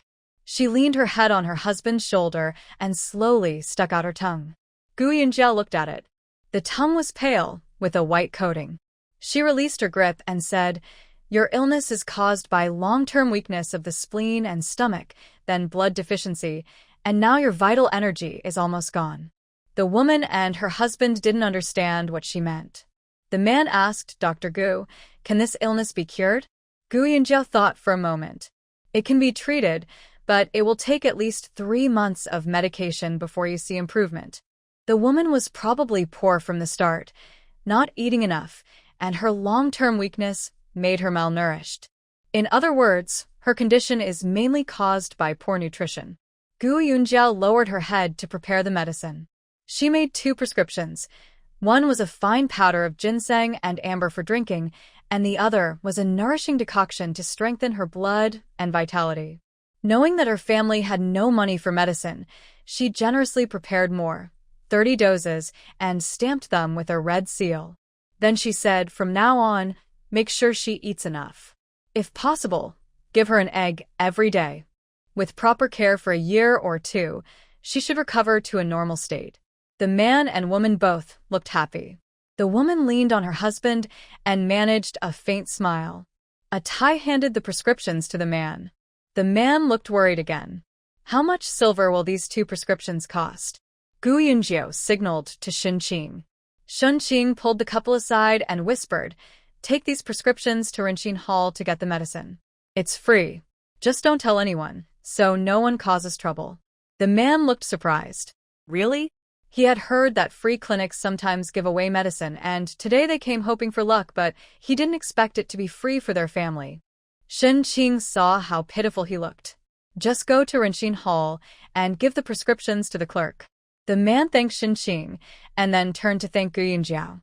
Gu Yunjiao advised, "When you get the medicine, the clerk will tell you how to take it. Be sure to remember clearly." She paused. After finishing the medicine, bring her back to Renxin Hall for another check. Her illness will take at least 3 months of treatment. The woman and her husband wiped away tears and repeatedly thanked her. The man carried his wife away. Gu Yunjiao sighed and continued to see patients. At that moment, someone suddenly shouted, "Doctor! Doctor! Someone has fainted!" Gu Yunjiao looked over and saw an older man fainted in the line next to Dr. Ye's group. Dr. Yi quickly got up and went over to check. He then said urgently, "Carry the person to the city gate." Someone carried the man away, and Dr. Yi headed straight toward Gu Yunjiao. "Dr. Gu, did you bring your herbal water? I'd like a bottle. The person is suffering from heat stroke." Gu Yunjiao quickly asked Tai to fetch the medicine. Then she looked at her own group, which was still quite long. She quickly asked Xinqing to write down the numbers on a piece of paper. Those who received a number were told to find a shady spot and stay there to avoid heat stroke. Gu Yunjiao herself couldn't hold on anymore and went to the cool breeze at the city gate. The area around the city gate was tall and deep, not only shielding from the sun, but also allowing a cool breeze to pass through, making it very refreshing. Dr. Yi also called over the patients in his line. People sat along both sides of the city gate, and some moved forward toward the Wingqing walled city. At this moment, the sound of a gong signaled the arrival of officials. The guards stretched their necks to see. The prefect has arrived. Gu Yunjiao had just cooled down for a moment, but had to get up again to greet the prefect along with the other doctors. All the villagers waiting for treatment knelt down. The prefect was very kind. He first told everyone to stand up and then exchanged greetings with the doctors. "Doctors, thank you for your hard work. The weather is hot, and you still come to provide free medical services. I am very touched. I've arranged for Bao Feng Lu to prepare food and drinks for you all." Everyone thanked the prefect. Each doctor's assistant and attendant went to the carriage to get their boxes. The prefect specially walked over to Gu Yunjiao, first bowed to Lin Shua, then smiled and said, "A few days ago, I sent someone to check on Zhang's family. The old Master Zhang can now stand and walk. He's eating normally every day, so I think he's over the worst. Dr. Gu, you truly are a divine healer." Gu Yunjiao smiled and nodded. "It's all thanks to your concern for the people and your promotion of filial piety. That's why we have such long-lived elders." The prefect laughed heartily and chatted for a while before leaving. Tai and Xinqing each carried a large box and moved tables and chairs into the city gate area for everyone to eat. The city gate wasn't very wide but about 10 meters long, with another gate leading into the Wingqing walled city ahead, and in front of the Wingqing was yet another city gate. Many people were resting there. Gu Yunjiao hurriedly finished her meal, got up, and took a walk around. She found Yu Jiajia and said, "I think the Wingqing area is cooler and the walls are high. When the sun shifts a little later, there will be no sunlight. It's better to move the tables and chairs over there." Yu Jiajia thought for a moment and nodded. "I didn't consider this carefully. I'll go inside to check the direction first, and then ask someone to move the tables and chairs." Gu Yunjiao couldn't help but mutter, "Why is the free clinic held during such hot weather?" Yu Jiajia felt a bit embarrassed and said, "The free clinic is held twice a year, once in spring and summer and once in winter. Usually it's in April or May when the weather isn't hot. But this year, due to some delays, it was pushed to June." Gu Yunjiao sighed in relief. She really didn't want to do another free clinic in such hot weather under the sun. In the afternoon, the tables and chairs were moved into Wingqing. Gu Yunjiao's setup was right by the city gate, which was much cooler. Just as the tables and chairs were arranged, they heard a loud commotion approaching from afar. Gu Yunjiao looked over and saw a middle-aged man in a silk shirt, half open, barefoot. Two servants pulled him by one arm, dragging him toward them. The man's eyes were wide and wild, looking crazy. He struggled and shouted, "Let me go. I will beat you to death. You lowlifes, how dare you touch me?" Behind him, a woman dressed in silk followed, accompanied by a maid. The woman looked around hurriedly and rushed toward Gu Yunjiao, saying, "Dr. Gu, we need medical help." Gu Yunjiao frowned slightly. The free clinic was meant to help poor people. Why was this well-dressed person making a fuss? Lin Shua stepped forward and said coldly, "Line up at the back." The woman was frantic. "Doctor, I'm not refusing to wait in line. These two family members are afraid he might hurt someone. I'm worried he'll cause trouble soon. He has already hurt several people at home." The man looked crazy. People around had already moved aside, and hearing the woman's words, they kept their distance and whispered things like crazy or mad. Gu Yunjiao's brow furrowed. This is a free clinic. His condition probably isn't recent. Why didn't he come earlier? Why now? The woman hurriedly said, Dr. Gu, I didn't come here to save a few consultation fees. I will definitely pay the fee. I just have no choice. My master has been like this for almost a month. I want to call a doctor for him, but the lady of the house refuses, saying he's lost his mind and that seeing a doctor won't help. Today, I finally took the chance while the lady was out and sent someone to Rinshin Hall to invite you. But they said you came here for free medical consultation. The woman started crying as she spoke. Dr. Gu, I could only have someone bring him here to see you. Gu Yunjiao thought for a moment and understood. This woman is the man's concubine. The main wife at home doesn't want him to see a doctor, perhaps hoping he'll die sooner or that his madness will make her the head of the household. The little concubine fears he might go completely mad and she'll have no peace, so she secretly seeks treatment for him. Seeing the man still struggling desperately, Gu Yunjiao glanced at Lin Shoa. Brother Lin, let him stay calm for a while. I'll treat these patients first, then examine him. Lin Shoa stepped forward quickly, pressing a few acupoints on the man's body. The man softened and collapsed. Both family members looked exhausted and sat down heavily on the ground. The woman was anxious but helpless, so she could only wait nearby. Soon, a middle-aged man hobbled over and sat down. Shen Qing looked at him with concern. Uncle Li. Uncle Li smiled at Shen Qing. Gu Yunjiao looked at Uncle Li's face and asked, What's wrong? Are you feeling unwell? Uncle Li siga. Yesterday morning, I was unloading goods at the dock. I wasn't paying attention, and a cart ran over my left foot. The wheel pressed on my foot, and luckily, it wasn't carrying anything. Even so, it hurt a lot, and it swelled immediately.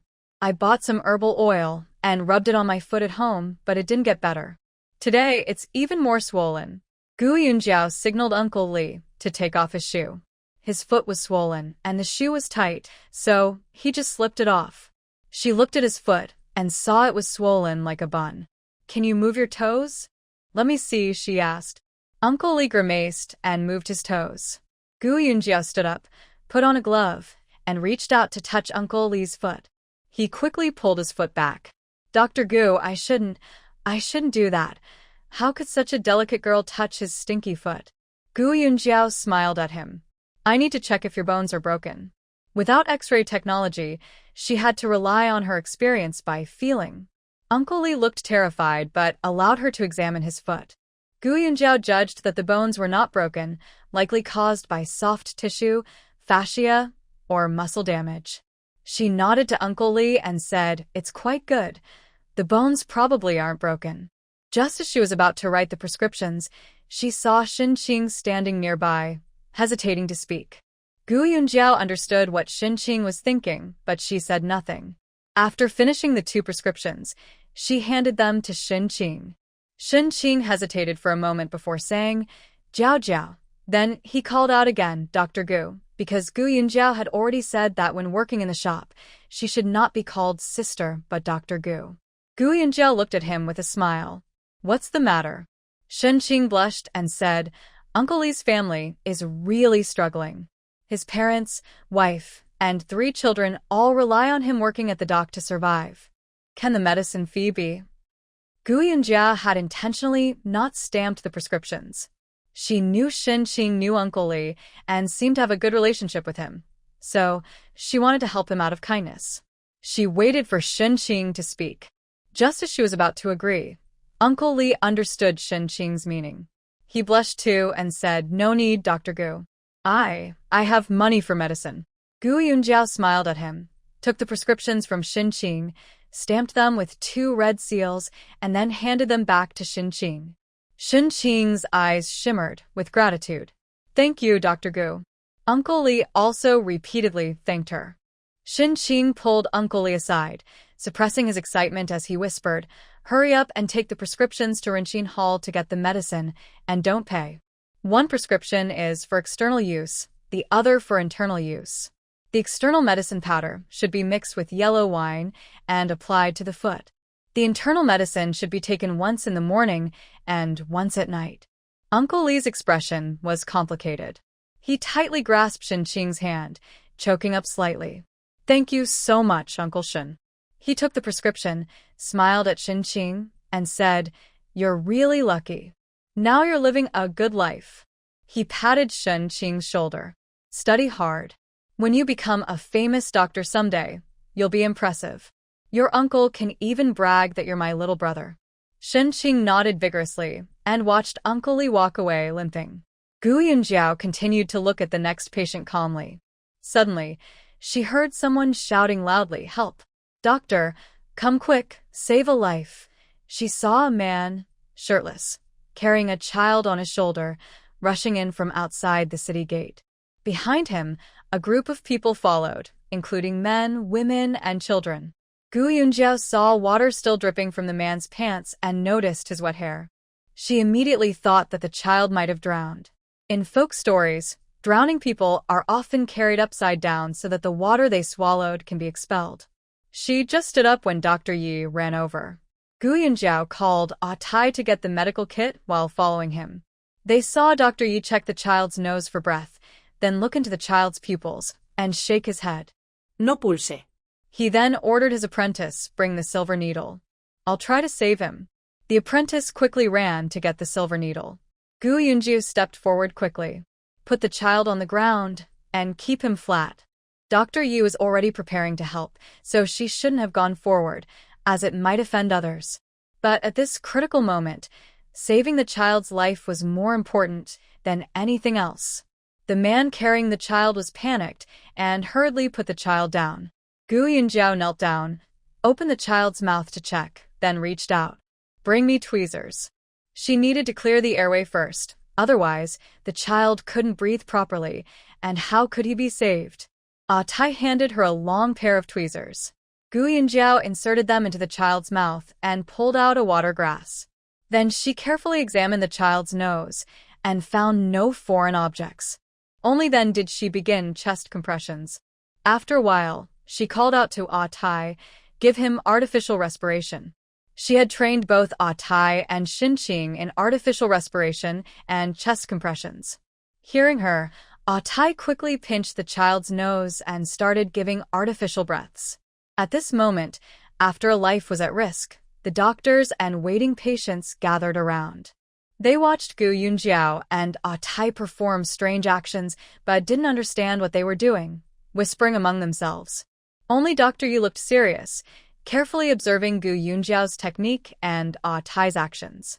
Gu Yunjiao shouted, "Everyone step back. Don't crowd around." The oxygen was already scarce, and they still crowded in to take his oxygen. Yu Jiajie and several doctors hurriedly pushed the onlookers away.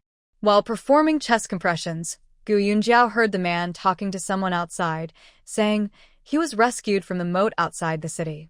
I don't know which family's child it was, but several children were playing in the water nearby. When he had an accident, those children all came ashore and shouted for help. It seemed some of their friends ran to call his parents. Gu Yunjiao listened to the noisy surroundings while rhythmically pressing on the child's chest. After a while, she finally noticed the heartbeat under her hand had started again. She breathed a sigh of relief and signaled Ah Tai to stop. Then she checked the child's breathing, which had also returned.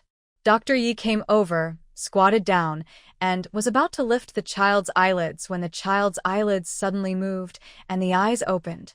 Dr. Yi was startled and quickly withdrew his hand. The onlookers all exclaimed in surprise, "He's alive?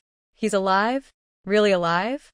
At this moment, several tall men pushed through the crowd, Yan Zhang and his two guards. They moved away from the crowd. One guard said, "Sir, it seems that Dr. Gu's medical skills are truly extraordinary. He even revived someone who had stopped breathing. He's probably better than the imperial doctors of Great Chu." Yan Zhang replied in a deep voice, "Imperial doctors follow a cautious approach. They focus not just on curing the illness but on avoiding problems. If something goes wrong, they can't bear the responsibility. If it's about healing, these folk doctors are more skilled." Look at how many patients they see each day. Such rich experience. The guard whispered, should we act tonight? Yen Yenjong thought for a moment and said, since there's a way to cure my mother's illness, we must try. The other two guards exchanged glances and nodded. Inside the city, Gu Yunjiao checked the child's pulse and then went back to prepare the medicine.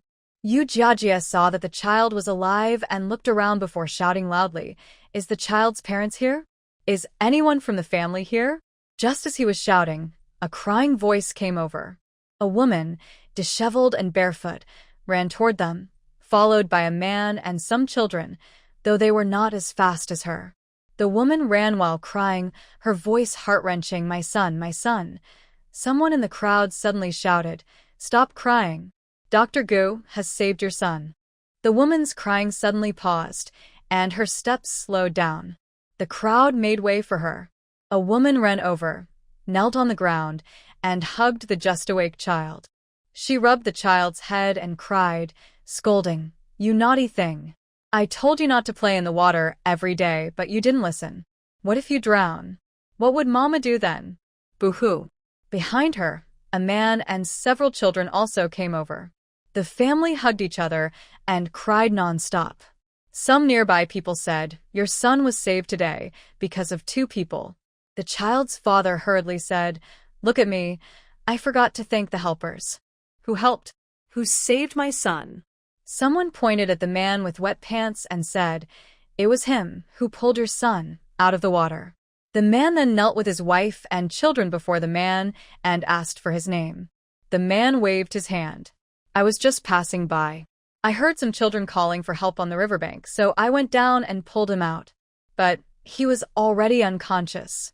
I carried him here myself, and thanks to Dr. Gu, the child was saved. The family looked around for Dr. Gu. Someone pointed and said, Dr. Gu is over there treating someone. The man picked up the child, and the family went over to kneel before Gu Yunjiao. Gu Yunjiao quickly said, get up, please. She looked at the child, who was still being held by his father, and looked a bit dazed. He's fine now. He was just frightened and has some lung injuries, but those will heal quickly. She handed the woman a prescription. Give him 2 doses of medicine, let him rest well at home, and prepare some good food for him. He'll be fine. The family thanked Gu Yunjiao and then left with the child. For a moment, some patients who had been waiting elsewhere rushed over to Gu Yunjiao, and the lines stretched far back.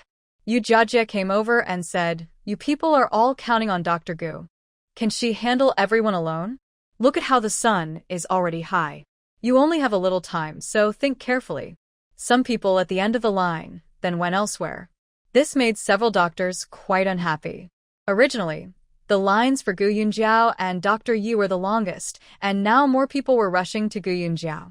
The doctors offering free consultations felt like beggars, and people didn't even want to come. Their faces looked like they were being stepped on. Several doctors stood up, packed their things, and prepared to leave. They didn't look at the patients and simply said coldly, we're done here. You can go see Dr. Gu. Even some people from Dr. Ye's side moved over to Dr. Gu's area. Dr. Yu was generous and only glanced without saying anything. Lin Shua circled behind the line and said calmly, those who received a number slip will be seen today. Those who didn't, don't bother lining up, it's pointless. The people without a number slip cursed and then dispersed to other places. Soon, the mother of the drowning child came over with a basket of eggs. She placed the basket on Gu Yunjiao's table. Gu Yunjiao was about to say, no need to do that, but the woman bowed to her and quickly ran away. Gu Yunjiao couldn't help but laugh and cry at the situation. As the sun slowly set, 7 or 8 patients were still waiting. The man in silk clothing was lying nearby, and his young wife was still watching over him. Gu Yunjiao looked at the group. The 7 or 8 people were all elderly men and women. They probably couldn't compete with the younger ones and ended up at the end of the line. Seeing these trembling, frail elders, Gu Yunjiao couldn't find words to send them home. She could only instruct Xinqing and a Tai to move the tables and chairs outside to prevent the city gate from closing soon. After moving the furniture back inside, Gu Yunjiao told a Tai, go buy some lanterns. Later, We can put them here to light up the area. Just then, a man dressed in official soldier's clothing approached and bowed to Gu Yunjiao, saying, Dr. Gu, there's no need to buy lanterns. We have torches here. When it gets dark, light a few, and it will be bright enough. Gu Yunjiao stood up and bowed to him. Thank you, sir. The soldier waved his hand. No need to thank us. We are all raised by our parents. Your work saving people is a great virtue. We should help when we can.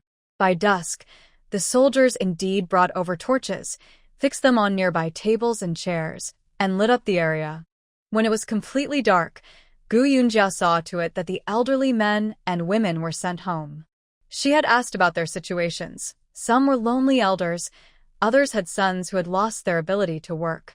They were all unfortunate people. Otherwise, they wouldn't have come to line up themselves. Gu Yunjiao stamped red seals on their prescriptions and told them to go to Renxin Hall tomorrow to get medicine, free of charge. After these people left, Gu Yunjiao asked the woman who was already numb with anxiety, What exactly is going on with your master? The woman suddenly hesitated, seeming embarrassed to speak. Gu Yunjiao said, Since he's like this, I can't get much information. You know the situation, so you must tell me everything clearly from start to finish, without any lies. Only then can I prescribe the right treatment. The woman gritted her teeth and said, About a month ago, I had an argument with the master in his room. Things weren't peaceful between us. That night, he suddenly got up and left in a rage. It was cold that night. The master felt a chill on his body and wanted to warm himself. The next day, he ate a deer whip. Gu Yunjiao nodded and said, Continue. The woman continued.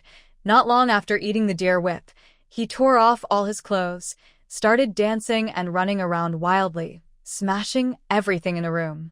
His strength seemed to suddenly increase. Several people couldn't hold him back. Then he started acting crazy every day, breaking things, hitting people, and going several meals without eating, as if he was starving. This went on for nearly a month. Gu Yunjiao signaled Lin Shua to unlock the man's acupoints. Once released, the man crawled up and tried to hit someone, but his family members held him tightly.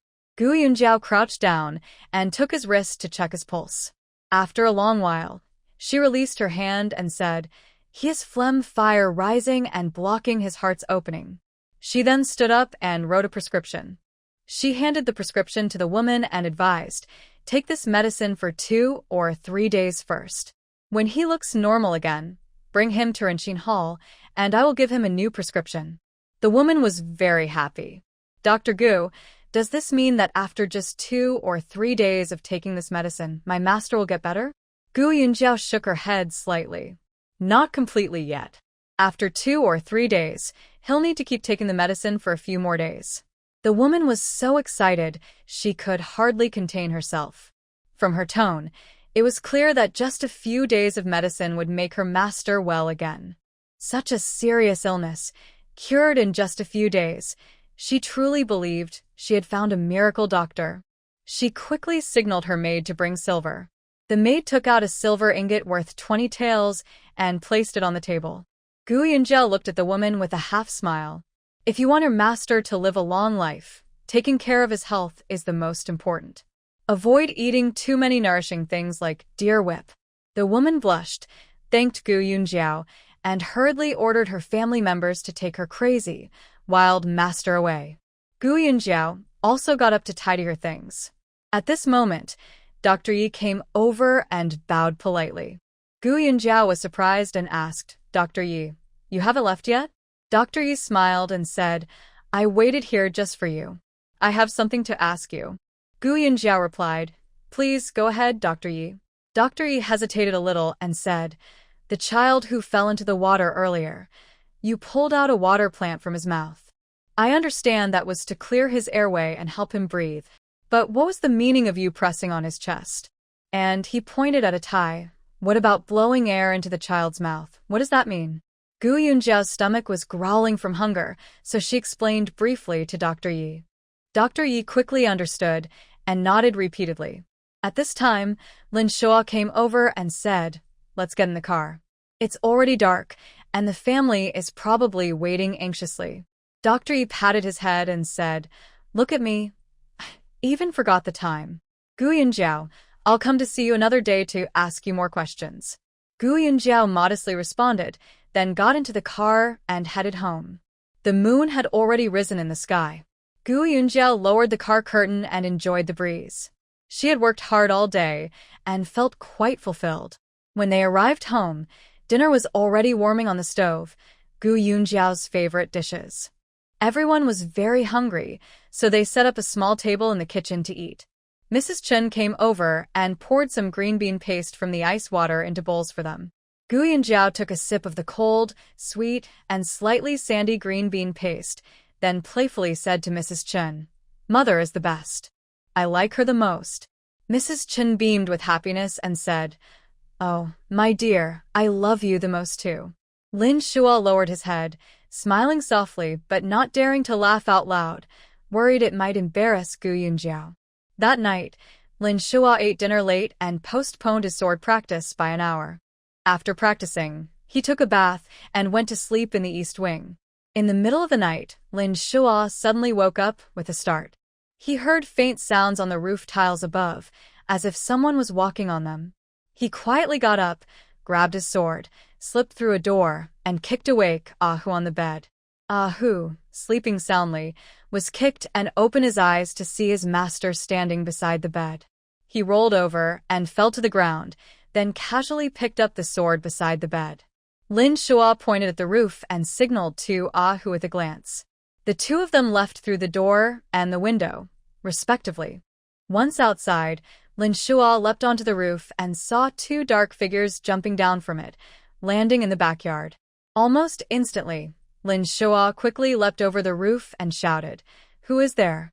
At the same time, he also jumped down from the roof.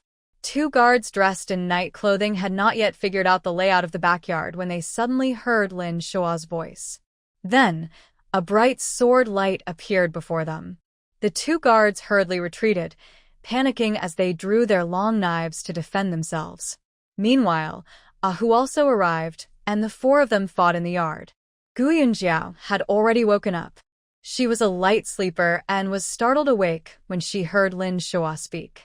Hearing the sound of swords clashing, she was alarmed, got out of bed, and went to the window, hiding nearby to look outside.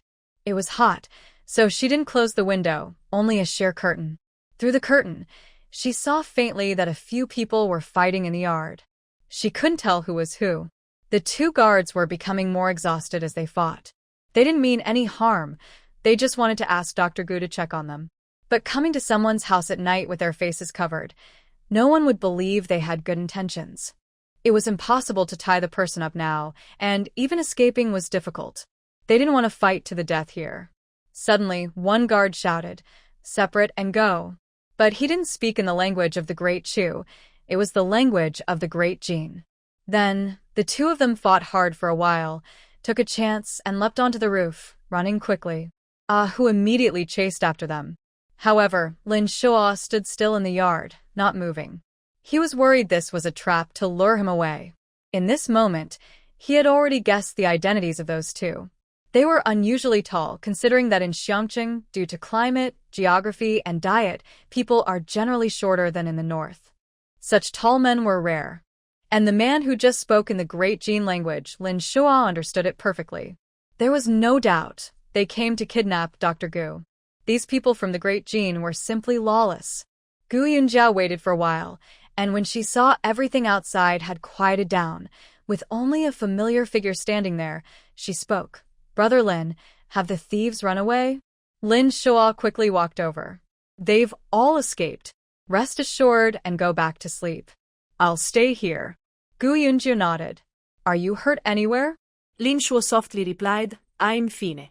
"You sleep now." Gu Yunjiao added, "Be careful yourself." Knowing she couldn't do much to help, she climbed back into bed and went to sleep. Ahu chased after a man in black for a long distance, suddenly waking up. Inside the house, there were many old, weak women and children. If this was a trick to lure the tiger out of the mountain, the master might not be able to handle it alone. He stopped, then turned around and ran back quickly. It was safe to return home. Only the young master was in the courtyard. Originally, Wan Yanzhong knew that the two guards from Renxin Hall might be skilled, but he didn't take it seriously. His two guards were top experts in the Jin dynasty, so kidnapping a young girl was not difficult for them. He also considered his status and refused to wear a mask to do sneaky things, so he didn't come. Hu returned to the courtyard and heard Lin Shua mention their identities. He immediately became angry. People from the Jin dynasty are truly uncivilized barbarians, resorting to such shameless tricks. He paused, lowering his voice. Aren't they staying at the inn? Maybe we should go and... Lin Shua shook his head.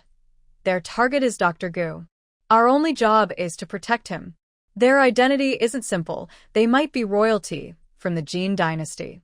Now that Jin and Chu have formed an alliance, causing trouble would only bring more problems. Hu could only mutter, serves those kids right. Suddenly, he smiled again. Luckily, I injured one of them earlier. Lin Shua calmly said, I also stabbed that person with a sword. At this moment, in the upper room of Qingyun Inn, two guards were cleaning their wounds. After cleaning the wounds and applying white medicine, the bleeding stopped instantly.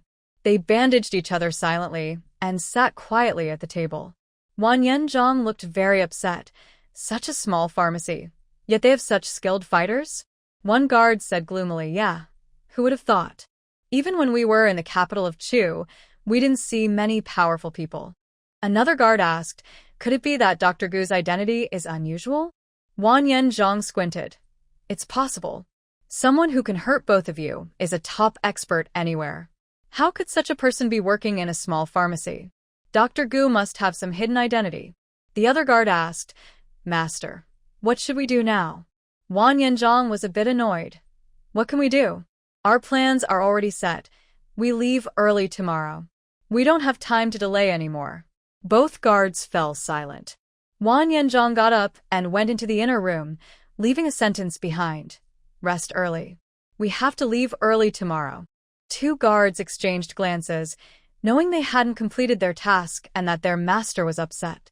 But they couldn't help it. They simply couldn't fight better. Lin Shua stayed in the yard all night and only went to sleep when dawn was breaking. Gu Yunjiao got up to wash up. Madame Chen came over, looking nervous, and asked, Did you hear any noise last night? Gu Yunjiao nodded. Two thieves came, but Brother Lin and Hu chased them away. Madame Chen patted her chest. It sounded like swords clashing. I think Brother Lin and Hu were fighting someone. Luckily, they drove the thieves off. She thought for a moment. Why do you think the thieves came to our house? Although we have a little money, there are many richer places in Xiangqing. They probably wouldn't target us, Gu Yunjie replied. She shook her head. I don't know. I'll ask Brother Lin and the others later. Maybe they know something. At breakfast, Gu Yunjiao only saw Hu but not Lin Shua. She asked, Where is Brother Lin? Hu shook his head. He stayed up all night. He just went to sleep now. Gu Yunjiao was surprised. Hu brought over a bowl of porridge and whispered, Tonight, I will guard the night shift. By the way, do you have any idea who those two people were yesterday? Gu Yunjiao shook her head while looking at Hu. Who? Are you saying I might know them? Aún dead. They are the ones who came to the shop that day and asked you to go to Huining for a checkup.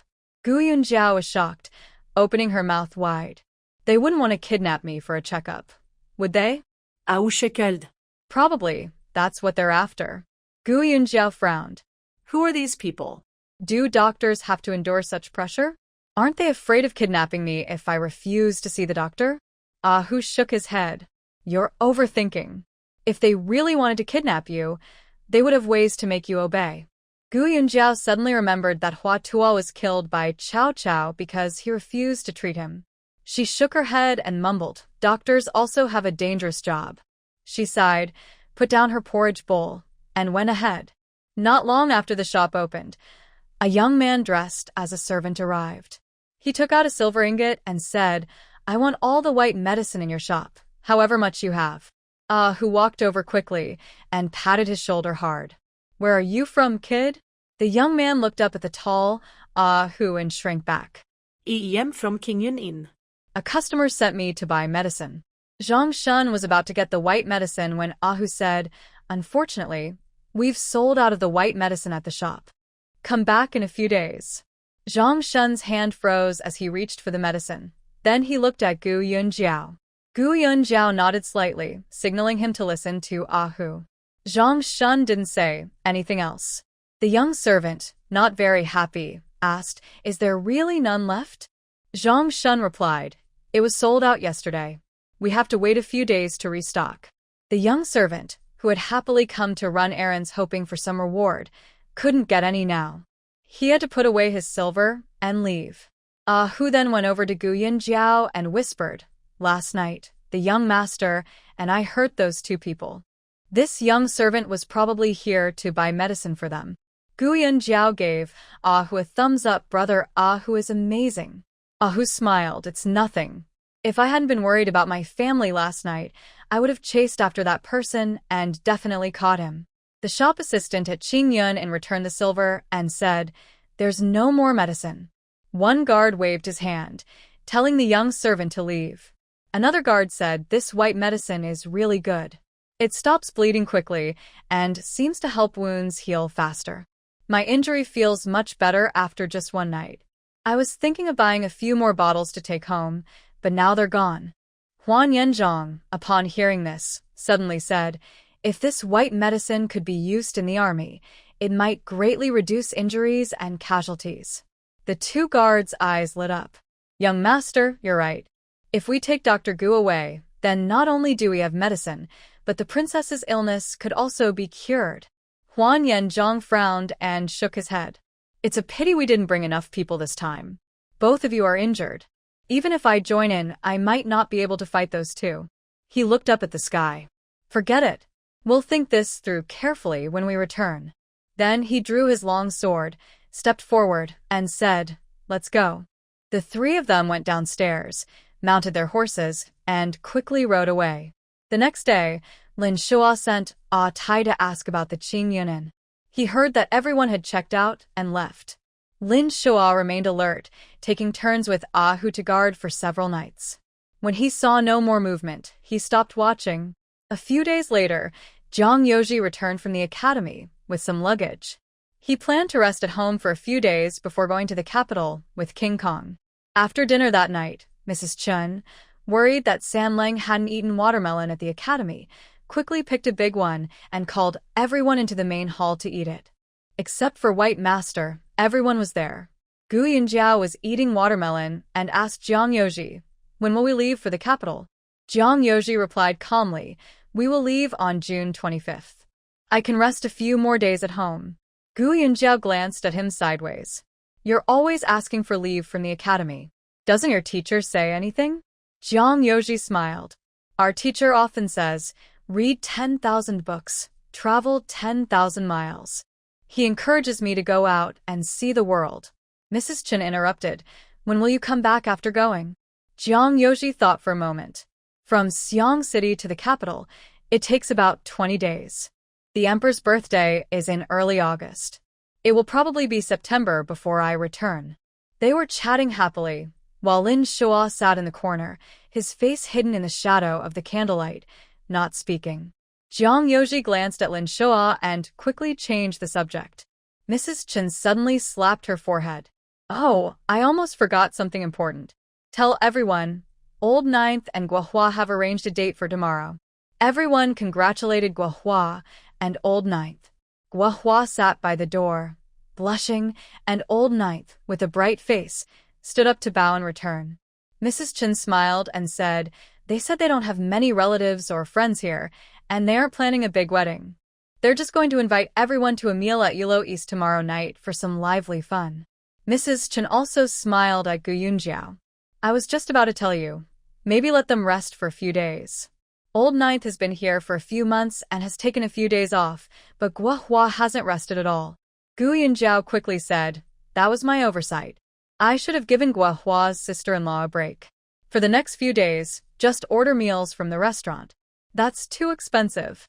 Mrs. Chun hurriedly said, "For now, I'll take care of cooking with Granny Tian." Gu Yunjia had no choice but to agree. The next morning after breakfast, Old Ninth went out to buy things like dragon and phoenix candles and a red wedding veil. He told Guohua that since this is the master's place, they couldn't hold a wedding here, but they still wanted to do everything properly. Guohua was busy sewing a pair of new pillows and a small floral quilt for Yingzi. At noon, Mrs. Chun and Granny Tian prepared the meal. Although it included meat as usual, the response was quite poor. Gu Yunjiao forced herself to eat a bowl, but everyone's tastes had become more refined, so they didn't eat much.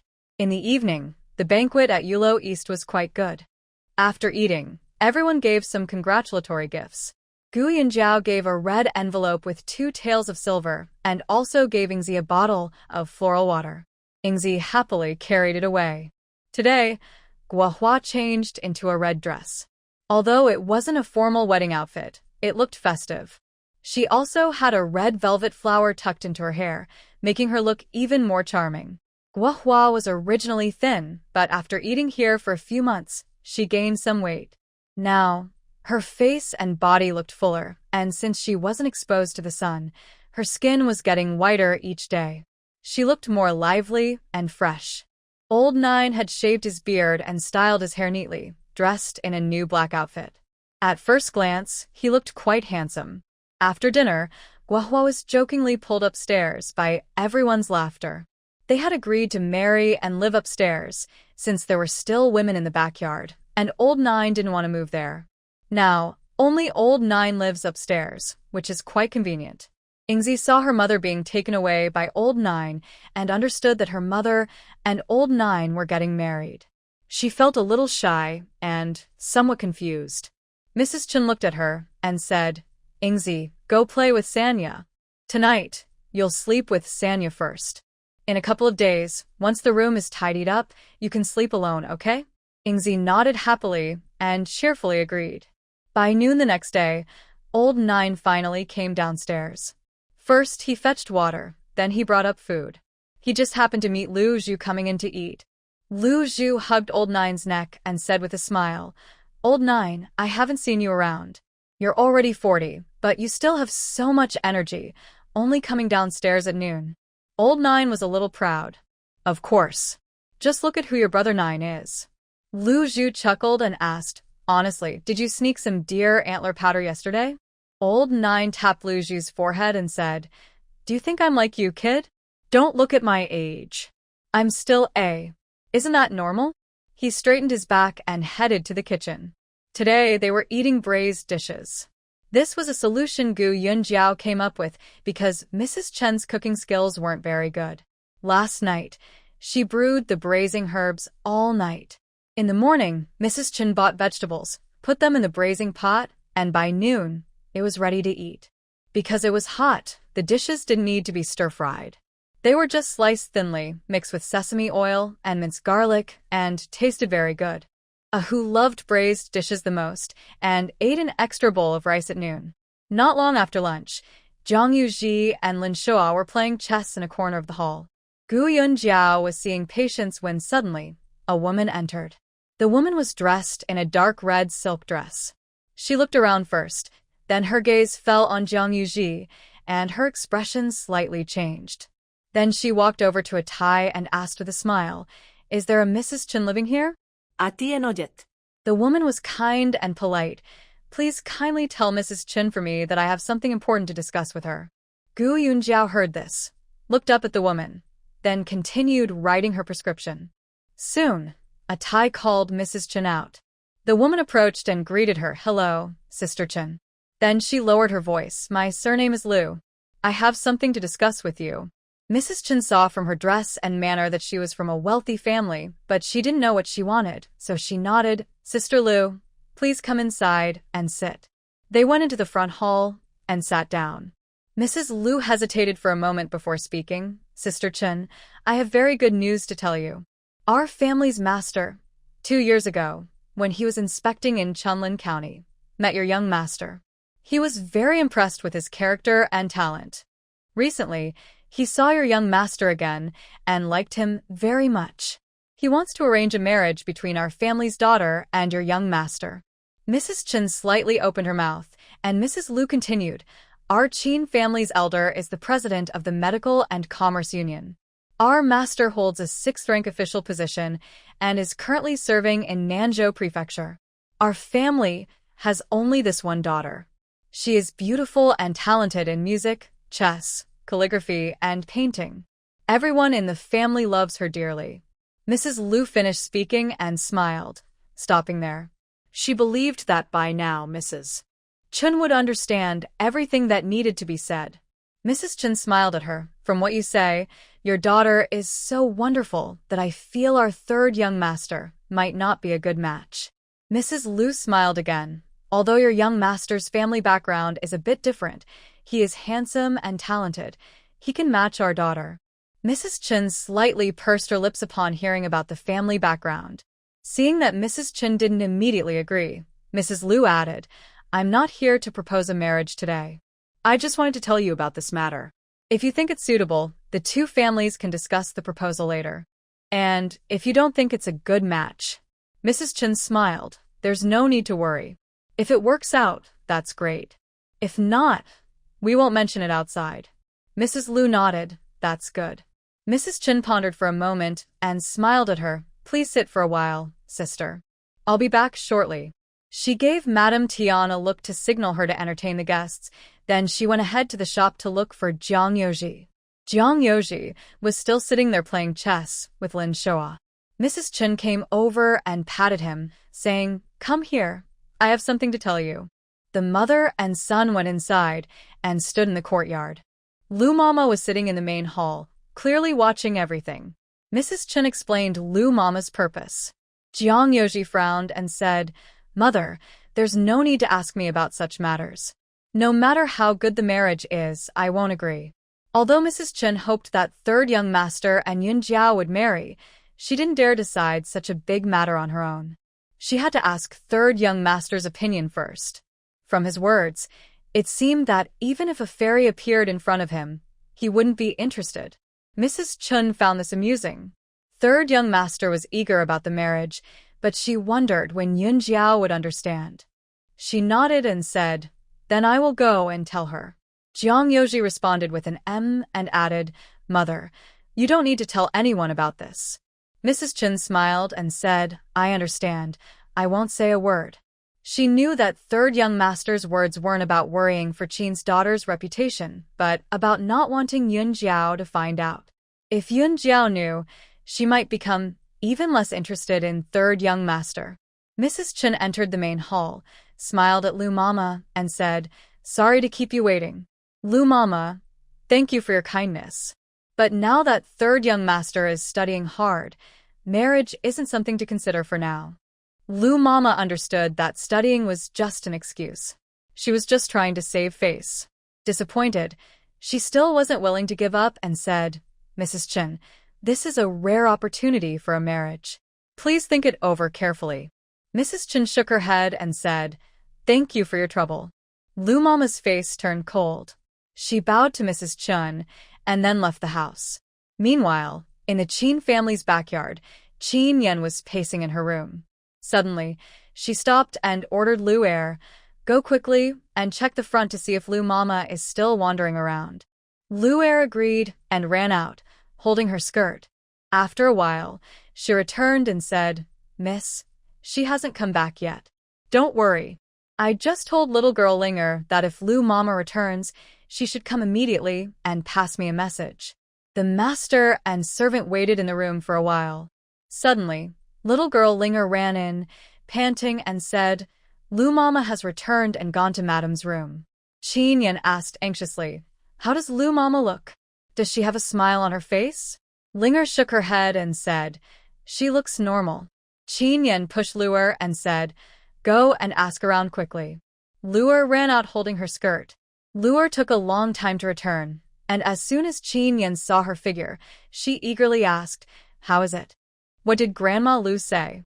Lu Er hesitated and said, When I went, Grandma Lu was talking to the lady. I dared to stand outside the window and listen for a few words. They said that young Master Jiang has already refused. Qin Yan exclaimed sharply, Impossible. Lua was so frightened she stepped back and dared not say more. Qin Yan stamped her foot and rushed out of the room. She hurried to her mother's room. where Grandma Lu was about to come out. They almost bumped into each other. Qin Yan grabbed her quickly. "Don't go. I don't believe he will refuse this marriage." Grandma Lu looked awkwardly at Mrs. Jiang, unsure what to do. Mrs. Jiang frowned and said, "Yenner, you are being rude. Look at yourself." Qin Yan let go, holding back her anger, and turned to sit beside Mrs. Jiang. "Grandma Lu, tell me exactly what you said at Jiang's house. Describe everything you saw." Mrs. Jiang frowned but said nothing. Grandma Lu, seeing that the lady did not object, recounted everything truthfully. She included how Mrs. Chen got up and went to the front, how she saw Mrs. Chen and her son talking in the courtyard, and how Mrs. Chen refused her when she returned. Qin Yan was so angry her chest almost burst. So, he personally refused? Grandma Lu dared not speak. Mrs. Jiang sighed. "Child, I think it's better to forget about it. Young Master Jiang is proud and aloof. He probably thinks he's very talented and is waiting to find a good match after passing the imperial exams. Your mother will find you another handsome young man." Qin Yan sharply said, "No, I want him. Even my father agrees." He wrote back saying young Master Jiang is good and the supervising scholar praised his talent. "This marriage is good, and I think so too. If it doesn't work out, I won't give up." Mrs. Jiang waved her hand helplessly, and Grandma Lu hurried out. Mrs. Jiang then softly said, "Yenner, marriage depends on mutual willingness. Forcing it isn't right. We're not desperate to marry you off." Qin Yan shook her head. "That's not it. I know he refused because he doesn't know who I am. Although I've met him once or twice, he didn't pay attention and he doesn't even know my name. When he sees me with my appearance, I don't believe he'll refuse." She turned to leave. "I'm going to see him myself.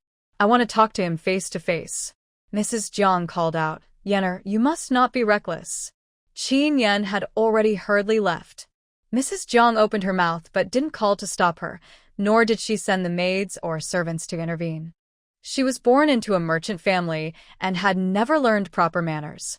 After marrying, she had 3 sons and a daughter, and she was very indulgent toward her only daughter. Although she knew Qin Yan's actions were inappropriate, she let her go. Qin Yan returned to her room, asked the maid to help her dress, carefully chose a red gemstone hairpin to wear on her head, then changed her clothes several times. Looking in the mirror, she felt she was beautiful in every way. She then took a carriage to Rinshin Hall. By this time, the sun was already leaning west. Gu Yunjiao had finished seeing her patients and was sitting nearby playing chess with Lin Shoa. She held the chess pieces, and every time Lin Shoa made a move, Zhang Yoji would whisper instructions in her ear, explaining why she should move that way. Gu Yunjiao felt that listening to him made her suddenly understand everything, and her chess skills improved greatly. Soon, she defeated Lin Shoa, who abandoned his defenses, and she giggled happily. Lin Shoa enjoyed playing with her, and was happy too. Suddenly, a sharp voice rang out, "Zhang Yoji." Zhang Yoji and Gu Yunjiao turned around, and Lin Shoa looked up as well.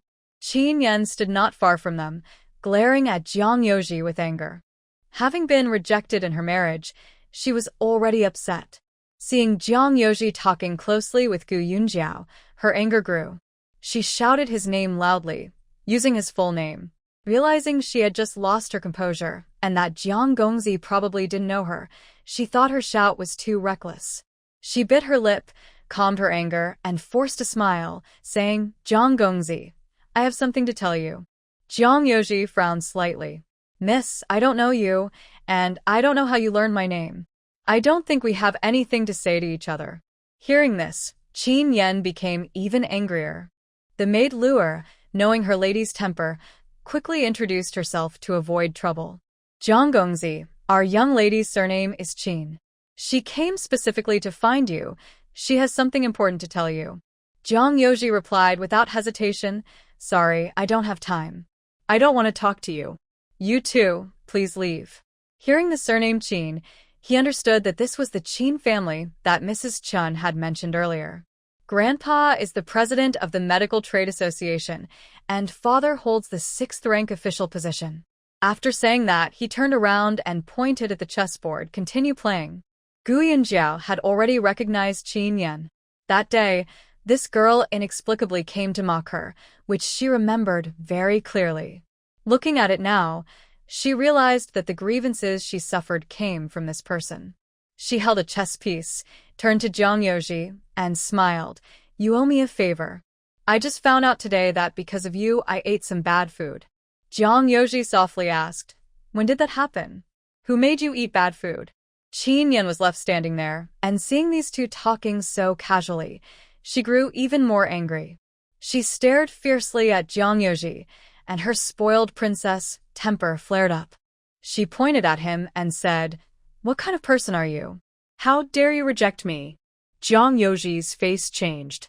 He didn't want Gu Yunjiao to know about these petty matters. He didn't expect this girl to be so shameless, to come forward to propose marriage, be rejected, and then have the nerve to question him. He turned back with a cold face. Whether I am a good-for-nothing has nothing to do with you, miss. It seems your family is too poor to afford a mirror, so you come here to talk nonsense. He didn't want to speak so harshly, but this girl, if you give her face, she doesn't know when to stop. No wonder he was annoyed. Qin Yan took 2 seconds to understand what Jiang Yoji meant. Her face turned bright red, and she trembled with anger. The maid Luer also felt embarrassed for her young lady. She tugged at Qin Yan's sleeve and whispered, Miss, let's go. Filled with rage and unable to vent, Qin Yan slapped Luer across the face. Naughty maid, I told you not to speak. Luer covered her face, tears in her eyes, and slowly lowered her head. Gu Yunjiao looked back in surprise. Why is this girl so bad-tempered? Lin Shua gave Ahu a signal, and Ahu strode over and said to Qin Yan, Miss, if you want to discipline your servant, just go home and do it. Don't scare the customers in our shop. Qin Yan was already furious. She stared hard at Jiang Yoji. Today, you humiliated me like this. I will remember this. Just wait and see. Then she looked at Gu Yunjiao fiercely and said viciously, and you, I want to make sure you can't stay in Xiangqing anymore. Gu Yunjiao looked at her strangely. Does this girl have a mental problem? Did I offend her? She said coldly, what kind of reasoning is that? I don't know the girl. We have no past grievances or enmity. Why are you saying I can't get along in Xiangqing? You really have a big mouth. Jiang Yoji stood up to block Gu Yunjiao. There are really shameless women like you in the world. Today, I am truly enlightened. I don't want to argue with you, she warned. But let me tell you, if you dare to move, if you dare to attack Renqin Hall, just wait for everyone in Xiangqing to hear about it. Qin Yan was already extremely embarrassed, but tried to hold it in. When she heard Jiang Yoji call her shameless, she couldn't bear it anymore. She covered her face and ran out. Luer quickly followed her. After Qin Yan left, Jiang Yoji looked at Gu Yunjiao. Shall we continue playing chess? Gu Yunjiao shook her head and threw the chess pieces into the chess basket. No more. My good mood was ruined by her. She glanced at Jiang Yoji. I don't know where you got into this romantic trouble. Jiang Yoji was worried Gu Yunjiao misunderstood him. Hearing this, he hurriedly explained, I haven't even seen that person. I really don't know what's going on. Lin Shua saw Jiang Yoji getting a bit anxious and quickly defended him. Third young master is talented. Perhaps this girl saw him and fell for him. With Jiang's character, he wouldn't go provoking her. Jiang Yoji gratefully looked at Lin Shua and then eagerly looked at Gu Yunjiao. Gu Yunjiao smiled. I was just speaking casually. Why are you all taking it so seriously? Lin Shua thought to himself, your casual words are going to drive third young master crazy. As it was getting late, everyone got up, closed the doors, and went to the backyard. Qin Yan was furious and climbed into the carriage. When she drew the curtain, tears burst out like a broken dam. She tightly covered her mouth with a handkerchief, afraid her crying would be heard. Luer sat quietly in the corner of the carriage, not daring to comfort her, fearing she would be slapped again. Qin Yan returned to her room and collapsed onto the bed. She didn't even eat dinner. When Jiang Shi heard about it, she hurried over. First, she asked Luer what had happened, then she was so angry she couldn't contain herself. What kind of thing is that, Jiang? My Yener is capable of liking him. That's her good fortune. How dare he humiliate my daughter like that? I will make sure he pays. She patted Qin Yan gently while saying, I'll write to your father and ask him to think of a way to punish that Jiang. Qin Yan was still crying uncontrollably. The shame she felt today was not something that simple comfort could fix. The next morning, Qin Yan's eyes were swollen like peaches. She went to Qin Lao's courtyard. Old Qin was startled when he saw her. Oh my sweet granddaughter. What's wrong? Your eyes are all swollen from crying. It was better not to mention it, but as soon as Qin Yan spoke, tears started to fall again. She sat on a chair, sniffling and saying, Grandpa, I was bullied. You have to help me. Old Qin hurriedly comforted her. Yes, tell me who bullied my granddaughter. I'll make sure he gets what he deserves. Qin Yan wiped her tears. It was Dr. Gu from Rinqin Hall. Grandpa, you should kick her out of the medical and pharmaceutical union. And also tell the drugstore owners not to sell her any medicinal herbs. Old Qin listened and felt both amused and helpless. Do you think the medical and pharmaceutical union is just my word? It's not my decision alone. If Dr. Gu sells fake medicine that harms people, then yes, she should be expelled.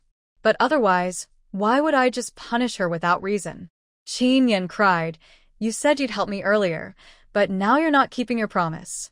Old Qin had no choice but to continue comforting her. Tell me, how did Dr. Gu bully you? Qin Yan couldn't explain. She turned away and said, I just dislike her. I want to drive her out of Xiangqing. Old Qin chuckled. You're just a child. Dr. Gu is a skilled doctor and now has a good reputation. I also think she has good character. If you dislike her, there must be a reason. Tell me, I want to hear whose logic it is. Qin Yan refused to speak, covering her face with a handkerchief and getting up to leave. Old Qin called a servant. Go find out why Miss is like this. The servant went out to ask around. Zhang's family was not strict, so the matter had already leaked out. The servant soon returned and told Old Qin.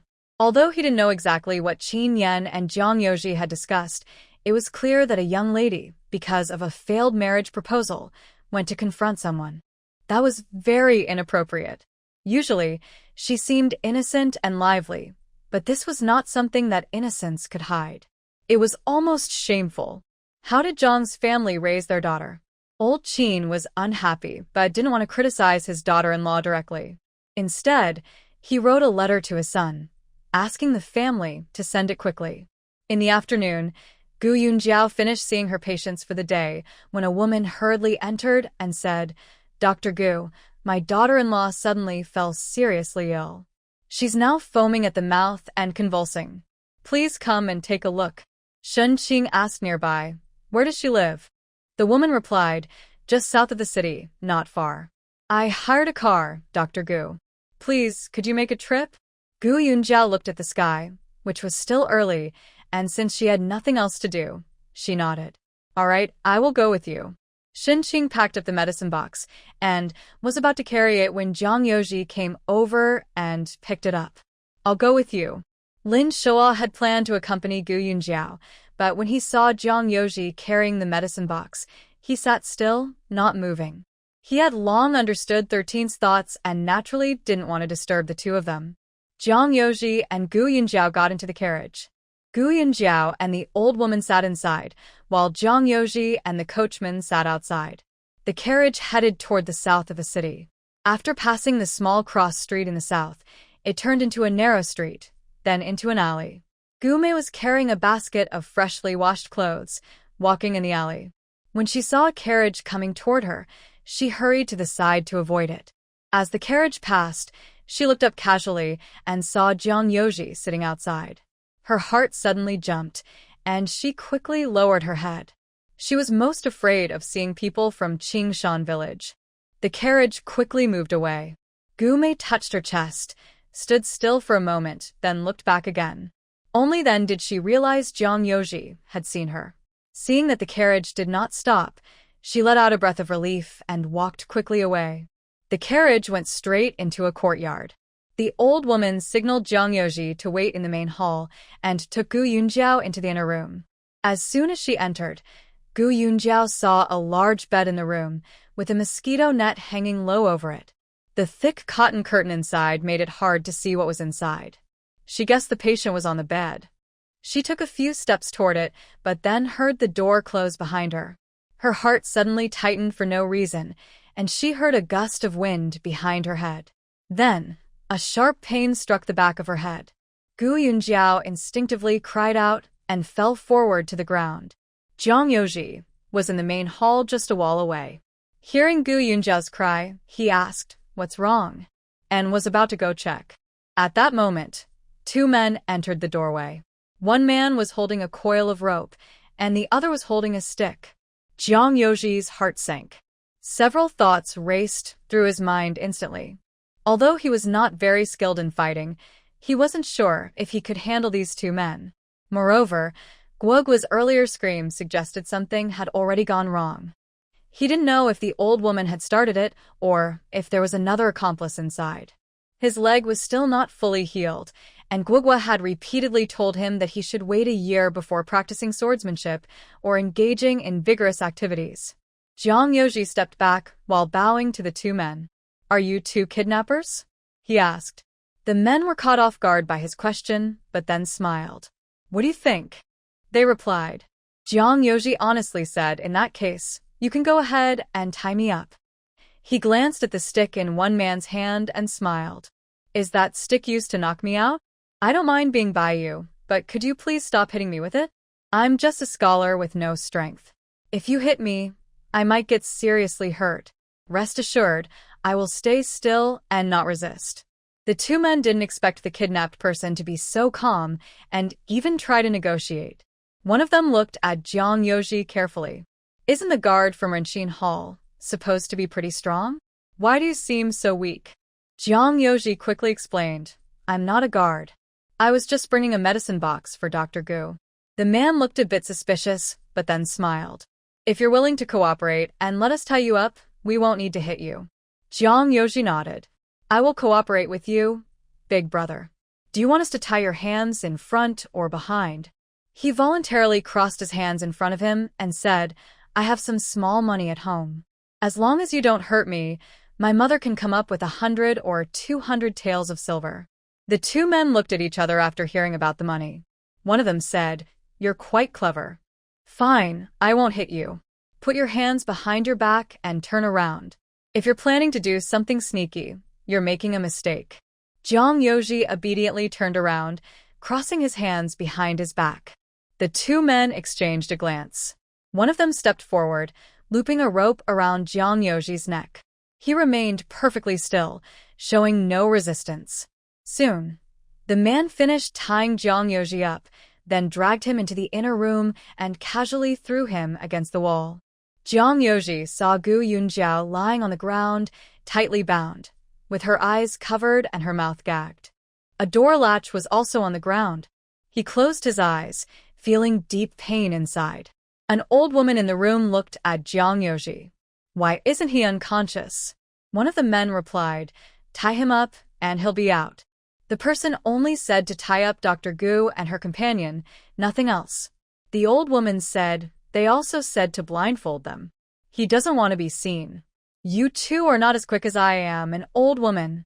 Hurry up, blindfold him, and gag him." A person casually pulled a strange piece of clothing from the bed and approached Jiang Yoji.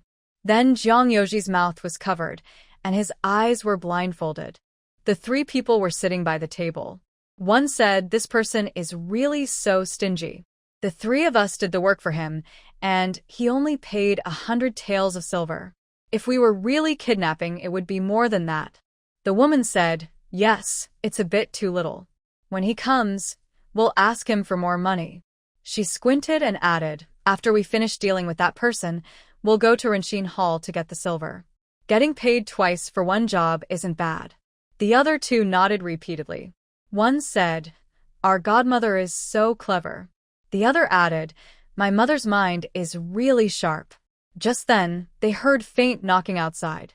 The woman got up and went to the yard, opening the door. Sun Jonggue quickly stepped inside. He asked the woman, "Have you got the person?" She nodded, "Of course." Sun Jonggue hurried inside. When he saw Gu Yunjiao and Jiang Yoji lying on the ground, he finally smiled. The woman said, "How about it? We did a good job, right?" Sun Jonggue nodded repeatedly. The woman held out her hand. "Hand over the silver." Sun Jonggue said, "Why rush? I already gave you 50 taels. We agreed on this.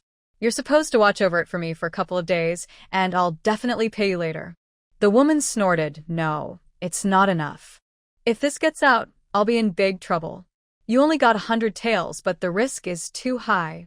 Sun Zhonggue, feeling impatient, asked, "How much do you want then?" The three looked at each other. 300 taels in total. Each of us gets 100. If not, we'll take you to the yamen and explain everything.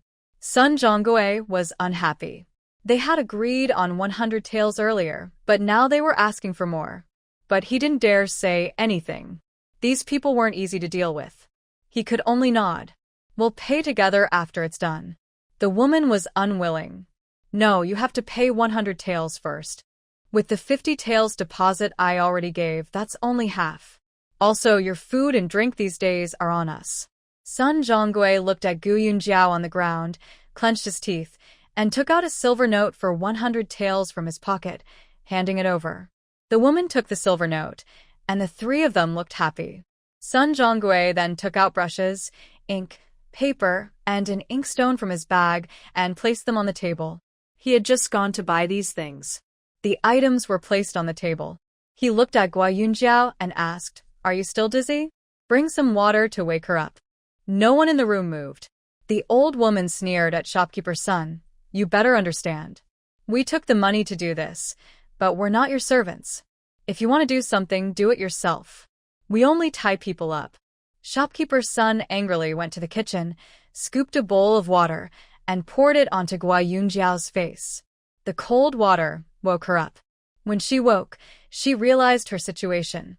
Her body was tied, her eyes were covered, and her mouth was stuffed. Shopkeeper's son looked down at Gua Yunjiao on the ground, feeling pleased. The famous Dr. Gu was now kneeling at his feet, like a dog. He kicked her and said with a smile, "Dr. Gu, how does that feel?" Gua Yunjiao couldn't speak, because her mouth was blocked. Shopkeeper's son chuckled. "See, I forgot. You can't say anything now." He stood with his hands behind his back and said, "I brought you here not for anything else. I want the formulas for the medicines in your shop. Just write them down for me, and I won't trouble you." Gua Yunjiao stayed still, knowing she couldn't move anyway. She thought to herself that this voice sounded familiar, like she had heard it somewhere before. The old woman beside her chuckled. How can she write?" Shopkeeper's son squatted down and pulled the stuff out of Gua Yunjiao's mouth.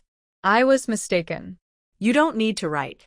Just tell me, and I'll write it myself." Gua Yunjiao kept her mouth shut silently. Shopkeeper's son said fiercely, "Whether you tell me or not, if you don't, I'll tear your mouth apart." At that moment, a man rubbed his stomach and said, "I'm hungry. I'll go call a table of food." Shopkeeper's son suddenly turned to look at him. "Food? How can we have a waiter from the restaurant bring dishes here?" The man shrugged and said, "It doesn't matter. Just send it to the door. Anyway, someone would pay the bill, so they should enjoy some good food." Shopkeeper's son was furious, but had no choice. He watched helplessly as the man left. His hard-earned momentum disappeared. He looked at Gua Yunjiao on the ground and said, "I advise you to speak quickly. Otherwise, you'll suffer." Gua Yunjiao moved slightly to make herself more comfortable and slowly said, "If I tell you, will you let me go?" Shopkeeper's son replied, "Of course. I only need your formulas. I don't want your life." Gua Yunjiao then asked, "So, what formula do you want?" I said, "Just write it down." Gu Yunjiao's attitude was so straightforward that Shopkeeper's son couldn't believe it. For a moment, he wondered what if her recipe was fake. He thought for a while, then sat down at the table. "Tell me the recipe for the white medicine first." He had someone buy a bottle of white medicine which was just powder inside. He figured making this medicine wouldn't take much effort, so he could try to verify it first. Gu Yunjiao thought for a moment and said, 2 liang of Sanchi, 1 liang of Bingpian, 1 liang of Duanchenko, and musk. Shopkeeper's son finished writing the recipe and asked, "What about the preparation method and process?" Gu Yunjiao lazily replied, "Just grind everything into powder."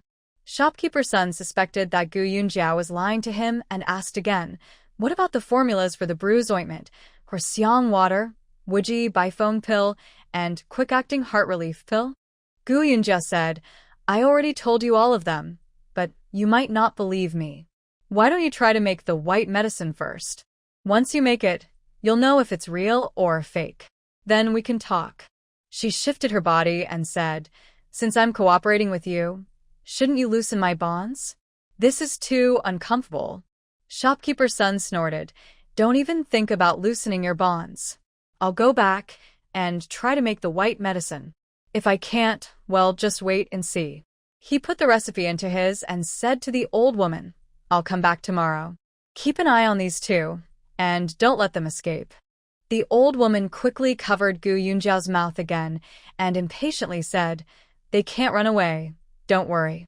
Just as he was about to leave, a man stopped him. "What's the rush?" Lao Er went to call the table. "When the table arrives, you can leave then." Shopkeeper's son flicked his lips, took out 2 taels of silver from his pocket, and threw it to him. He hurriedly left. At this moment, Jiang Yoji, leaning against the wall, kept twisting his body, and his 2 bound legs moved restlessly, bumping into Gu Yunjiao nearby. The old woman shouted, "Kid, stop moving." Jiang Yoji made a woo sound and twisted a few more times. The old woman glanced at him lazily and said nothing more.